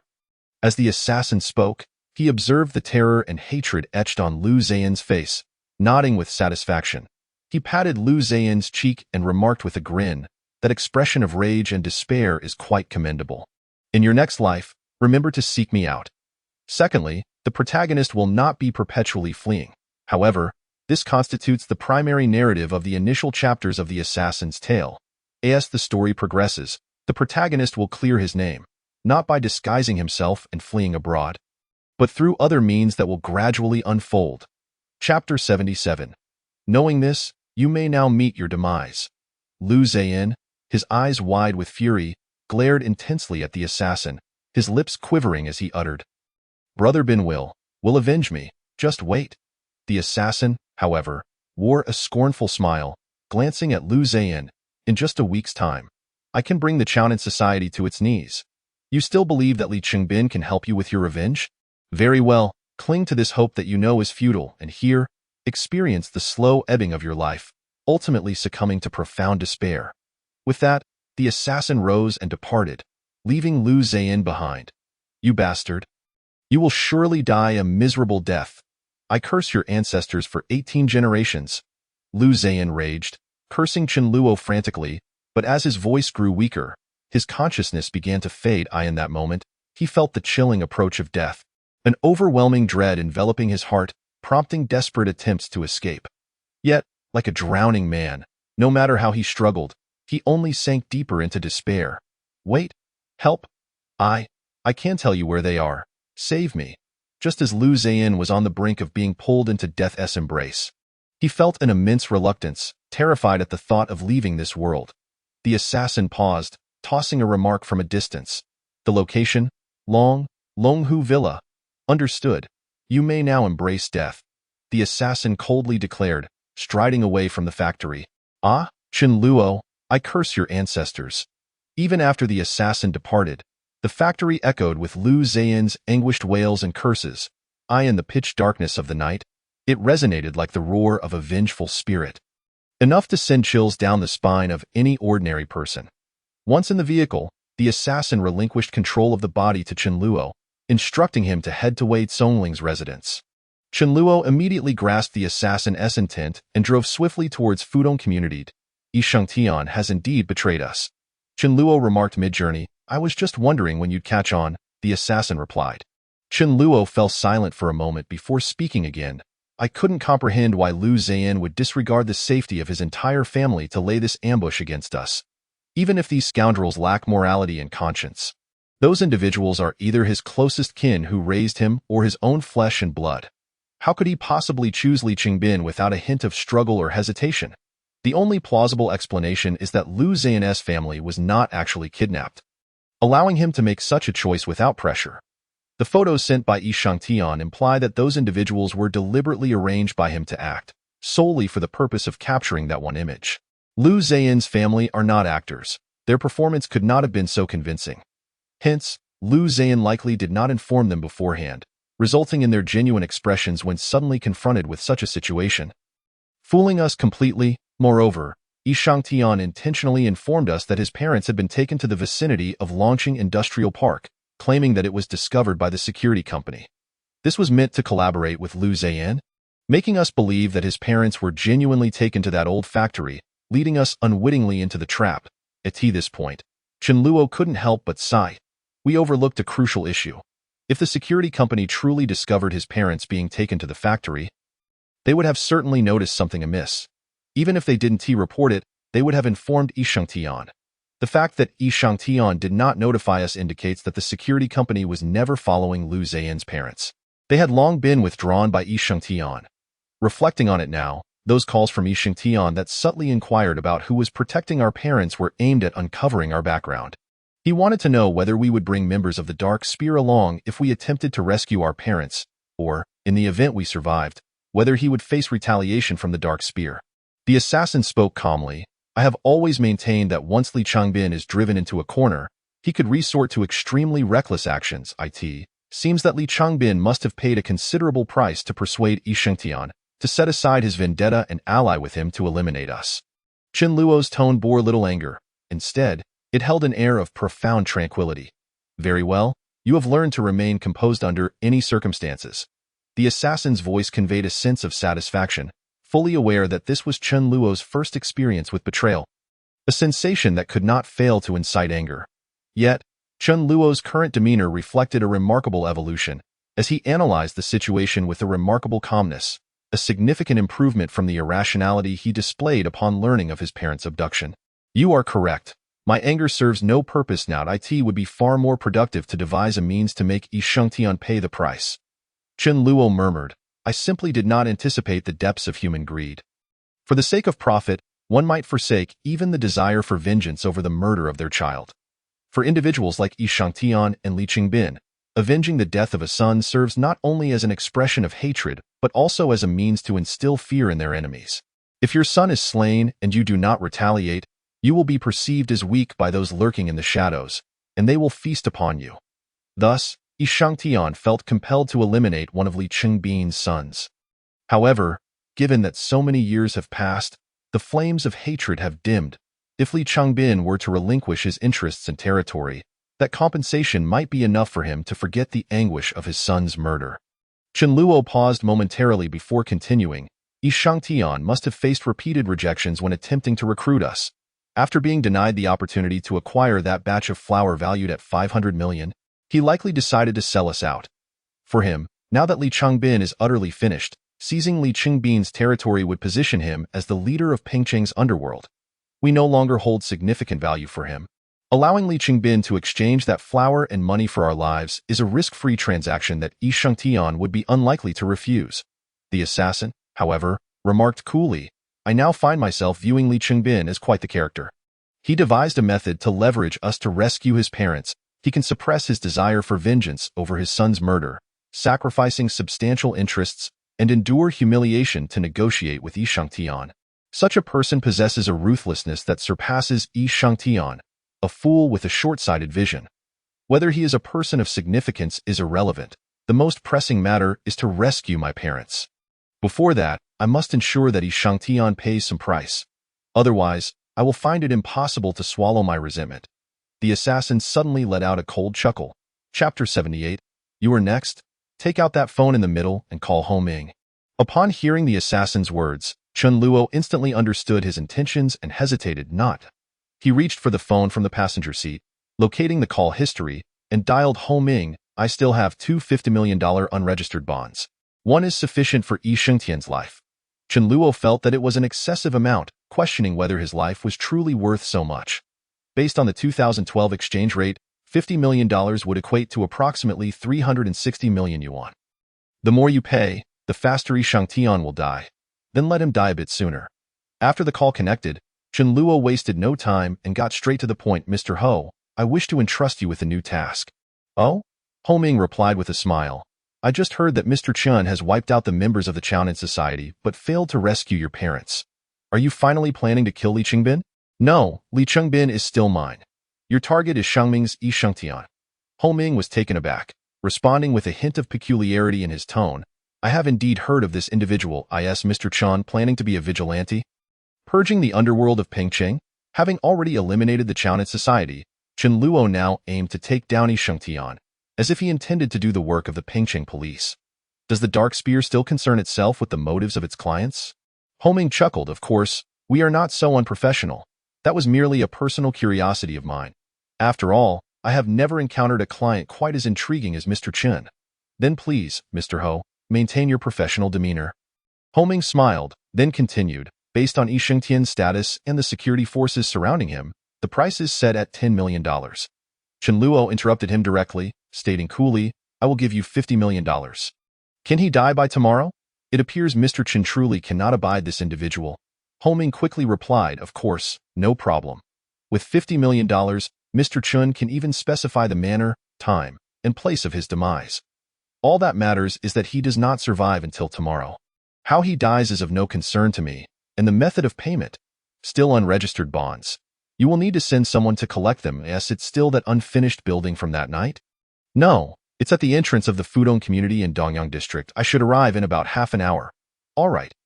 After Chen Luo finished speaking, he hung up the phone and accelerated towards the Fudong community. In less than 5 minutes, one of the many phones in the passenger seat began to ring anew. Chen Luo recognized it immediately. It was Lu Zayin's phone.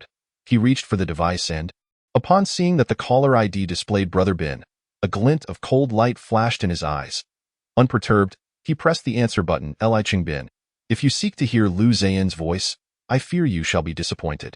Upon hearing Chen Luo's indifferent tone, Li Qingbin on the other end fell silent for a moment, clearly taken aback that the elaborate trap he had set still failed to ensnare Chen Luo. "Is Zayan dead?" Chen Luo did not respond but calmly stated, "You're next." At that moment, he truly felt the urge to kill for the first time, finally understanding the frenzied mindset of an assassin. Even if the assassin were to die and have their soul reincarnated within him, the hatred within would remain unquenchable, compelling him to eliminate Li Qingbin and Lin Xiaotang from this world. His parents had sacrificed so much for him over the years, working tirelessly for a decade without rest, even foregoing hospital visits in times of illness, opting instead for mere over-the-counter remedies from street-side pharmacies. The thought that his own troubles had entangled his parents filled Chen Luo with profound guilt and self-reproach. Zin was like a brother to me, having grown up by my side. After coming to Pingqing, he has been with me for 20 years, indistinguishable from my own son. Li Qingbin's voice carried a note of sorrow. Now, if he has perished at your hands, what meaning is left for me to live? Chen Luo's heart sank at his words.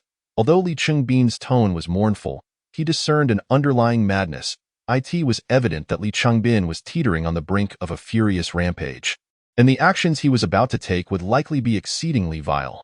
Despite the urgency swirling in his mind, Chen Luo maintained a calm demeanor as he replied, "Since our intentions align, let us first exchange hostages and see who can achieve their goals."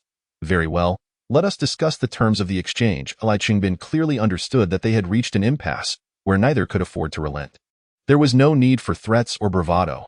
It was far better to address the matter at hand. "I have 2 individuals in my possession, while you only have one. Decide whom you wish to exchange." Chen Luo replied coldly, "Then there is nothing to discuss." "Haha, since you refuse to choose, I shall randomly kill one of them. If you dare to harm Jingkong, I will execute the other." Chen Luo's heart jolted violently. This was an outcome he absolutely could not accept. Yet, if Li Qingbin truly killed one at random, no matter how furious he became, he would not dare to harm Li Jingkong, for doing so would mean the loss of another life. Chen Luo realized he had been deftly cornered by Li Qingbin, leaving him in a state of turmoil, utterly unable to maintain his composure. He longed to threaten Li Qingbin, yet his mind was a blank slate. Aware that anything he uttered would likely be futile, he remained silent. Noting Chen Luo's lack of response, Li Qingbin continued with a chuckle, "You see, I hold 2 cards while you possess but one. You have no alternative but to exchange one for one. Control of the body is mine." The assassin had sensed Chen Luo's state of disarray. Having spoken, he forcibly seized control of the body. "Haha, then I shall trouble you to act swiftly." The assassin erupted into a fit of manic laughter, increasingly unhinged. "Li Qingbin, surely you do not still believe I am that ordinary university student Chen Luo?" The assassin remarked with a grin, "That fool concerns himself with the well-being of his parents. I, however, am a second personality, devoid of any emotional ties. This wretched individual has continuously wrested control of the body from me, each time due to his fears for his parents' safety, suppressing my consciousness. Should you eliminate them, I would be rid of any future rivalries for control. Please, act quickly. I can hardly wait." The assassin cackled madly before abruptly ending the call. Chapter 79. Disappearance. Chen Luo was taken aback, quickly deducing the strategy the assassin had chosen. This individual intended to exploit the notion of a second personality mentioned on the radio to deceive Li Qingbin, demonstrating indifference to the lives of his parents in a bid to evade Li Qingbin's grasp. "Isn't this a bit too risky?" Chen Luo expressed his concern. The assassin replied nonchalantly, "From the outset, Li Qingbin would never believe that a mere, unremarkable university student could dismantle the criminal empire he meticulously crafted. Thus, he will rationalize the situation, especially after hearing Wei Tsongling mention multiple personalities on the air. He will likely believe it in an instant. Otherwise, there would be no explanation for our capabilities nor the reason for targeting the Chownan society without any prior animosity.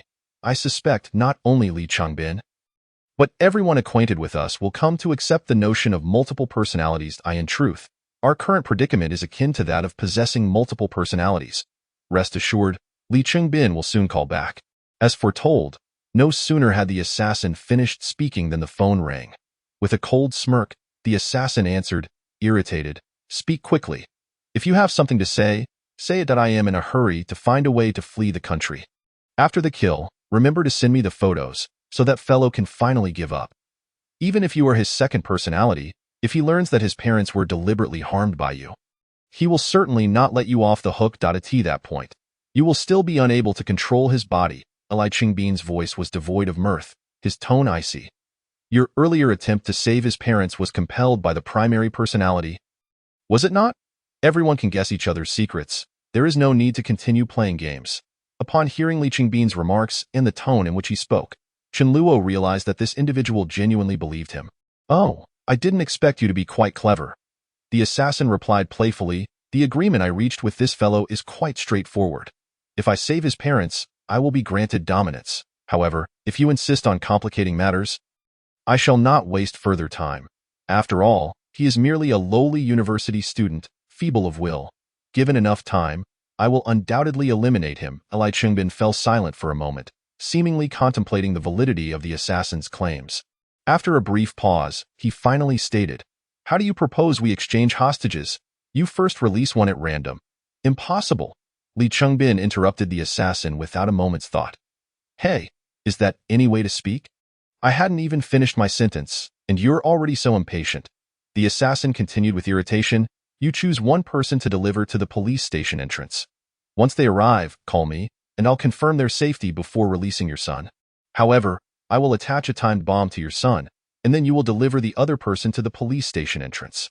Once your son is home, I will provide you with the code to disarm the bomb, ensuring complete safety before you release the remaining individual. Li Qingbin remained silent, weighing the feasibility of the assassin's proposal. All right. After a moment's consideration, he acquiesced to the assassin's plan. The final step of the arrangement still lay in his hands. For once the bomb was disarmed, he could easily instruct his subordinates not to release the individual, but rather to bring them back. However, prior to commencing the exchange, I must first confirm that Jinkong is still alive. You should know I just left Longqing Industrial Park. Once I arrive, I will call you to verify he is alive. Understood. The assassin replied lazily, wait, since you wish to confirm that your son is alive, I too must ensure that the other fellow's parents are still among the living. Li Qingbin found himself momentarily speechless.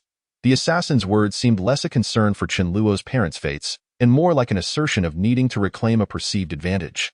Li Qingbin gritted his teeth as he uttered the word, soon hearing the sound of footsteps retreating.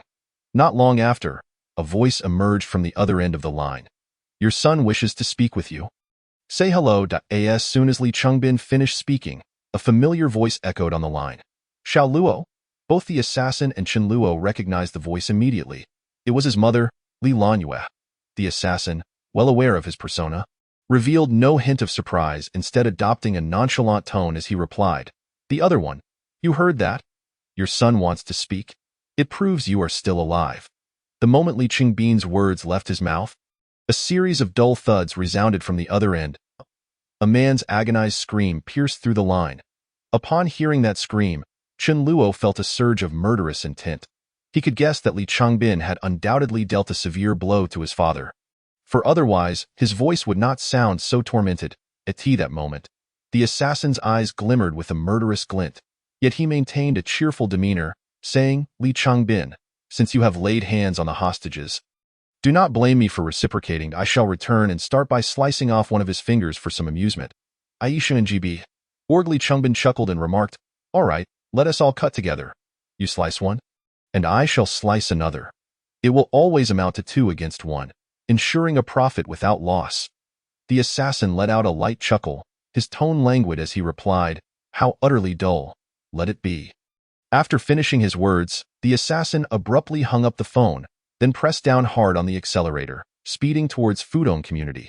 Just as he was nearing his destination, the assassin received a call from Ho Ming, who informed him that the arranged personnel were already waiting by the entrance of the community, providing details on the vehicle model and license plate. Upon arriving at the entrance of Fudong community, the assassin retrieved a document bag from the backseat of a car, approached a vehicle, verified the model and license plate, and honked twice at the occupants inside. The driver's window was quickly rolled down, and a man extended his hand without uttering a word. The assassin remained silent as he tossed the document bag towards the individual.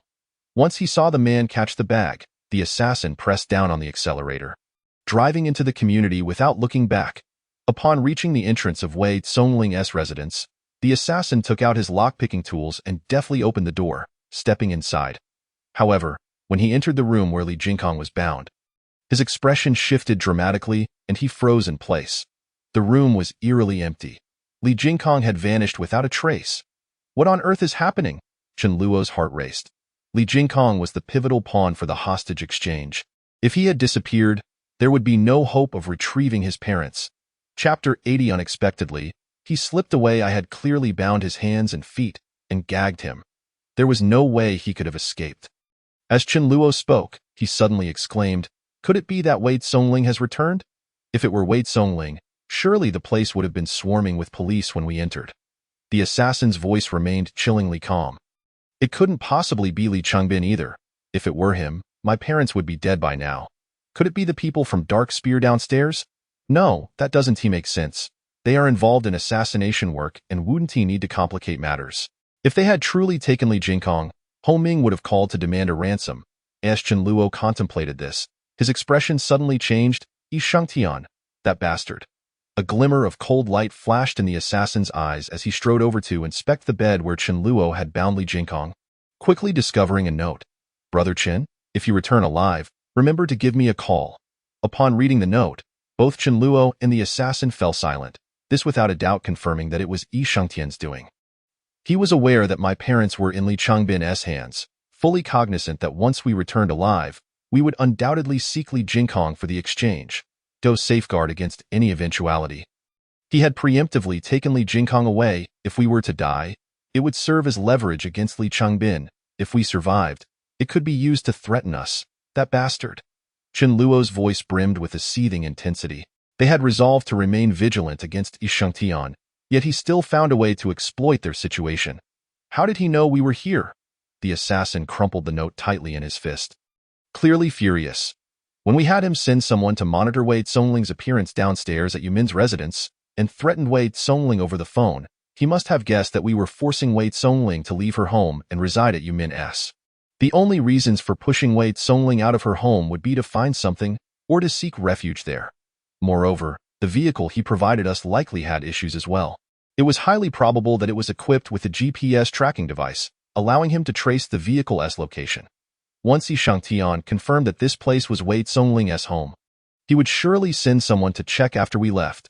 The moment he discovered Li Jingkong, how could he not realize the immense value of that pawn? After a moment of silence, Chen Luo continued, "Moreover, this fellow also deduced that as long as we returned alive, he could ascertain that it was he who sold us out, which is why he brazenly left this note. What does he ultimately desire? What else could he want?" The assassin sighed and retorted without haste. Chen Luo paused momentarily, quickly realizing the answer. The batch of flour, the USB drives belonging to those powerful individuals, and the batch of unregistered bonds from Li Changbin. He must have had someone search this place, but fortunately, he found nothing. Thankfully, you had placed everything in the vehicle at that time. Otherwise, aside from that batch of flour, we would have had no leverage left. As Chen Luo spoke, both of them felt a simultaneous jolt of realization. Without a second thought, the assassin turned and dashed towards the exit. In that instant, they both understood that if Yi Shangtian hadn't found those items at Wei Songling's residence, he would certainly surmise that they were stashed in the vehicle. If Yi Shangtian did indeed install a tracking device in the car, once he noticed them returning to Wei Songling's community, he would likely position someone to watch downstairs. Upon seeing them ascend, he would send someone to drive the car away. That vehicle was provided by Yi Shangtian. He possessed a spare key, making it exceedingly easy for him to drive it away. As the assassin reached the elevator, he pressed the buttons frantically. It was nearly 1 a.m, and the elevator was devoid of passengers, arriving promptly. Once the doors opened, he rushed inside and pressed the button for the first floor. The moment the elevator arrived, the assassin bolted out, glancing towards the parking area. As anticipated, the business vehicle had vanished. A flash of cold light flickered in the assassin's eyes as he shifted his gaze forward. In that direction, their business vehicle was gradually accelerating, making a U-turn at the parking lot exit and charging towards the outside. With a powerful push against the ground, the assassin propelled himself forward like an arrow released from a bow. The parking lot in front of the community was enclosed by a ring of shrub walls, with only a single exit. It was impossible to drive directly through to leave. One had to make a detour to reach the sole exit of the parking lot and then exit the community from there. This provided the assassin with a moment of precious time. He sprinted at breakneck speed. using his strength to leap over the 1-meter-high shrub wall, and upon landing on the main road, he strode purposefully towards the community entrance. At that moment, the business vehicle had already accelerated out, nearing the community gate. While running swiftly, the assassin drew his gun and aimed at the tires of the business vehicle, firing multiple shots. Bang, bang. His marksmanship was remarkably precise. With the sound of gunfire, the business vehicle suddenly began to skid, then crashed sideways into the wall at the community's exit. Resounding crash echoed through the silent community, particularly jarring in the stillness of the night. However, at this late hour, most people were asleep, and it garnered little attention. The assassin did not falter in his pace, continuing his sprint towards the business vehicle. At that instant, the occupants of the vehicle hastily flung open the doors. Grabbing a bag and fleeing, a glimmer of murderous intent flashed in the assassin's eyes. Maintaining his speed, he aimed at the back of the fleeing man's head, pulling the trigger repeatedly. The individual was struck multiple times in the head without a sound, his body maintaining momentum before collapsing to the ground with a thud. The assassin quickly approached, glanced around to ensure no one was watching, and seized the bag from the fallen man's back. He opened the bag, confirming it contained USB drives and a folder of unregistered bonds. He then rifled through the pockets of the corpse and swiftly retrieved a set of car keys. Rising, he made his way back to the front of the business vehicle, stuffing the phone into the bag before heading towards the community building. Upon searching the area near the building, he spotted a heavy motorcycle. The assassin strode over, mounted the motorcycle, inserted the keys he had just found, and revved the engine, swiftly departing from Fudong community. Chen Luo observed the entire scene, comprehending why the assassin had recognized the heavy motorcycle as belonging to that corpse. He likely noticed the motorcycle parked nearby while rushing downstairs. The individual could not have arrived on foot. They must have used some form of transportation to reach the community, lying in wait for them from the shadows. Thus, after dispatching that person and confirming the items were intact, the assassin sought the keys to his mode of escape. Chapter 81. You are not much better than Li Qingbin while en route.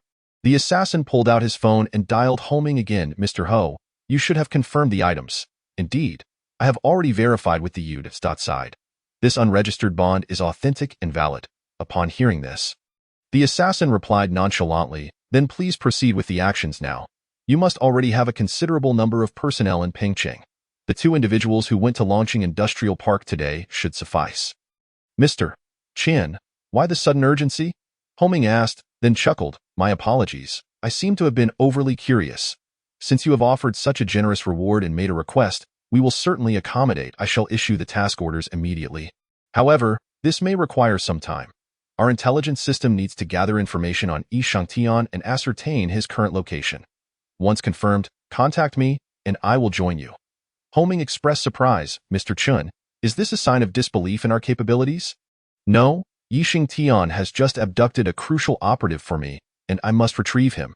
Homing instantly grasped the reason behind the assassin's sudden change in timing, hastily deciding to act now. The assassin appeared to be preparing for the agents of the Dark Spear to draw fire, while Chen Luo would find a way to bring the person back himself. Mr. Chun, I must clarify. Our people are solely responsible for taking lives, not for rescuing anyone. That is sufficient. It was no surprise that Homing held such confidence in the assassin. He had already received reports from the 2 assassins, who were indeed remarkably skilled. Their marksmanship was particularly lethal, with each shot delivering a fatal blow. Very well, once our intelligence system provides feedback, I will reach out to Mr. Chen again. The assassin ended the call and picked up another phone to dial Yi Shangtian. Haha, Brother Chen is indeed formidable. He has survived this. Li Qingbin and Lu Ziyin are truly worthless. Upon connecting the call, Yi Shangtian burst into laughter. You are not significantly more capable than Li Qingbin? The assassin replied coolly, and you should now be aware of your subordinate's fate, given the sound of the motorcycle.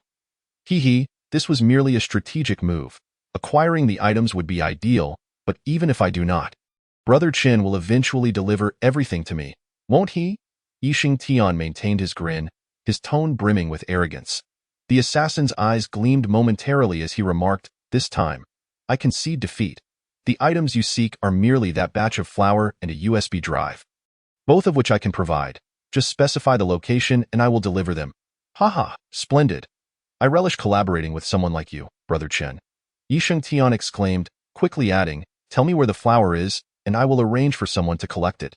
Once confirmed, You can provide a location, and I shall deliver Li Jingkong to you. At that time, you can exchange the USB drive for Li Jingkong.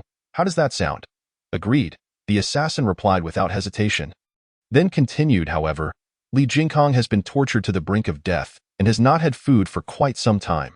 I fear he may not endure much longer. Allow him to receive a call first to verify he is still alive. Rest assured, Brother Chen, he is indeed a valuable piece on the board. I have already arranged for his treatment and provided him sustenance, though he is not currently in M at this moment. He surely cannot fathom what is happening. With the assassin's reminder, he will undoubtedly begin to eliminate those around him, seeking to identify the true traitor. Consequently, Yi Shangtian will be delayed considerably. I wondered why things felt amiss. Suddenly, Yi Shangtian's voice grew heavy, clearly indicating a murderous intent. The batch of flour belonging to Li Chengbin is located at 1505 Ningyi Industrial Zone, Phoenix Street, Shili District, within an ice factory named Dingzuan. Brother Chen, you should be aware of the consequences of deceiving me. The assassin coldly replied, what significance would it hold for me to deceive you for just an hour or two? Once your people arrive, they will ascertain whether or not there is any cargo present. It would be best if that were the case. Just as the assassin hung up the phone, Chen Luo suddenly spoke, directing them to Bin Hai Times. The assassin paused in surprise. I was already on my way to Bin Hai Times to retrieve the sniper rifle. The weapons the assassin had previously procured from the arms dealer were not all brought along. The sniper rifle and some weaponry remained in that small truck, parked in the underground parking lot of Ice River Times. No. Seek out Yushu. Upon hearing Chen Luo's words, the assassin momentarily stunned, quickly realized the implication. Just now, I had been contemplating, and we had systematically ruled out everyone we had interacted with this week. Yet your statement, I cannot see through her at all, gave me a vague sense of having grasped something significant. Though I could not pinpoint its importance, upon further reflection, I recalled that this phrase was precisely what you had used to describe that woman, Zhou Tingxue. Among all those we had encountered, only Yushu and Zhou Tingxue possessed both the capability and motive to carry out such actions. A glint of cold light flickered in the assassin's eyes. We have been unable to discern this woman's true intentions from the very beginning, and even now, we cannot fathom who orchestrated Li Jingkong's abduction. This consistency strongly suggests their involvement. They are wealthy, and finding individuals to execute this task is certainly not a challenge for them. However, what could their motives be? At Bin Hai Times, Zhou Tingxue initially sought to lure us into her scheme by altering the door number, prompting us to seek her out. After you mentioned that the situation was too convoluted, she left without hesitation. It is evident that Zhou Tingxue intended to compel us to become involved through this method. The abduction of Li Jingkong alone speaks volumes about her capabilities and cunning. Firstly, she is aware that Li Chengbin has kidnapped our parents. Secondly, she knows we are collaborating with Yi Shangtian and that we would use Li Jingkong as leverage in our dealings with Li Chengbin. It is likely that both Yi Shangtian and Li Chengbin have individuals close to them who are in Zhou Tingxue's employ, and their positions are not insignificant, allowing her to accurately predict the trajectory of all events.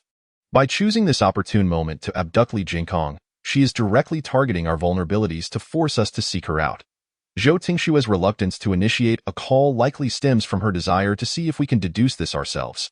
If we fail to present Li Jingkong as a bargaining chip before a certain juncture, such as if Li Chengbin grows impatient and demands assurance regarding Li Jingkong's fate, she may then choose to reach out to us herself.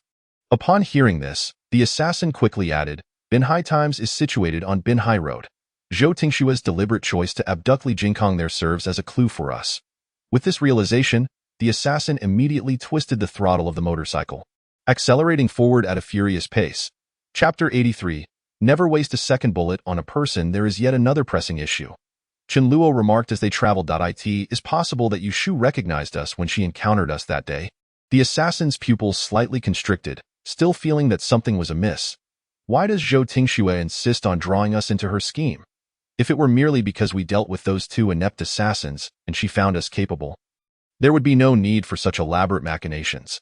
Since Zhou Tingxue can find professionals to abduct Li Jingkong, enlisting formidable assassins to eliminate someone would pose no challenge. For instance, the Dark Spear or other assassin organizations. Chen Luo queried, could it be that she seeks to find someone without future repercussions to carry out the killing? We are fugitives. Once our purpose is served, we could be discarded, and our parents could serve as leverage. Alleviating her concerns about exposure. Never mind, We possess far too little information. Speculating here is futile. Let us confront her directly.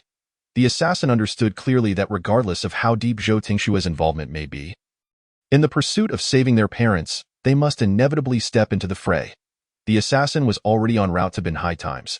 Now, racing at full speed, it took less than 10 minutes to reach the underground parking lot of the complex. Wasting no time, the assassin took the elevator directly to the door of Unit 1003.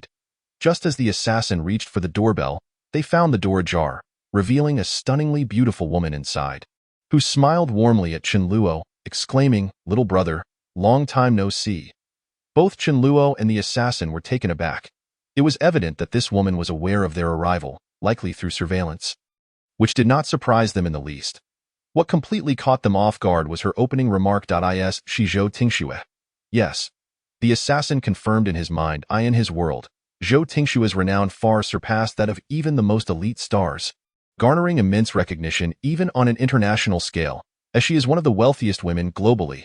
Moreover, at that time, Zhou Tingxue was still single, further fueling various gossip and rumors. Occasionally, if a male celebrity dined with Zhou Tingxue, his fame would soar, attracting a plethora of attention. It would be difficult for the assassin to remain oblivious to Zhou Tingshue's identity. However, the assassin was certain that he had no prior interaction with her. Yet, Zhou Tingshue's words indicated she recognized Chen Luo. "Transfer control of your body to me." After uttering this sentence in his mind, Chen Luo directly assumed control of his body. The assassin, curious about the unfolding situation, relinquished control without any resistance. "Miss Zhou knows me?" Chen Luo scrutinized Zhou Tingxue, her beauty eclipsing even that of Lisha, and far exceeding that of any popular actress. More importantly, the aura she exuded, a confidence radiating from within, was palpable. It felt as though the entire world belonged to her, encapsulating an absolute certainty that she had everything under control. "Please, come in." Zhou Tingxue gestured invitingly, smiling as she beckoned Chen Luo into the room. Without hesitation, Chen Luo stepped inside. After closing the door, Zhou Tingxue turned to face him, asking, "Do you truly not remember me at all?" Chen Luo paused, furrowing his brow in confusion. "What do you mean? Do we actually know each other?" Zhou Tingxue regarded him with surprise, responding, "For years ago, when I consulted the doctor, he mentioned that you had suffered a head injury, resulting in temporary memory loss. As time passed, it would gradually return. Yet, judging by your current demeanor, it appears you have completely forgotten who I am. 4 years ago." Chen Luo's expression turned one of bewilderment. He could not recall any incident 4 years prior that resulted in a head injury. "Your memory indeed has a gap," the assassin interjected. "When I first took over, I synchronized many of your memories. Prior to Lisha's visit to our home, our life trajectories and memories were nearly identical. However, while attempting to access a deeper memory, I encountered an obstruction. Initially, I presumed it to be a secret you had suppressed deep within your consciousness. Now it seems to be the memory damage Zhou Tingxue mentioned. Not only can I not retrieve it, but you are also unable to recall it." Chen Luo's confusion deepened. He could not remember any incident from 4 years ago that led to a head injury. "What transpired 4 years ago is of no consequence to me. I need to rescue my parents now. Miss Zhou, please return Li Jingkong to me."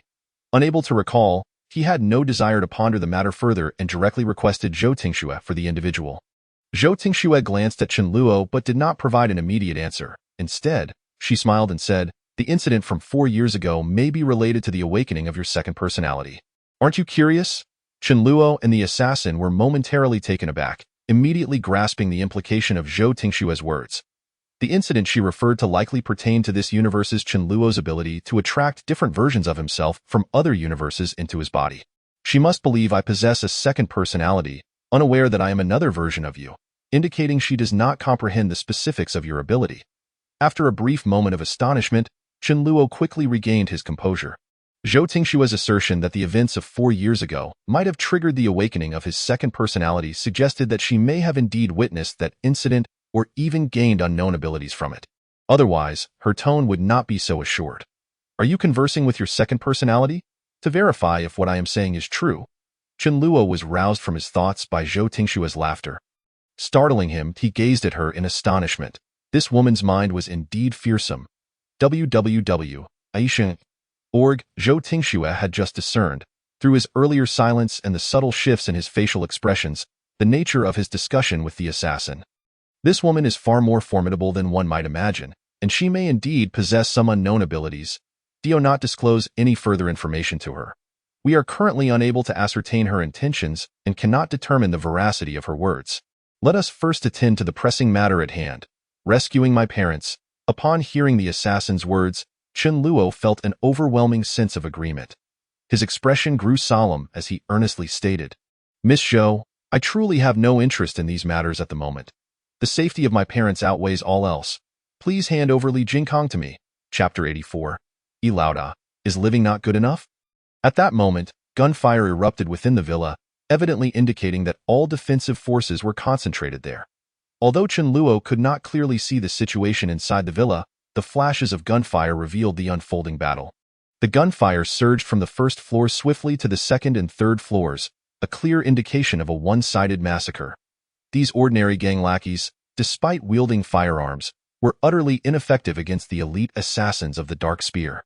Their marksmanship and reaction times were significantly inferior, compounded by the absence of light inside, while the members of the Dark Spear were undoubtedly equipped with night vision gear. Given such a lopsided scenario, Chen Luo was not surprised. However, he was deeply astonished. While he had not felt the full extent of the Dark Spear's might during his time at Longqing Industrial Park, he now comprehended just how formidable they truly were. They were not only exceptionally trained but also possessed superior equipment compared to their adversaries. It was no wonder they ranked among the world's premier assassin organizations. Although the assassin was a top-tier member of the Dark Spear, the ordinary assassins were evidently no slouches either. Moreover, this particular group of assassins exhibited clear coordination rather than fighting independently. These individuals would likely prove more than a match for special forces. Making their deployment against Yi Shangtian's lackeys seems somewhat excessive. The assassin cast a glance at the situation inside the villa but did not follow suit. Instead, he moved swiftly around the villa. Upon inspection, he discovered a rope dangling from the back of the fourth floor, with someone descending via a pulley. The assassin let out a cold laugh and strode purposefully towards the scene. Yi Shangtian, in a state of panic, was sliding down and was about to turn and flee when he suddenly encountered another person before him. Startled, Yi Shangtian instinctively reached for the gun at his back, only to find a firearm pressed against his forehead. Lauda, is living not good enough? Why must you be so greedy? Upon hearing the assassin's indifferent voice, Yi Shangtian shivered. Chen brother, please don't act impulsively. Whatever you do, do not act rashly. Yi Shangtian cautiously glanced at the gun barrel and hastily replied, Li Jingkong is right here. I have just sent someone to capture him. If you kill me, he will undoubtedly perish. You didn't send someone to capture him. You sent someone to kill him, didn't you? Yi Shangtian's expression changed instantly, and he quickly shook his head, insisting, Li Jingkong must remain alive to pose a threat to you. Chen brother, his death would render him devoid of value. I speak the truth. If you don't believe me, I can take you to find him. Lead the way, the assassin coldly commanded. Yes, Yi Shangtian understood that Chen Luo was also a ruthless individual, and his only value now lay in ensuring Li Jingkong remained alive. If Li Jingkong were to die, Chen Luo's parents would surely meet the same fate, sealing his own doom as well. Yi Shangtian, guided by the dim moonlight outside, trembled as he led the way. That bastard wouldn't really send someone to kill Li Jingkong, would he? Chen Luo expressed his growing concern. Judging by Yi Shangtian's earlier reaction, it was not entirely implausible, yet he spoke some truth. He had witnessed the prowess of the Dark Spear's operatives. As long as Li Jingkong was alive, he could still serve as leverage against them. Once dead, he would hold no value whatsoever. We currently have no other options. We can only hope he is telling the truth. Otherwise, we shall have to devise an alternative plan. Chapter 85. Truly a cunning old fox. Capable of both yielding and resisting. Brother Chen, I sincerely apologize to you. As Yi Shangtian walked ahead, he began to plead for mercy. It is not my greed. It is merely that Li Changbin offered me too much. He not only transferred all the venue ownership to me but also deposited 800 million in Swiss bank funds into my account. I will give you all of it. No, I will transfer 700 million from my Swiss account and all this money, a total of 1.5 billion, to you. I only ask that you spare my life after you take Li Jingkong. If I do not see Li Jingkong within 5 minutes, you die. The assassin seemed to disregard Yi Shangtian's pleas, speaking in a monotonous tone. Yi Shangtian's body trembled. He understood that Chen Luo was not jesting. He immediately quickened his pace, even breaking into a jog. Brother Chen, it's a bit far. If we don't run, we definitely won't make it in 5 minutes. Chen Luo watched in disbelief. Yi Shangtian was indeed a cunning old fox, capable of both yielding and resisting. When in a position of power, he could act imperiously. Now, captured, he was willing to debase himself, shedding all pretense. The assassin matched his pace, and the two hurried forward until they arrived before another villa. At that moment, Yi Shangtian seemed to lose his footing, stumbling and falling to the ground. Without a moment's hesitation, the assassin raised his gun and shot Yi Shangtian in the right arm, in the instant of feigning his fall. Yi Shangtian had secretly reached for the gun concealed at his waist, intending to retaliate while the assassin was off guard. However, the assassin had anticipated his move and acted with decisive swiftness. "Yi Laoda, you will not have a second chance," the assassin remarked coolly. "Do not waste my time. Your life is already of little worth." Yi Shangtian trembled all over. No one wished for death, especially when a glimmer of hope remained. He dared not squander time or engage in further dialogue, forcing himself to rise despite the excruciating pain in his arm. Hastening towards the villa, as they reached the entrance, they saw 3 individuals escorting someone out. Upon encountering each other, the men at the villa's entrance paused momentarily. The darkness made it difficult to discern the identities of those emerging, but they could vaguely recognize Yi Shangtian as the leader. When Yi Shangtian saw that Li Jingkong was alive, he visibly froze for a moment, then quickly displayed a look of relief. The assassin, observing the subtle shift in Yi Shangtian's demeanor through his night vision goggles, furrowed his brow and turned his gaze towards the leader of the group. "Tiangu, are you injured?" The leader, still unclear of the situation, mistakenly assumed Yi Shangtian had fled to this location. "Brother Chen, if you release me now, I will ensure they hand over Li Jingkong to you." Before Yi Shangtian could finish, he heard 3 gunshots. He had not anticipated the assassin's decisiveness. Without waiting for him to conclude, the assassin had acted. Yi Shangtian crouched down in fright, fearing the assassin had aimed at him. By the time he regained his composure, 2 of the 3 subordinates had fallen, with the last one still alive, having sheltered himself behind Li Jingkong. Chapter 86. Threats must be genuine. Like mine, Yi Shangtian was momentarily stunned before he dashed towards the scene. Bang! As he ran a few steps, small stones were kicked up beneath his feet. He immediately halted, fully aware that this was a warning from the assassin. If he continued to flee, the next shot would surely be aimed at his vital points. "Yinyu, shoot Li Jingkong in the right hand." Yi Shangtian suddenly yelled at the individual hiding behind Li Jingkong. However, to Yi Shangtian's astonishment, Yinyu did not fire. Instead, he cast a cold glance at the assassin. "Yinyu, did you not hear what I said?" "Fool." The assassin shot a glance at Yi Shangtian, who had previously been destined to die, yet had cunningly hidden behind Li Jingkong to evade his bullet.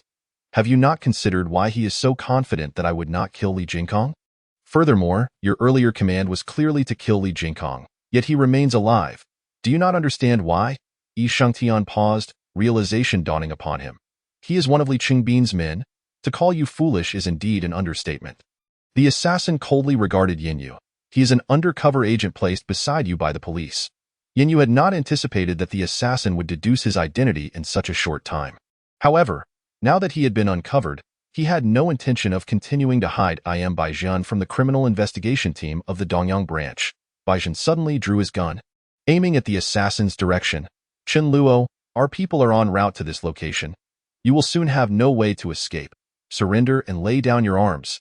Yi Shangtian was utterly bewildered, casting a strange look at Baizhen, seemingly unable to fathom that this individual was an undercover agent. Chen Luo was equally taken aback, realizing that the police had evidently been monitoring both Shengming and Chaonan society, infiltrating both sides with undercover agents. The unexpected emergence of the assassin completely disrupted their meticulously laid plans, forcing all the undercover agents to reveal their identities. Yi Shangtian commanded Baizhen to eliminate Li Jingkong. However, as a police officer, he was unable to act against this individual. Thus, he had no choice but to spare Li Jingkong's life temporarily while concocting a plausible excuse to appease Yi Shangtian. Little did Baizhen anticipate that upon his exit, Chen Luo would arrive, taking Yi Shangtian hostage and recognizing his identity at a glance. This left Baizhen with no alternatives but to disclose his own identity, intending to use Li Jingkong as a human shield in an attempt to subdue Chen Luo. The signals in the area had long been jammed. Even if he possessed a mobile phone, he could not make a call, so Bai Zhen could abandon the idea of a feigned retreat. With a sudden flicker of determination, Bai Zhen raised his weapon and fired a shot at the ground beneath Chen Luo's feet. I shall reiterate, lower your weapon. The assassin burst into laughter, aiming his gun at Yi Shangtian's calf and firing a shot. Yi Shangtian, taken aback by the sudden attack, fell to the ground, howling in agony. Threats must be genuine. Do you think a blank shot will intimidate me? The assassin replied with a faint smile, directing his gun towards Yi Shangtian's head. Hand over Li Jingkong, or he will perish. Bai Zhen's expression shifted dramatically. He had not foreseen that Chen Luo would resort to threatening him with Yi Shangtian after knowing his true identity. If you're going to kill, then do it, Bai Zhen retorted coldly. Such words were unbecoming of a police officer. The assassin smirked slightly and casually aimed at Yi Shangtian's other leg, pulling the trigger once more. Chapter 87. Time is running out. Choose quickly. Yi Shangtian cried out in anguish, curling up in pain on the ground. Stop, Bai Zhen, filled with rage, glared at the assassin yet dared not fire. His concern was not for Yi Shangtian's safety, but rather the culmination of years of undercover work, now on the verge of yielding evidence to bring down Yi Shangtian. If Yi Shangtian were to be killed now, they could not bring him to trial, rendering Bai Zhen's years of effort utterly futile. Chen Luo, the situation is more complex than you perceive. Even if you take Li Jingkong away, it may not guarantee the safety of your parents. Bai Zhen suddenly holstered his weapon and regarded the assassin with grave seriousness. Oh? The assassin's face displayed indifference as he aimed at Yi Shangtian's body, speaking coolly, whether I can save my parents is my concern. If you do not hand over Li Jingkong now, even if I do not pull the trigger, he will bleed to death. Officer Bai, your time is limited. Make your choice swiftly. No, you misunderstand my intent. Bai Zhen replied urgently. According to our informants embedded with Li Changbin, he never intended to exchange hostages. He has already dispatched someone to procure thallium, which will be administered to your parents in water. This chemical, if ingested in small doses, has a prolonged incubation period. By the time you realize something is amiss, it will be too late to save them. The assassin's expression shifted upon hearing this. Although Chen Luo did not know what thallium was, he grasped from Bai Zhen's description that it was likely a poison. What exactly is this substance? A colorless, odorless toxic compound, making it exceedingly difficult to detect even if poisoned. Its toxicity surpasses that of lead and mercury, yet thallium poisoning is rare, often overlooked, leading to misdiagnosis and potentially fatal delays. Upon hearing these words, Chen Luo felt a surge of alarm, realizing the veracity of Bai Zhen's claims. Li Changbin, cornered and displaying signs of madness, would indeed resort to poisoning his parents, fitting his character perfectly. If they exchanged hostages, his parents would likely succumb to the poison. What to do? However, the assassin suddenly spoke. Your undercover agent is remarkably informed, detailing even the specifics. If I am not mistaken, Li Changbin must have directed him to seek thallium compounds and inform the police, including you, the agent near Yi Shangtian. Wei Songling must have anticipated that I would first attempt to retrieve Li Jingkong to exchange for my parents. If I were to recklessly take Li Jingkong, you would use this information against me, even forcing me to surrender. Bai Zhen's expression shifted immediately. He had not anticipated the assassin's rapid deduction. The assassin had been observing Bai Zhen's facial expressions all along, and upon noting the change, he smiled and continued, but herein lies the issue. Your police are well aware of this situation and cannot afford to remain passive, especially Wei Songling. She will undoubtedly instruct that undercover agent to intervene. That agent will likely find a way to replace the thallium compound with something harmless, as it is colorless and odorless, making it easy to substitute. Li Changbin and his lackeys are not professionals. They would not recognize thallium, nor would they verify its effects. Furthermore, thallium does not produce immediate symptoms, so Li Changbin would never suspect a thing. Chen Luo, initially tense, felt a wave of relief wash over him after hearing the assassin's analysis. If it were anyone else, he might not have had the confidence, but he felt an inexplicable trust in Wei Songling. A person of her caliber, with a strong sense of justice, would never use the potential harm to his parents as leverage to coerce him into surrendering. Chapter 88. Li Changbin is resourceful and adaptable. Bai Zhen's expression reflected sheer disbelief. He could scarcely fathom that the assassin possessed such high intelligence, able to deduce the police's rescue strategy for his parents. Officer Bai, since we have laid everything bare, there is no need to prolong this further. Hand over Li Jingkong, and you will still have time to rush Yi Shengtian to the hospital. If you delay any longer, not only will you fail to save Yi Shengtian, but you will also find it impossible to escape. The assassin stated matter-of-factly, you must have heard the gunfire. It has ceased and why people are on their way. You witnessed their capabilities. It is impossible for you to take both Yi Shengtian and Li Jingkong with you. Leave Li Jingkong behind, and you may take Yi Shengtian with you. Bai Zhen's countenance paled. He glanced toward the direction of the villa and indeed realized that the gunfire had come to an end. Given the circumstances, it could only mean that Yi Shengtian's men had been eliminated. He was now isolated and vulnerable. Once Chen Luo's reinforcements arrived, escape would be impossible. Just as his expression fluctuated between hope and despair, he suddenly heard the sound of gunfire. Bai Zhen felt a tremendous force wrench the gun from his hand, causing it to clatter to the ground. Don't move. Initially, Bai Zhen intended to retrieve his weapon, but upon hearing the assassin's voice, he understood that it was futile. Frustration coursed through him. The assassin's earlier words had clearly been a tactic to unsettle him, allowing the opportunity to disarm him. With no choice but to stand frozen, he watched as the assassin strode forward, kicked the fallen gun aside, and whisked away the trembling Li Jingkong. As Chen Luo took Li Jingkong away, Bai Zhen cast a glance back at the groaning Yi Shengtian. Disregarding the pursuit of Chen Luo, he hurriedly assisted Yi Shengtian, making his way toward the exit of the villa. On their path out, Chen Luo spotted a team from the Dark Spear approaching. Mission cancelled. You can inform Mr. Ho that the task is complete. The leader of the Dark Spear team, who had previously been at Longqing Industrial Park, recognized Chen Luo as the employer. Hearing that the employer deemed the task complete, they saw no reason to linger. Okay. The individual nodded slightly and swiftly led the team away. Chen Luo escorted Li Jingkong to the villa's entrance, locating a vehicle and preparing to incapacitate him and stow him in the trunk when Lu Zayin's phone rang.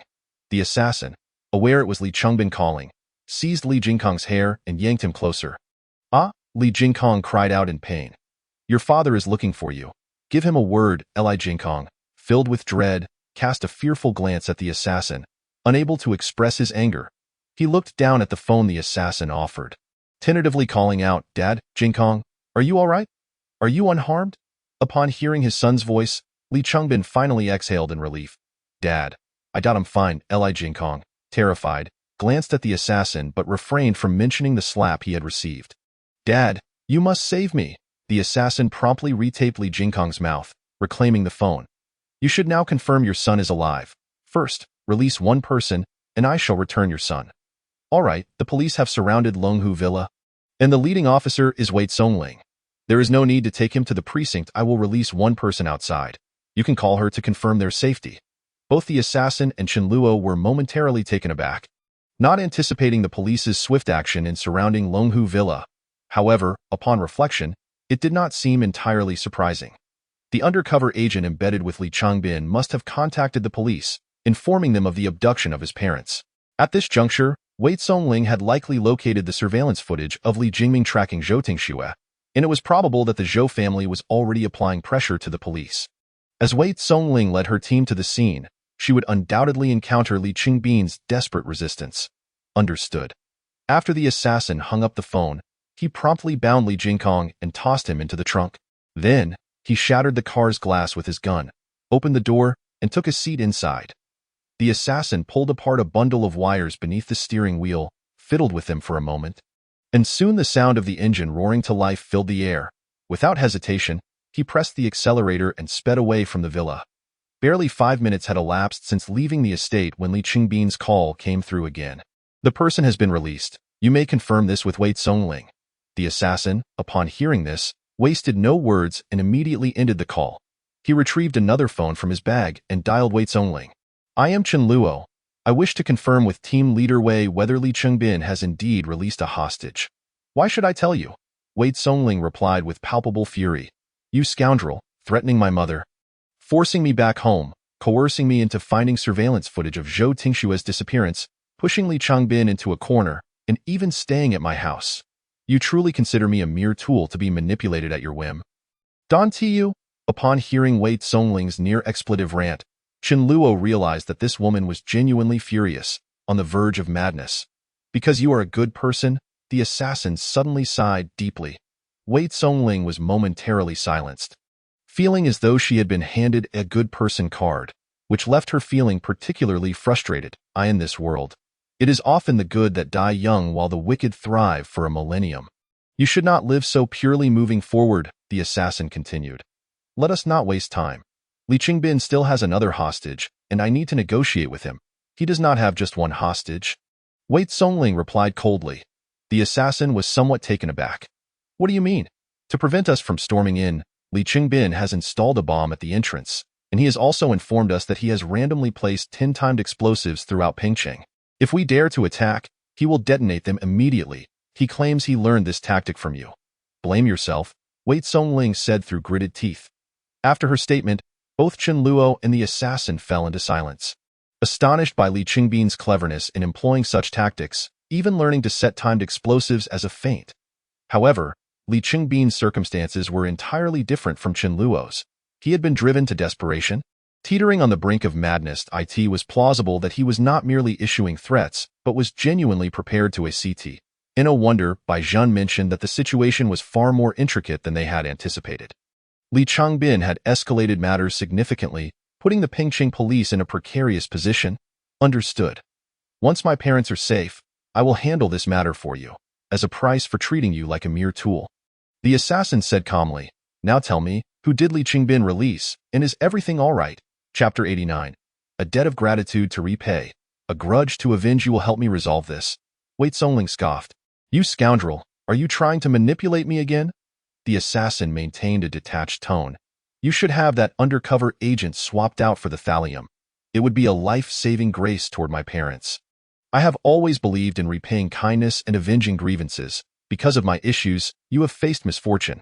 Assisting you in this matter is also a form of repayment. Wei Zhongling, being astute, quickly grasped the implications of the assassin's words. You have already brought Li Jingkong out from Yi Shengtian's clutches? Her voice was laced with disbelief, having learned from Bai Zhan just how formidable the security at Yi Shengtian's estate was. It would be exceedingly difficult for even fully armed SWAT officers to breach it. How had Chen Luo managed to infiltrate and extract Li Jingkong? Indeed. And where are our people? Wei Zhongling pressed immediately. Rest assured, I did not harm him. I sent him to the hospital, the assassin replied. Wei Zhongling sighed in relief before coldly stating, Li Qingbin sent your mother out. She was somewhat frightened, but physically appears unharmed.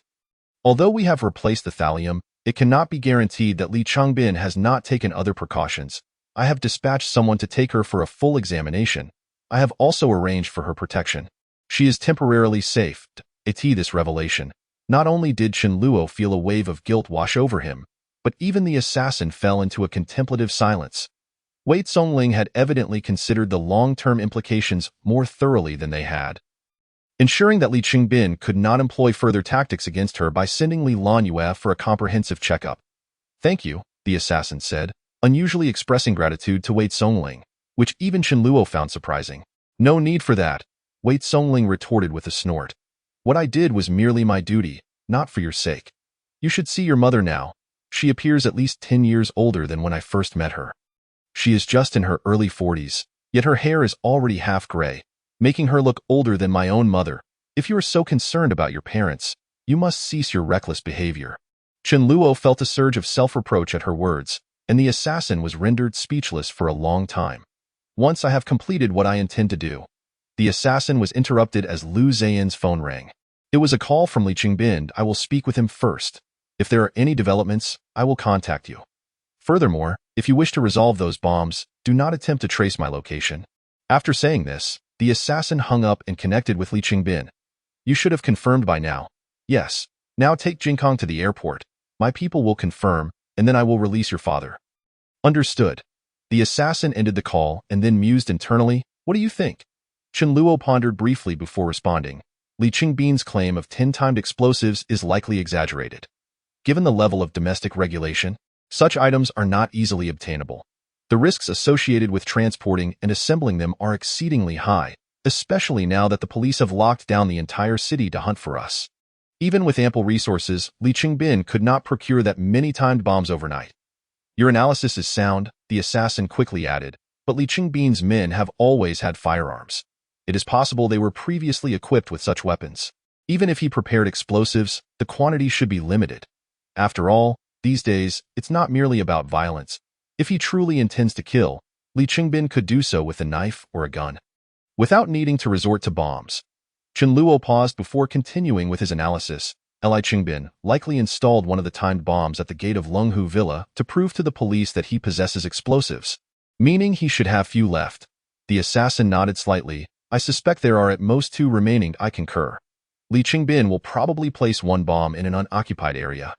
When the police make a strong push or reach a dead end, he will detonate it to demonstrate his willingness to use explosives. That bomb serves as a warning. If the police continue to provoke him, he will detonate the second, which will certainly be in a densely populated area, causing maximum casualties to deter any further rash actions from the police. The assassin then inquired, where do you think Li Qingbin would place the first bomb? An uninhabited location is quite easy to deduce. Li Qingbin's sealed venues are the first places to investigate.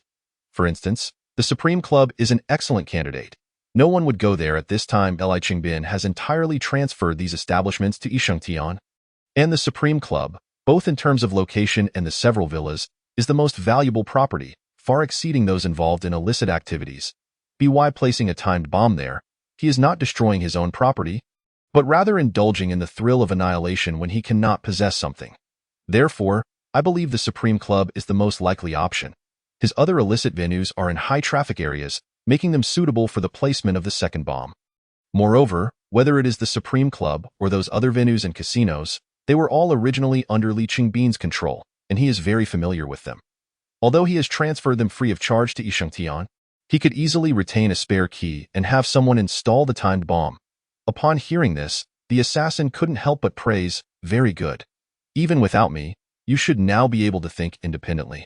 Chen Luo ignored the assassin's commendation and continued his analysis. Li Qingbin wants us to take Li Jingkong to the airport, undoubtedly to facilitate his escape abroad. He is acutely aware that he and his son have no path to survival within the country. Capture would mean a death sentence.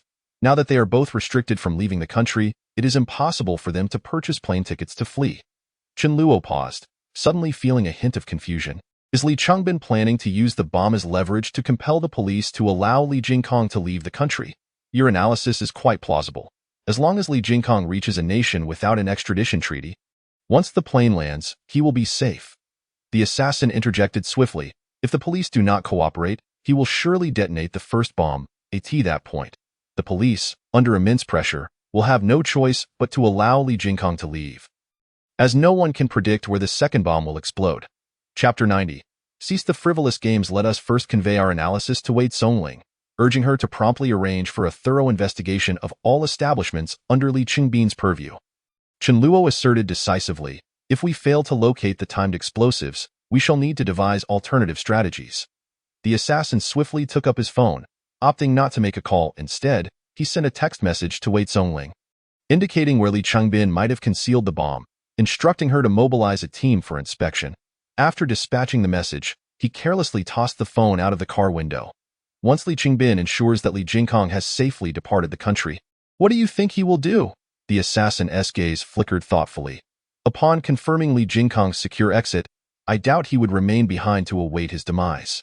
Human nature is inherently self-preserving, particularly for individuals like Li Qingbin and Yi Shangtian, who possess wealth beyond the imagination of ordinary people and thus harbor an even greater fear of death.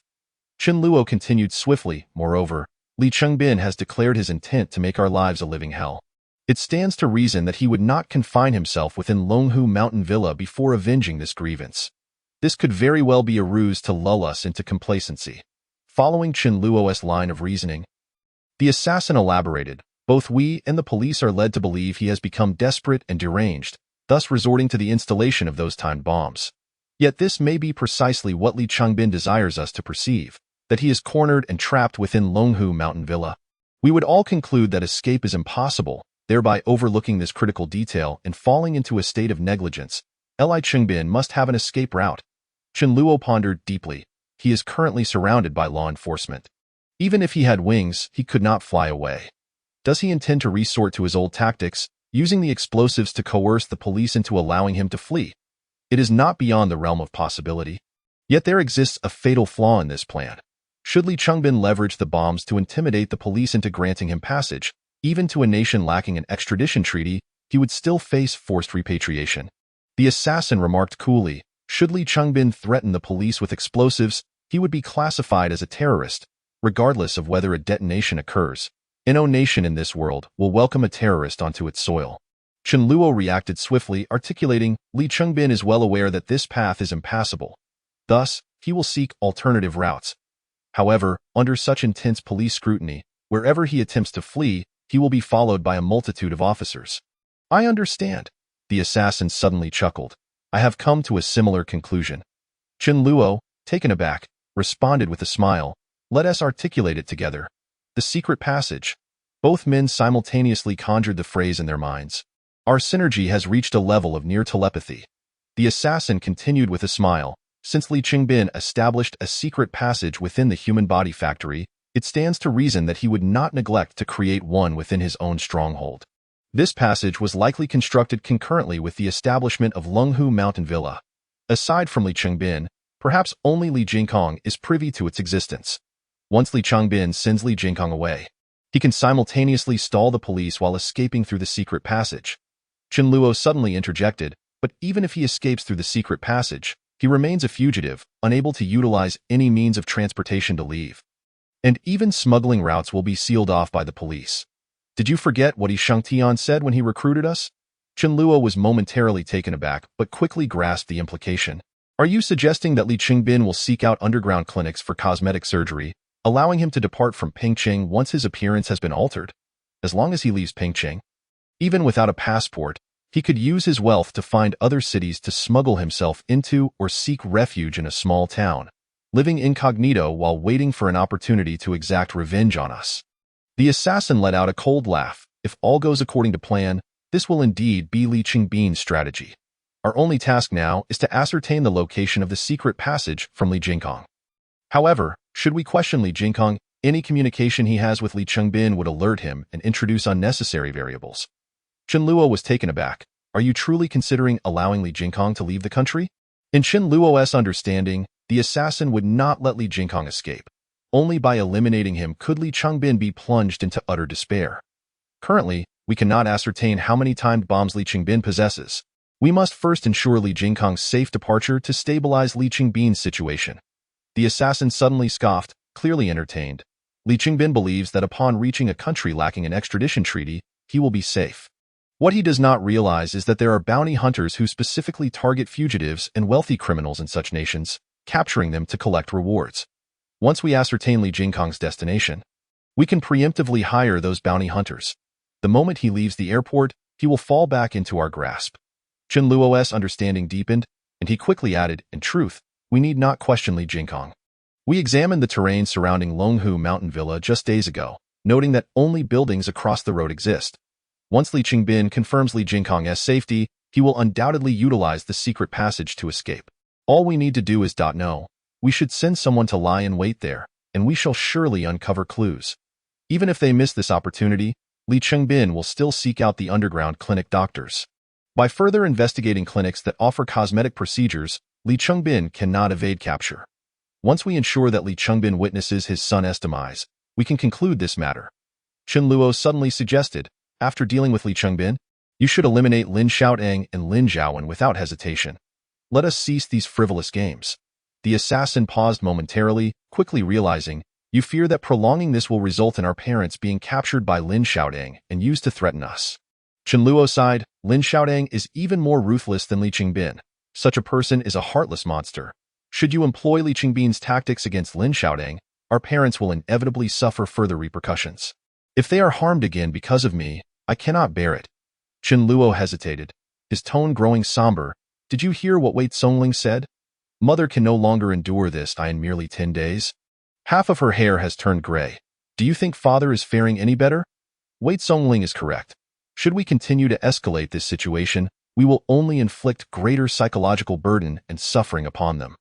If, and I stress if, they are not killed by Li Chengbin and Lin Xiaoteng, but rather succumb to the psychological pressure and take their own lives, it would haunt me for a lifetime. And I could never forgive myself. Very well. The assassin remained silent for a moment, uttering no further words, and resolutely agreed. Chapter 91.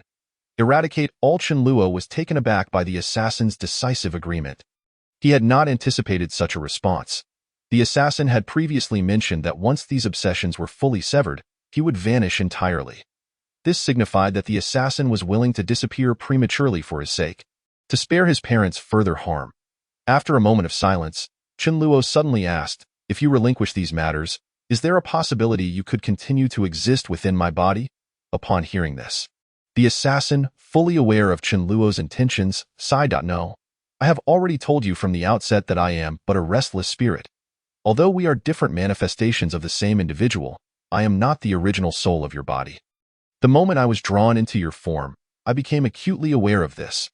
Regardless of whether I undertake these actions, my essence will continue to wither, based on the strength of my soul. I will not endure beyond a year. I will dissipate into nothingness. Since my demise is inevitable, it is better to take these wretched souls with me. With only a year remaining, you must cherish your life even more. We could go abroad. No, the assassin interjected without hesitation. If heaven has granted me this opportunity, and I still cannot eradicate this scum, then what significance does dragging out this year hold?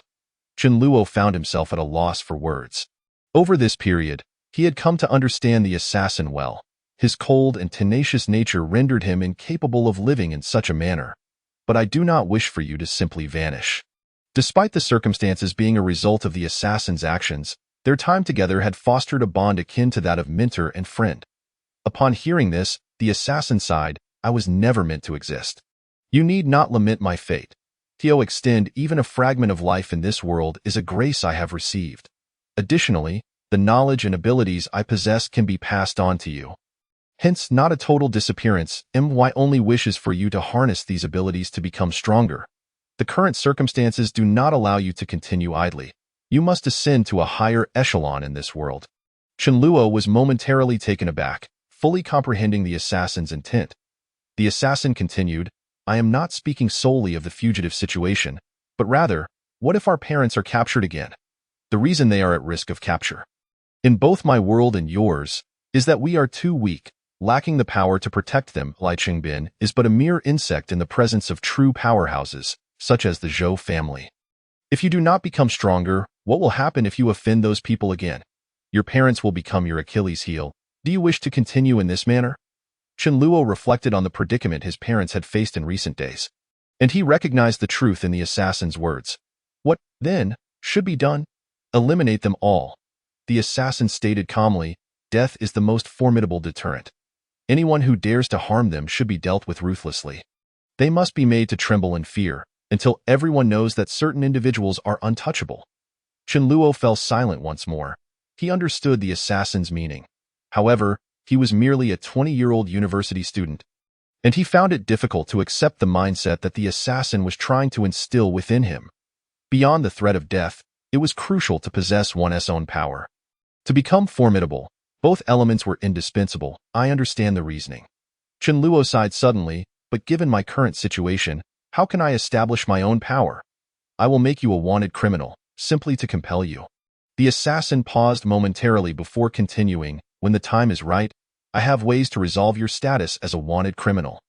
Chen Luo was taken aback by this statement. His heart leapt, and he could not suppress his excitement. Yet soon, he sensed something amiss. The assassin had killed so many individuals, with irrefutable evidence to boot.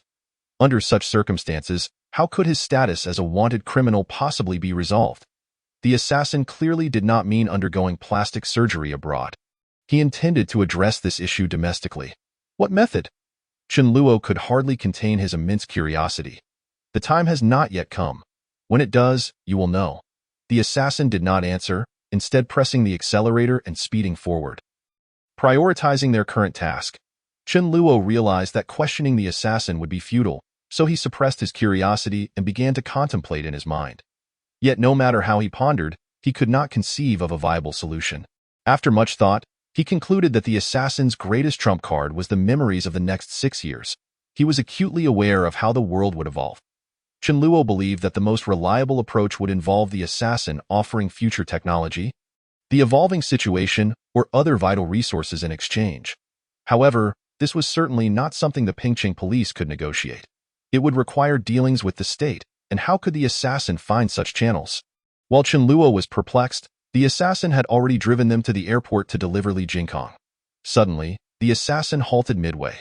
Chen Luo initially thought the assassin was about to attach a time bomb to Li Jingkong, only to realize that was not the case. The assassin molded a clump of dirt with his hands, spat on it, shaped it into a small ball, and wrapped it in paper, stowing it away in his pocket. He then pulled Li Jingkong from the trunk and forcibly stuffed the wrapped ball into his mouth. "Don't be afraid. It's just some dirt. You'll be fine once you expel it." The assassin chuckled as he patted Li Jingkong's face and tossed him back into the vehicle. Chen Luo was rendered speechless. It was indeed dirt, yet Li Jingkong would most likely find it hard to believe that he was being fed a clump of earth. Observing the terror in Li Jingkong's eyes and his trembling body, Chen Luo realized that Li Jingkong surely thought it was poison. Li Jingkong had experienced a tumultuous few days, first being abducted by the assassin and subjected to water torture, leaving him in a state worse than death. When he was taken from Wei Songling's home, he thought he had been rescued, only to soon see Yi Shangtian, and his hope was dashed once more. However, Yi Shangtian did not kill him, which rekindled a glimmer of hope. He believed Yi Shangtian was negotiating with Li Changbin, which was why he had spared him. Just as Li Jingkong clung to this fragile hope, the assassin, this demon, reappeared to take him away. After being subjected to such repeated torment, Li Jingkong was on the verge of a breakdown, now being forced to consume an unknown substance. Though the assassin claimed it was dirt and it did taste earthy when swallowed, he could not bring himself to trust it. With a heart filled with inexplicable dread, Li Jingkong was thrown back into the car, leaving him uncertain about the fate that awaited him, and instilling in him a profound sense of insecurity and fear. Chapter 92. Search slowly. Once lost, it cannot be found again. Once the assassin re-entered the vehicle, a call from Li Changbin came through, instructing him to take Li Jingkong to the first intersection on the airport road, where someone would be waiting to receive him. The assassin immediately accelerated towards the airport. Upon reaching Li Changbin's designated location, they spotted a black Mercedes with its hazard lights flashing, waiting by the roadside. It was already past 2 a.m., and the street was desolate, devoid of other vehicles. The assassin slowed down, approached the car, and confirmed the license plate. Realizing it was one of Li Changbin's arrangements, he parked behind the Mercedes, exited the car nonchalantly, and walked towards the trunk. As he released Li Jingkong, two individuals emerged from the Mercedes. They bore no weapons and stood before the vehicle, awaiting their approach. However, upon seeing Chen Luo draw near, they too refrained from brandishing any weapons, their expressions shifting to one of surprise upon noticing that Li Jingkong was unbound. "Jingkong, are you all right?" The leading middle-aged man glanced at Li Jingkong's pitiful state, and his expression darkened instantly. "Uncle San, he fed me a poison," Li Jingkong exclaimed in terror, casting a fearful glance at the assassin. "The antidote." The middle-aged man glared at the assassin, seething with anger. The assassin smiled lightly and replied coolly, "Let Li Changbin release the other hostage first." The middle-aged man fixed a grim stare at Chen Luo for a moment before suddenly snapping his fingers. In the next instant, the assassin noticed two red dots appear on his chest. Chen Luo immediately understood the situation. Li Changbin intended to execute the exchange here and then have the concealed snipers eliminate the assassin. However, upon further reflection, Chen Luo found something amiss. Li Changbin had yet to inform him that his parents had been poisoned. Even if they were exchanged, they would still perish. It was unlikely that Li Changbin would act to eliminate them without allowing them to experience a fate worse than death. Thus, the two marksmen were likely there merely to intimidate him, ensuring they extracted the code to deactivate the time bomb and secure the transaction. Yet they had not anticipated that the assassin would suddenly change his mind, opting not to install the bomb but rather to poison Li Jingkong. The assassin evidently sensed this too. He scoffed and pointed to his heart, saying, "Come, aim here." The middle-aged man's eyes glimmered with murderous intent as he regarded the assassin with unyielding resolve. In his anger, he was tempted to order the assassin's immediate demise. However, he glanced at Li Jingkong in the distance and ultimately restrained himself. The middle-aged man shot a cold look at the assassin, retrieved his phone, and began dialing while stepping into the vehicle, clearly seeking instructions from Li Changbin. After a brief moment, he re-emerged from the car and approached the assassin, handing him the phone. "My elder brother wishes to speak with you." The assassin accepted the phone nonchalantly and remarked, "What is there to discuss? Release the hostages first, and I will provide the antidote." I have already released one hostage per your request. Now it is your turn." The assassin chuckled lightly. "If I provide the antidote, won't your people simply kill me and the other hostage? Do I appear to be a fool?" Li Changbin fell silent for a moment. "Are you forcing me to poison him as well?" "It matters not. If you wish to do so, then go ahead. Regardless, I have already saved one person, and I have made my case with Chen Luo. I currently possess control of the body. He remains unaware of what has transpired. When he awakens, he will only discover that you poisoned his father, which has nothing to do with me. If he seeks vengeance, he will instead plead with me to take control of the body for retribution. Such an advantageous situation is one I would fervently desire. Why not kill him now?" Hearing the assassin's taunting voice, Li Changbin was left speechless, feeling an overwhelming sense of frustration. Despite having captured 2 hostages, he found himself at the mercy of the assassin. Chen Luo understood perfectly. The assassin was employing the same strategy as before, pretending to be his second personality. Because Li Changbin had initially believed the assassin was his second personality, he would not care about Chen Luo's parents' fates. With this premise established, the assassin's words now bore significant persuasive power. If Li Changbin were to kill Chen Dongxing, he would be aiding the assassin, a result he certainly did not desire. Chen Luo, upon hearing all of this, felt that were he in Li Changbin's position, he would likely feel devoid of options in comparison to the fate of this hostage. "I value my own life far more. Thus, you must either release him now, and I will provide the antidote, or I will flee, leaving you to await Li Jingkong's demise from poison." The assassin urged impatiently once more. "I will release him now. You may call Wei Songling to confirm." Li Changbin's tone was rife with helplessness and an unmistakable sense of frustration. The assassin had barely returned the phone to the middle-aged man when his own phone rang once more, instructing him to call Wei Songling for confirmation. The assassin promptly retrieved a phone and dialed Wei Songling again. "Has Li Changbin released the other hostage?" Although the assassin employed a new number, Wei Songling was already thoroughly familiar with Chen Luo's voice. "Let him go.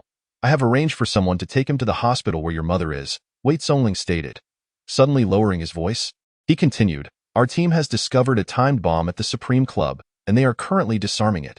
However, no other locations have yielded similar findings. We are conducting a thorough investigation, I understand." The assassin did not allow Wei Songling to finish and abruptly hung up the phone. "Antidote!" The middle-aged man glared intensely at the assassin, his eyes practically seething with animosity. "Once I'm safely in the car, I will provide you with the antidote," the assassin replied with a faint smile. Turning to walk toward the vehicle behind him, Li Jingkong, relieved, hurried toward the middle-aged man. Suddenly, a gunshot rang out, and a bullet struck the ground at the assassin's feet. "I will reiterate, the antidote. I have made it abundantly clear. Only once I am in the car will you receive the antidote." Without glancing back, the assassin took a few more steps, opened the car door, and settled inside. The middle-aged man, seething with rage, was at a loss as to how to confront the assassin.